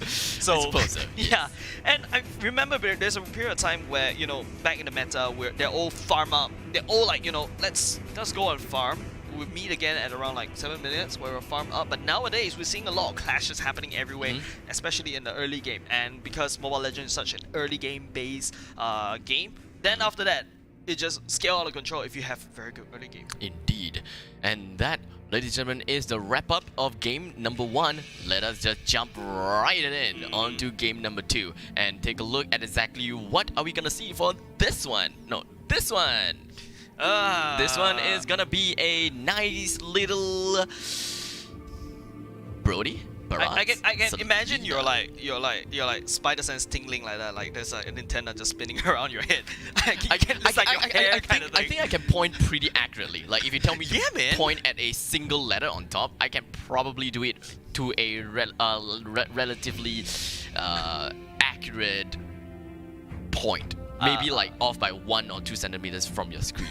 Come on, tell me. Come on. Challenge me. Point at the Barrett's actually going goal now. God damn it. That's like 1-2 inches away. Oh wait, hold on a second. I feel like the production team just updated us. They'll be remaking some issues, but no worries. Damn it. Barats. Damn it. Barats. You know, you imagine you reminded me about, you know, that time when Spider-Man, the old one, the first one, the Tom Maguire. I can't remember the very first Tobey one. Maguire. Like, Tobey Maguire. Like he tries to do the spider thing like that. Spidey, go. Yeah. Go. That's exactly what you're trying to do. But okay, focusing back on MLBB, right? Focusing on the Philippines team, they are actually kind of strong. They know how to rotate. They know the macro game, and then they also know the micro game as well. So at least, not only just in this series as well, we can talk about, like, you know, in the big scale of things, the big plan of things. We can see like how Indonesia is like up there, already unstoppable, and then you have all of them trying to struggle to, like, you know, try to get into the grand finals as well. So in terms of the Philippines, who should we look out for? Who should we look out for? Production says that we are going to go ahead with this game and no more remake is going. Production remake just, is gonna just be. make me lie in front of camera. Okay, one more time. Okay, Jawhead. Damn it. Pretty close. Jawhead. Damn it. Very close. Jawhead. Anyways, ladies and gentlemen, it feels like while Abstract is trying to figure out the, his accuracy. Accuracy. Oh my god. Hey. Finally, it took you like what? 5 times? That's like 1 out of 5. It's like 20% hit chance, man. Don't rub it in. I rub it. But anyways, speaking about the bans right now, Jimmy Shop banning away Yu Zhong and the Lunox as well, and the Selena early game in terms of Selena, Yu Zhong as well, late game monster. Lunox very flexible, I would say, offlaner, especially in the kiting. Enough said, Braveheart side will be banning away the Jawhead and the Barats as well as the Natalia. And in the meantime, it does seem like Jimmy Shop is kind of hovering about onto a couple of pretty decent heroes. Brody? I saw that Brody. You should be lock that Brody in. Good luck. Yeah. Especially since we are looking at first pick. Yeah, man. I mean, I think Jimmy Shop really is learning. They're kind of adapting and kind of be like, hey, that Brody worked. Let's try it. That's so cute. It's like, I don't know whether this is okay to say about it. It's like watching a baby be able to start walking baby steps already, and next you want them to see them fly, and that's exactly what I really wish for Jimmy Shop, and especially when they pick up that Brody this time around. First pick, actually. Yep. At this moment in time, we are looking at a Fasa as well as an Esmeralda pick, which does seem like it is pretty darn good, to be honest. Pretty scary, actually. Pretty darn scary as well. Yeah. But what is going to be the reply that Jimmy Shop has? Because right now they are hovering onto Ruby, and the Artemis haven't really quite shown his hands just yet. Well, Artemis is a mage player, I would say, after seeing like most of his picks, or maybe he help other people pick, of course. They will be locking in the Arca and the Ruby as well. Probably with the Quarter Pounder, we'll be able to jump in on top and to push the Feather Airstrike away. And also, it also serves as a protection for Brody at the same time, because we've seen other team members using this to great success. Using Hurricane Dance, we'll be able to lock down the enemy, and Brody just rain fire, rain hell away, and then it's just super fun, super juicy. In terms of the lineup right now, right, we're looking at Akai as well as Ruby. I like it. I like it. I'm not gonna lie. I They do are like learning. it. Yeah, but when it comes to everything else coming in from Bravehearts, we are looking at Esmeralda, Axborg, as well as the Fasa. So they are very AOE oriented. They are also, in some sense, kind of unga bunga. Wave clear. Yeah, wave clear unga bunga. I throw this in, I throw that in. We've got Esmeralda's Falling Star Moon. Oh, Last Insanity. Oh, Feather Airstrike.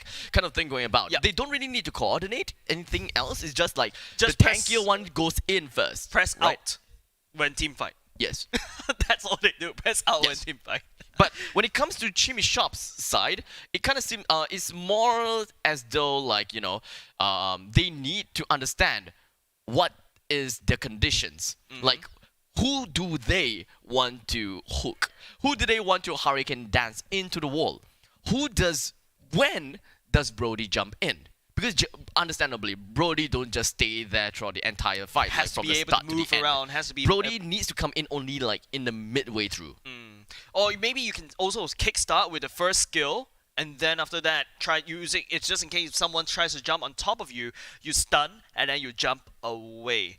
But I mean, like, well, at least, and then after that, with the burst damage coming in with the ultimate as well. So Brody, I would say you have to play somewhat like a 1-1 in a sense as well. You have to kite. You have to learn how to kite, and also with each step if each stack going in, he gains more movement speed. So all around, can be a snowball hero, but really depends on the user, I would say. Yeah, I mean right now we're looking at bans on Duchanga, Lapu Lapu, Lee Sun-shin, as well as Ling. Yeah, I think that's pretty darn good. Yeah, it's gonna hurt Jimmy Chop a lot. Yeah. Is Lunox banned out? Yes, they have banned out Lunox for themselves as well. So right now when we are thinking of mages, we are looking at Sicilian, as one of the support mages that we can think of. Go No. Sicilian, not a Cyclops. Yeah, Both yes. starts with the C, but please, Sicilian. Sicilian's gonna help you out a lot because there's this one. At least Sicilian, you have a chance at the late game. You dish out so much damage to the point I'm fine with Aurora. I'm fine with Aurora. With the AoE and the Alice. Alice is I'm fine with Alice. The Veil and the Alice sounds cool, but in terms of the tankiness, they'll be able to. I'm fine with Valia. Anything goes, but not the Cyclops. Cyclops, not the single-eyed hero. All right. I'm okay with that. Valir. I'm okay with that. It's okay, but the Valir, yeah, at least you'll be able to try to hopefully push and stun that the Varsa, just hopefully, and just in case if the export comes on in, Searing Torrent would be nice. Esmeralda, you know, Searing Torrent's your answer. But Bravehearts will be picking up the Hellcut as well. So it's with the Darkness Falls, turning off the lights, it's gonna mess up the teamwork, man. Indeed. Now, the entire teamwork, or rather the entire team of Jimmy Shop, once again, we are looking at a fairly balanced lineup. When it comes to the early stages of the game, we can expect to see Valir, we can pretty much expect to see Valir, Akai, as well as this Brody start to roam together and kind of try to get themselves some easy picks here and there. And especially since Akai is usually the one that is in front of the enemy lines most of the time, you kind of give some intimidation factor over to the faster side. Like, I can't just willy-nilly throw out the Feathered Airstrike, or else I will be expecting the 1000-pounder in my face and just get slammed right into the wall, and that is not something that you would want to receive as a Farsa. And not to forget, we can also look at the fact that Alice can literally join into the fray at any given time. Yeah, and the worst part is, I would say, the positioning of Farsa this time has to be a lot more careful. But remember what we said about the Bravehearts as well. Their matchup is just based off, as long as we're go into a team fight, everyone presses R. You have the Fed Airstrike that's gonna activate, and then the ultimate of Esmeralda will be locking the people down, and then, you know, Alice with the AoE. It's gonna be very scary for the side of Chimmy Shop, even though, yes, they have the Brody, and yeah, let's wish them all the best, man. Indeed. I would love to see what's gonna go on. But you know what I do not love? The fact that Bravehearts have a Hilda and Chimmy Shop probably doesn't know how to deal with this. Or do they? Because Alice, no, a little bit too late on that. He should be covering the back of the he should be covering the avenue. Oh, but at the very least, not bad, actually. Yeah, actually, it's not very bad. The best part is, Akai and Artemis, they're zoning out the Hilda. That is what you need to do! Oh my god! That is what you needed to do! That is what you needed to do in the past few games! How many games? And finally, they're actually doing what we've told. I hope they're actually learning, and there's someone like translating, hey, you know, behind the scene. But hey, I am shedding a tear right now. I'm actually pretty excited for this one now. It does seem like they have a little bit of a change of the way that they play. They're going on a little bit more aggressively when it comes to opponents' aggressive stance, so they kind of know what kind of answers they would want to look out for. But in the meantime, it does seem like Valia... This is going to be very important. Valia is just kind of, you know, stuck in between in the middle lane. He really just wants to defend the turret, but he doesn't really need to. But you know what's a good thing? As we do have the Ruby joining in, it's going to be punishing... Yes! He punished the Hilda! The Brody is exactly what they needed to do!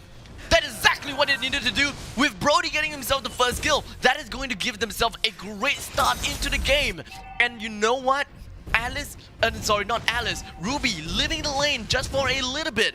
It doesn't mean that big of a difference, because once he gets these creeps, he's only going to be a sliver away to being at level 4. And in fact, he's gonna hit level 4. And he'll be able to join up with his team and go aggressive and try to just block the opponent's side. But you know, sometimes you gotta have to give the opponent's side a little bit. It is inevitable whenever you just get stunned by the Farsa. There's really nothing much that you can do. But right now, Chimmy Shop, they need to realize that they need to start going on a rotation, either to the top lane or to the bottom lane, to assist a little bit. Yeah, and I would say in that previous skirmish a little bit, that Brody was a little bit out of position. Actually, no, very out of position if he died.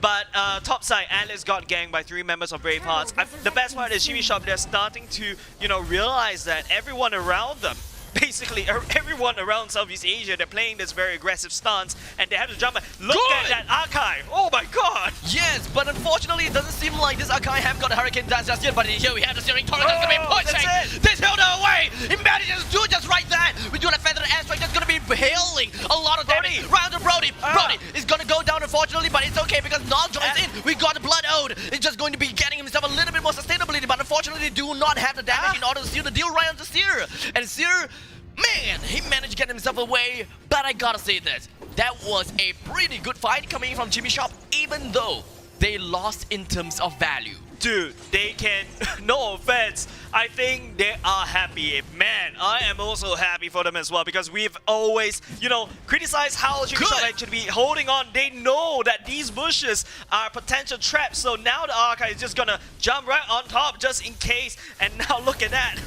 Good! There we go! The Hurricane Spin, Hurricane Dance, but unfortunately he wasn't able to just put Rin all the way onto the wall and just lock him down. But it's okay because either way, the Akai as well as Brody doesn't really have that amount of damage. They require the Valir to be sticking close to them. But so far, that is going to be the only issue because Valir has been too preoccupied with clearing the waves, which is not something that the Valir should be doing. Valir should be sticking very closely together with the Akai because whenever Akai is able to grab someone and just single someone out, it is essentially going to be the duty of this Valir to deal that bulk of the damage and allow this Brody to go for the torn apart memory and immediately wipe someone out from the surface of this yes! And this is what we're talking about. It doesn't like Brody just gonna be jumping right on top of this Esmeralda, successfully taking themselves one, and now they just gotta kite it out a little bit. Nezu jumps right in, who tries to go for the wings, but unfortunately that is going to be the end of the wings. That's gonna be the end of the feathered airstrike, and Nezu's rotation to the bottom lane has been rendered useless. But that was not the end coming from Jimmy Shop. They went back in for seconds, and they managed to score themselves another kill round to Nezu. But in the meantime, top lane, it does seem like Alice is finding himself in a pretty bad spot. This is going to be the premonition whereby we should be understanding that Null should not be heading to the top lane anymore, and even if he wants, he would require a little bit of a help. He needs to employ some help from his teammates, and this is not looking good, right? Because Braveheart's Esmeralda, he's pretty he should tanky. be able to tank it off. He's pretty tanky, but torn apart memory, he doesn't have the torn apart memory. Damn it! Almost. He actually almost got it, and finally Jimmy Shop has finally realized the definition of ganking. We're seeing them actually using that strategy. They actually rotated to the bottom lane. They're now trying to dictate where to take the fights. Okay, yes, at Null kind of still got ganked quite a little bit, but at least that Brody is actually ganking the bottom lane. You know, the Archive is scouting out the bushes. These bushes are not safe. They could hide a very mean little Hilda. They could also hide a very mean little Esmeralda as well. But anyone from Braveheart's not friendly at all. And I'm really glad that Jimmy Shop, I'm shedding a tear right now, man. Right now, I'm just a little bit afraid for Jimmy Shop because of the fact that they are probably gonna lose in terms of mentality because they'll be like, hey, we are losing in terms of kills, we should play a little bit safer, and that is just probably gonna put Brody in a safer lane to just farm it all up, only to realize that may actually be the boon of the strategy because that is going to enable Bravehearts to rotate even more and just create a lot more activity all around the map. But in the meantime, Null pops the Blood Ode, tries to get a kill onto Seer, but unfortunately the Immortality pops and Seer will be safe and sound. The rest of Jimmy Shop, they have popped up the defenses in the middle lane. We are looking at Seer that jumped right in with the last Insanity, not too sure about that, but still managed to get a kill from all of that. But Bravehearts, they are not going to be stopping just yet, as Hilda jumps into the brushes and receives quite a chunky bit of shields, and he will be safe for now. Yeah, and at least you see how the Hilda are prioritizing the target. They know that the Brody is on the roll right now. They just have to shut it out, but Payback with the Darkness Falls going to turn on Esmeralda jumping on in, but you're going to get caught out by the Seer turret as well. But now Payback will be able to jump on the way. Nezu with barely also taking down Artemis as well. Blur will be there finishing the job. Now Nezu is actually fighting on the turret. He's going to get pushed out by the Hurricane. Hadan's right here, but R3N as well as Blur will be trying to follow. But Nezu is still alive and he's flying away. No, Hisoka and as well as the Brody will be there trying to chase down. The Airstrike will be activated and he's going to be able to wipe down 2 members of Jimmy Shop as well as Blur to finish that job with a Savage. Savage coming in my from God. Braveheart. At this point of time, Jimmy Sharp, they tried to go all in. They really want to get the punishing factor down onto Braveheart. I would say it was a good attempt. I really like the attempt over there, and they almost gotten a decent amount of kills on the other side, except that right now there is going to be some heavy, gold deficits. So it's gonna be tough on their side. But you know what? One thing that I realized, why is this Akai having so much difficulty when it comes to the Hurricane Dance? Is the fact that he chose wrong emblem. He's not on the support emblem. Dude, I mean, it's still okay because, I mean, it makes Jimmy a big Shop difference in the playstyle, actually. I agree, but Jimmy Shop, I feel like they're still very new to this kind of playstyle, and finally, they're actually playing how other people are playing. And now they find themselves, this is not a very passive Mobile Legends game anymore. We're playing a very high pace, high octane, high damage, high rotation, whatever you want to call it. And they're actually doing not bad. They know and they finally realize, hey, this is the time where they have to collapse. They will collapse, especially in that previous team fight. Yes, they got a team wipe, but Jimmy Shop, they changed. I'm proud. They changed. I'm proud of them. We can tell, we can definitely see a huge riff-raff difference of Chibi Shop's playstyle, right? They kind of evolved here a little bit from a weird kind of composition, old style composition, into a newer style composition, which revolves around revolving around the use of Brody. They got some good rotations down. The way they committed into fights in the lanes makes things so good.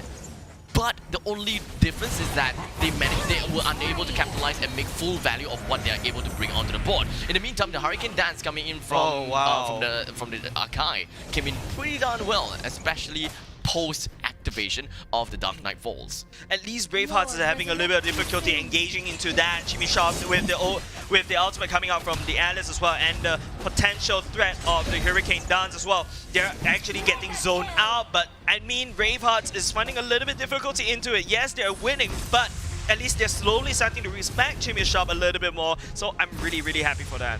Indeed. They are trying to find the best ways to bring down the turrets, as you can see in the bottom lane. Either bring down that turret or just ram it right in onto the main core itself. So they are not just jumping in recklessly. That's a really good jump coming in from the Akai, but unfortunately he doesn't get any follow-ups because he's the only one with that kind of mobility tool. Everyone else, they just do not have that, and thus he's gonna be all alone. He's gonna be captured by the Esmeralda, but he's still safe and sound for now. All 5 members coming from Jimmy Shop is still available, and here we have Duet Defense Airstrike just gonna be activating. Just waiting for the rest of the members coming in from Jimmy Shop to just come right in. He won't really want to pop out and damage him. That's where you go. The killing spree. We've got a lot marching right into the middle lane, but Jimmy Shop is not going to be resulting to a loss just yet. They want to go for a fight. They want to do something about it, but unfortunately, the goal deficit is just a little bit too high. And not to forget, we've got a number 6 hero approaching down the middle lane. Yeah, that Hylos, the cousin of Hylos. The cousin of Hylos marching down that middle lane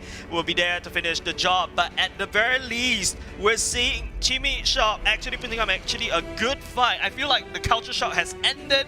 They have actually jolted themselves awake. The Akai is making the right decision to jump on top of that Farsa, who is actually dishing out a lot of damage. But the problem is, there's no follow-up coming out from Jimmy Shop. But I mean, at least the Akai realizes, hey, I've got to do this.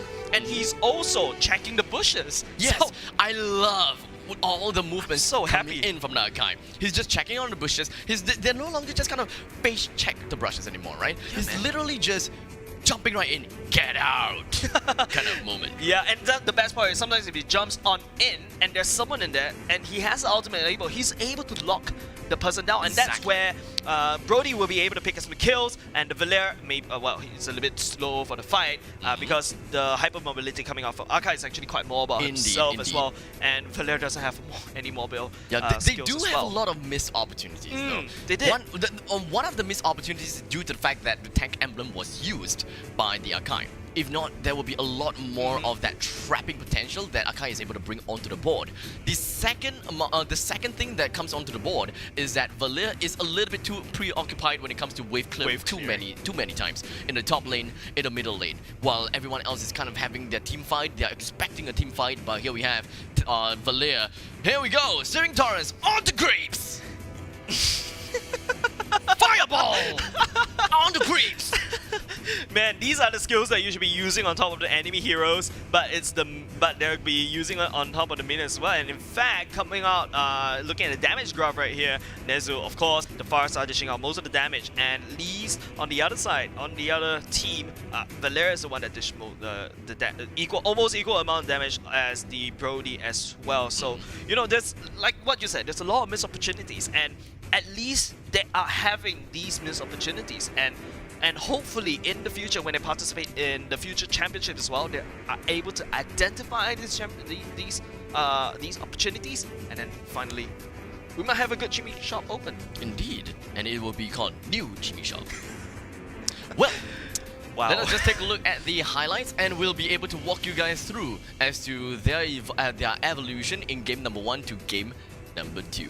Yeah, I believe this is actually the first game. Yes, this is the first game. Yeah, right? It's a little bit wonky. They're still figuring it out. They're getting bullied by Nezu, who is basically every time when she activates the feather airstrike, that's definitely one person down. Look at that, another one goes down, and it just takes like another one goes down, of course, and another one goes down like a push-up. Yeah. And so it's kind of like an in-out technique coming from Jimmy. Like, I want to go in. Oh no, I'm poked. I'm getting out. Yeah. Kind of thing, right? It happens a lot for Jimmy Shop. But this game is like, go in.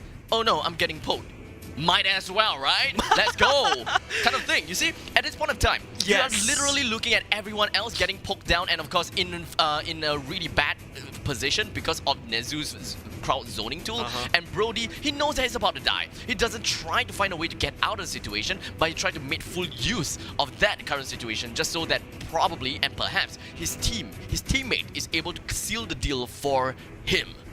Yeah, and you gotta admit that Nezu also plays a very good far side. She knows where to actually, you know, land down the feather airstrike as well. I think we have been talking so much about Jimmy Shop. Yeah. I think that we have completely neglected the fact that Bravehearts, they are heckin' strong. Yeah, Nezu has been rotating so much, and all of her feathered airstrike, they are absolutely ridiculous. Yeah, it's so absolutely ridiculous. Abusing the fact that, you know, Farsa can fly around the map, you know, rotate as well. So, well, you know, when we talk about the standings, the Philippines feel like they deserve that spot. Indeed. Now, I'm really curious as to see what else we will be able to see coming in from Bravehearts, but I think that we should have one more game to watch from them. I'm not too sure. Not too sure, actually. But you know what? Anyways, this, even though Jimmy Shop may walk off sad today, they did not get anything, but I feel like they should walk up with a bit of a head tilted a little bit higher, because hey, I fought with these people who are super aggressive, we're not used to fighting them, and yet we learn along the way, and I believe that's exactly something that Jimmy Shop should walk away with. Indeed. I really think that Jimmy Shop has made quite a difference from their first appearance on stream and until now. So I gotta give them a round of applause. But not just for them. It definitely rings true for Bravehearts, because their amount of damage, their amount of rotations, they're very committed, right? Very committed. They know exactly who they will want to go for, who they want to gun for, who should we destroy first, who to kill first, and it's just great. Yeah, and in fact, in the previous game where they went out with Malaysian team as well, they did almost the same thing, especially in that first game between when they're fighting in the Malaysian team, UIT and Vendetta were almost winning. They're literally at the Lord's step, and then somehow, and something happened, Bravehearts managed to turn that around. They're so tunnel vision, not say it's total tunnel vision, but they're so focus on their objectives. They know who to take down, and then they'll be able to execute exactly that, and then after that turn that game around. And then the next game, the Philippines team are like, no, we're not even letting UIT and Vendetta go to that stage. They ended the game very quickly as well. So it's just, you know, it shows that how these players, they really know how to adapt, and man, I'm impressed. Indeed. And you know, Speaking of impressed, I'm super impressed with the fact that DBS Live Fresh card members is able to walk away with a Royale Ergonomics chair with 20% off. That is absolutely impressive. It's just amazing. Look at that color. I know, right? The white so one. you got so what you guys gotta do? If you take a look at your wallet, you realize that hey, I got a DBS Live Fresh card. This is the point of time where you would want to get yourself a Royale Ergonomics chair. So take a look at their website, head down to www.royale.sg, take a look at their range of chairs, take a look at their range of customizability, and find the one that suits you the best.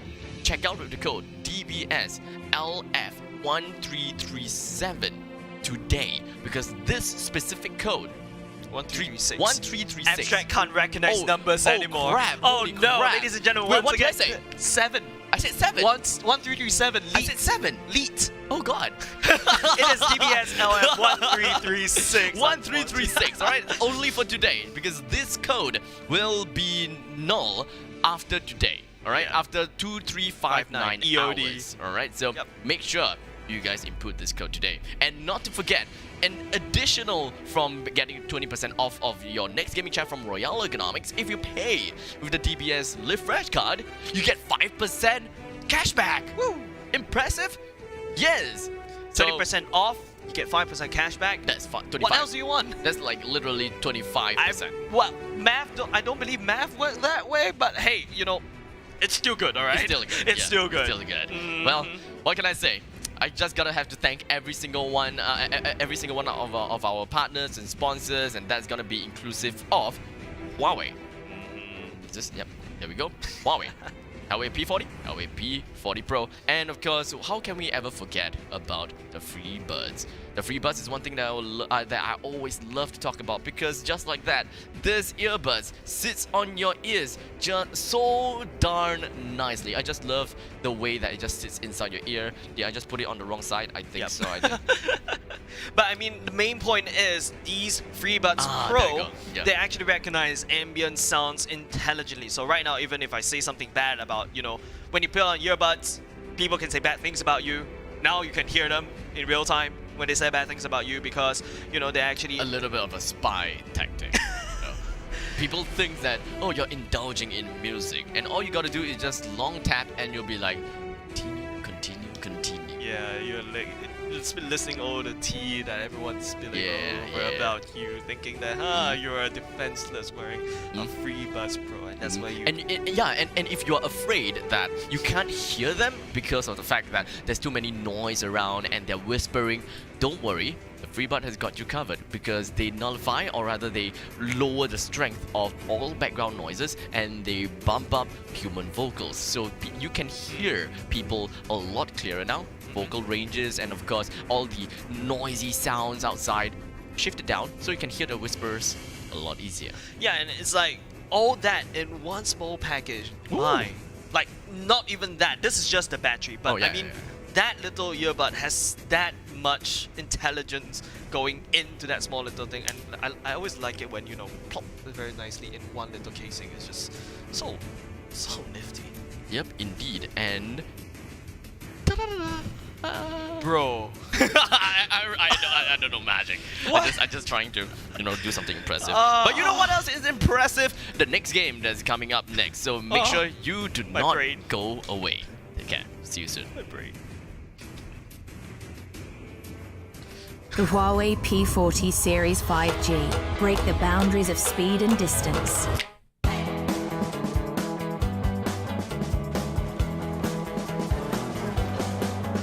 Capture the best part of every moment.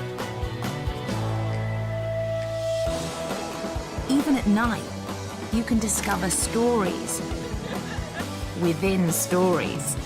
Huawei P40 Series. Visionary photography.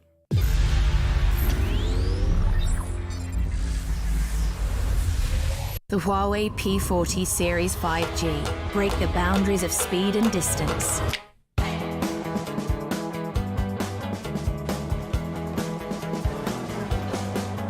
Capture the best part of every moment.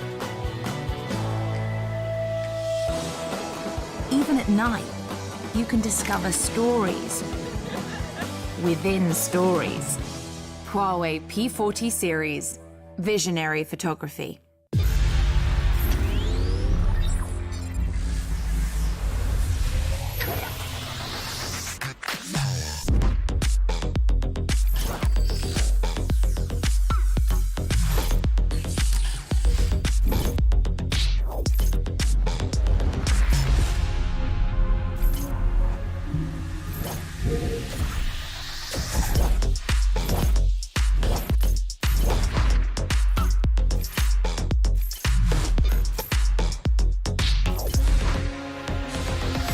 Initiating Project Royale.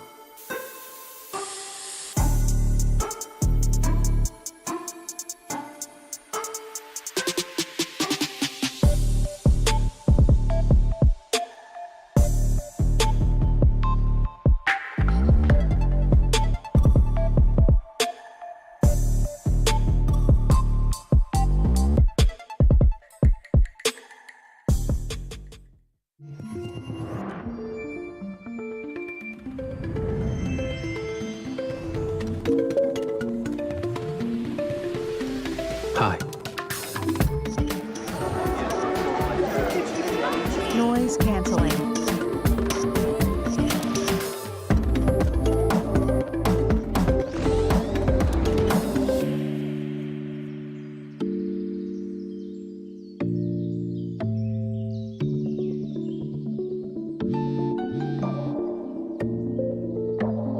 Hello.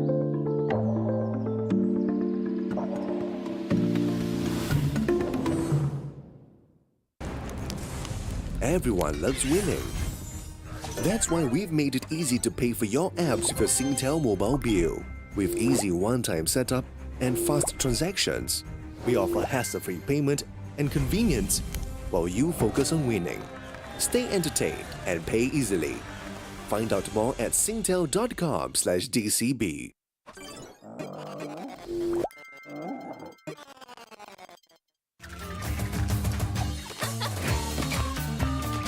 Being clever is no big deal for Chloe. It comes pretty naturally to her. But when it comes to her, bigger the reward, the better. Chloe dashes it the clever way. Now, dash it your way.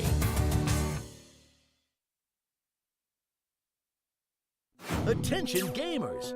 Singtel brings an ultra-powerful Wi-Fi 6 experience to you with the new Asus RT-AX86U gaming router. Boost your mobile gaming performance with a tap on the Asus router app. Defeat Wi-Fi congestion with 5 GHz band for ultra-fast responsive gaming. Get it free when you sign up now with our 1+1 GPPS Fiber Pro Gamer Bundle. Only available with Singapore's #1 network. Visit singtel.com/gamerbundle to find out more.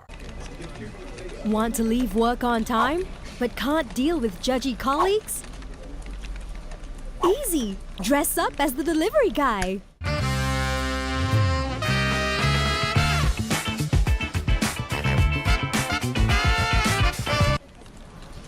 Want more data? Easy! Add more data anytime. Go GOMO!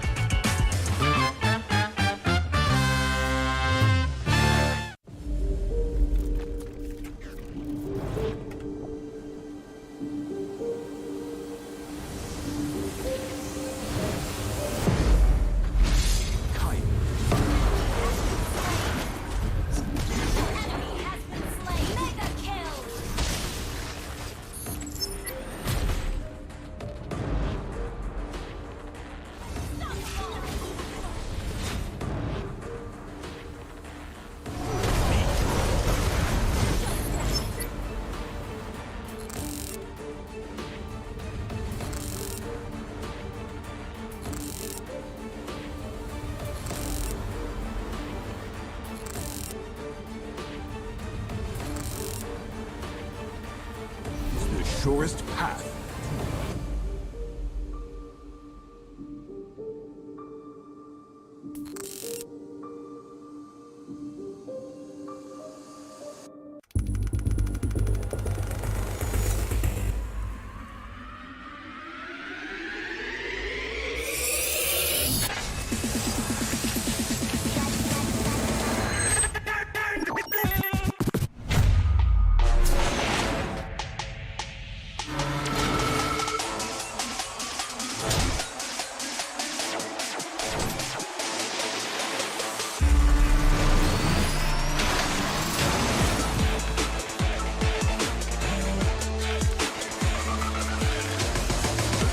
เพราะวันนี้คืออนาคตของ Cloud Gaming สนุกไร้ขีดจำกัดบนเครือข่าย AIS 5G อันดับหนึ่ง The future is yours.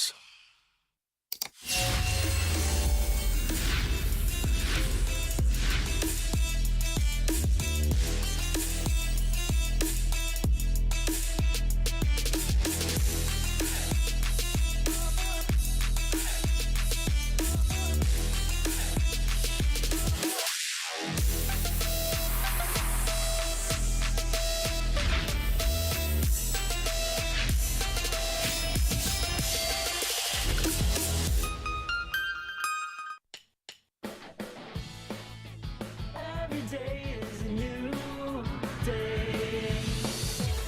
So why don't you just get up and go? No time to waste. What are you waiting for? Why don't you just get up and go?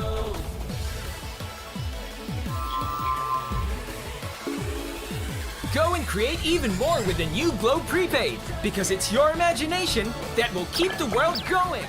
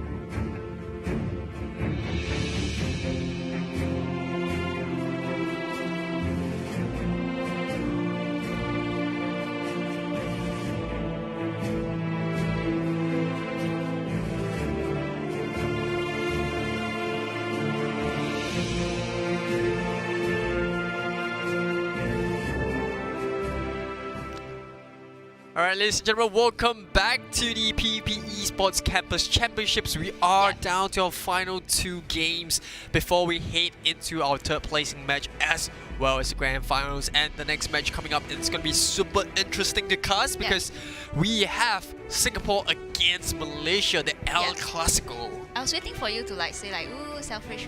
Woo! I guess sounds like me, selfishness. Woo! Okay, so we've been through so many games, but this is going to be the game that is going to be quite defining, especially for both Singapore and Malaysia, because if you look at this leaderboard as of now, it's super tight. You know, a lot of the teams are very close in terms of points. And obviously Indonesia still at the top, undefeated. And then we have the other end of the spectrum, which is Thailand, unfortunately still looking for their first point, but they, you know, they've played all their games, so but I think it's a good experience from them to go to the regional platforms. And this upcoming match, which is Malaysia versus Singapore, it's kind of tight because their points are fairly similar. Yes, so and they're all trying to fight to go at least a 2nd place, because first 2 will go into the grand finals, where it's going to be a best of 5. We're going to decide the grand champions of the campus championships from there. But before we kick everything off, I want to remind you guys that PvP is powered by Singtel, and it's the ultimate regional platform where gaming lives. And well, really big shout out to them for guiding by their core values of passion, sportsmanship, and healthy gaming. PvP seeks to continually grow the regional esports ecosystem through its initiatives and tournaments. So, you know, the campus championships and the corporate championships are, or last season was corporate championships, this season is the open championships. They are all seeking to do just that, so really shout out to them. And you can also check out their Facebook page or visit pvpesports.gg to find out how you can join in their community events and initiatives. And I'm pretty sure that Selfish Me herself can kind of take us through that ride of emotions. You know, you've been playing in the corporate championships in the previous season. This season, not so much. You know, it was in the open championships, but a lot of strong teams, right? A lot of strong teams, and definitely can understand how each of them is feeling. But I mean, a word of encouragement is that last year, you know, we didn't have a really good start. We were beaten out by Indonesia. In the, I think in the first few rounds as well, and the then round robin, and then we matched them in the finals, and we managed to beat them. So it's kind of, you know, don't give up to all the teams out, the remaining teams that still have matches to play. You continue to play, and hopefully you'll find that sweet spot, that targeted band and that hero pool that you guys seem to work out for. If you can't win them in 2-0, go to the grand finals, and you have 5 games there to figure out. 5 games there, if you are unsure, you can YouTube that game. Whoa, what is this shout out? What is this self promo out there? Okay, fine. But it is quite inspirational, because you guys started out and, like you said, lost 2-0, but you guys came back stronger and you guys won in the grand final. So I think that is a very good example there, and a beautiful word of encouragement for those players that still have games to go. But let's take a look at the standings and leaderboards to see how the teams have fared thus far. So like we said, Indonesia all the way at the top. They actually tied with Malaysia, so that is very interesting, because prior to that they were undefeated. They still are undefeated, but it does look like they managed to drop 2 points there against Malaysia. But I'm pretty sure that they have pretty much guaranteed going into the final game that if they at least get a draw, they are guaranteed a grand final spot. So looking very comfortable for them, whereas the other teams have a lot to scrape out for. So for Philippines, they have their last game, which is against Indonesia themselves, currently in 2nd place with 8 points. Malaysia also sharing 3rd place alongside Myanmar with 5 points each. And we have Singapore that's currently in 4th place with 4 points, but they do have 2 games in hand. So like I said, the game against Malaysia, it's going to be very, very tight, and it's going to be defining. And they also have 1 more game against Myanmar. While the last team, which is Thailand, unfortunately for them, 0 points there, all losses so far. But like you said, hopefully they take this experience, go back, and you know, they can definitely look to improve from there. And remember, it's also an opportunity for a lot of these teams and their first time as well playing on a regional platform. So really big shout out to PvP Esports for being able to provide that very platform itself. But coming back to the big old question in this match of the El Clasico, is it going to be Malaysia or Singapore that takes this? Because looking at those leaderboards, I feel it's so close. Both teams need the points. Yeah, both teams in terms of points, it's so close, and I feel that it's going to be a close race. Even if they manage to get just one game, it really helps them in terms of the point. Yeah, and I think the point is even more important for Malaysia because this is their very last game. And you know, you always want to take whatever points you can get in a round robin, and even more so when Philippines is at 8 points. And obviously, if Philippines do manage to get a single point off of Indonesia, then that would mean that Malaysia wouldn't qualify even if they win it 2-0 with Singapore, because they will only get a total of 8 points, whereas Philippines can get potentially up to 9 and even 11 points if they take 2 games off Indonesia. So I wouldn't put that out of the question as well. If Malaysia can take a point off Indonesia, I'm sure the other teams will look to try to do the same. But yes, coming back to the match at hand, Malaysia versus Singapore, what are your predictions? I asked that question at the start of the stream, you know, and it was still quite early, so we didn't have a really good idea. But now we've seen so many teams come and go. I feel like you're hindering on a. Well, I'm not going to cite Singapore, but I'm just gonna say that may the best team wins, because it's tough, and really may the best team win. That's all I can say. I'm pretty sure the best team will win, right? But in terms of standards and the skill gap, I don't think there's not much between these two teams. Yes. Like it's really close. Yes. And we have seen that Singapore sometimes they do tend to underestimate their opponents. We saw that happening in their very first game against Indonesia. They played a little bit too aggressive, in my opinion, especially with the Zas pick. Not playing around the Zas, committing to a lot of dives, and then eventually getting picked off and punished for that. So hopefully they do improve. Obviously, they managed to pick up a win and a tie against the Philippines as well after that. So that's going to be an interesting match if we do revisit that. But more on Malaysia's playstyle, because we saw more of Malaysia. I think Malaysia teams, they do quite well early game.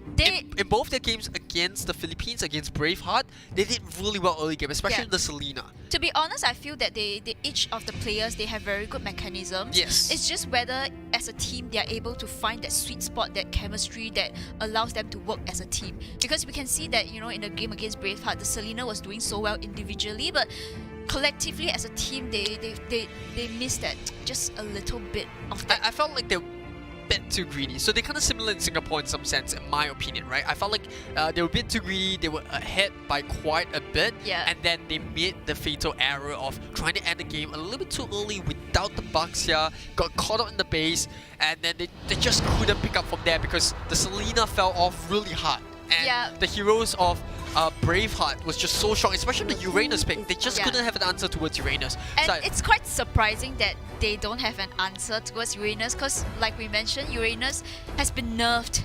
I think they don't have heroes to answer against the Uranus. I think a hero like I spoke about Carry. I think Carry, heroes like 1-1, these two heroes able to kite the Uranus, keep a bit of distance, but at the same time still able to strat once they get those items in.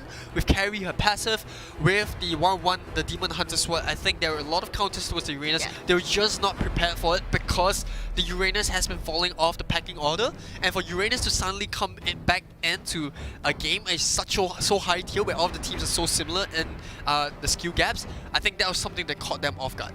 Yeah, but we will see whether, UITM, after their loss against Philippines, they managed to regroup, find out what their mistakes are, and coming back to versus Team Green, which is from Singapore. And super excited for this match. What's your predictions? I mean, guys, like those people that are watching, the viewers out there, y'all can really comment down, which team you're rooting for. I can't. You can't? Okay, I can give you my prediction. I think it's going to be a 1-1. It's going to come down to the draft. To me, it doesn't come down to mechanics. Like both teams into mechanics, I've said my piece. I think they're pretty even. I think it really boils down to teamwork, team chemistry. And like Aries says, right, he always says, you can pick the Estes, and if you can play, it's just, Yes. And we're gonna see the Law E and the Lapu Lapu get banned out by Green, UITM Vendetta, banning out the Isun Shin, I think. They're gonna focus on banning a lot of these control heroes that do really well in the side lanes, and knowing how Green plays, I feel like they need to ban heroes that are really good at split pushing, right? So you talk about Cho. Split pushing. Yeah, because you look at the way the green plays. They have Natalia. Yeah, and they have Loon as well. That's a really superb. He's kind of like the jack of all trades, but more like the ace of all trades. He's super good depending on whichever role he plays, right? We've seen him play the mage role. We've seen him play a fighter role. He's been this jack in the box that he can play any single role depending on what green needs him to play. Yeah. So I think it's going to be hard to target ban a hero that he can play, but one of the heroes that you can definitely point out is the Yuzhong. He does so well in this Yuzhong. Yeah, so I mean, we shall see where Loon is going to go in terms of his rotation this time, because he can play off lane, he can play as a support as well. Yeah, so we shall see how it goes. But the Natalia support that you mentioned. Yeah, but A1, A2, I think he plays a decent Natalia, but for this composition, I think he's going to be the hyper carry for his team in the campus championship. Whereas in the open championships, he was actually playing as the mage role, support, the mage support role. Yeah, he's playing because the support, and there was Odia Bambi that's in the draft as well. So a little bit of a different composition, like you said. Which tomorrow we will see. Yes, we will catch that tomorrow. So do remember to tune in tomorrow at, I believe, 10 a.m. We'll also be streaming that. So do remember to tune in. We're going to have the same forecasters here, so we're going to be excited to cast that. But for now, the match at hand. We got UITM Adira that managed to ban away the 1-1. It's a targeted ban 1-1 because, because one of the players of SIM Green, they actually choose to use the 1-1 as an off lane. So it's a very targeted ban. Kudos to SITM for catching, that out. And if they're smart enough, they will ban out the Zask. Because Zask is one of their signature picks as well.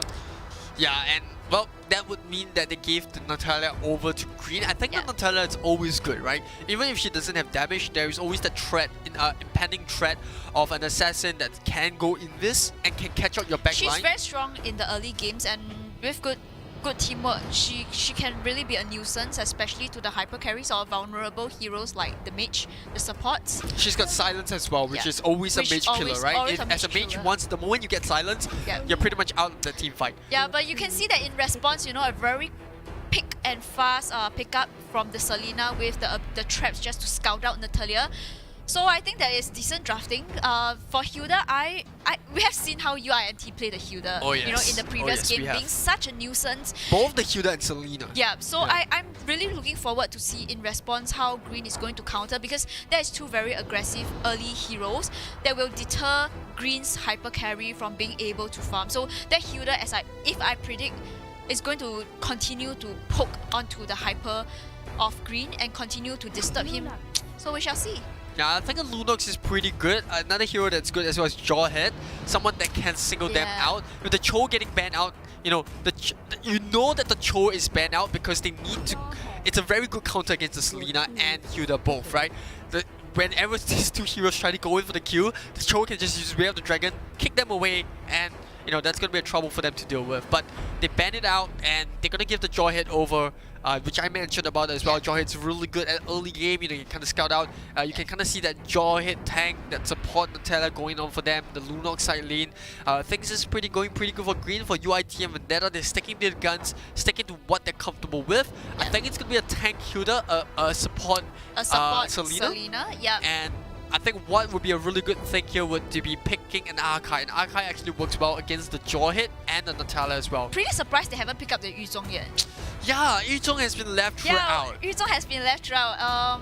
Yeah, but it seems like they're hovering around and they're gonna pick up the Hayabusa. Wow. A little bit too early for my opinion. A little bit too early for me as well. I feel like a little bit too early, but I mean, they must be really afraid that Green is gonna ban out the Hayabusa. Yeah. The thing about Hayabusa is that once you get lock him down, you do lock the Hayabusa down. He's pretty much dead meat, right? He's super squishy. But what Hayabusa brings to the table is split push. He has insane amount of split push. He's got really good 1v1 potential with the shadow kill, and he's got a ton of turret damage because of the physical kit that he has on him. Do you know Hayabusa is one of my favorite heroes? Oh, is he? Yeah. Okay. It always like fascinates me if like a team is playing Hayabusa, and I actually recently lost a one-on-one with someone on Hayabusa. Good job, whoever you are. If you're watching, good job. But Well, we do see the Link getting banned out as well, which is quite surprising. Actually, it's not too surprising because the fact that Green picked up the Lunox, it doesn't make sense for UIT and Vendetta to pick up the Link by himself because he's going to get completely decimated by the Lunox there. So I like that ban because they also don't want to risk giving it over to Green. So I think that Lunox, or rather that Link ban kind of makes sense.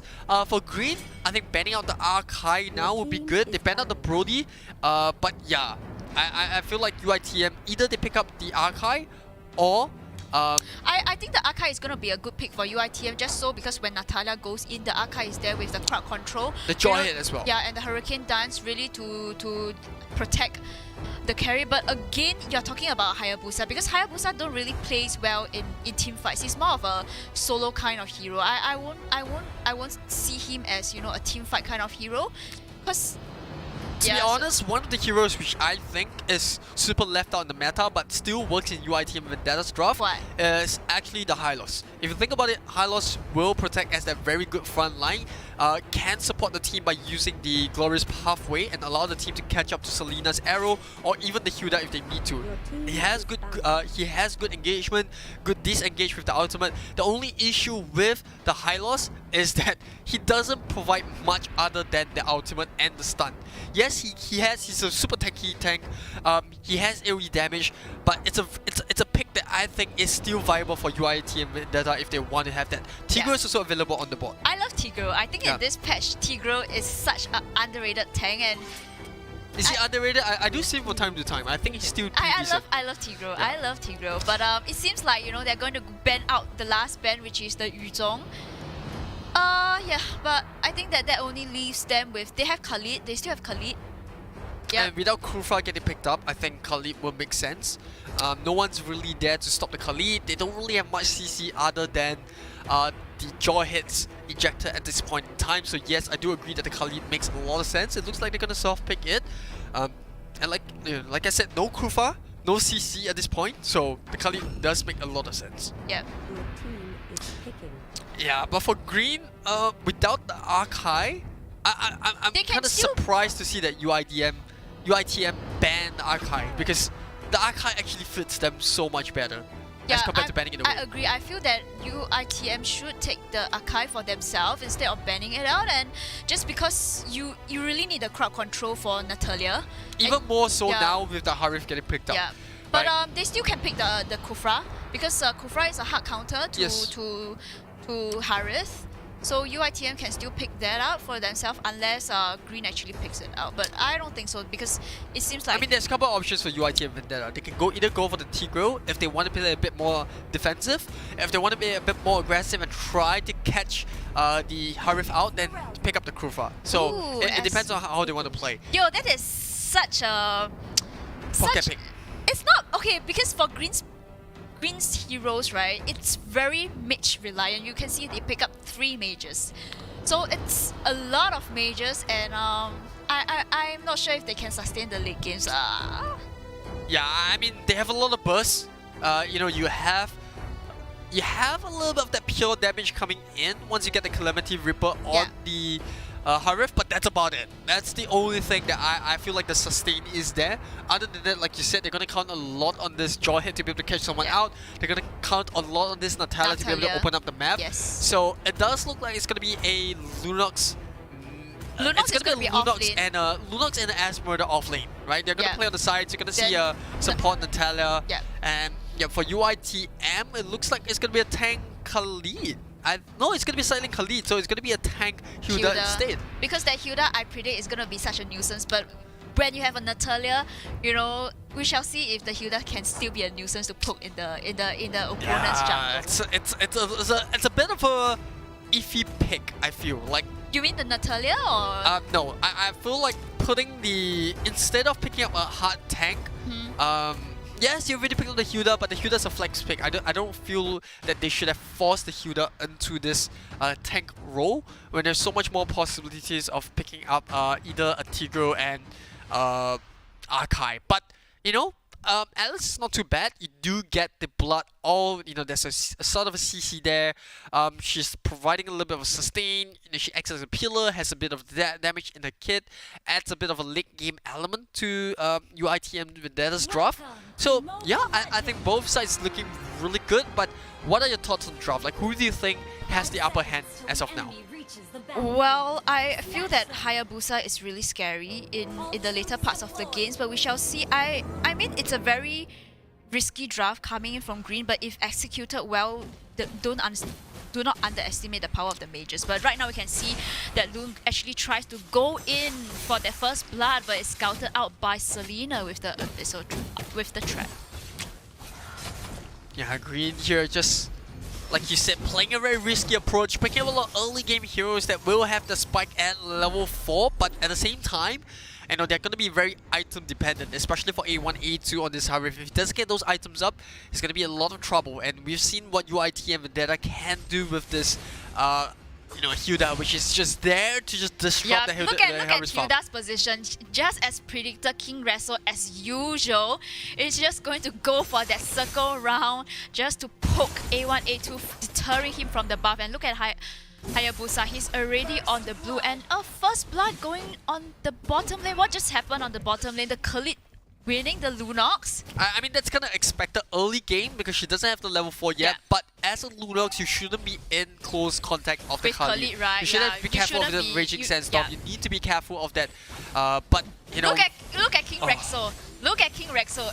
He almost got A1, A2, and that is another few more minutes of just opening the map for Haya, and Haya is level 4 with the ultimate will get punished. The Jawhead will get punished, and that is a free buff for the side of UITM. And not only that, it was a bit of an unfortunate timing coming for green as well, because Hayabusa just managed to get that level 4, had the shadow kill, easy kill onto Ace of Spade, which, then allows him to now take the blue buff. So no blue buff for Harif, which means...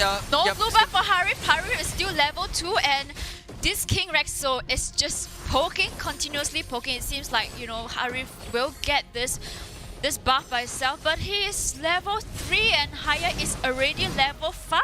Natalia getting spotted out by Khalid, getting a bit of a pressure coming in, will have to go back to the base. Yeah, and you can definitely see the side lane pressures, like you said, the presence and the pressure coming in for UIT and Vendetta. The Alice gonna have to burn that Flicker. We don't really see too many Alice with Flicker nowadays. Usually they take Petrify or even Flame Shot, I do believe, if you want to go very aggressive. But now coming in the Shadow Kill once again, A1, A2 going down. That's not too good coming up for that Harif. They might be able to pick up a second one. And not only that, Hilda will walk away unpunished, while the rest of UITM Vendetta will try to swap over this Esmeralda. They concede a little bit of a defeat there, and they will back off by King Abby. Might have just overextended a little bit too deep. Midas just gonna warn him off with a Chaos Assault shot. And yeah, UITM Vendetta just wrecking a lot of havoc with this Hayabusa hyper carry.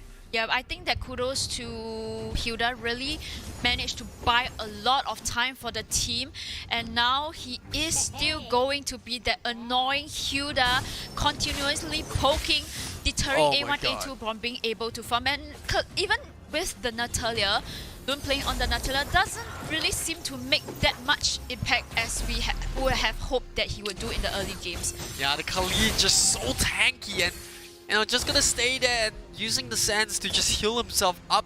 Absolutely no way that they can bring this Khalid down, and King Day is so independent at this point in time. Yes, Midas has that level 5, but we've seen that green has been counting on this Lunox to rotate into the mid lane, and that's not what you want to do as an off laner, especially against a Khalid who's been free farming for so much. But look at this, the blood all coming up, and the Blood O'Day just allowing King Death to heal all of the damage up in the nick of a second. Meanwhile, Ace of Spade once again nearly going down. King Rexo coming up once again, uses the second skill, nearly getting the Q, and the Abyssal Arrow will land onto A1, A2. No Q there, but I do believe that is another blue buff stolen once again by UIT and Vendetta.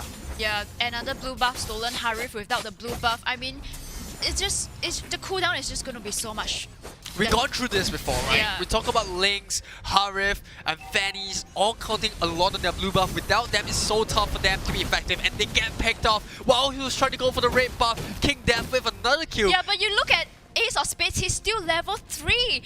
He can't do much, and the Khalid is already at level 7, and right now in the mid lane, it's just havoc. It's just creating havoc on Team Green. What's going on?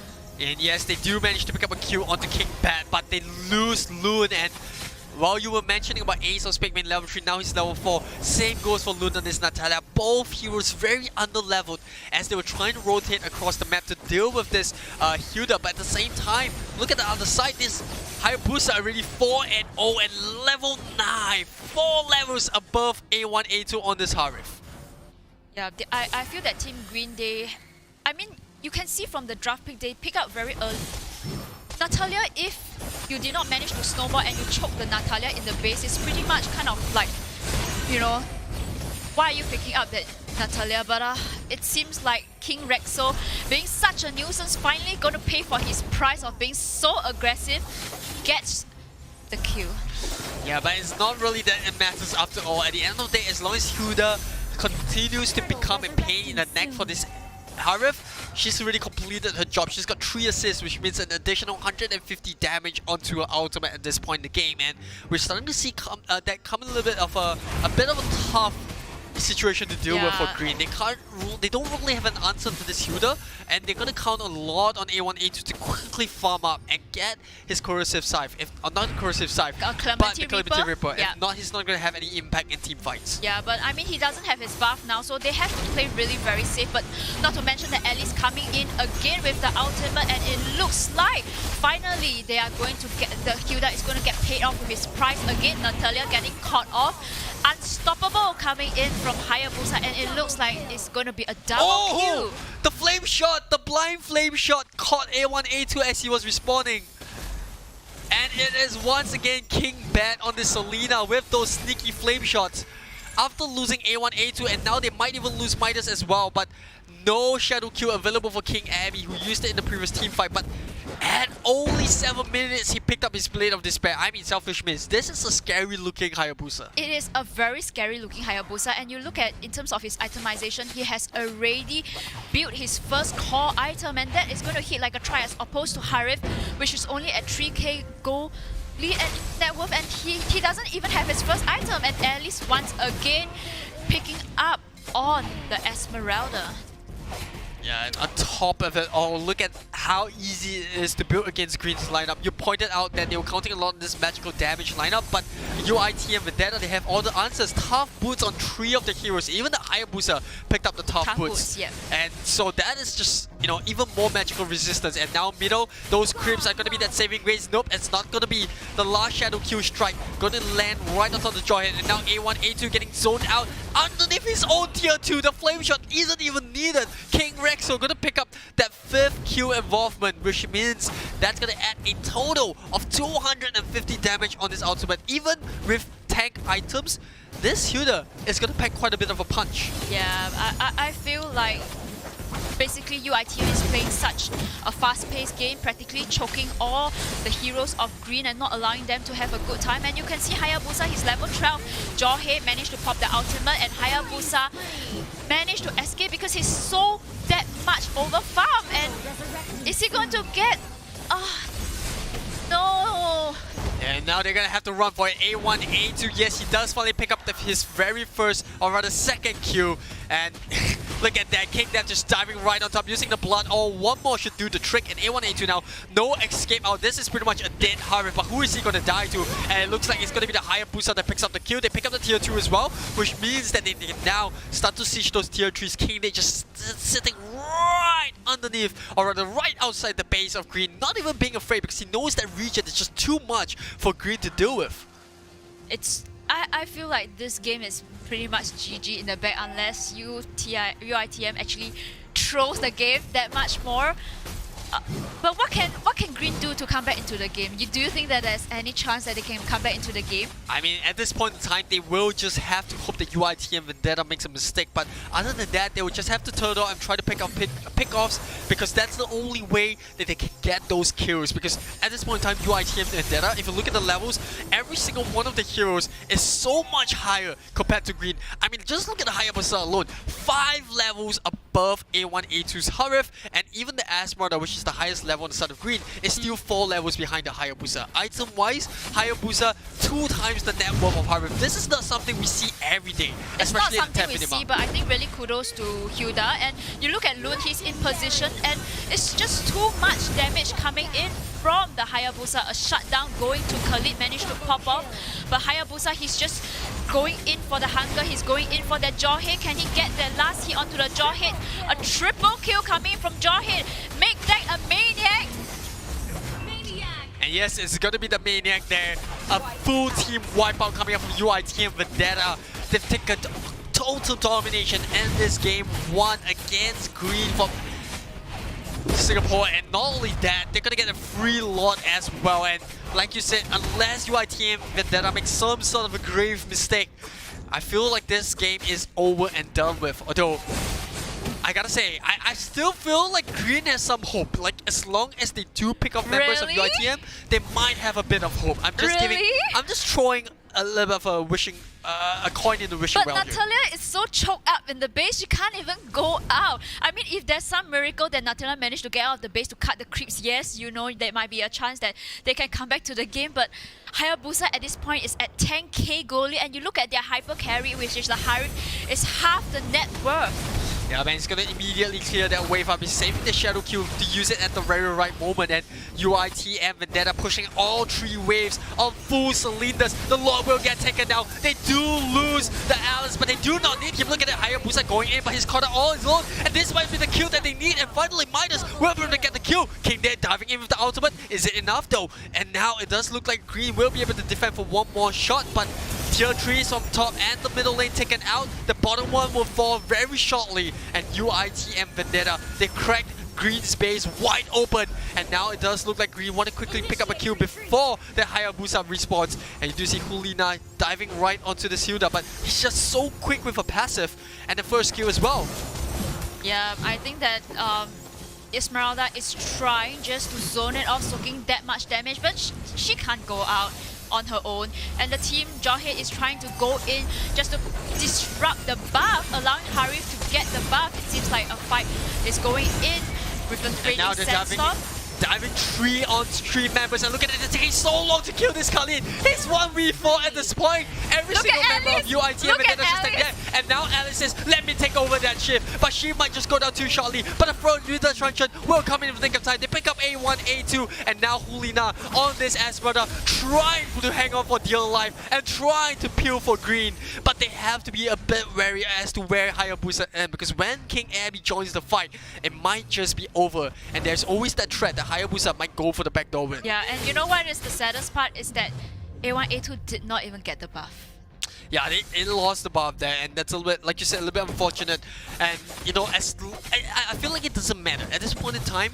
Green know they're losing, and they have nothing more to lose. Every single kill that they get in the back is a victory won for them, no matter how big or small it is. Yeah, and not to forget that at least in the later games, she starts to build up on the amount of orbs that she has, and she's practically such a nightmare just zoning out the back lines. Yeah, we do see Selena now picking up the Calamity Reaper, and Loon once again getting zoned out, and the Shadow Kill is going to be a secure one onto the Natalia. Nothing that Loon could have done there. Nothing he can do because, you know, he's just trying to buy time. He's just trying to buy time, cut waves, trying to delay UITM from grouping up and finishing them off. And I think UITM and Vendetta, they're paying a lot of respect to Green. Yeah, and I think they kind of learned their mistake. They learned their mistake, yeah. I was thinking they learned their mistake. They have to be patient. The Lord is going to spawn in the next, 50 seconds. So all they have to do is just be patient, let Hayabusa take this Lord, and I think they got this game. Green now just waiting for the impending fight. This is the calm before the storm. Loon's gonna respawn in 3 seconds, but UIT and Vendetta, they're not gonna bite the bait. The last time it happened, they threw the entire game away against Braveheart from Philippines, and like you said, I think they learned their lesson. They know the win condition here. Just try to get the Lord, wait for the Lord to push, and it's going to be a Enlightened Lord as well this time round, so it's going to help even more so into cracking that base even more. Yeah. Especially with the tier 3s missing. King Badger immediately taking loot, the Abyssal Arrow into the Abyssal Trap, and they also get Ace of Spade. The Shadow Kill is more than enough. King then goes in the Raging Sandstorm. They will wipe 4 members off, make that 5. Another team wipe. They don't even need the Lord, and it's pretty much going to be a GG. A UITM Vendetta. A flawless victory in game 1. What a first game. What a first game. I mean, UITM Vendetta, what a truck. They hit green out from nowhere. They pick up the Hilda and the Selena.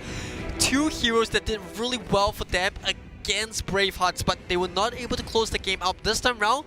You know what they say, if one can't make it work, one can't get the job done, we'll pick 2. We'll pick 2 instead, and we'll just put so much pressure early game, go for those buffs, deny Harif all his blue buff, and we'll make our Hayabusa so farmed up, and you can definitely see in that net worth 13k. By the 40th minute, he's already full build, and you compare that to A1, A2 on this Harif, who's only got 7.3k. I gotta say, Green definitely did a really good job at delaying the game, but oh my goodness, the pacing of the game. I felt that King Rexor, kudos to him, he really helped the early game so much, just deterring Hari from taking the buff, and Hayabusa, that allowed Hayabusa to be so much able to farm his own free jungle, and at the point of time Haya was level 5 and Harif is still level 2. So I felt that the 2 off lanes coming in from Team Green did not manage to come and help Harif to zone out the members of for UITM, and that just allowed A1, A2 not to have the time of his life, and without the buff he can't go level up, and that's quite a pity, because I felt like it was okay though. Like, it's okay if your Harif gets disturbed, but then at least try to use the Natalia to disrupt the Hayabusa. I felt like that was something that was missing in but I felt game. that the off lane could have came to help as well. If they have... But they did ask the Lunox, which was played by Midas, to come to mid. But they couldn't do much against this Hilda. Well, they should have predicted, if you are going to let this Hilda take off the back, that is pretty much, the expectation that this Hilda is going to be such a nuisance, and you have to draft accordingly to how you can to disturb this. But I just feel that they underestimated the potential of UITM, and UITM is coming back from the second game, looking so much more stronger than what we see, in the first game when they match up against the Philippines team. Yeah, I mean, they always have been a team that looks strong, right? Against Bravehearts from Philippines, it's not like it was a very one-sided game. They were winning in the early game, they just didn't manage to close the games out. So coming into the game against Singapore, I think not only did they learn a bit of a mistake, but at the same time, Singapore just didn't have the heroes that could turn up as much. If you look at the heroes, they don't exactly have a marksman that's going to be able to dish out constant DPS.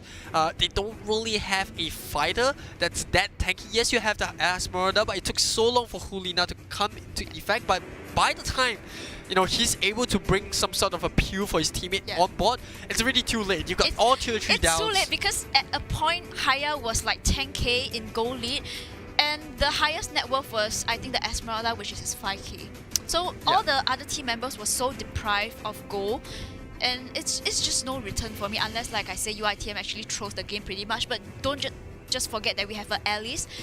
As she builds up the orb and she goes into the back line, they don't have a real answer. There's also the Khalid that is super tanky. We saw in so many instances where the Lunox was just throwing chaos assault shots, and Midas was like trying to break the health of that Khalid down. He's just using the flowing sands and just healing everything up, and it just feels really bad, because if you look at it, although you have a lot of magical damage, the Hilda by her own kit, her passive already grants her a shield, which is a natural defensive mechanism against your magical damage. So I think Green could have just played in the UITM's draft, and that was something that I felt like was a bit dubious in terms of the way they chose the heroes. I think that they came up with a very aggressive draft, but however fell short in executing it. But they still have one more game, and hopefully this time around, they have a taste of how Malaysia can play. Hopefully in the second game, if they are going to allow this Hilda pick to go through, they have to have a game plan on how we can secure the buff to prevent this Hilda from continuously being such a nuisance, because this Hilda played by King is just such a nuisance in deterring A1A2 from being able to farm.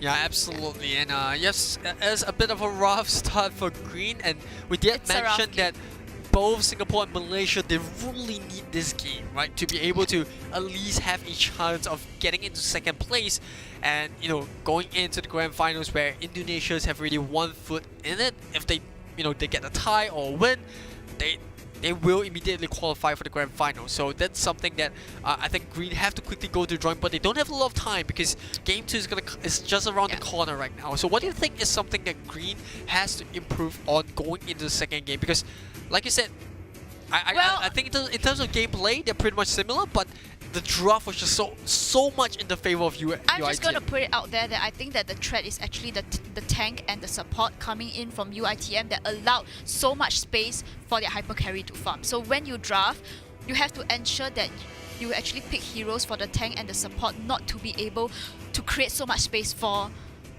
this hyper carry to farm. And I think that's the key, because once you let this Hilda continuously poke, once you let this Selena be able to land the Abyssal Arrow, which we know that the Selena is really really good playing it, so I think that they have to draft a bit more smarter and do targeted bans. Yeah, and it kind of explains why they didn't go for the Arkai or even the Tigger, because at the end of the day, they don't need that defensive comp. They're counting a lot on that early game. They're sticking to the game plan that they're super comfortable with, which is apply pressure in the opponent's jungle. And I'm very surprised to see that no team has even attempt to just ban out the Hilda against UITM at this point in time. Yeah, I mean, you can pick off heroes to counter the Hilda, for example, a Valier, or maybe Hylos, or if not, the least you can do is you pick another, like for example, Tigre to go and disturb your opponent's buff. Yeah, so because the Haya is alone.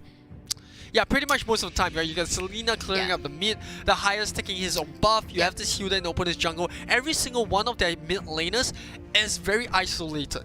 So there is that opportunity to pick up, and this is why I felt like the Nutella was okay. It's just that they didn't really capitalize. That the Nutella didn't manage to capitalize on that early. If the Nutella had gone to the bush of I think he did, but he was caught up by the trap of Selena. Yeah, that might have been one of the things that we missed out. I mean, it was really a very fast-paced game in the first 5 minutes. Super fast-paced. And one of the things that we didn't touch on was that UMIT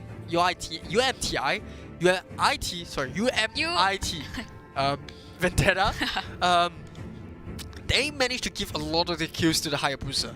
And credit to them, 14 kills, only 1 death. And I think it was 16. Yeah, that's even more credit to them. And it was a maniac.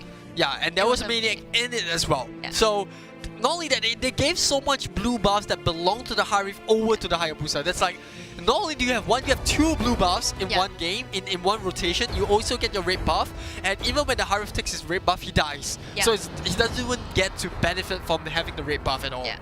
But we are at the second game. This is a round robin, so hopefully, both teams now they have a taste of each other. They will be able, to do a bit more better in terms of drafting and targeted ban. UITM is now on the first pick, and it's gonna be a Yishun Shin on the first pick. Ban. What is this? What is going on? Why are they banning Yishun Shin? I think it's a targeted ban for A1A2. They're trying to suffocate his core heroes. Yeah, I mean, at the end of the day, they know they've been. All these teams have had the time to go back and watch those qualifiers, and it's I would say to a certain extent they are familiar with how the teams have been playing, because they've been playing with one another for the whole day. They've got time to just quickly go back, look at the draft, and kind of just figure out how the other team likes to draft around those hero pools. So yeah, I think betting with the Yishun Shin is really smart, because then you force Green to try to pick up the Harif again, which it definitely Well, this time, the good thing is that Green kind of know that I really hate this Hilda pick, and the first ban, they go and ban out this Hilda. No more Hilda, no more annoying Hilda. Yeah, but then there is also the Selena and the Nutella that have to be worked with, because Yeah, both yeah. of those heroes can also fulfill the role of the hero that they're just going in, disrupting the buff, and you're creating a lot of nuisance, breaking up the momentum of the opponent's jungle rotation. Yeah, that's true. I mean, there's a lot of possible heroes that they can still pick up.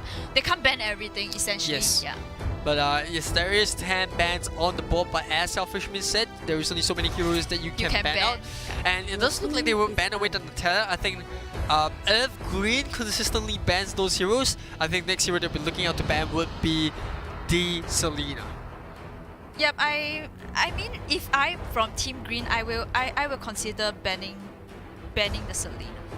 Yeah, I think the Selena makes a lot of sense here, and UIT and Vendetta, they need to be a bit cautious as to how they want to draft this, because with all of these early game heroes getting banned out, they might have to consider another way to fight. But this only works in UIT and Vendetta's favor, because then that opens up the Farsa pick, right? That opens up the Izo pick that they can go for. There's just so many other heroes in the pool that they can pick up, and I love the fact that they've applied so much pressure with this Hilda, Nutella, and Selena. The possibility of all these three heroes that Green have just.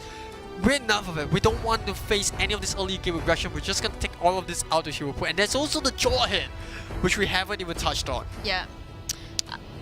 I mean, it's just pretty standard and targeted picks, I mean, bans, they are banning out this 1-1. But in opposed to Green, if I'm you, I really will ban out this Selena. Because that Selena really...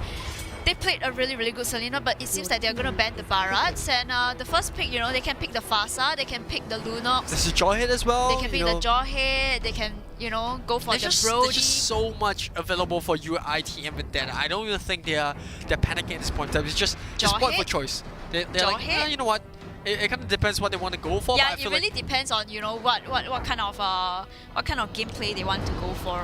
I feel like the jaw hit makes the most sense here. There's so much. Or maybe they can go for the Farsa first. You can't go wrong with a Farsa. Yeah, Farsa will always be relevant. Once she hits the level 4, once she hits the level 4, once she gets the feather airstrike, she's gonna be a nuisance in team fights. And it does look like they want to go for the ass murder, which is quite of a surprising pick. Very surprising because like I say, I felt that now Green can actually pick the Lunox as a hard counter, but it seems like the first pick they're gonna snap up this Brody pick coming in from Team Green.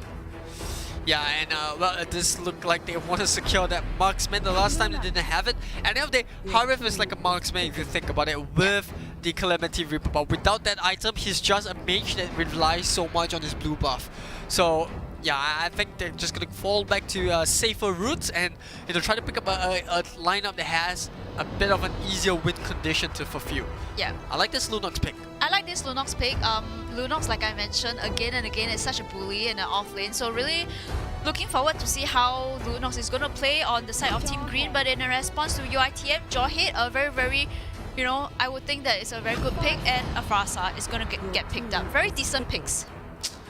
Yeah, and now for Green, they can then look to pick up the Archive if they want to. If I'm Team Green, I will pick the Archive because that is really good pairing with the Brody, just cause you can protect the Brody that much more with the crowd control. Yeah, I will pick the Archive. Yeah, and on top of the UIT and Vendetta, I have two heroes that I will be looking to dive onto the back line. You got the Ass Murder, you've got this Jawhead, and Archive is just really good counter to both of them. I think it makes zero sense to pass on the Archive here. Yeah. I mean, the other hero that can also go for is both the Krufa and Tiago. I feel like we've been through this conversation. Have we? It feels so similar. It feels so similar because it's game 1 was the exact same scenario, right? But Green, I think, they have a game plan in hand. They're gonna deny the Selena away from UIT and Vendetta, which means if I'm UIT and Vendetta, I'm gonna ban this Archive. Like, I'm gonna take it away from the side of Green. But Fasa is quite a hard counter against Brody. So I will hope that Team Green actually, they pick up the Selena, which if the Abyssal Arrows really lands, can really potentially be a threat to Fasa. So, we shall see how they can execute it. Yeah, and Murad's gonna be the banned out hero as well. Khalid is also gonna be banned out. What do you think about this Khalid ban? I felt like it came out of nowhere. I think it's because in the first game, the Khalid versus the Lunox actually lost Khalid. Yeah, it might be possible. Yeah, it might be possible. So they were like, oh, I don't want the Khalid to versus me. Which is quite interesting because think about it, the Lunox shouldn't be losing the lane to the Lunox Khalid. shouldn't be You losing because won't be exactly winning the lane. because the Lunox has the range, you know. Yes, so you you wouldn't don't, be winning, but you shouldn't be losing. You shouldn't be losing. Yeah. Until you hit the level 4, then you can look to try to bully the Khalid if he does get out of position. But you know, better safe than sorry. They banned out the Khalid, and the Archive, the big fat panda that I want to see pop out on the screen anytime, is still open. And I'm not really liking that, but I know UIT and Vendetta, they're gonna focus on banning away this Baxia first. You know, works well against this Asperger, has a bit of CC, very tanky hero. What do you think for Green? What do you think is a hero they should look to pick up? Akai. Other than the Archive, because we went through that already. Your team. Both works really well. Both works very well, yeah. I think for UIT and Vendetta, they should be looking to ban out heroes like Akai, like we mentioned it already, but yeah, I mean, if today has taught me anything, is that anything is possible. I've seen Lois getting picked up. I've seen Hanabi, are you gonna say the Hanabi? No, I'm not gonna say Hanabi, but you know, Uranus going for Winter Truncheon. Uranus going for Winter Truncheon is the one of the unexpected. Like I would say it's out like completely insane, but it's something that you don't see on the Uranus getting picked up every day. We learned a lot from regionals today. That was a little bit fun, and yes, it looks like it does. Looks like UIT and Vendetta is kind of just hesitating on this pick, but so far I would say UIT and Vendetta's draft makes a lot more sense. I would say it makes a lot more sense. Easier win conditions to fulfill, right? They have this Jawhead to pick someone out. They've been really banned on this Archive, which I felt like Green should have focused on picking up instead of picking up the Selena. And you know, now without this Archive, they're gonna have a bit of a headache as to who they want to pick. Yes, they do pick up the Tigro, but I felt like Archive would have worked a lot more. Easier for him. Right? I feel like you got this dual role function, right? You can go in, pick someone off, you can isolate someone, you can also protect the Brody, whereas the Tiro is just super defensive. That's all he does, and that's all he can bring to this table right now. Yeah, and it looks like for UITM they're hovering between the last. Is it going to be off-lane Fasa? Because I think that if you task the Fasa to go against the Brody, that might really work. Because Fasa is really a hard counter to Brody. Chang'e can go off lane as well, but Fasa is a better counter to Brody, yeah. So, I mean... But for all we know, it could be a Brody mid lane. So, it's something that we have to take into consideration. Yeah, then they will adjust to make the Fasa as a support and Chang'e to go off lane. You know, so I think for UIT and Vendetta, whatever the draft is, they look really comfortable, and they're gonna go for this double mage draft. Very season 1 draft, right? You go for double mage, and then you try to get both up to level 4 and just immediately steamroll at that early game. And you know, knowing how UIT and Vendetta play, it's kind of synchronizes with their play style, right? Early game pressure, hit the level 4, bully the opponent's jungle, and then just steamroll from there and snowball as much as possible. Yeah, but I think that Team Green in the last pick, they're going to pick on their off lane. So what do you think? What off laner do you think that they will pick up? I don't know about the Zask. Oh my god, it's gonna be the classic Zask. You look very excited for the Zask. I am very excited because it's, you know, it makes me happy when I see unorthodox heroes being picked up. And you know, kudos to Midas, he plays a really good Zaz, so hoping to see whether, you know, he can bring back his glory days of that Zaz that ultimately won him, won the team the campus Singapore championships. Yes, but well, it looks like they're gonna swap it around though. Midas is gonna be playing that. I'm not sure about that. I think it looks pretty weird. So I think it's a bug. I think in terms of the hero draft, it is going to be who A1, A2 that's playing the Brody. We're going to see Midas play the Zust like you mentioned. Hulina's going to be playing that Lunox. And yeah, I mean, just draft alone, who do you think has the upper hand here? Well, I would say that UITM for me. I feel that slightly has a bit of an advantage. 5 seconds till the enemy reaches the battlefield. Smash them. Yeah, I definitely feel like UITM Vendetta has a bit of an edge, like you said. Like the fact that they have this Jawhead early game, and it just falls so well into the mantra of pressuring early game. And well, we're gonna see the Selena got that red buff and try to take it as much as possible before A1, A2 picks up to retrieve it. This time around, King Rexo gonna scout out that blue buff, and look at that, he's gonna just cut right across that mid lane and try to disturb the red buff. Yeah, King Rexo just being King Rexo, such aggressive player coming in, just trying to stop A1, A2 from having the time of his life. But he has to be careful because this time round it's a Tigreal, you know. The Tigreal can push him potentially into the bases, so he has to play a bit more careful. But right now in the bottom lane, it looks like it's gonna be King Bat playing on the Fasa as an off-lane hero against the Lunox. What do you think of that? You think Fasa will be able to win against the Lunox, or but it seems like the Fasa is not having such a good time in the bottom lane, and right now in the mid lane itself, King Rexo is just going to continuously going around the jungle just to open a bit of the map. But we have a Selena there just to create a bit of a open map for the teams inside of Team Green. Yeah, I mean, at the end of the day, they don't really have to rush it, but Yuling now in a bit of trouble. Yeah, the Phantom Execution coming in, slightly misses his mark. They're gonna use the Tall Rose just to get out of the trouble before the Abyssal Arrow hits. And yeah, UIT and Vendetta just showing off the skills right now, but Green, the rotation kinda just for nothing. But you know, at the end, it's still a better early game than game 1 itself. Yes, and we can see that our King Rexo is caught up in quite a bit, but managed to pop off the flicker just to escape from their first blood. In the middle lane itself, it's just going to be a bit of a rotation with A1, A2 just continuously going to get farm up. Midas just being Midas coming in. Lancelot trying to go in to get off the Midas, but Midas with the ultimate managed to pop in.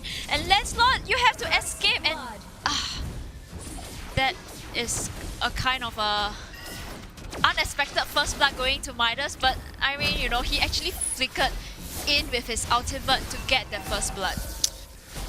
Yeah, and now we might see A1, A2, the ultimate coming in, the Shattered Memories, and it's gonna be able to pick that Forza up in the nick of time already. The jaw hit in the nick of time. A little bit unfortunate there for UIT and Vendetta's offlaner, and yeah, Green just doing so much better as compared to game 1, especially with this Brody pick. I feel like picking up Marksman suits Green's draft so much more.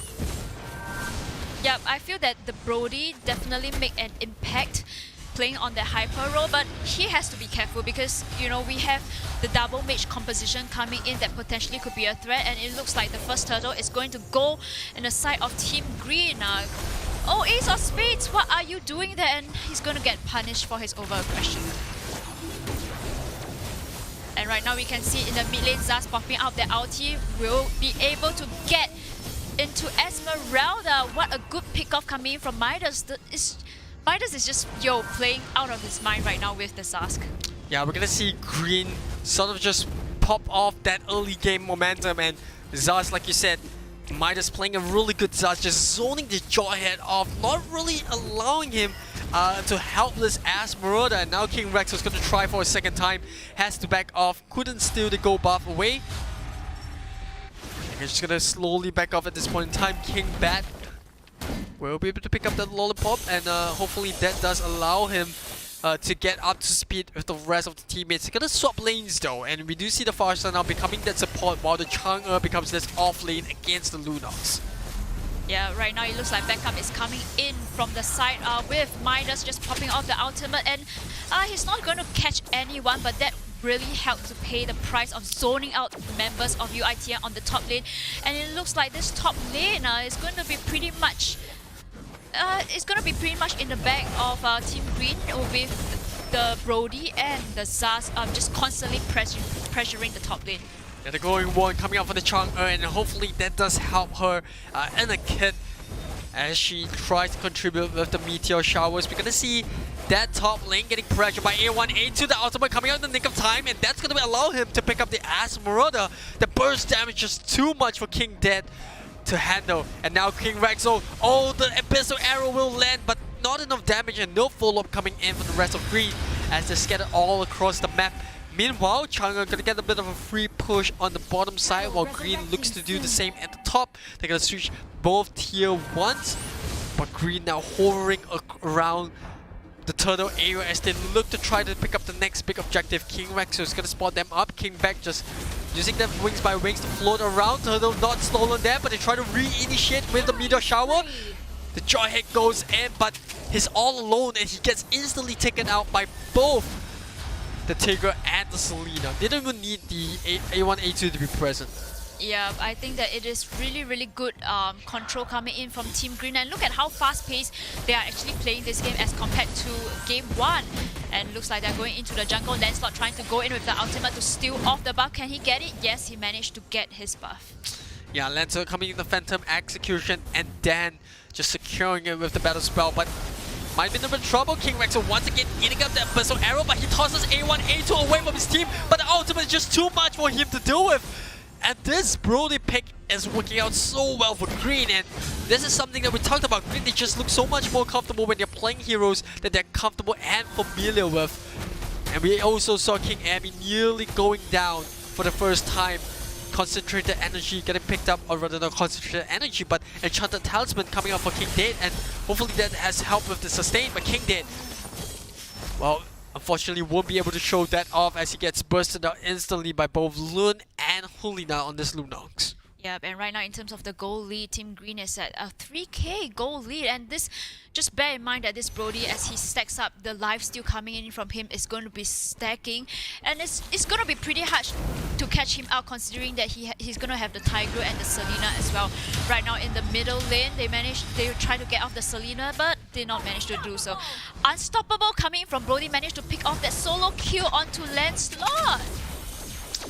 Yeah, and now that's gonna allow Green to put pressure onto the top lane as well as the mid. You already see the Tigro and the Selena's just setting up the push. Lunox gonna jump in with the ultimate, but that's not gonna allow them to find anyone. But look at that, they don't even need the tier 2 in the middle. They're really pressuring the tier 3 at the top. A1, A2, the creep goes down, and can they pick up another kill here on the jaw hit? No ultimate available, but yes, it comes out in the nick of time, picks up King Rexo. And they will also invade that jungle of UITM Vendetta. Without the Hilda and without the Selena, it looks like they're struggling for the mid-early game. And now Green looking to exact that very same revenge and the same pacing of game that UITM did onto them in the first half. Yeah, I feel like it's a kind of a tight turn where in this game itself, it's Team Green that is dominating, and they don't have the answer to Brody, they don't have the answer to this Zaz pick. Wow, but speaking about Zaz, it does get picked off by King Rexo. A little bit of overconfidence, I would say, in the top lane. Pushed a bit too much for my liking, and he will get punished for that. Meanwhile, King Rexo trying to find some of the ejector, but couldn't find anyone at all. The flicker was on cooldown, but here comes the Tigro. Tries to stun someone after the implosion. Might have just did the same exact thing King Rexo did, which is overextend. And he's gonna get picked off there. Lune dropping the quarter of HP. The Abyssal Arrow will land, but all the members of Green too low for them to follow up. And that just means they will have to settle for the tier 2 in the bottom lane.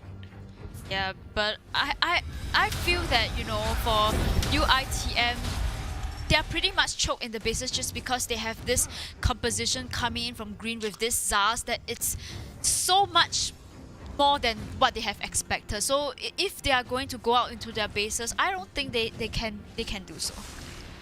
Yeah, but we do see Midas here picking up that Holy Crystal, which means his damage is going to exponentially increase. Yeah, and he's using the Inspire on top of it, so he's going to hit like a truck. I think he picked up the Feather of Heavens earlier, so that definitely will help with every single of his basic damage. And look at it, it is actually the fleeting time. Yep, so he definitely wants to get that Dominator's Descent off cooldown as much as possible, and it will definitely help with the fleeting time like you mentioned. Meanwhile, we do see the Blade of Despair coming up for A1, A2 as well, who's currently on 7-0 on this Brody. Very excellent game for him thus far, and well, we did say that UITM's draft looks a lot better, but Green just proving us wrong and not willing to go down without a fight. And to be honest, we did mention that it should be a 1-1, so either way, I'll be really happy whatever happens.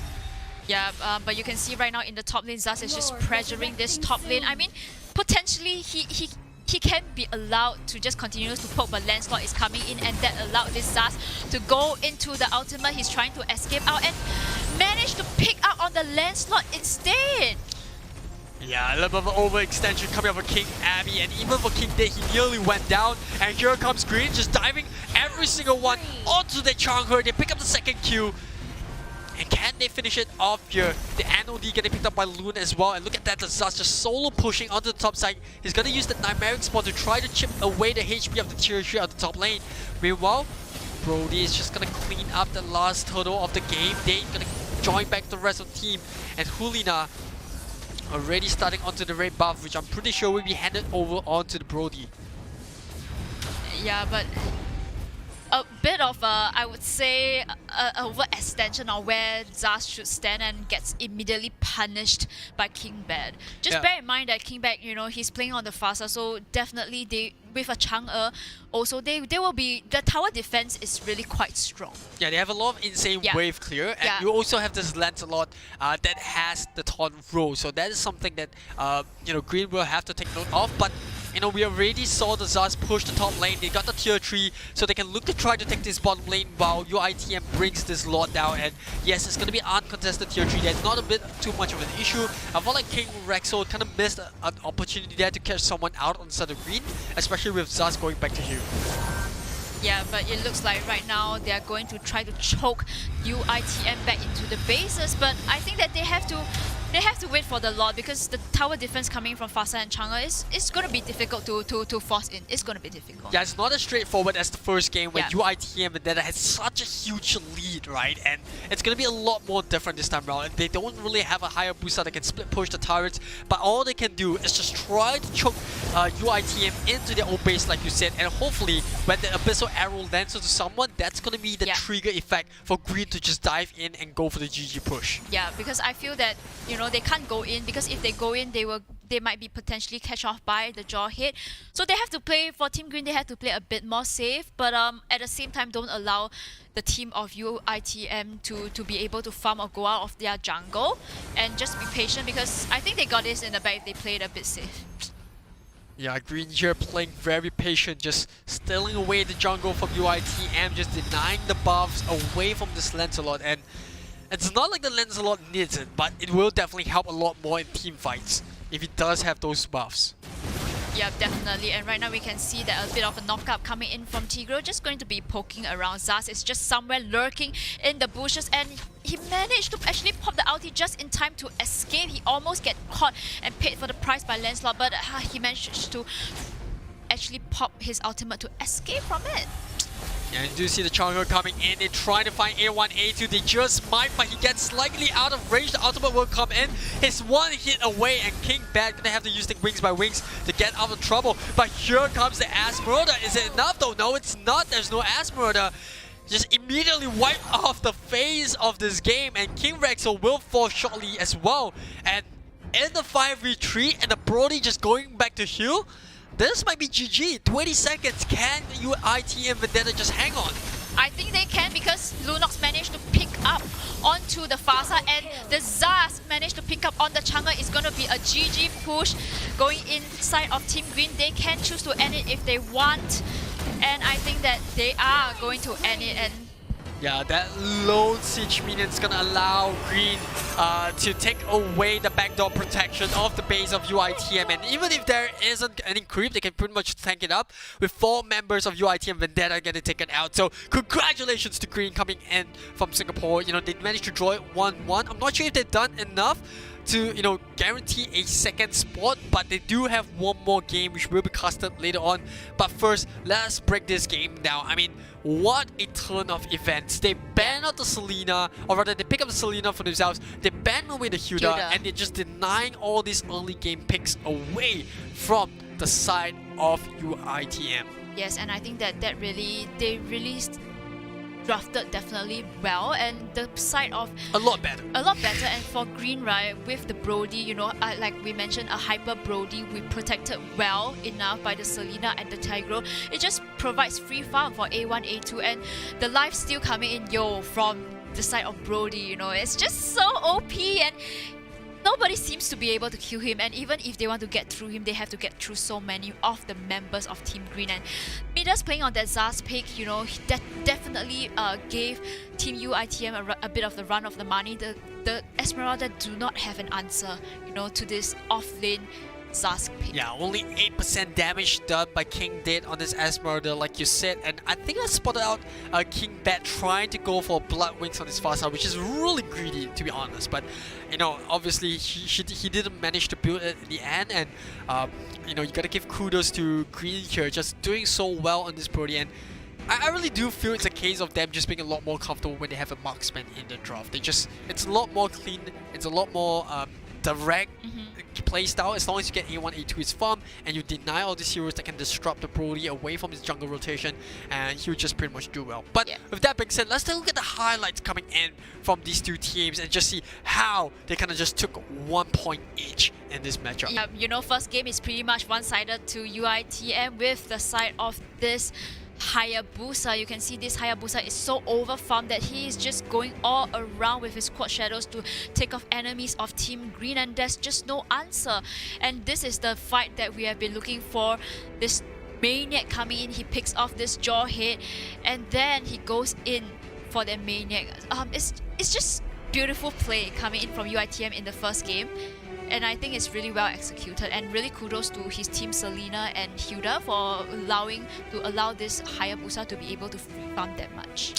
Yep, and you definitely do see the UITM Vendetta having a little bit of a trouble in that second game, and yeah, it's just so tough, especially with a fat A1, A2. But you know, coming back to the first game, Green just not having a momentum going on for them. They're just constantly getting shut down. You know, the Hilda was just everywhere, disrupting, taking away the buffs, you know, making sure that the Haru didn't have a good game. And in the second game, it kind of just flipped onto them. They didn't have the early aggression which they wanted to have, with the Hilda getting banned out, the Selena was taken away, Natalia was banned out as well, and Green definitely had a lot more peaceful first half of the game.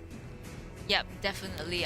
But you know, in the second game, it's pretty much on the other side, and that's when Team Green actually, I think, found their comfort picks. And like I said, it is the Zaz, it is the 1-1, and then you know, ultimately it really works well for the team.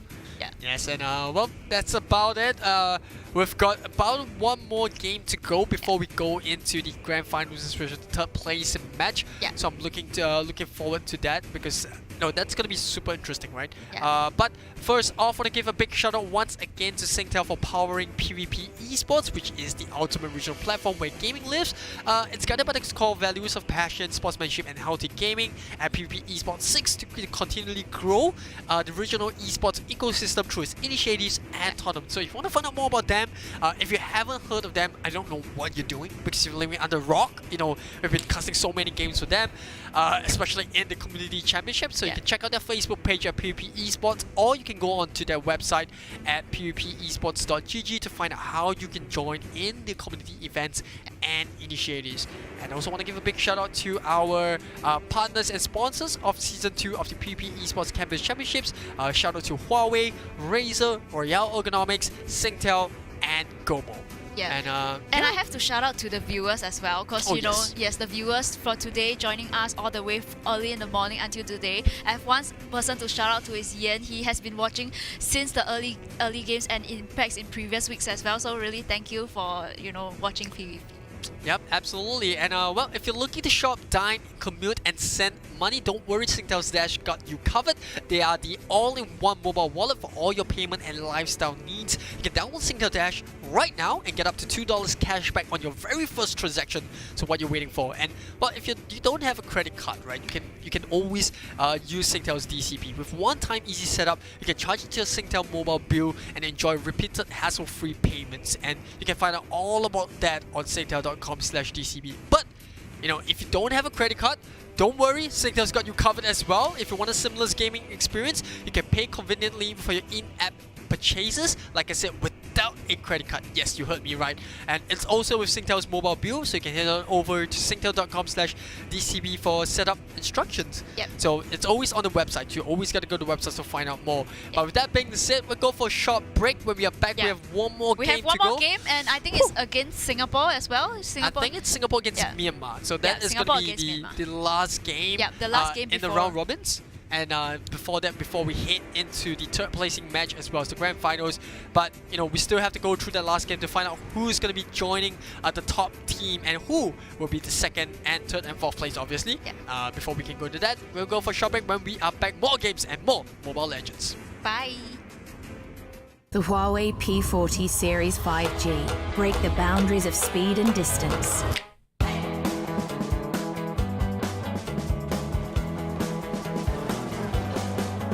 Capture the best part of every moment. Even at night, you can discover stories, within stories. Huawei P40 series, visionary photography.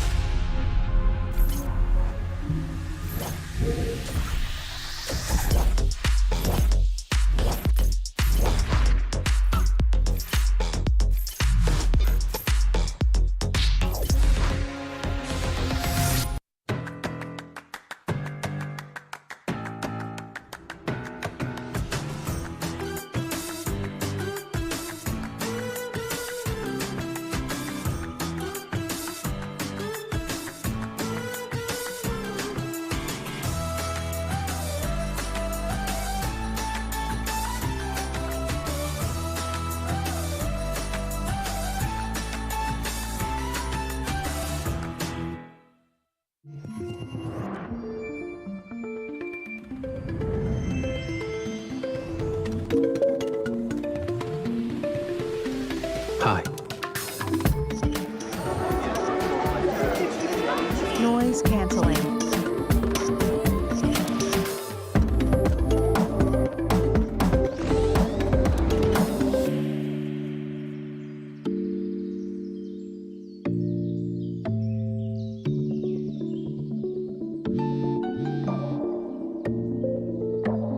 Hello.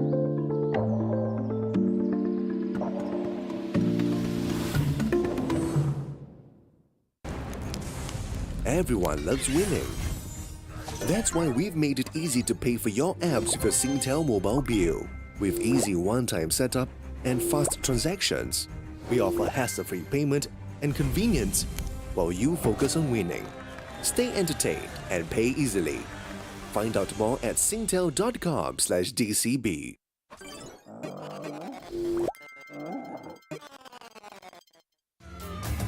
Sam lives his life like a one-take music video, where everything is as smooth as can be.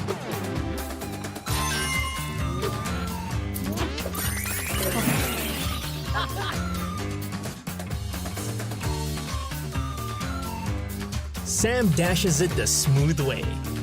Now, dash it your way. Attention gamers! Singtel brings an ultra-powerful Wi-Fi 6 experience to you with the new Asus RT-AX86U gaming router. Boost your mobile gaming performance with a tap on the Asus router app. Defeat Wi-Fi congestion with 5 GHz band for ultra-fast responsive gaming. Get it free when you sign up now with our 1+1 GPPS Fiber Pro Gamer Bundle. Only available with Singapore's #1 network. Visit singtel.com/gamerbundle to find out more. Want to leave work on time, but can't deal with judgy colleagues? Easy! Dress up as the delivery guy.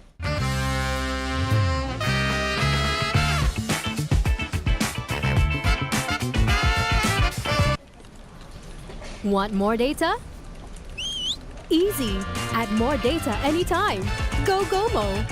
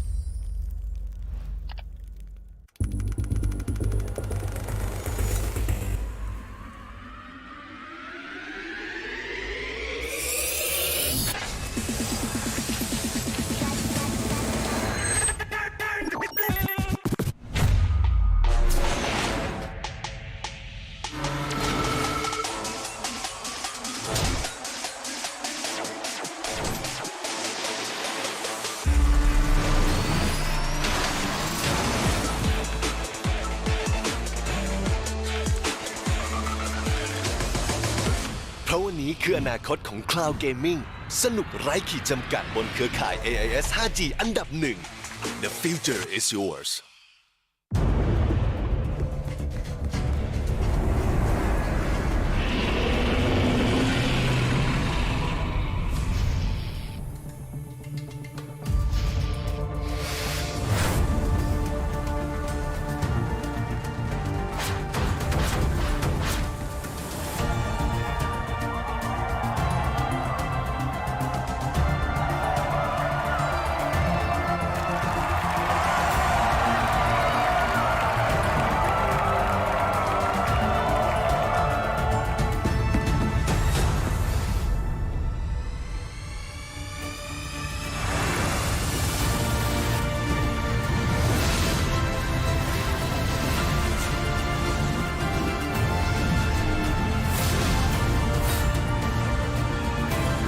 Experience the great rise of now, all by yourself. Download now.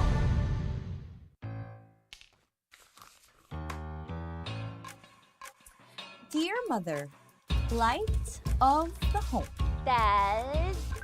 Hey, baby! Greetings, Professor Rodolfo. May I be absolved from Math club tomorrow. May Globe Virtual Hangouts kasi. Go and hang out from wherever you are. Just open the Globe One app, choose an event, and click join. Watch concerts online. Dance together. We can do quiz nights. Yo, let's go! If you allow me, I promise. To make it up to you. And repay your kindness tenfold? Truly, your favorite child. I love you, Dad. Please, babe. Thank you, sir. Enjoy your fave events with Globe Prepaid Virtual Hangouts. All together now.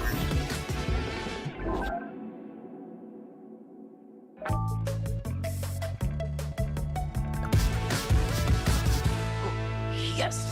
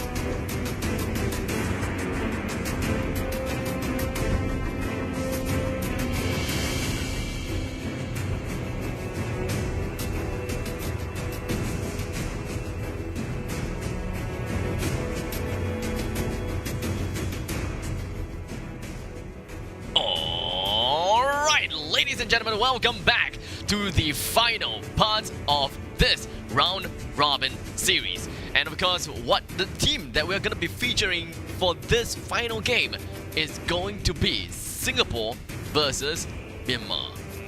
I would think that this is going to determine a lot. Because right now, I'm going to flash the standings real quick because I guess this actually helps to explain why I need to say that this match is going to be important. You see, look at the standings right now. We're sitting in the Philippines and Indonesia are already leading. But however, going up in the next part where we'll be doing the best of 3 will be either one of these teams that we'll be looking at. So I guess whoever's going to get more points-ish will be moving on to the next. However, anything and everything can happen, you know, Murphy's Law. Wow, so what we have here, this from what I've been missing of, is that Indonesia have lost to Philippines in a very decisive win. Now that is honestly pretty darn nutty if you ask me, and it is very scary on the side of Philippines. I'm really gonna be looking forward to that grand finals game between the two of them. But of course, Singapore at 5 points, Myanmar at 5 points, and Malaysia at 6 points. So this pretty much means that if Singapore and Myanmar goes into a tie, it's gonna be a 3-way tie of 6 points. Yeah, so it's gonna be a lot of period per time, like, you know, expressions going on. So I guess this game is gonna determine whether we'll be going into that 3-way tie, and that will be absolutely scrappy, or one of these teams will proceed into the best of 3 for 3rd or 4th placing. I'm really interested to find out how is it really gonna be like. But of course, before we even jump onto the game and take a look at how interesting Singapore versus Myanmar is gonna be, we're gonna have to remind you guys that PvP Esports is ultimately, and of course, powered by Singtel. PvP Esports is the ultimate regional platform where gaming lives, guided by its core values of passion, sportsmanship, and healthy gaming. I won't say wealthy gaming, but healthy gaming. PvP Esports seek to continuously grow the regional esports ecosystem through its initiatives and tournaments. So make sure you find out more about them at https://www.pvpesports.gg. You can see that judgmental look coming from his side. And of course, you can take a look at us at the Facebook page at PvP Esports as well. Yeah, and of course, Season 2 of the PvP Esports Campus Region Championship is proudly brought to you by our partners and sponsors. Thank you for our partners and sponsors, because without you guys, we've been here talking to you guys, and I wouldn't be sitting on this Royale Ergonomics chair. And they are, of course, the Huawei, Razer, Royale Ergonomics, of course, Singtel, and GOMO. And of course, well, before we even jump on to anything else, I'm pretty sure that everyone else knew the fact that this entire event is basically revolving around the SuperGamerFest 2020 already. For those people that have kind of stuck with us since the morning, you guys have pretty much seen the introduction video, and of course everything to introduce the SuperGamerFest. It is pretty nutty and it is absolutely amazing, and we will be looking forward to see what else SuperGamerFest have got in store for us for next week as well as tomorrow. But of course, before that, well, the SuperGamerFest is literally a Gamerfest held 100% online. There is no physical venue, so we are not in anywhere, you know, anywhere in like some random location. We're literally in the studio, casting, and of course bringing the SuperGamerFest 2020 to you guys. We do have some virtual gaming and esports festivals, and even award shows. Yeah, we'll be feature strapping for 5 days of jam-packed gaming events, especially not on just today. We're actually resolving for the Campus Championship. Tomorrow we'll be doing for the MLBB Open Championship as well. I'm gonna be looking forward to that. Yeah, man, like we will be looking at through the teams, and they are literally scary. So you know what? That's for tomorrow. We're looking at this right now with Dagon University from Myanmar going up against Team Green from Singapore, or SIM. And here we have Dagon University back at it again versus Green. Now, we have seen Green a couple of times, and they have played they have pretty much played Zusk in every single one of their games. Yeah, right? like the golden no pun intended, Golden Midas play will be to pick up the Zarsk. Like, they've been always playing Zarsk no fail. Like, it's always this one strategy where they try to go with the Zarsk all the time. So maybe, just maybe, because this is a round robin, they want to keep their cards close. But I mean, like, this at the stakes that we're kind of building up, because this will determine whether we're going to be going into that weird three-way tie, or they will be proceeding on to the next spot where they'll be competing it down for the best of 3 for the 3rd and 4th placing. They need to do something even more.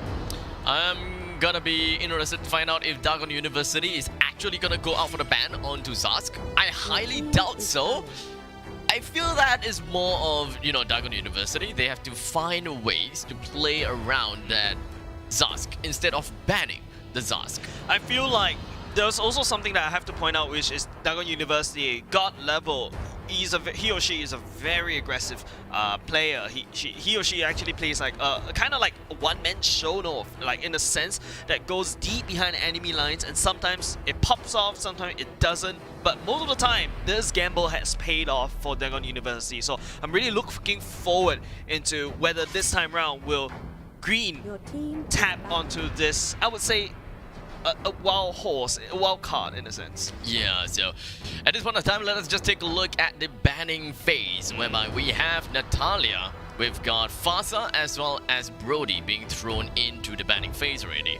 We'll be probably looking at Lunox being banned out, understandably. Lunox, Barats should be thrown into the pool, understandably, and of course, maybe even Jawhead. I would say Green should look into banning that Barras. They made the right choice to be banning away the Brody, because Dagon University will be having that first pick. However, on the other side of Dagon University, they ban away the Natalia, ban away the Farsa, so no long range. You know, Farsa is a very strong mage in this meta. We've seen her almost, if she's not banned, she's being used. Yeah, so no surprise right there. But yep, Green will be locking in with the ban for the Barats. Now we've got 4 heroes thrown into the pool, and so far nothing kind of sparks any curiosity. Yeah, it feels right? very standard play. Yeah, very both standard. sides banning. No form of, you know, respect bans whatsoever. No, not anymore. Not at all. So probably both teams are just testing the waters right here, like what we actually mentioned, tipping that toes into that pool. It's not that nitrogen pool, it's just a lukewarm pool right now. Dagon University banning away Selena, another safe ban. Just, you know, the power spike Selena is just so ridiculous, especially once she hits level 2. And, you know, the stun is like a 3,000 year stun. Sounds about right. It's very hard to get out of it. Highly pessimistic of you to think that it's only 3,000. 3,000, come on. Why are you expecting 2 million years? It sounds about right. You can see like the time travel when you get stunned. Like the dinosaurs semiotics going all the way, around. going all the way to the human age, and going away to the future age, and then the space age and whatsoever. Exactly the kind of semiotics that we are looking for. But anyways, we got the final ban down, and that is going to be in the form of Hilda. So once again, nothing out of the ordinary. We're just looking at things as the way it is supposed to be. But for now, let us just take a look at what heroes is available. No more Jawhead, but we should be looking. Yes, we're looking at Yuzhong. We do have Khalid available. We also have Lunox Chang'e that can be thrown into the picking. And Green, you know, from the way that they have played, I think that they are definitely going to be yoinking that Lunox for themselves, and perhaps even the Yuzhong. Yeah, I think they really need to pick on that Yuzhong, because, like, you know, Yuzhong's very powerful. It slipped through the banning phase. Dagon University, they did not actually compartmentalize, like prioritize picking up that Yuzhong, which I would say should be one of their first picks. Or, well, maybe Green had, maybe Dagon University has something else in mind. They probably have an answer towards that Yuzhong as well. But perhaps Green this time, rather than actually dropping away that Yuzhong, they'll be picking that Lunox and Tigreal first. So, well, a bit not revealing the core. Feels like both sides, they do know how to fight around that Yuzhong, as long as you be able to burst him down before, especially during the early stages of the game where he's a little bit weak. Still need a few more items to actually get online. That's where she's vulnerable. But you gotta admit that Mobile Legends is evolved to a point where aggression will win you games, and Yuzhong gets picked up. And now, because of the fact that Green has already picked up that Tigreal, it pretty much kind of seals the deal to a certain extent that green will not pick out a Baxia because kind of clashes of interest over there. So Tigreal cannot be there because of the fact, I mean, Baxia cannot be there because there is a Tigreal. Yeah. But there could be a possibility that we will be looking at a Baxia on the side lanes still. Although we haven't quite seen that just yet. Maybe green is about to turn things up a notch and give us something interesting. Zask They gets ban banned. out a Zask. Ha! Oh! They've been watching our streams. Oh! Now that is interesting. Now that is definitely something that we would want to get a look out for. But I don't think that green actually went. Yeah. I don't think that green actually had the intention to go for Zask because they have picked up the Lunox Exactly. already. It feels like once you lock in with the 1-1, I feel like they've like okay, we're not gonna do with Zars this time around. And in fact, if Dagon University will be banning it in the second phase of the game, so which means that yeah, they're kind of expecting that Zars will be coming out, but then they saw that green didn't really pick the Zars, so they were like, okay, you know what? I'm just gonna take that out. But since green has already picked up a Lunox, so that's probably a waste of bans. A Baxia and a Chang'e on the side of green sounds pretty nutty. That is the way that I'm looking towards. Because, you know, Dagon University right now, they are a little bit too hyped up when it comes to the regeneration portion. Of course, the Shah residue coming in from Yuzhong, as well as the fact that the shields, after a short while, you get your shield regeneration because of the Frostmoon shield from the Esmeralda. If Dagon University is going to work towards a lot more shield, or rather more healing oriented heroes, then the return of investment of picking up the Baxia is just going to exponentially increase. I would agree with you. Picking up Baxia is definitely high time because look, you have Esmeralda, you have Yuzhong. Unless you pick up Necklace Durance very early on. Yeah, Dagon would really want to get a ban on the Dagon buff. would be looking to ban away that Baxia. However, if you notice how green... No, they'll be banning... Wait, hold on a second. They're banning away the Khalid. Now, green should look into picking up the Baxia because... Baxia should be the last. They should be thinking about getting Baxia last because they want Dagon University to kind of show their hands. Like, show their hands entirely. Oh, Kimi. Really? No, but I would say it's okay, but she has to be protected at all costs. Not my cup of tea. Not at this kind of drop, because look at Team Green, the only person that can actually protect cores is basically only the Tigreal. So either they can go for an Arkai or a Baxia, whatever. But Kimi, I think they're just being greedy. A lot. Still kind of greedy. Yeah, so green, I feel like they're kind of greedy right now. And if you notice how green is actually banning away the cores from the side of Dagon University, and also if they pick up that YSS, they are limiting that core kind of champion pool. So definitely a very interesting way of doing that. Well, if you can't ban it, just pick it. But that also means that you're opening yourself up. There's not a lot of PU coming out from green though, unless they pick up I don't know, man. Arkai would be very great right now because with the Hurricane Dance, we'll be able to push away the Big Dragon Boy, the Jawhead, and the Esmeralda as well. Or you can actually pick up that, the Baxia that we're talking about. But I feel like at this stage, because you have so much weak, very soft heroes, such as the 1-1 and the YSS, the Arkai would definitely be looking good. Jawhead is going to be the tank of the team, more towards the roamer, and it does make some sense in this case. We'll be looking at a middle lane with Jawhead, Chang'e, as well as the Hellcat. I would say side lanes, it's a Hellcat. yeah, it's definitely Hellcat. While the side lanes will be looking at a Yuzhong as well as the Esmeralda. On the side of green though, they are hovering on Lapu Lapu, which is going to make the game extremely weird because that is going to suggest that they are going to be using the Lunox as a support in the middle lane. It's not enough PU for my take though. Green, there's not a lot of CCs coming out unless you can land that 1-1 CC, but with that 1-1 CC it's really hard to land. And then you have so many soft heroes on the side of green. That Uranus definitely has to work wonders in order to be able to distract Dagon University, just basically out-rotate them, or green just has to overwhelm with a ton of damage, which they have. The rotation in their needs to kit. be really good then. Yep.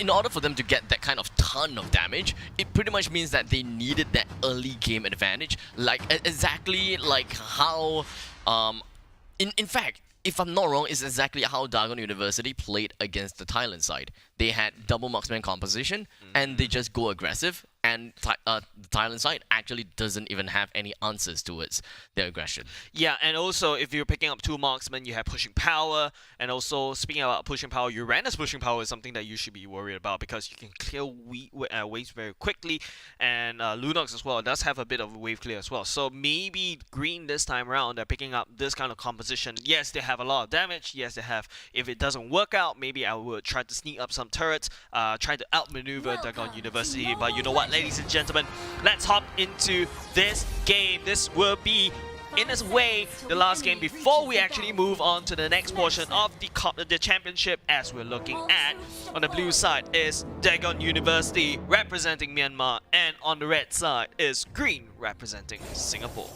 It does seem like we are looking at an Esmeralda fighting against a Uranus in the bottom lane.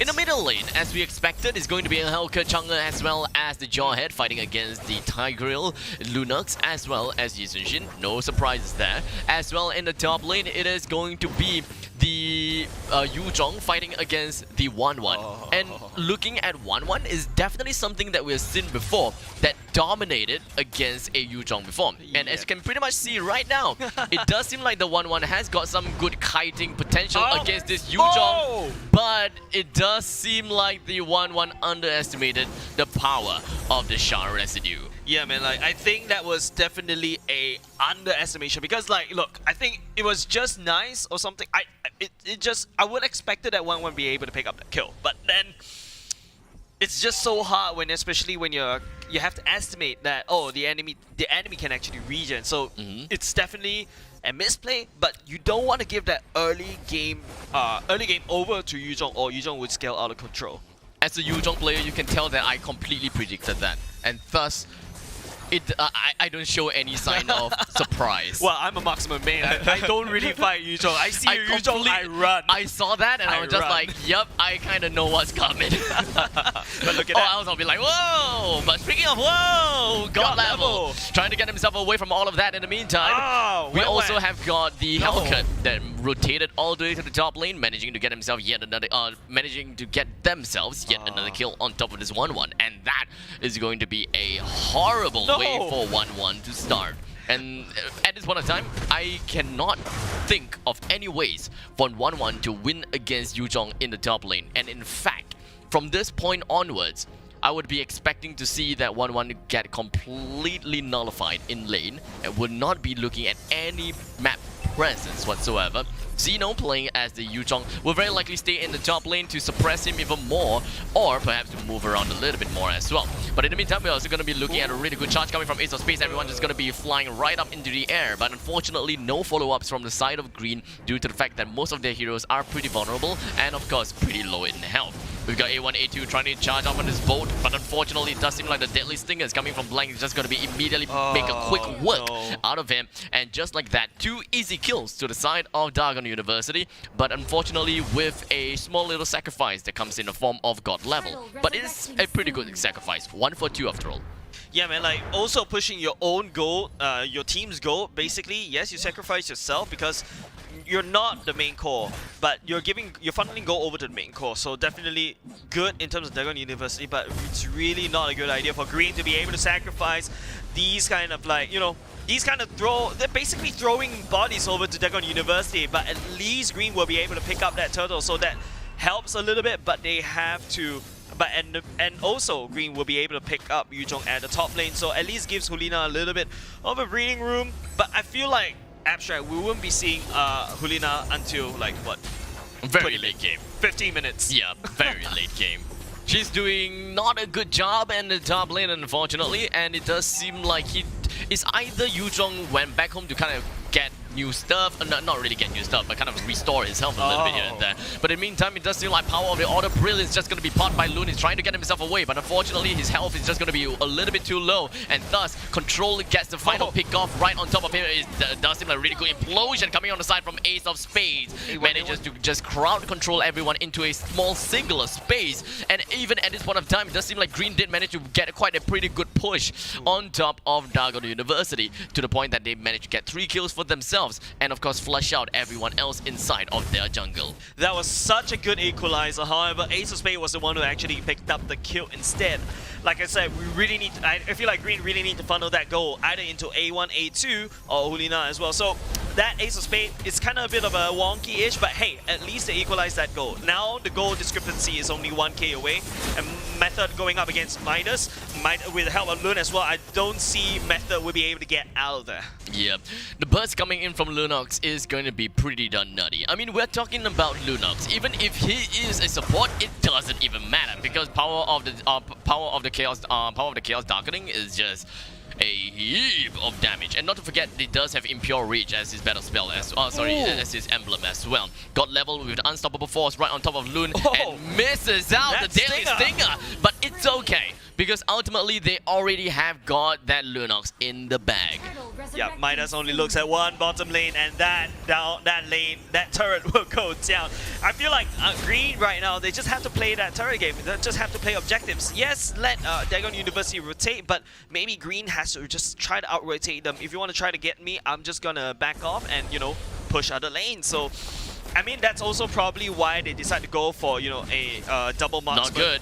But not good. God level jumping on it. It does seem like he's just going to go straight in for the Unstoppable Force right on top of the A1, A2. And he's going to go straight down. It does seem like the Dragonoid form coming in from the ZNO. He's trying to get himself back on track. He's trying to get himself to all the kills. But Blank just jumps right in with a really nice Deadly Singer that eventually managed to get a kill right on top of the members coming from Green. And thus, just like that, Green was eliminated with 4 men down. That Blank, I was about to think about, man, fill up the blanks, and Blank literally just filled out the blanks of my nightmares, especially with the turning off the lights, and then with those stingers that dish out so much damage, and there's so many juicy members on the side of Green. You have a very squishy, 3 squishy members on the other side that could literally 1 to 100 to 30 down very easily. So, I think Blank is going to have a very fun time. Indeed. That is going to be a really good initiation coming from Green. In fact, they have managed to buy themselves quite a lot of time and quite a lot of space, if you ask me. And this is going to put Dagon University on a step backwards, because do remember, we're looking at Green with a double marksman setup. And when it comes to kills, no doubt Green is losing because of 4 kills advantage that Dagon University has. But when you take a look at the gold advantage, it is not substantial at all. It is only 700 gold, or right now 1,000 gold difference, and it's not a big deal. Yeah, the goal is not very far off. You can see that the one actually picked up the corrosion side as well. One of the many power spike, but hold on a second there. Method will get ganked down as Green having a little bit of trouble, especially Loon right here. Xeno jumping on top of them, and there's not a lot of damage to be able to like burst down Xeno with so much residue that she's just healing like crazy. Exactly. Sometimes you don't really have any answers to this Yuzhong, especially since Yuzhong is pretty darn scary at this point of time. He did have a pretty good time in the top lane, and he managed to get himself a good amount of farm. So he's not any form of dead weight. His damage is going to scale pretty darn scary, and of course the fact that he having an execute is going to help him get himself kills after kills after kills pretty darn easily as well. Yeah, and looking at the items earlier just now, Hulina 1-1 actually picked up the Deadly Blade, going up against Snow, going up against Method. You see, remember we were talking about how like a box here, or basically even Archive. I would prefer to swap out the Uranus for an Archive or something, because I feel like Green needs more peel, and they're actually suffering for that a little bit. But I feel like if Green actually were to able to bring this game just a little bit later, perhaps A1, A2 will be able to farm up, 1-1 will be able to farm up, and they will be able to get great success. Well, to a certain extent, I can understand the picks of the Uranus, but we'll just take that off our side a little bit because we do have a Grand Jade Dragon jumping in, coming from the side of XN. No, Ace of Spades just going to be taken down, coming in from the side of Green. A1, A2 with just a sliver of health, staying around in the corner. He really just wants to get a little bit more farm. We've got Hulina as well. His mind is just going to be coming in together in this convergence, getting the kill onto that Chang'e as well. So far, so good for the side of Green. They are slowly picking things up, and as the game slowly increases in terms of time, that is going to give a lot of revenue and avenue over to Hulina as well as A1, A2. Yeah, Dagon University, they have a very good early game. Blank was ganking constantly, but after a while, when the transition over to the mid game, Midas is the one that is actually having the time of his life as well. Will be able to survive that stinger just a little bit, and he's got to hang around a little bit more. And look at Loon trying to focus him down on top of Blank. Blank's still on the chase though, but A1, A2 jumping on it will be able to secure that kill, while Blank will be able to kill off that Loon just even before. But the shutdown coming out from that Jawhead. Green losing too many members this time around. Ace of Spades has to get out there, but hold on a second and look at Hulina just at the bottom lane. Pew, pew, pew, down the turret, and that's the only thing that he's looking for. Crossbow of Tang is just going to be popped right immediately onto Method. It's going to be an easy kill coming in from Hulina. Right now, we are looking at this 1-1 to be pretty darn scary. He popped up his Aegis. He also managed to pop up his second skill, and now he's rid and free of all form of CCs. But after all, we're looking at a Chang'e.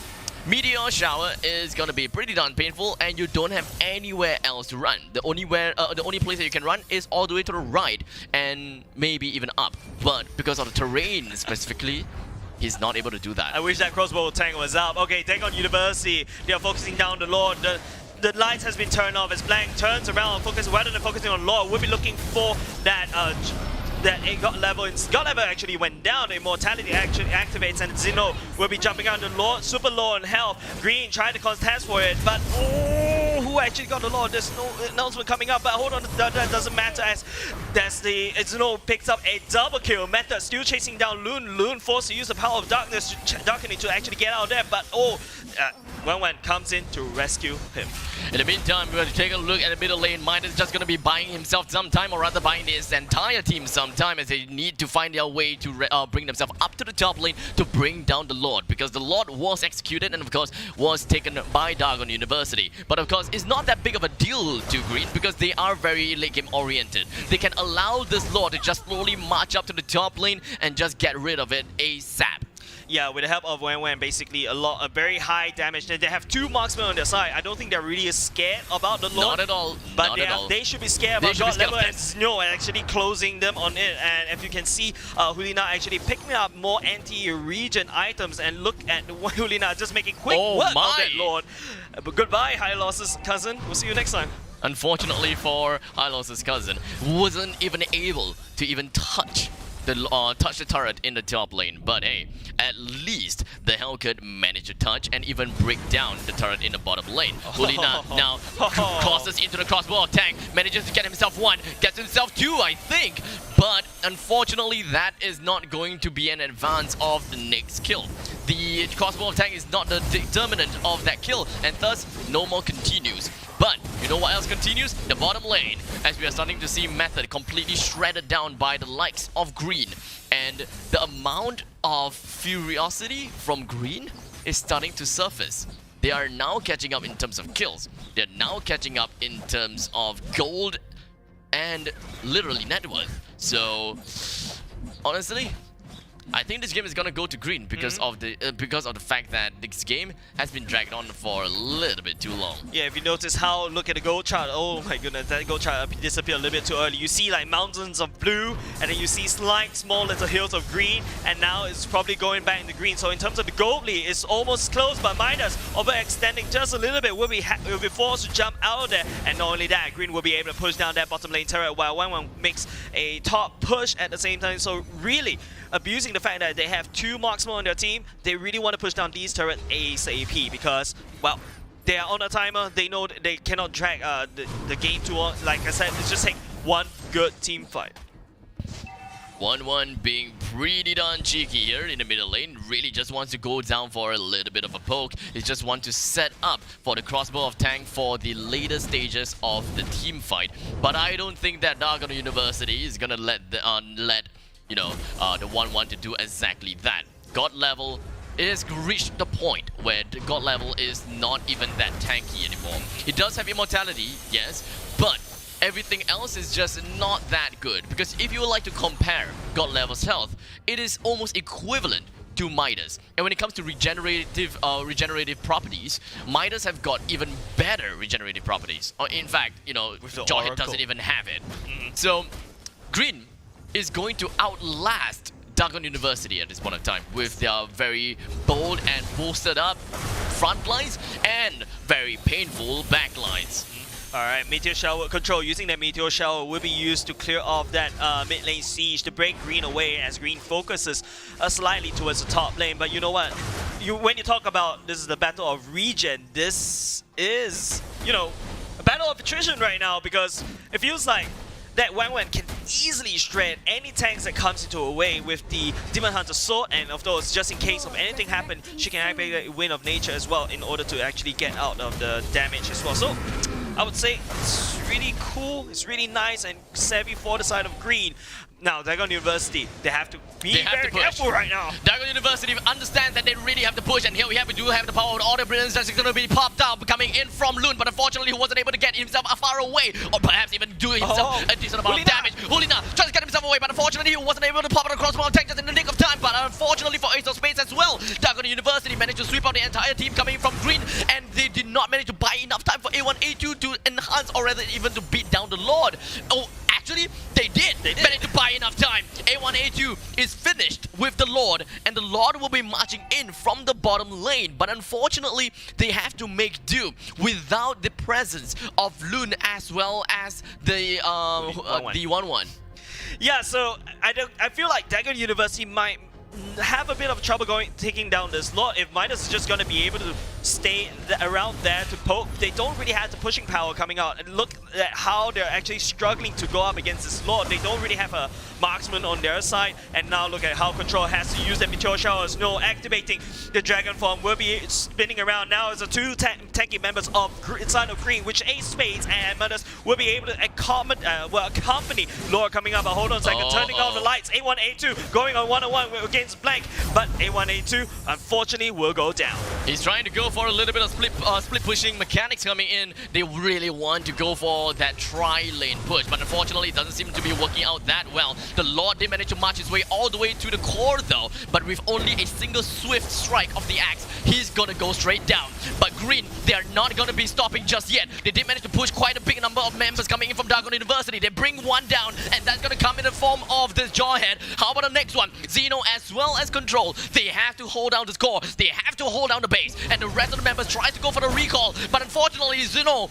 is not gonna be letting them off just yet as he goes in the Dragonoid form. His HP is currently at low health, and Hellcat is actually gonna be pushing down in the top lane. We've got Uranus. He managed to get himself back. He gets himself the recall. The inhibitor tower in the top lane is now down. It is literally gonna be a base race at this moment of time. Top lane is down. Bottom lane is down. This is gonna be a really tough game coming in from both sides. Hellcat really needs to get himself back on track as soon as possible, but how exactly is he supposed to escape from the grasp of Midas? Both of these teams wounded, scarred, and they're almost so close to actually winning. Whoever's going to take that next Lord who's be spawning in within 100 seconds, or it just takes one team fight. Once again, it just takes one more team fight or one bad positioning, especially. No, they cannot.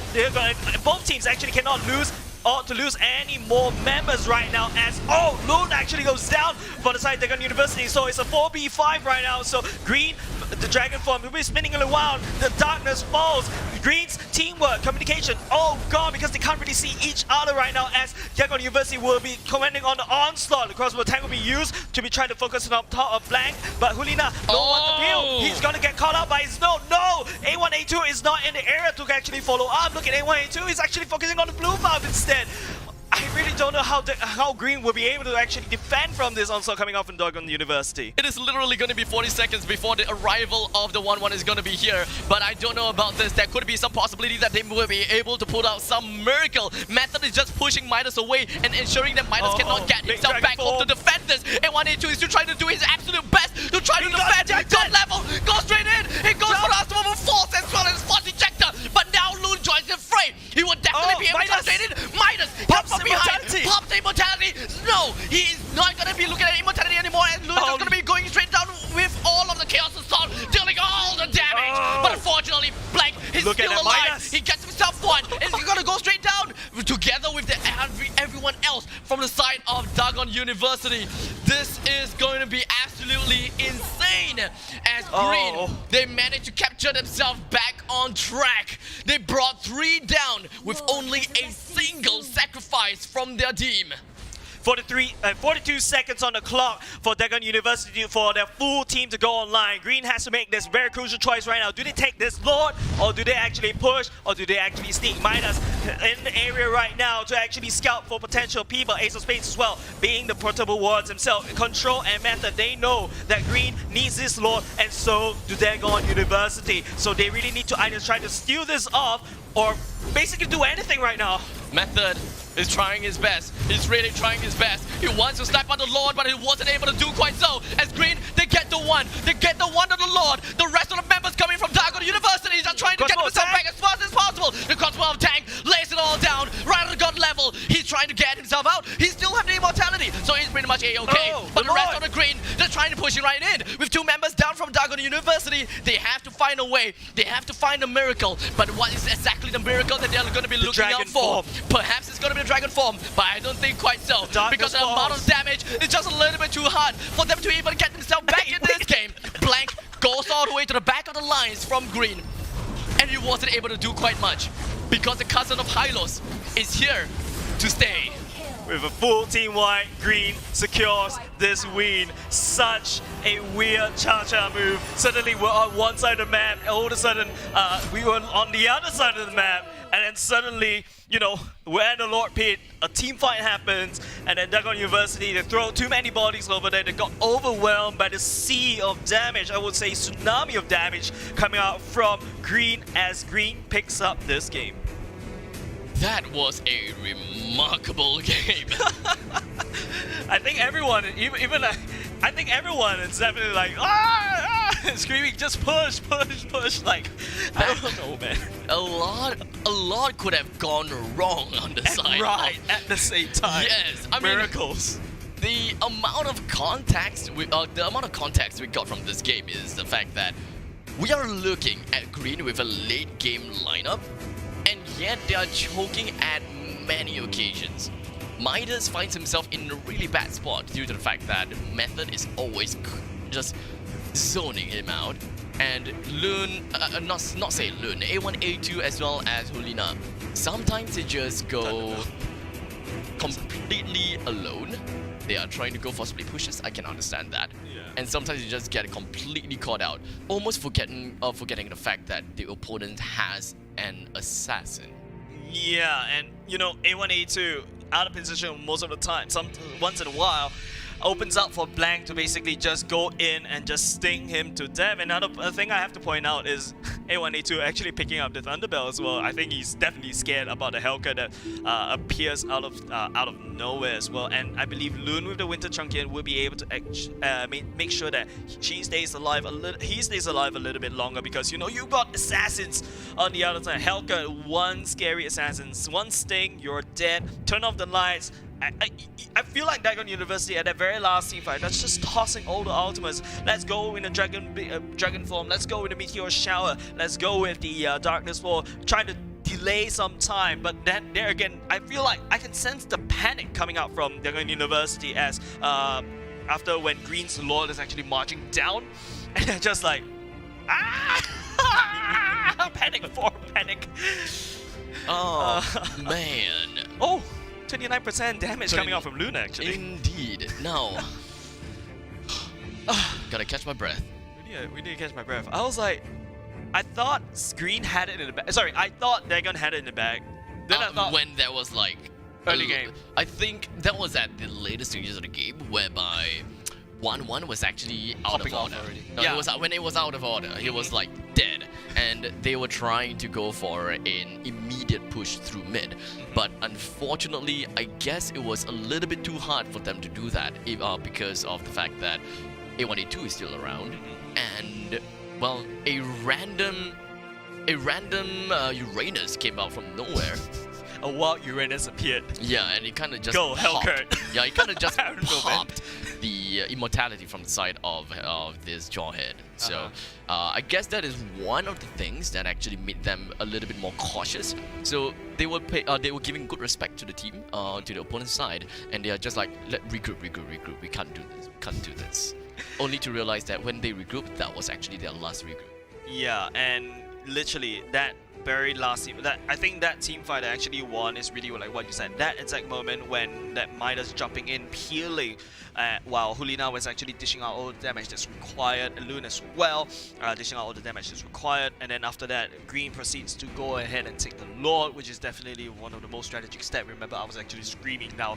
Okay, wait, hold on a second, guys. Do we take the Lord or do we push? I mean, this is actually one of the dilemmas as if you're playing, especially in that spot, because you might spend time pushing, or you might actually take the Lord, which actually secures that win. But sometimes you buy too much time for the enemy team to respawn, and then you make tough choices. So what would have gone wrong is if Dagon University stole that Lord. That would be painful, man. Indeed. And speaking of the Lord itself, I'm pretty sure that everyone else remembered the point whereby it was literally a 4 versus 5. A1, A2 was dealing with the Lord for a number of seconds, or perhaps maybe less than a minute, right? So for Dagon University, they literally understand. They literally knew that A1, A2 was dealing with the Lord at that point of time. Yes. So that's why they forced their entry right onto Green. Fortunately, it worked out for them.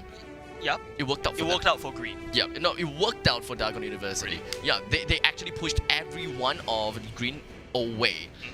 But luckily for A1, A2, he killed the Lord fast enough. Yes. So really, anything could have gone wrong, can go wrong, but everything can go right, can't go right. But anyways, game number 2 is a little bit up. different from Murphy's Law that I can remember. Well, I've got various definitions of Murphy's Law, but ladies and gentlemen, let's hop into game number 2. This time round, after such a tight fight between Singapore's Green and Myanmar's Dagon University.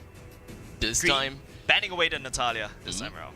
This time Green is going to be onto the blue side and Dagon University is going to be on the red side. And understandably, Green, after having such a decent, or rather such intense. Yeah, intense. Let's not say decent, but intense and palm sweaty.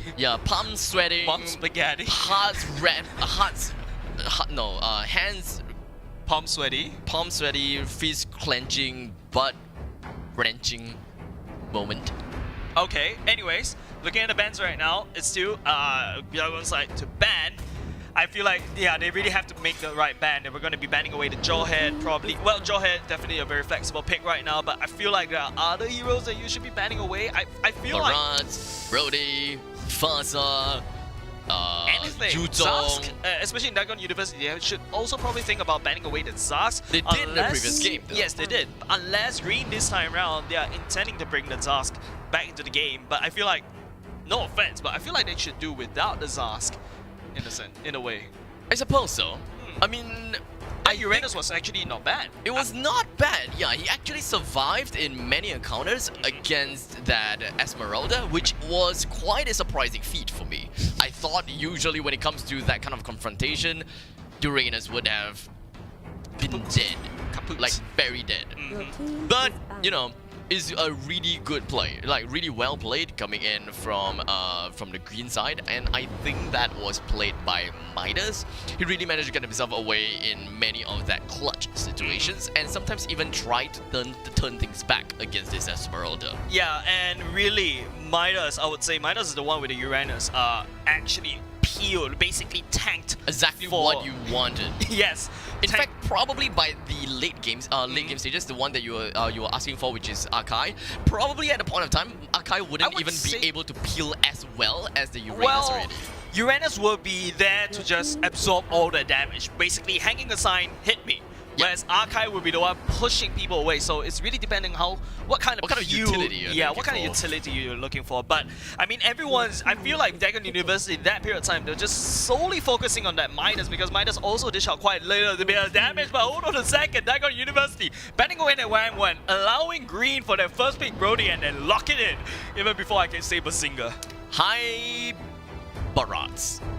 Hello, Barats. Oh. Or not. Or not. Or not. They'll be locking in the Yi Hello? Shin. Hello? Okay. Locking in the Selena, not too bad. Green is open to pick up that Barats right now. That big boy stomping down the lane. Are they really going to, though? Are they really going to go for that? Brody is undoubtedly a really good pick for them. Dagon University have picked themselves up with the Yi Sun-shin as well as the Selena, and that kind of shows their early game aggression that they are looking out for. And we are gonna be expecting a really aggressive early game. Lunox is definitely one of the good heroes that Green will want to go for, and picking up on a Zask is going to be a direct answer to the aggressive playstyle that Dagon University may be looking at. So right now, Green has reviewed their hands. They are showing all their core up in thin air, like up in the air.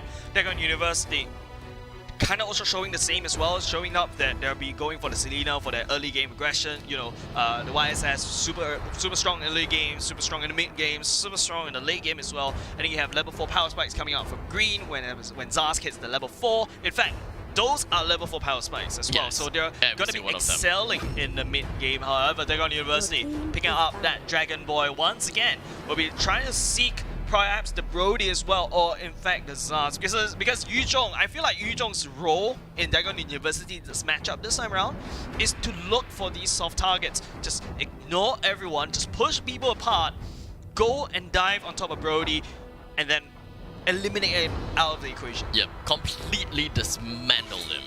Okay. At this moment in time, we're looking at a ban of Akai. Green is going to answer with another 2 bans from their side, and that is going to be a Hellcat ban. Understandable, because of the early game aggression that they kind of want to go for. Yes, they have Yi Sun-shin, but that pretty much shows that they want to go for an early game that can scale to the late game, thus having a marksman at the later stages. Yeah, So, in the previous game, you know, when Hellcat is just rampaging around in the early game, Green, luckily, they picked up the 1-1 late game.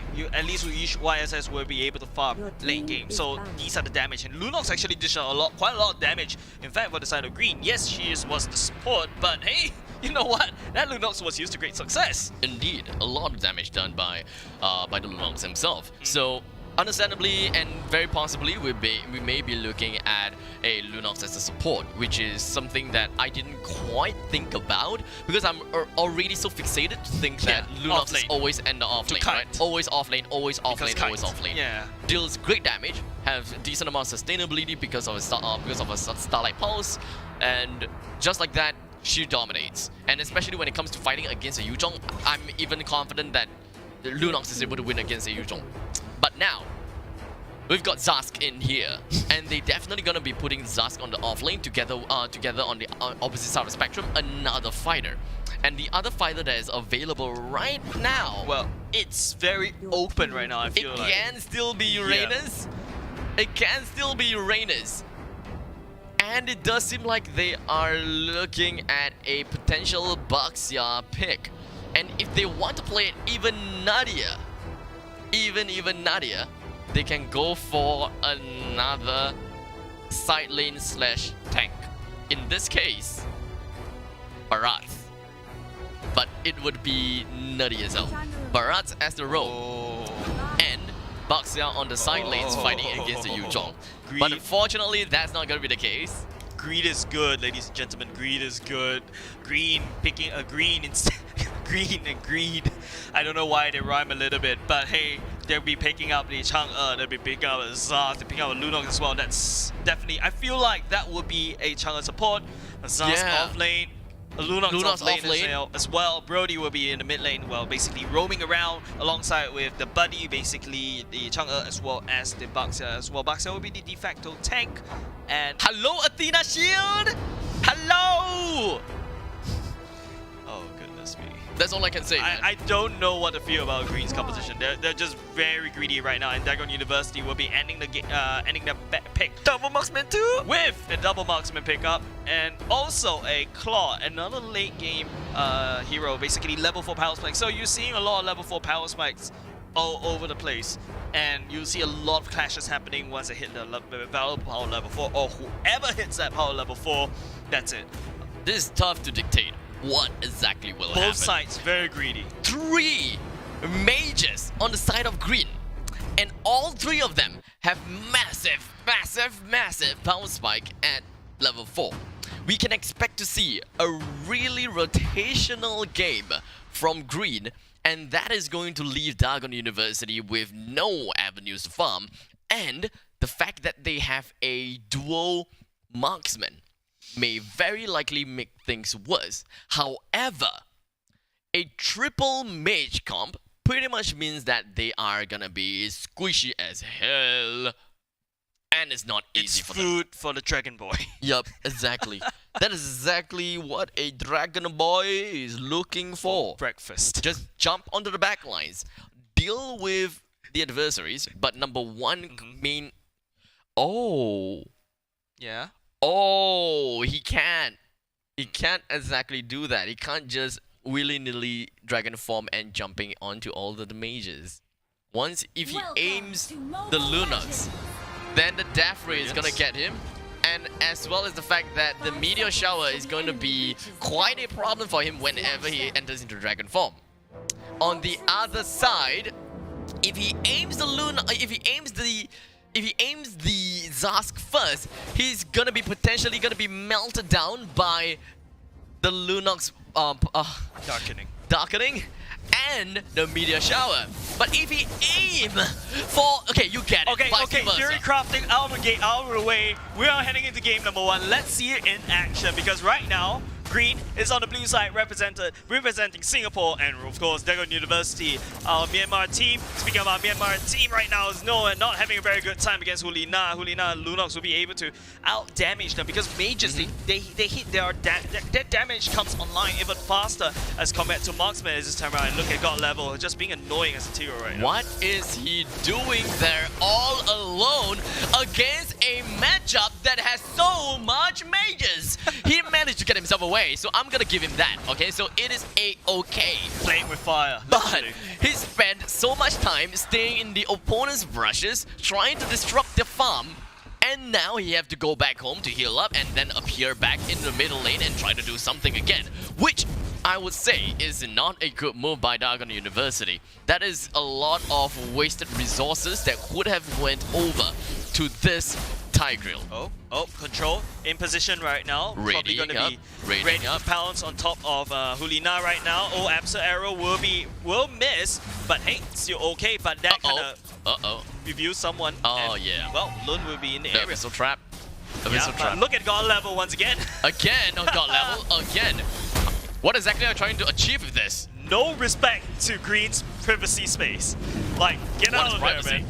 In the meantime, it does seem like we do have the Union coming in from Ace of Spades, immediately just brushing around to the opponent. A really daring, bold move from Blank, actually just going to be proxying the lane, or perhaps even jumping onto the lane here, dealing with Lun. And he managed to do that completely unscathed. Yeah, it's just something very plexing is that A1, A2, and Ace of Spades is actually in the area, but speaking of that, the darkening, goodbye control, literally, Lunox will be able to melt that down. However, we'll be rotating back into Claw as well. Claw will be having a little bit of free farming a little bit, but Ace of Spades spinning around. Blank forced to jump back because you don't want to get hit by that truck. In the meantime, at the bottom lane, it does seem like Midas is just going to be hanging around the corner. It does have his little minion tower that's just going to be there waiting for an exact moment. The Abyssal Arrow unfortunately did not hit A1A2 as much as they really wanted it. And take a look at this. All the magical damage just surfacing onto the turtle, and it got melted down in mere seconds. 3,000 damage coming out from Lun as well. The Absol Arrow misses again.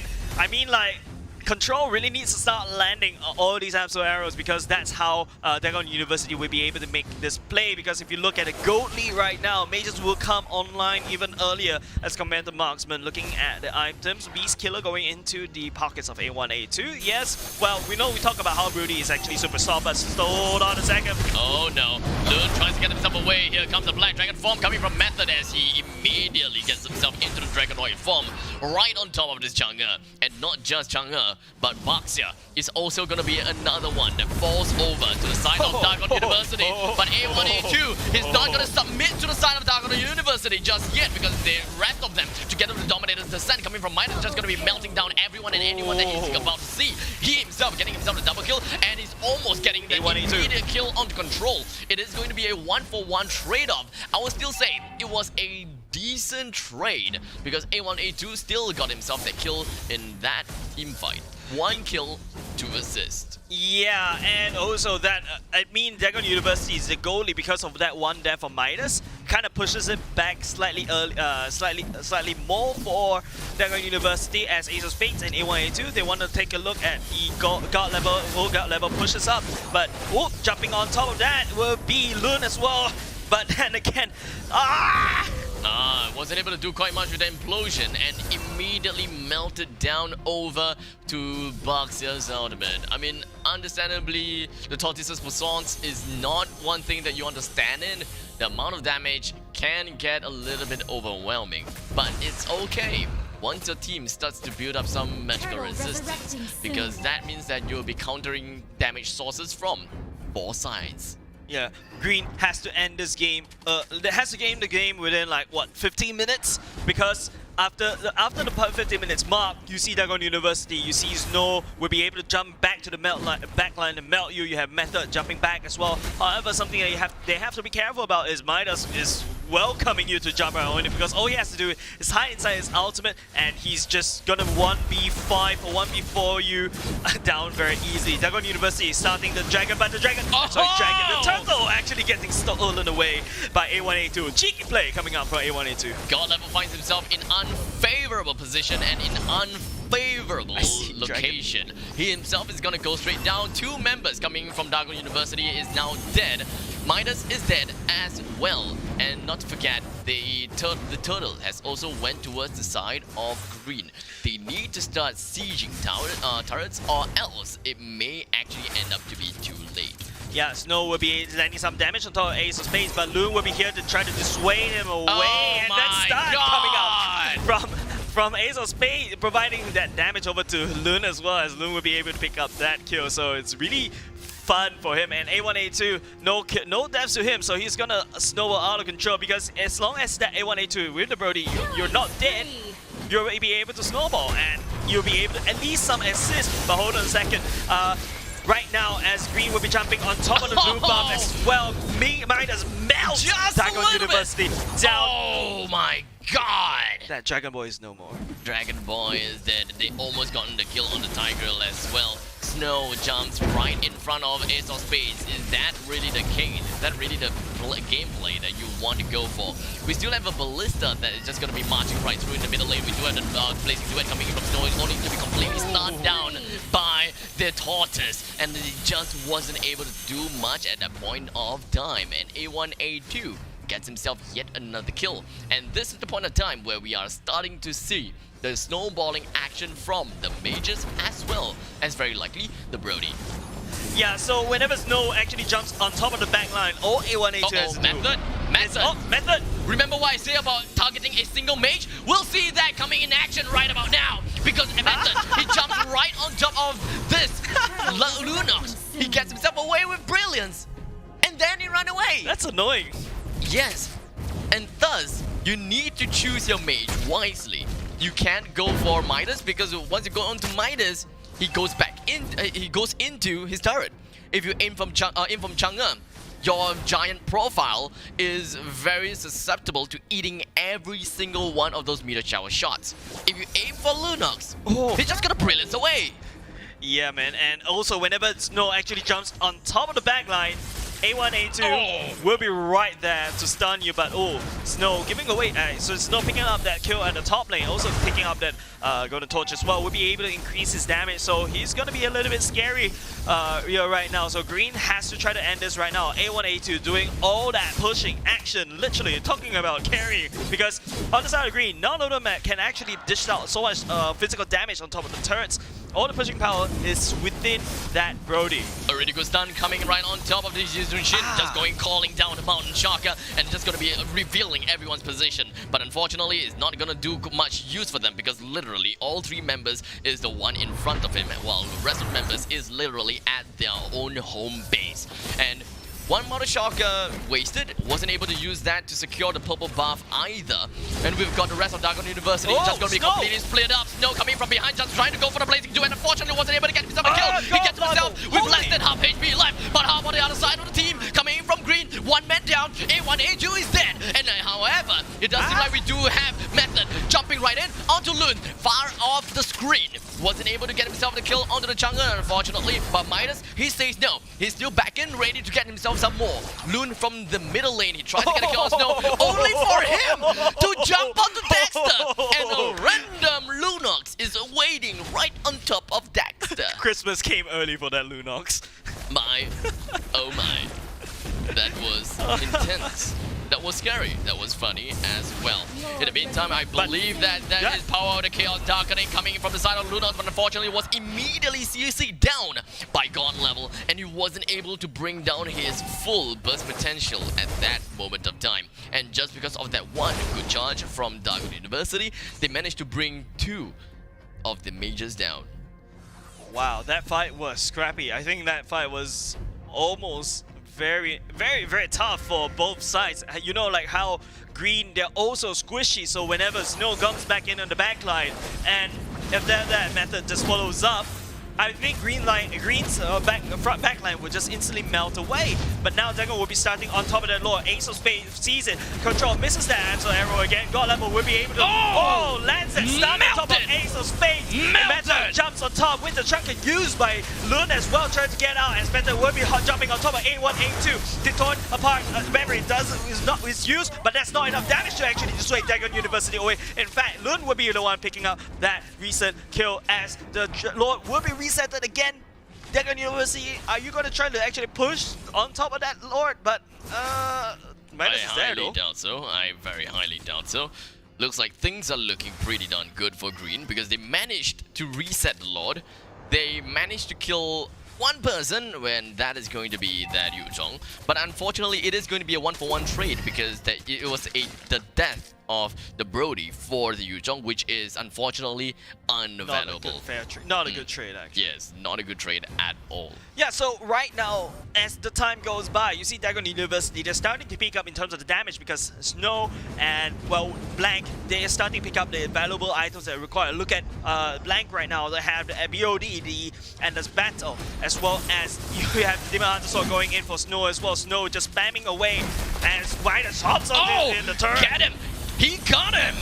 With a dominated descent, we are looking at a single death coming on the side of a control, but unfortunately from the other side, we do have Method just going straight in with a furious dive and just trying to go straight in right on the Midas. Unfortunately, he doesn't have any more dominated descent, so he's just going to be immediately going down to the hands of Snow. But how about Ace of Spades though? He's currently on the mercy, beckons by this Yisun Shin. 1-for-3 trade, and A1, A2 marches in and pushes the ballistas to the middle lane. Top lane is pushed out as well. We do have the Lord is trying to be taken down by Blank God level as well. Snow, but it does seem like they know. Implosion. They definitely know. Implosion! We do have the Blazing to it! Coming right in! Immediately melts down! The rest of them lineup coming in from Green. And just like that, the Lord is an easy pickup for the side of Dagon University. And very likely will be the telltale sign of the defeat of Green. Well, God level is the positioning is just so great. Being able to catch A1, A2 and Lun at the same time, ensuring that the carries are God. Now Green is actually forced to defend with only 3 members, with the Lord marching down the top lane. 5 members of Dagon University still online. 6 seconds on the clock for Greens to actually have full team online. The super minions crashing down on top of on 3 waves. Green is unable to defend, especially when the turrets are all scattered far apart. Loon forced to use a meteor shower as well, as Dagon University will be focusing their crosshairs onto that mid lane turret. Bad news, Midas does not have his Dominator's Descent. And of course, I believe that from his itemization, he probably doesn't have fleeting time as well. So he's going to be pretty useless for this team fight because, oh wait, he got his Dominator's Descent right now! He's probably just in time! Where is it? He's just going to be popping right up, and unfortunately he's going to go straight into the Lightning Truncheon, and not a lot of value is going to be provided coming from the Nightmare Spawn. It is going to be a lot of members coming from Dagon University that can critical health. They managed to bring down the Yuzhong, but unfortunately it is going to be a 1-for-1 trade in favor of absolutely no one. Oh, in favor of Green now. They managed to push 2% down to the ground with only Lunox as the sacrifice. I feel like it's not really a good trade at all, actually, in my opinion, because yep, Dagon University lose 2, but Green, they lose 1 member, yet they lost that mid lane turret as well. But at least Green will be able to actually pick up that Lord, so still not too bad. Looking at the items, there's, yeah, it feels like, look at the gold for YSS, look at the gold for Claude. They are online right now and they're looking pretty scary. Looking at the time, it's 15 minutes. Remember what I said earlier on just now, Green has to end this game before 15 minutes because 15 minutes is the time where Blank and Snow to shine. And Method is just a big bad dragon there to threaten Green's backline, which is absolutely paper. Well, the good news is that Zask created and finished his Holy Crystal. He does have the fleeting time as well.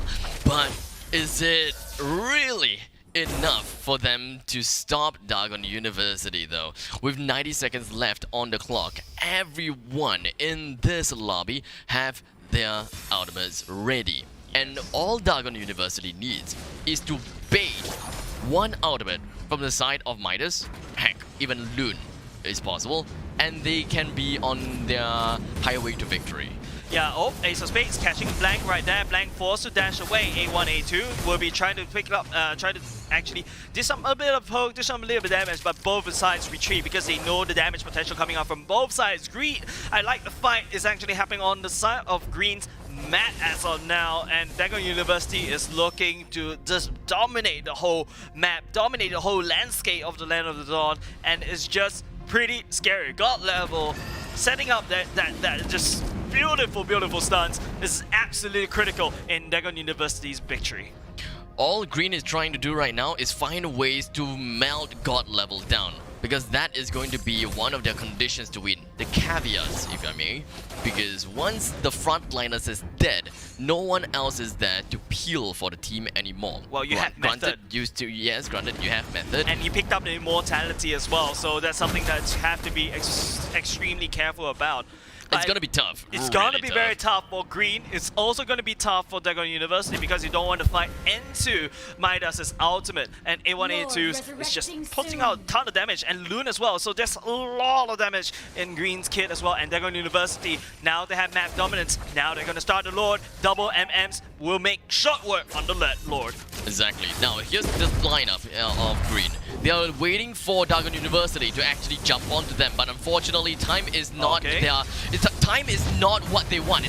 Time is not of the essence. They need to find something. They need to find a way to eventually go in, and this is exactly what Green is looking out for, because they need Method to just jump right onto the line of the mages to melt everyone down. Take a look at this. There's literally going to be Method in front of 3 members over here, and it's probably going to be melted down by the rest of them, but unfortunately it does seem as Snow jumped in the right time to save the rest of the team.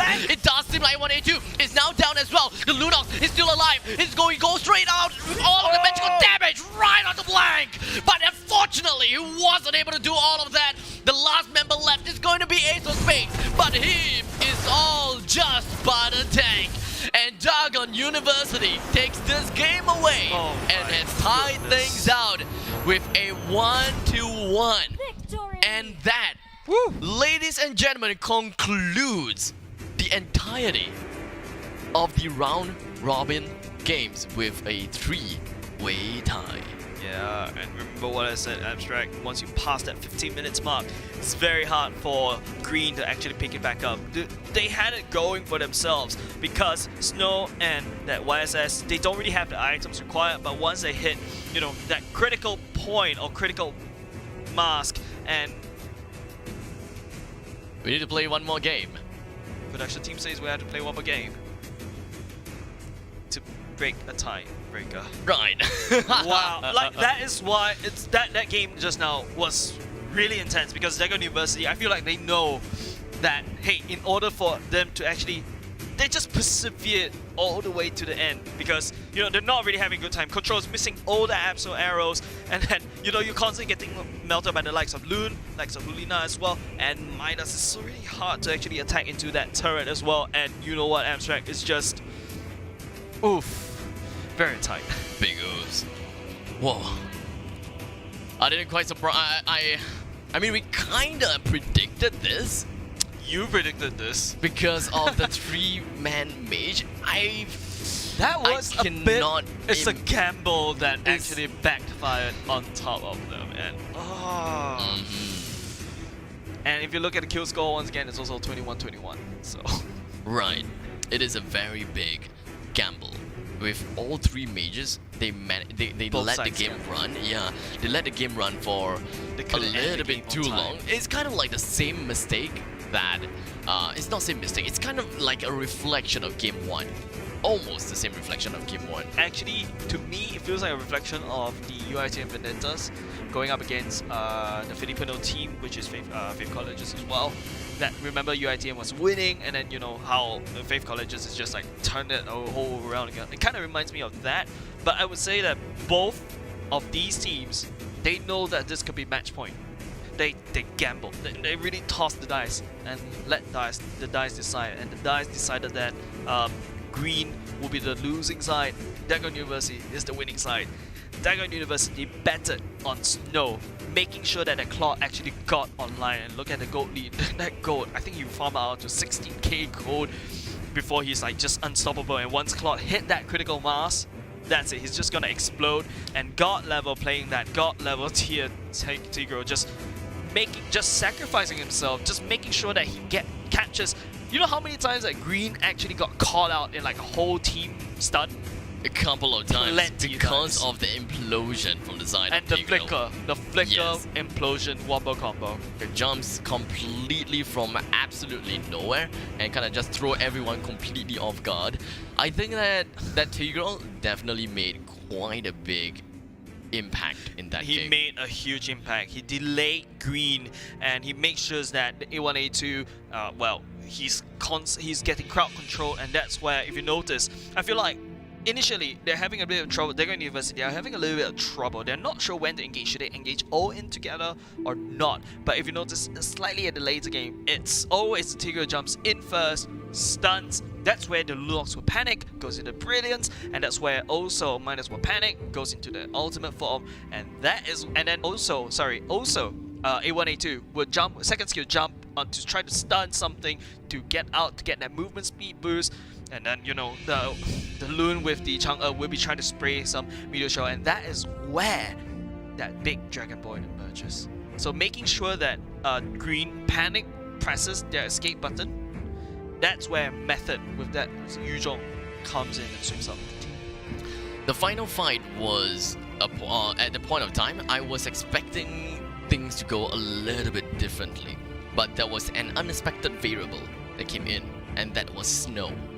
Yes. I didn't quite expect Snow to I was actually expecting the Snow. I was like how you're expecting that fighter to win. I was expecting Snow to just pop up at the 15 minutes because once Snow hits that critical mass, he's just gonna come in and sweep the back line. Positioning wise, I didn't quite think that Snow would come and back up this Yuzhong, because it's typically gonna be in some sense the job of the fighter, in this case the Yuzhong, to deal with the marksman. And that is exactly the gamble which I feel that Green is trying to go for. The Bermuda Triangle of mages is just but a bait for Yuzhong to come in. come over and try to kill us. Yeah, and it becomes a volley of magical range attacks from all 3 points. Oh yeah, and add on to that point, after Yuzhong goes in, just in case if the mages or the core of green side didn't actually activate an escape card, still comes on in.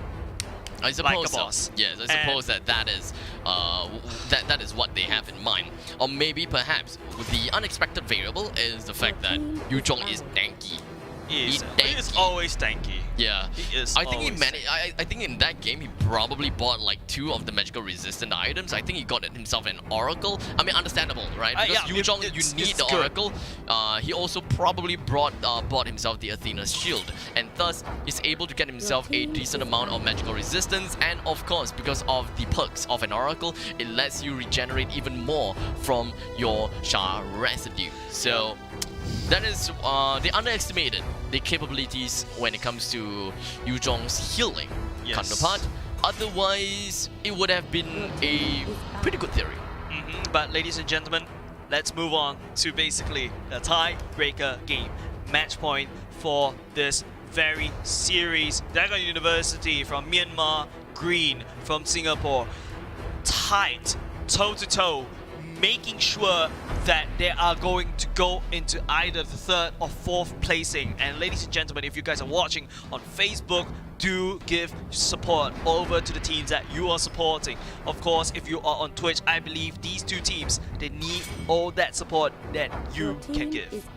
And now, ladies and gentlemen, we are advancing into the tiebreaker rounds between Dagon University versus Green. And what do we have in the banning phase here? We're looking at a 1-1, a Fasa as well as the Selena being banned out from Dagon University, and Green, we're looking at this Natalia. We've got Hilda, and finally, I think maybe we should be looking at either Barat or Brody. Brody definitely has to ban the Brody away. Dagon University has first pick. So now pick is into Dagon University. So either picking up the Barats. I don't think Dagon and University actually plays the Barats, so that's why Green is okay to let Barats go. However, they don't want what they feel like fighting a Brody or a Barat. I feel like that they find fighting against a Brody actually scarier, because the amount of damage that that dude can output is just poof. Indeed. I mean, torn apart memory. Basic attack that can hit you even though you flicker away. Yeah. Yeah, I completely forgot about the fact. Yeah, because once he locks onto you, that's it. You think that once he locks onto you, that is where the instance of damage is supposed to be. But because of the mechanics itself, it's a very interesting mechanic. It's like a delayed explosion. So you can think about it. He already shot his laser at you, and you flickered away, but the explosion will still happen. So think of it that way. Not the fact that his laser flies all the way from his hand all the way to you in base. Yeah. Okay. Maybe not. Maybe I dramatized a little bit too much. But okay, looking at the picks right now, Green picking up that Lunox. Lunox was used to great success in game number 1 as well. She did the most damage in the hands of Green. Picking up the Jawhead, still okay. It's a flex pick. Could be flex into a fighter or a tank. Will be vital actually in actually dissuading that God level to be actually playing around. And now Akai, the big bad panda, is also on the ball right now. Yuzhong out of the picks as well this time around. Surprisingly, if you ask me, we've got Yi Sun-shin, Luo Yi, as well as T-Girl. God level plays a God level T-Girl. I'm looking forward to see what Dagon University have in store for us. Green, they are looking at, once again, the Lunox. They have gotten themselves the Jawhead as well as Akai. So things are starting to look a little bit more conventional, right? Things that we've seen before. So when it comes to Green side, very likely they are going to be looking at a single marksman as well as a single mage, and that is going to be either Yi Sun-shin or perhaps even... Your team is banned. Yeah? Okay, never mind. Yi Sun-shin being picked already, so my bad. Yeah, Dagon University kind of hinted that, oh, you know what? That last double MM strategy worked out. Green is just covering Roger everything up. I think Green may actually go for Roger. or Link. It's very hard to tell. But I am not gonna put any predictions, man. I'm really bad at predictions because they always backfire on top of me. Even though I thought I would knew, but it always doesn't work out for me. But anyways, focusing on them. Dragon University banning away the Zask. Zask was used to great success by Green as well. And Green, I will agree, banning away the Yuzhong is a good thing because Dragon University also knows how to use that Yuzhong to great success to basically pin down the core. Green, as of now, hasn't revealed their core yet, whereas Dragon University revealing their core to be YSS, or maybe I'm wrong, maybe they could be going for another MM. I don't think that they're gonna go for another MM. Actually, they may. It's a gamble. Oh god, actually could they be a might, gamble. because they already pulled it off in the previous game, and they got a momentum. They are gonna be looking at the double marksman. Both sides, they are really. But go big or go home, man. But marksman is now heavily suffocated. Yes. Marksman is completely suffocated. There is still Bruno, so we may still see a Bruno pickup coming from Green. But if Green picks up the Bruno, then Dragon University may go for the If Roger. If Dragon University were to go for another marksman, I was looking at a carry because you have Akai. Oh, I completely forgot about the assistance of carry. Holy crap. You have Akai, you have that tanky Jawhead as well, and well, carry basically melts Shred's tank like nothing. But on the side of Green, Kadita will be support. pushed up to the pick. At this point in time, Dragon University, they are hovering onto Lapu Lapu as well as the Esmeralda. So understandably, we'll be No looking marksman at... this time around. Yep. We should be looking at Lapu Lapu on the side lanes, Esmeralda on the side lanes similarly. And the middle lane is literally going to be Loi Tigreal as well as the Sun Shin. While Green's lineup is going to be the question mark. They have got Kadita as a support. They're looking at Lunox in the short in the off lane. So looking at their lineups here, why do they need specifically the Kadita? What exactly does Breath of the Ocean help you? What kind of things that Rough Waves help you? Well, at least, the Kadita will be able to poke. I think that's, and will be able to disengage just in case. Something I have to warn Green, if I could actually talk to them, is Dragon University. They pick up a Loi. I still believe in the Loi, and yeah, I kind of sense that there's a link coming on by. Try to snipe down control, but you have Tigreal as well. They are pretty scary. Lapu Lapu, Esmeralda. I don't know, man. This could go either way. Do know that Green, they don't really have marksmen, so not a lot of pushing power as compared to Dragon University. But if Link pops off, I feel like this is their trump card. If that Link pops off. We've seen before but the Link A1A2 plays from A1A2.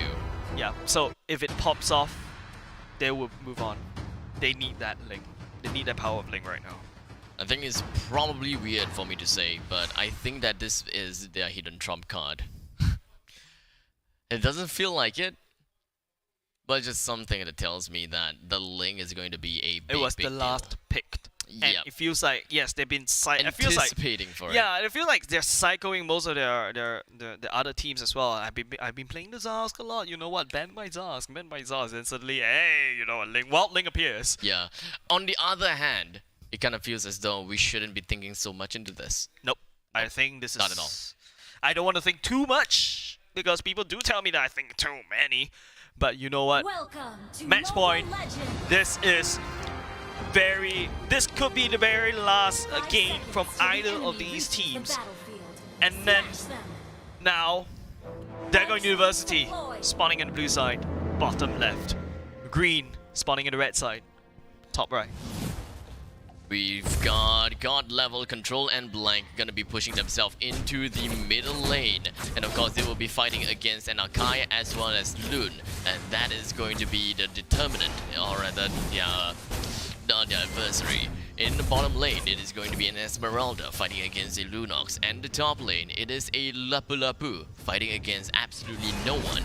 Because I think that Jawhead was helping went the red over, buff. yes, Yep. to help Ling in the red buff. Oh. So they need to establish the dominance that they have in the lane and ensure that the Ling is able to get himself the buff. But God level. they do not know that God level is playing this game right now. And that is to annoy A1A2. Is he going to successfully work it out though? The Breath of the Ocean is not going to throw God level up into the air just yet. But the whole point is to allow A1A2 to pick up the purple buff. Yep, Method getting pushed back slightly a little bit by Hulina in the joint. And at the bottom side, it's the Esmeralda that's actually pushing the Lunox all the way back up to its turret. You don't see Ling actually engaging its Kadita and the Battle of the Mages in the mid lane, trying to wave clear as much as possible. But Meta is looking very low right here. I believe Snow unable to clear on, but God level is in the area as well. We'll be able to push Magnus up, and Snow picks up that first blood away. And also, it's just something feel good.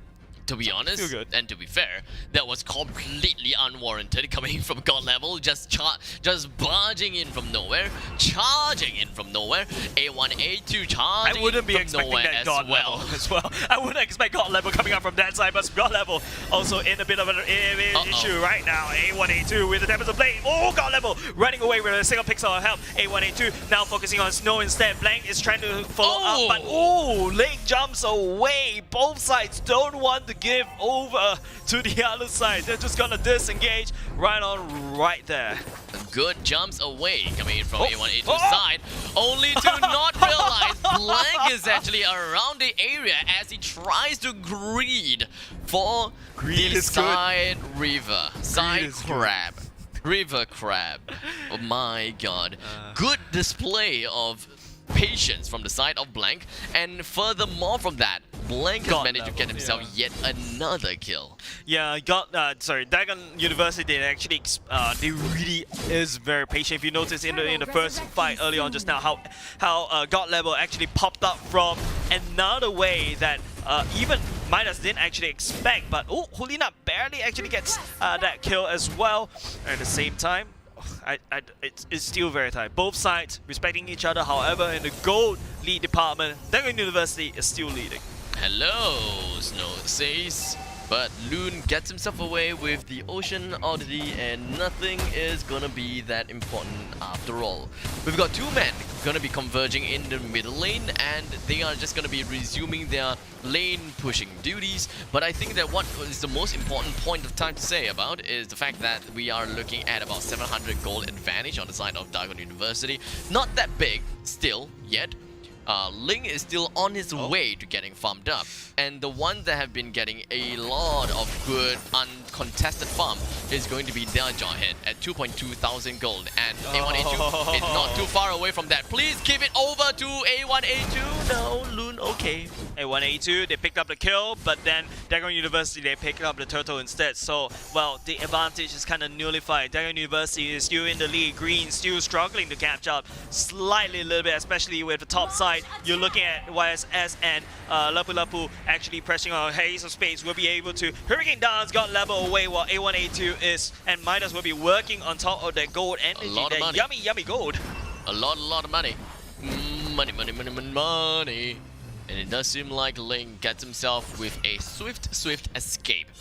The great escape away from the bottom lane, and it does seem like Hulina managed to get himself the double kill right at the top lane, getting himself the kill onto Yi Sun-shin as well as Lapu Lapu, both of which are very important core heroes. Yeah, that double kill and the fact that look at the gold energy at the bottom side of the lane equalizes Green and Dagon University's gold. So now and if you notice how also Hulina's Jawhead build is being built is high and dry. We're looking at an assassin machine, mean little machine that actually does a lot of damage, especially when he picks up that double kill. Yep, he's gonna go straight in for the BOD, and that is going to enable him to be sniping this Lapu Lapu off, and gonna be a very easy feat for him to bring Lapu Lapu down. But that is also going to be an avenue for him to become a little bit over complacent, whereby he thinks that he can, whenever he sees a Lapu Lapu, he can get the kill.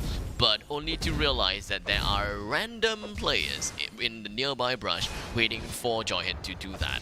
Yeah, so basically an ambush Jawhead, just, you know, a typical Jawhead that actually hides in the bush, all this kind of stuff. A bit of a... Both Dagon University, I think they really want to bring this to the late game. You notice how they're actually slowing down in terms of the invades, you're slowing down in terms of the ganks as well, as Green is still actively looking around for the opportunities. At the same time, look at Kadita, how she's poised and ready to strike at that blue buff right now. A1A2 stands on top, up high. Everywhere else, he's not gonna care so much. He jumps right in onto the opponent's buff. He managed, or rather Loon, with his rough waves, gets a kill onto Blank. A1A2 throws himself into the temple of place and tries to redeem himself and tries to get himself a decent amount of kill right onto God level. They managed to bring him down thanks to this Jawhead jumping right in.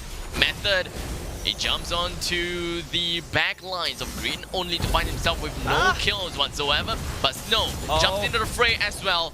The rotation, duality, this is gonna be one heck of a damage. Oh, the one-ball combo from Dagon University will be tossed. The Esmeralda jumps in and Spiders will be able to melt down the Esmeralda, but she'll get melted down by that control instead. Lun jumps on in trying to poke, but Method is also at the area. A1A2 jumps away, but I feel like Kadita doesn't have any issues actually jumping away because of her skills, so still doing fine. But this turtle is something that Green cannot afford to give away to Dagon University. Are they really gonna be giving away the turtle like that? Turtle has been slain by Green! I have no idea why, and I have no idea how, but Loon manages to steal the turtle right under Dagon University's nose. And just like that, the rest of the team coming in from... Oh! The force ejector coming... Sorry, the force ejector coming in from the Jawhead came in pretty beautifully, and Green managed to sweep Dagon University completely off their feet, and with only Control left alive, he doesn't even have any mana to deal with the opponents. And now, one turret in the top lane is down. Middle lane first tier turret is down as well, and I'm pretty sure that Lunox is very much looking forward to bringing down the first tier turret in bottom lane as well. You know, Kadita be like, hey, who needs retribution? I can steal that turtle right underneath your noses. And not only that, they lose for Dagon University, lose for members, they lose the mid lane turret, and now Loon is actually getting stuck a little bit. Will be able to escape slightly, but actually A1A2, that was just a bait. A1A2 will be able to take down God level from afar as he dashes away, and things doesn't look good for Dagon University. It feels like, you know, a series of unfortunate events. That's exactly what Dagon University is experiencing right now. Ace of Spades pushing Method all the way right into the wall and help them to buy a little bit more time. Method actually manages to get a kill onto A1A2 Control, and on the other hand with a sliver of hell, he gets himself away, but also getting another kill right onto the side of Green. Loon and A1A2, both of them is now out of commission. And now it is going to be 2% in mid. They try to defend the opponent's purple buff because they need that purple buff for Link. So whatever they gotta do, they need to try to take it away, or rather they need to try to reset it. But unfortunately, they wasn't able to do that. Method finds himself kind of caved inside of this wall and wasn't able to get himself with that pursuit onto that Jawhead. Yeah, that Jawhead is actually full blown on damage. Look at him, he's looking for free hugs and he doesn't stop at crushing your bones. And look at that God level. Okay, sneaky bleaky right there. He's like at the very edge of the brush, allowing Hulina to actually pick up that jungle creep, as well as Lunox will be working down at the bottom lane as top lane of the Green will be destroyed. So skirmishes happening everywhere right now as Hulina... Ooh, ouch. That God level is even...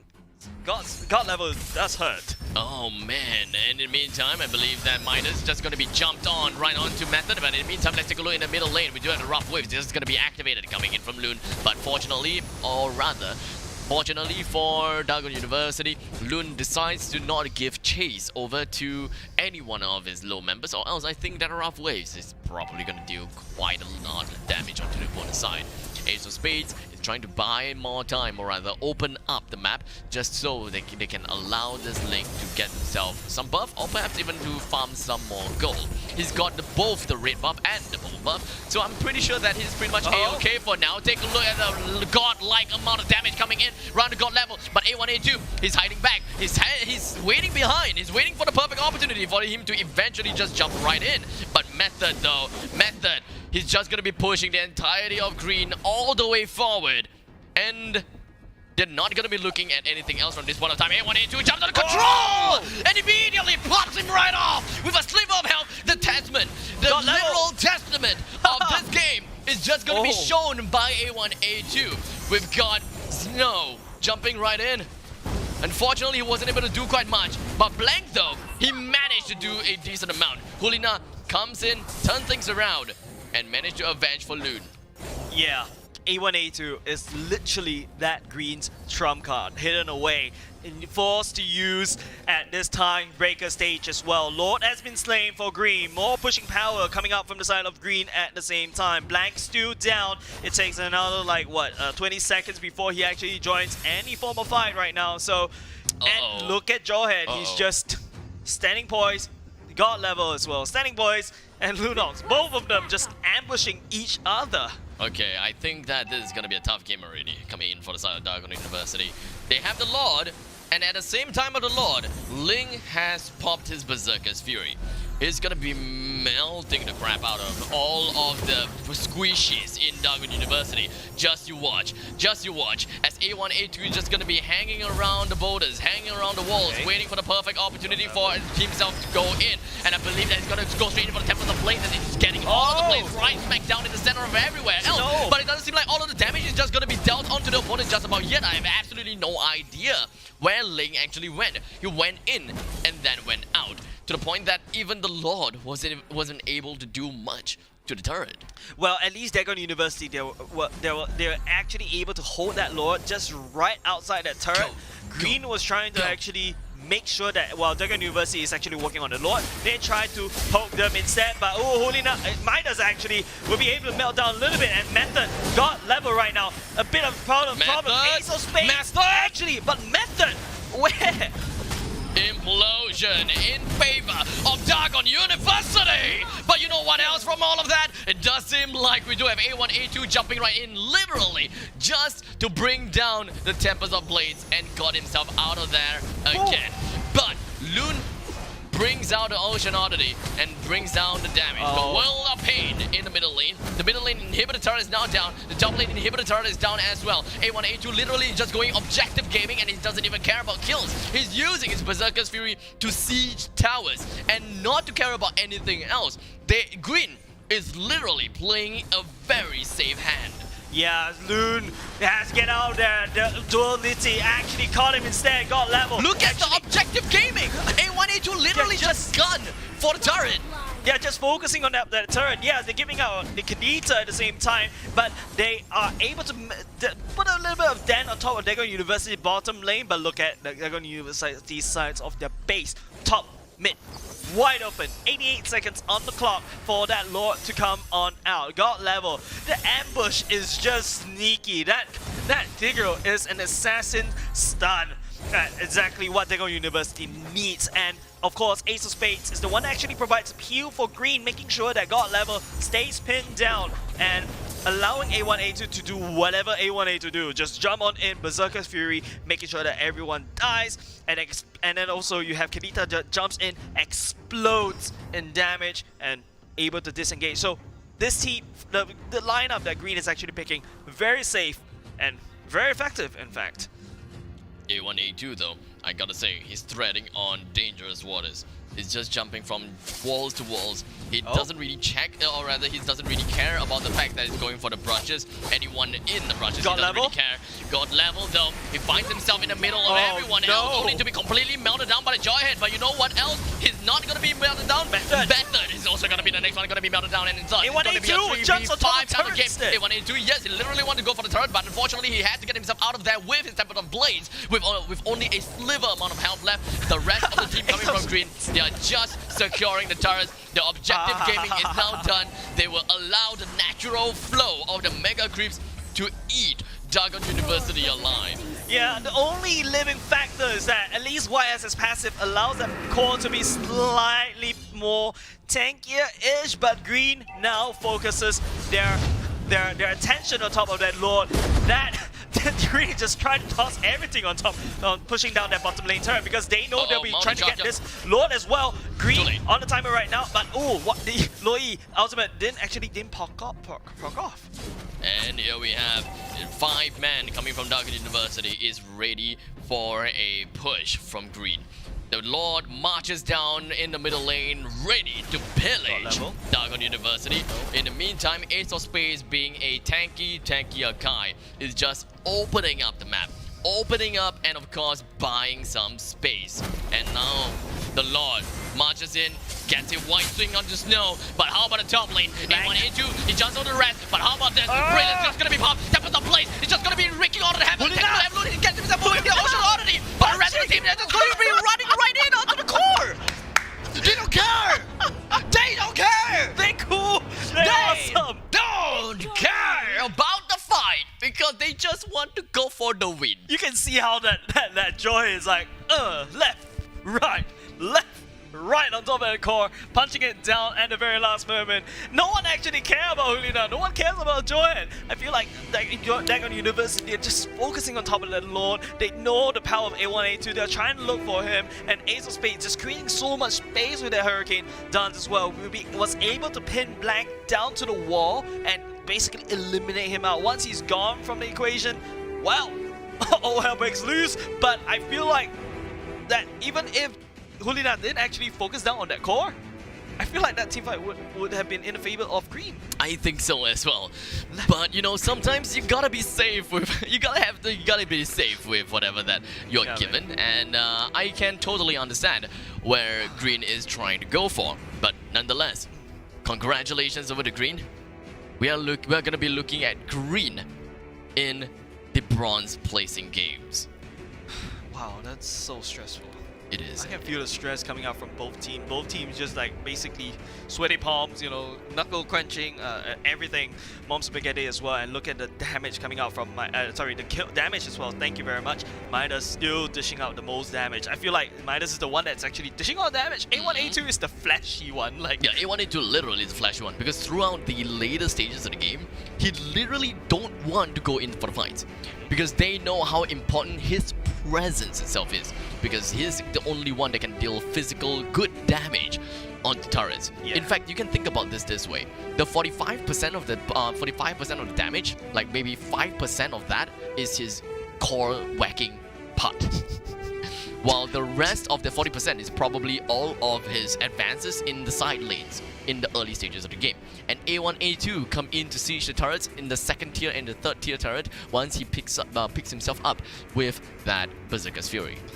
Yeah, and looking on the other side of the University as well, Blank, oof, 33% damage, but that's not enough to actually take down Green, who is just like unstoppable in terms of, you know, making sure they actually win. Yes, they got a little bit of hiccup in that previous game, forcing us into a tiebreaker, and also Control just dishing out there's a lot of damage in Loi's kit, and I feel like she is basically underwhelming. Sorry, not very popular in a sense because of even after the recent buff, she was nerfed very badly. Now, at least, I would expect a bit more Loi coming out. I suppose so. I'm not too sure how that's gonna be, but in the meantime, I believe that we gotta have to go through our post-game ritual, and that is going to be the highlights. We're looking at game number 1. This is where Snow literally is just going ring around the Rosie, trying to pop onto A1, A2 OZ. See what I'm trying to do there? That was a random Midas. Yep. That was a really good one. And that bought them enough time to defend the base. Bottom lane, although Blank did a really good job trying to work onto the bottom lane turret, but in a sacrifice for himself for the bottom lane turret, man, that's just a no-no for me. Yeah, and Blank. You saw that Lord just did the double take. It's like, ooh. He kind of looks like a running chicken, like a fast running chicken for some reason. I have no idea why, but the color kind of got distorted a little bit for my eyes for some reason. It just kind of looked like a brown chicken just running real fast. And oh my goodness, I think this is still game number. This is game number 2. No, this is game number 2 where Green finds himself in the same position as Dagon University in game number 1. It just falls on top of A1, A2. Once A1, A2 gone, look at that. Blank picking up a double kill again. Will be able to dash away. She's just almost CC immune as Blank picks up another kill right there. The amount of burst damage coming out from YSS, especially with a passive, is just way too much for that Lunox to handle. Dagon University will be able to pick up that game. However, I feel like this is where Kadita steals away that turtle. I think so. Where's the Kadita? Yes, it is. Like, we don't even see rough waves. I don't even see her using rough waves. I saw Retribution was used, and I think it was a mistimed Retribution, and the Kadita also take like plop. Yeah, I think so as well. So it was just like a little stroke of luck coming on the side of Green to steal that Lord. And, ooh, that was that was a nutty cross. That was a nutty grouping up coming in from Dagon University. But take a look at the punching. Yeah, it's like I was by the time when I actually saw Lina, it's like I was like screaming. And if you notice, if you notice how like the core is right here, the T-Bar is happening right here, and then you have this one random mechanoid. It's like just punching away, punching his problems away. It's kind of hilarious to be honest. Punching himself to victory. Yeah, it's kind of hilarious to be honest. And the animation coming up and it's just way too cute. Alright, ladies and gentlemen, and that is it. That is all that we have for you guys. Now, wow. For the round robins. It feels like a grand final. It is 9:30. Yeah, it is 9:30 p.m. But we are not done yet because we're gonna be looking at 2 more games, and that is very likely gonna be the bronze placing, and then we'll be heading and taking a look at the finals, the grand finals. Yeah, remember when we're talking about the top standing that we're looking at is Indonesia, the Philippines, and now I believe it's Singapore going up against, I presume, I can't really remember. Malaysia. Is it Malaysia? I think Malaysia. Malaysia. Yes, it's Malaysia. Yeah, so these are the 4 teams. Oh my god, the clash of the FGMI! It feels like NPL, doesn't it? I don't know, man. I'm really gonna be looking forward to that, but you know what else I'm looking forward to? Go ahead, take it away. Singtel broadbands is one thing that I would love to just go back home, turn on my computer that is running on a Singtel broadband. Because, I mean... Dude, you have show tomorrow. Who cares? Of course, with the Singtel new and improved 1+1 gigabits per second Fiber Pro Gamer Bundle, it gives you the best of both worlds and of course, only on Singapore's #1 network. Find out more about Singtel.com/gamer bundle, and similarly under the same reigns of infrastructure, we're also looking at GOMO that gives you 200 SMSs, 200 minutes, 20 gigs of data. At only $20. Yeah, so that's something that you really want to grab your hands on. You know, it's like literally almost $1 per gig. Plus. Yes. With the 200 minutes, yes. 200 SMS, what else you want? You can basically, you have your home internet solution settled by Singtel, and also you have your mobile when you're on the run, when you're hustling. You have GOMO that settles all your internet, of course, on Singapore's #1 network. And of course, with more information, check out gomo.sg. And with that all said and done, what else can we say? For now, we are gonna be throwing you guys back onto a short, tiny, weeny break. And once he's back together with Selfish Miss, they're going to be covering the bronze placing, and then we'll be back for some grand finals after that. So don't go anywhere. We'll be right back. The Huawei P40 Series 5G. Break the boundaries of speed and distance.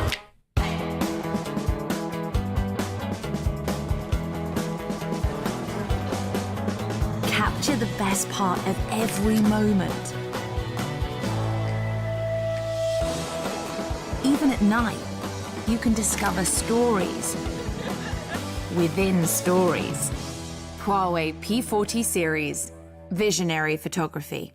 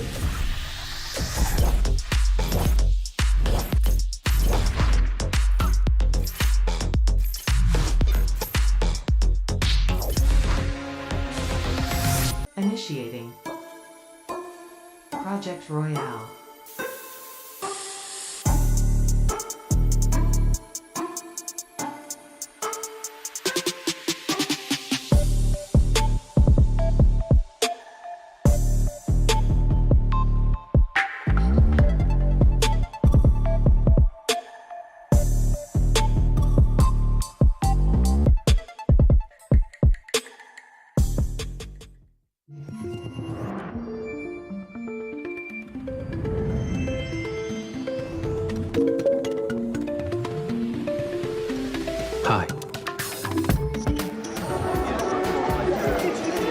Noise canceling.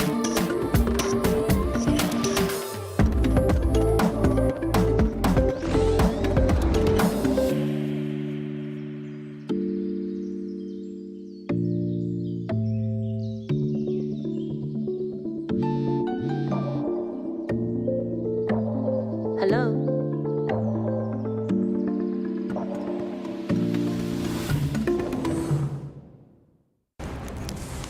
Everyone loves winning. That's why we've made it easy to pay for your apps with a Singtel mobile bill. With easy one-time setup and fast transactions, we offer hassle-free payment and convenience while you focus on winning. Stay entertained and pay easily. Find out more at singtel.com/DCB.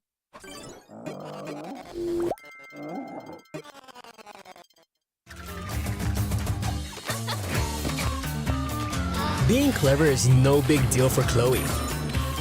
It comes pretty naturally to her. But when it comes to her, bigger the reward, the better. Chloe dashes it the clever way. Now, dash it your way.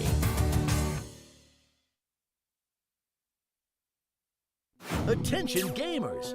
Singtel brings an ultra-powerful Wi-Fi 6 experience to you with the new Asus RT-AX86U gaming router. Boost your mobile gaming performance with a tap on the Asus router app. Defeat Wi-Fi congestion with 5 GHz band for ultra-fast responsive gaming. Get it free when you sign up now with our 1+1 GPPS Fiber Pro Gamer Bundle. Only available with Singapore's #1 network. Visit singtel.com/gamerbundle to find out more. Want to leave work on time, but can't deal with judgy colleagues? Easy! Dress up as the delivery guy.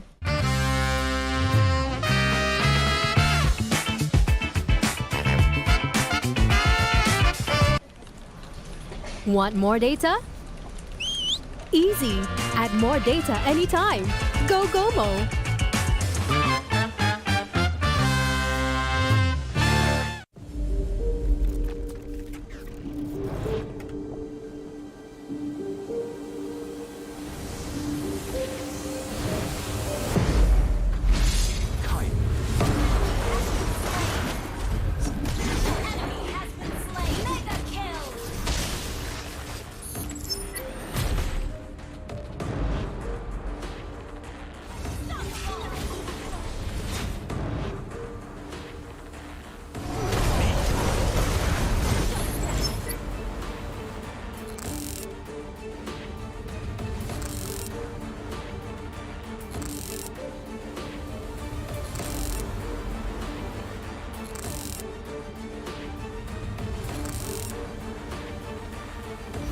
Surest path.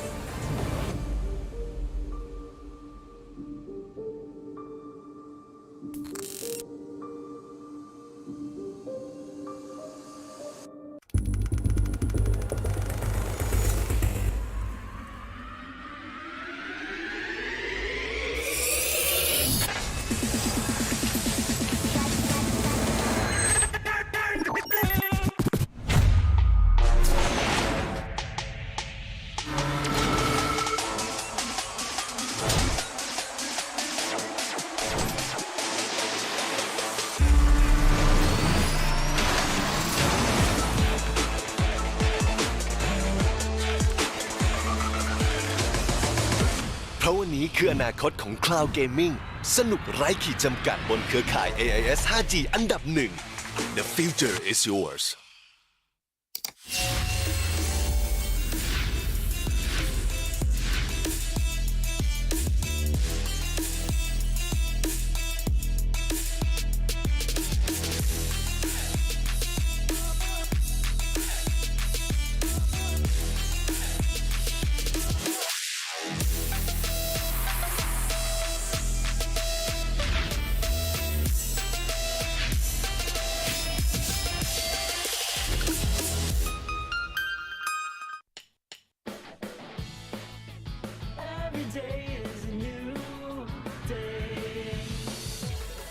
why don't you just get up and go? No time to waste, what are you waiting for? Why don't you just get up and go?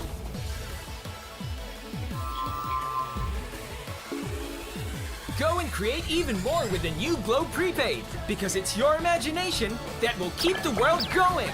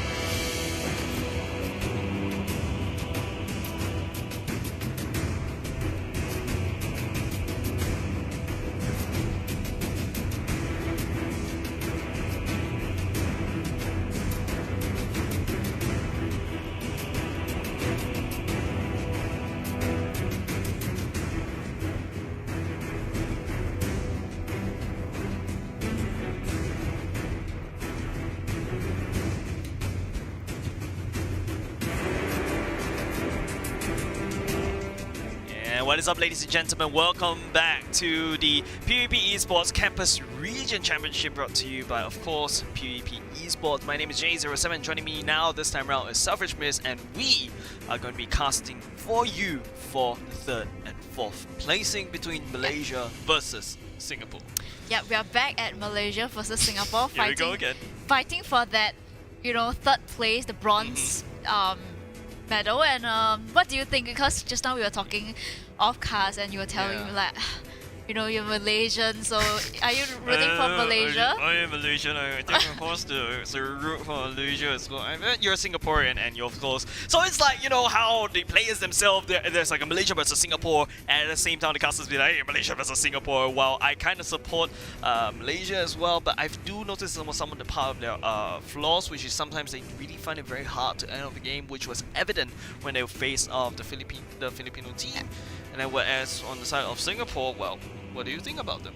Well, I think that they have came a long way. They do. Yeah, they have came a long way, and I think by the time in the position they are now, I think they know what is their hero strengths and weaknesses. And I think that since it's the last match of the day for them, boys, just YOLO, have fun and just have a good game. Just it's a best of 3, so just have a good game and end the night. Whether I wish y'all all the best of luck. Whoever is the better team will get this bronze medal. Yeah, of course, this is going to be a best of 3. Previously, we're doing the round robin best of 2, where each team's been battling it out. But before we're going to the standings, we have a shout out for you by our sponsors, which is if you want to build your dream PlayStation at home, and we've got you actually covered with an exclusive flash deal just for DBS Live Fresh card members, enjoying 20% off from your Ergonomics gaming chair with no minimum spend when you check out with our promo code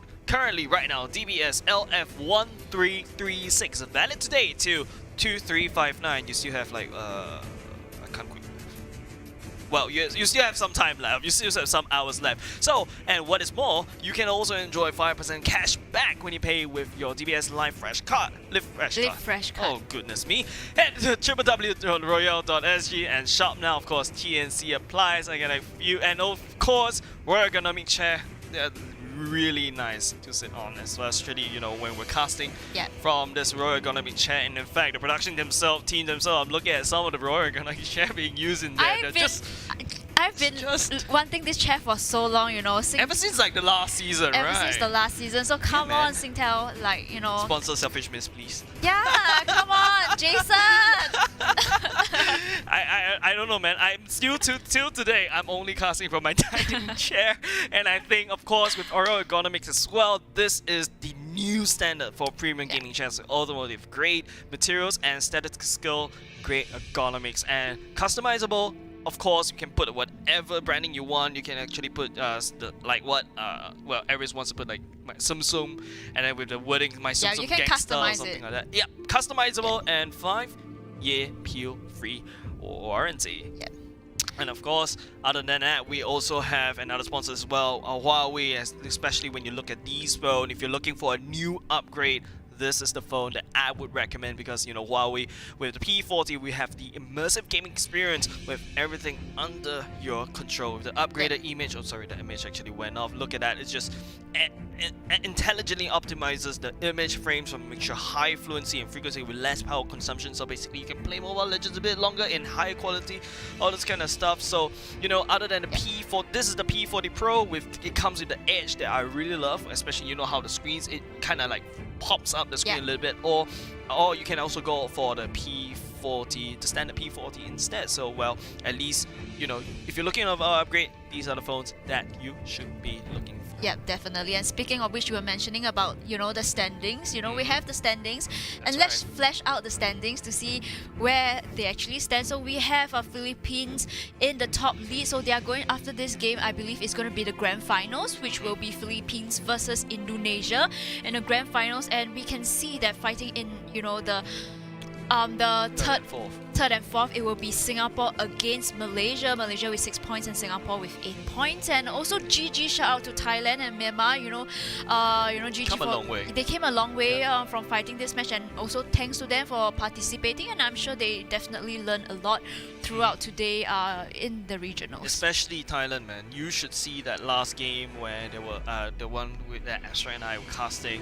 Wow, you see like the growth. They stopped going for 4-man mid. They start to check the bushes instead, using the archive to check the bushes, and jumping in at a very nice timing. It's just something that I feel like these people they should learn. And of course, PvP esports, we are doing this regionally, and of course this is about spreading the culture, of course spreading the meta in a sense, as well in our gaming terms, in our gaming culture terms. Meta, something like that.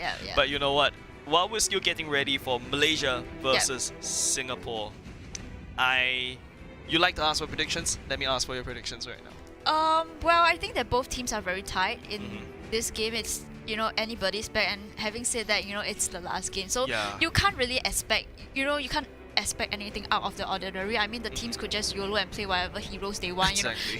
Since it's the last game, so I'm just gonna soak that in and enjoy the game and enjoy my my last hour of casting with you guys. And thanks to all the viewers that have been supporting us. And we're gonna go into the match very, very soon, so really excited to see this season, in season 2, who is going to be the bronze medal. Bronze matching of course for the campus championship as well. And after us, we'll be joining back in with Abstract and Aris as well, where they'll be casting for the grand finals, the best of 5. And it's gonna be very late, but really, really appreciate you guys for joining us all the way since since 10 a.m. in the morning. So I really appreciate that. Yeah, you guys are the true MVPs right there. As we hop into game number 1 of the bronze placing with UIT and Vendetta in representing Malaysia, yeah man, and of course Team Green representing Singapore, yeah man. I see that biasness, the yeah man from Malaysia is a bit louder than Singapore, so we are in Singapore, I know, but we're in Singapore, please don't bring me back. But anyways, I'm here right now. I'm casting for PvP Esports right now, and we're watching this game. UIT and Vendetta will kickstart with a ban of the YSS. YSS pretty strong early, mid, and late. YSS mobile is always relevant, so I think it could be a targeted ban. But in response, Green, after going against UITM's Hilda, they know the potential of how annoying this Hilda is, and they actually ban it out. It's just like hiding, basically healing in your enemy's brush.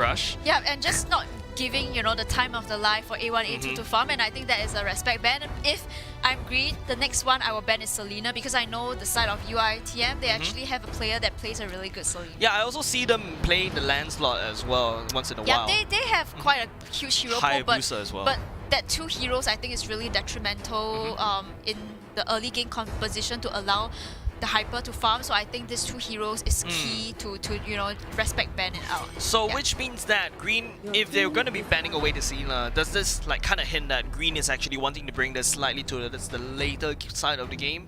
Or would they be actually embracing their early game aggression? We shall see. Maybe they'll be picking up the Selena from themselves. We shall see how they pick, but again, another targeted ban, the Zaz. You have seen how Midas actually play one of his signature heroes, which is the Zaz. So I think it's pretty decent to ban out the Zaz, and in response, Green actually ban out the Natalia, which I think is decent. Yep, it's just a very standard ban coming out from the side of Green, whereas UIT and Vendetta, you're seeing target the bans, especially the Zosk as well. But I mean, Midas in that one of the game, Midas actually used that Uranus as well to quite great success. He did use the Uranus, and he used, if I'm not wrong, the Jawhead as well. The Jawhead as well. Hulina was the one actually used the Jawhead in that previous game. Also to great success as well. And speaking about Hulina, Wen is also gone. I mean, it's just another targeted pick on another player of Green who uses the 1-1. So yeah, you can see in terms of this match, that's what I really like about competitive games, is because they are actually banning, not just normal rank kind of games, but they are actually banning against, the opponents. And that's what's exciting because, that opens up a lot of possibility for other, other off-meta heroes, potentially to pick up to surprise me. But yeah. Okay. So right now, after Green ban away that Brody, we're hopping back into the pick phase. UIT and Vendetta will be first to pick. Yuzhong is open, Barrett's is open, those big bad boys, big bad fighters that they would want to secure probably. So, well, for Yuzhong or Barrett's, which one would you actually first pick? I will first pick the Yuzhong. I would first pick the Yuzhong first. Yeah, I was like... I think coming in today, we are in the same consensus that we all know the potential of Yuzhong. Yeah, I have this like love-hate relationship with Yuzhong. I think your love is if the Yuzhong is in your team, and the hate is if the opponent actually has the Yuzhong, right? Yeah. Yes, exactly. Yeah, I feel you. Alright, so it seems like UIT and Vendetta will be squandering away that first pick for that Jawhead instead. So, well, I mean, Jawhead's still a very flexible pick. You can use it. A very flexible pick. Use it for almost anything except for marksman. You can use it as a tank, you can use it as a support, you can use it as an offlane, and I think that Jawhead is very relevant in this meta. Yep, so it's now green side, and the best part is they'll be picking 2. So would they be picking up maybe, I don't know, just, since we just said that Barrett's and Yuzhong are open, why not pick them both at the same time? Yeah, they can, but if you observe Green, right, I don't think they have a player that can play Yuzhong, and that's why they did pick up Yuzhong. But they actually pick up the Selena, knowing that UITM has good player that plays the Selena, and the next one might be a Lunox, Fasa. I would say a Lunox, because Green has been playing Lunox with great success. In fact, I would say in the past game against Dagger University, that Lunox was the main damage dealer for the side of Green. Yeah. Definitely. So, I mean, in response right now for the side of UITM, I don't think they can go for their classic Hayabusa pick, but I don't think they might not want to review the hyper. It's a little bit too early to review the hyper, unless it's a really OP kind of. They can pick the link. They can deny A1, A2 of the link. Yeah, I feel like how. Remember, I was talking about this about Abstract, like how Green has been telling me, "Hey guys, be careful by 1-1, be careful by Zaz. They pick it all the time." Yeah. And then at the very last game, A1, A2 picked up that link, and that was basically the trump card. Yeah, so maybe that's also partially Green's strategy. Maybe. Or, well, Hayabusa will get picked up. Yeah, I think this Hayabusa is one of the key heroes that he actually plays very well in the side of UITM. So I think they played an early game the match before with Singapore, and the Hayabusa apparently got a Maniac. So I'm looking forward to see whether this time round, without the Hilda, without the Selena, can this Hayabusa still perform that exceptional? Yeah, so like what you and Aries actually were discussing, that it takes just one stun for the Hayabusa to become irrelevant. So that Hayabusa has to be extremely careful, especially maybe the Selena's arrow. But I mean, Selena's arrow is easy to dodge. So I believe Green side. Really, it's easy to dodge. Well, as long as it's not in my face, right? Do you not sidestep?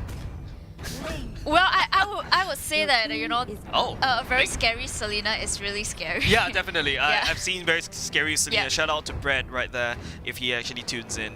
If you remember Brett. Oh, are we shouting out to people now? So I also want to. Oh, go ahead, go on ahead. Because I mean, Green picks up that link. I feel like this is legit the trump card that we're actually talking about. So yeah, that's the trump card that we were talking about, and I think that it's a show hand. It's a show hand. Yeah, they're showing everything already. Yeah. Huh. Yeah. Yep. So yeah, you were talking about some shoutouts that you want to do, just in case. Nah.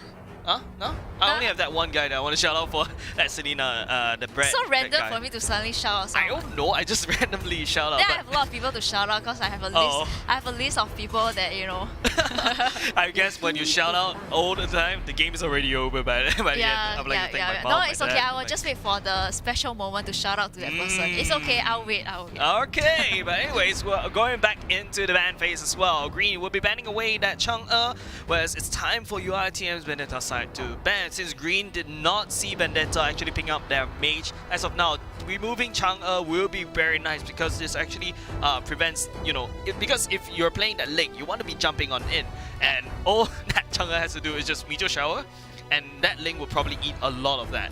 But something I also have to be kind of worried for the side of UIT and Vendetta. They actually picked that that Hayabusa into a Lunox that could just go brilliance and just disappear, right?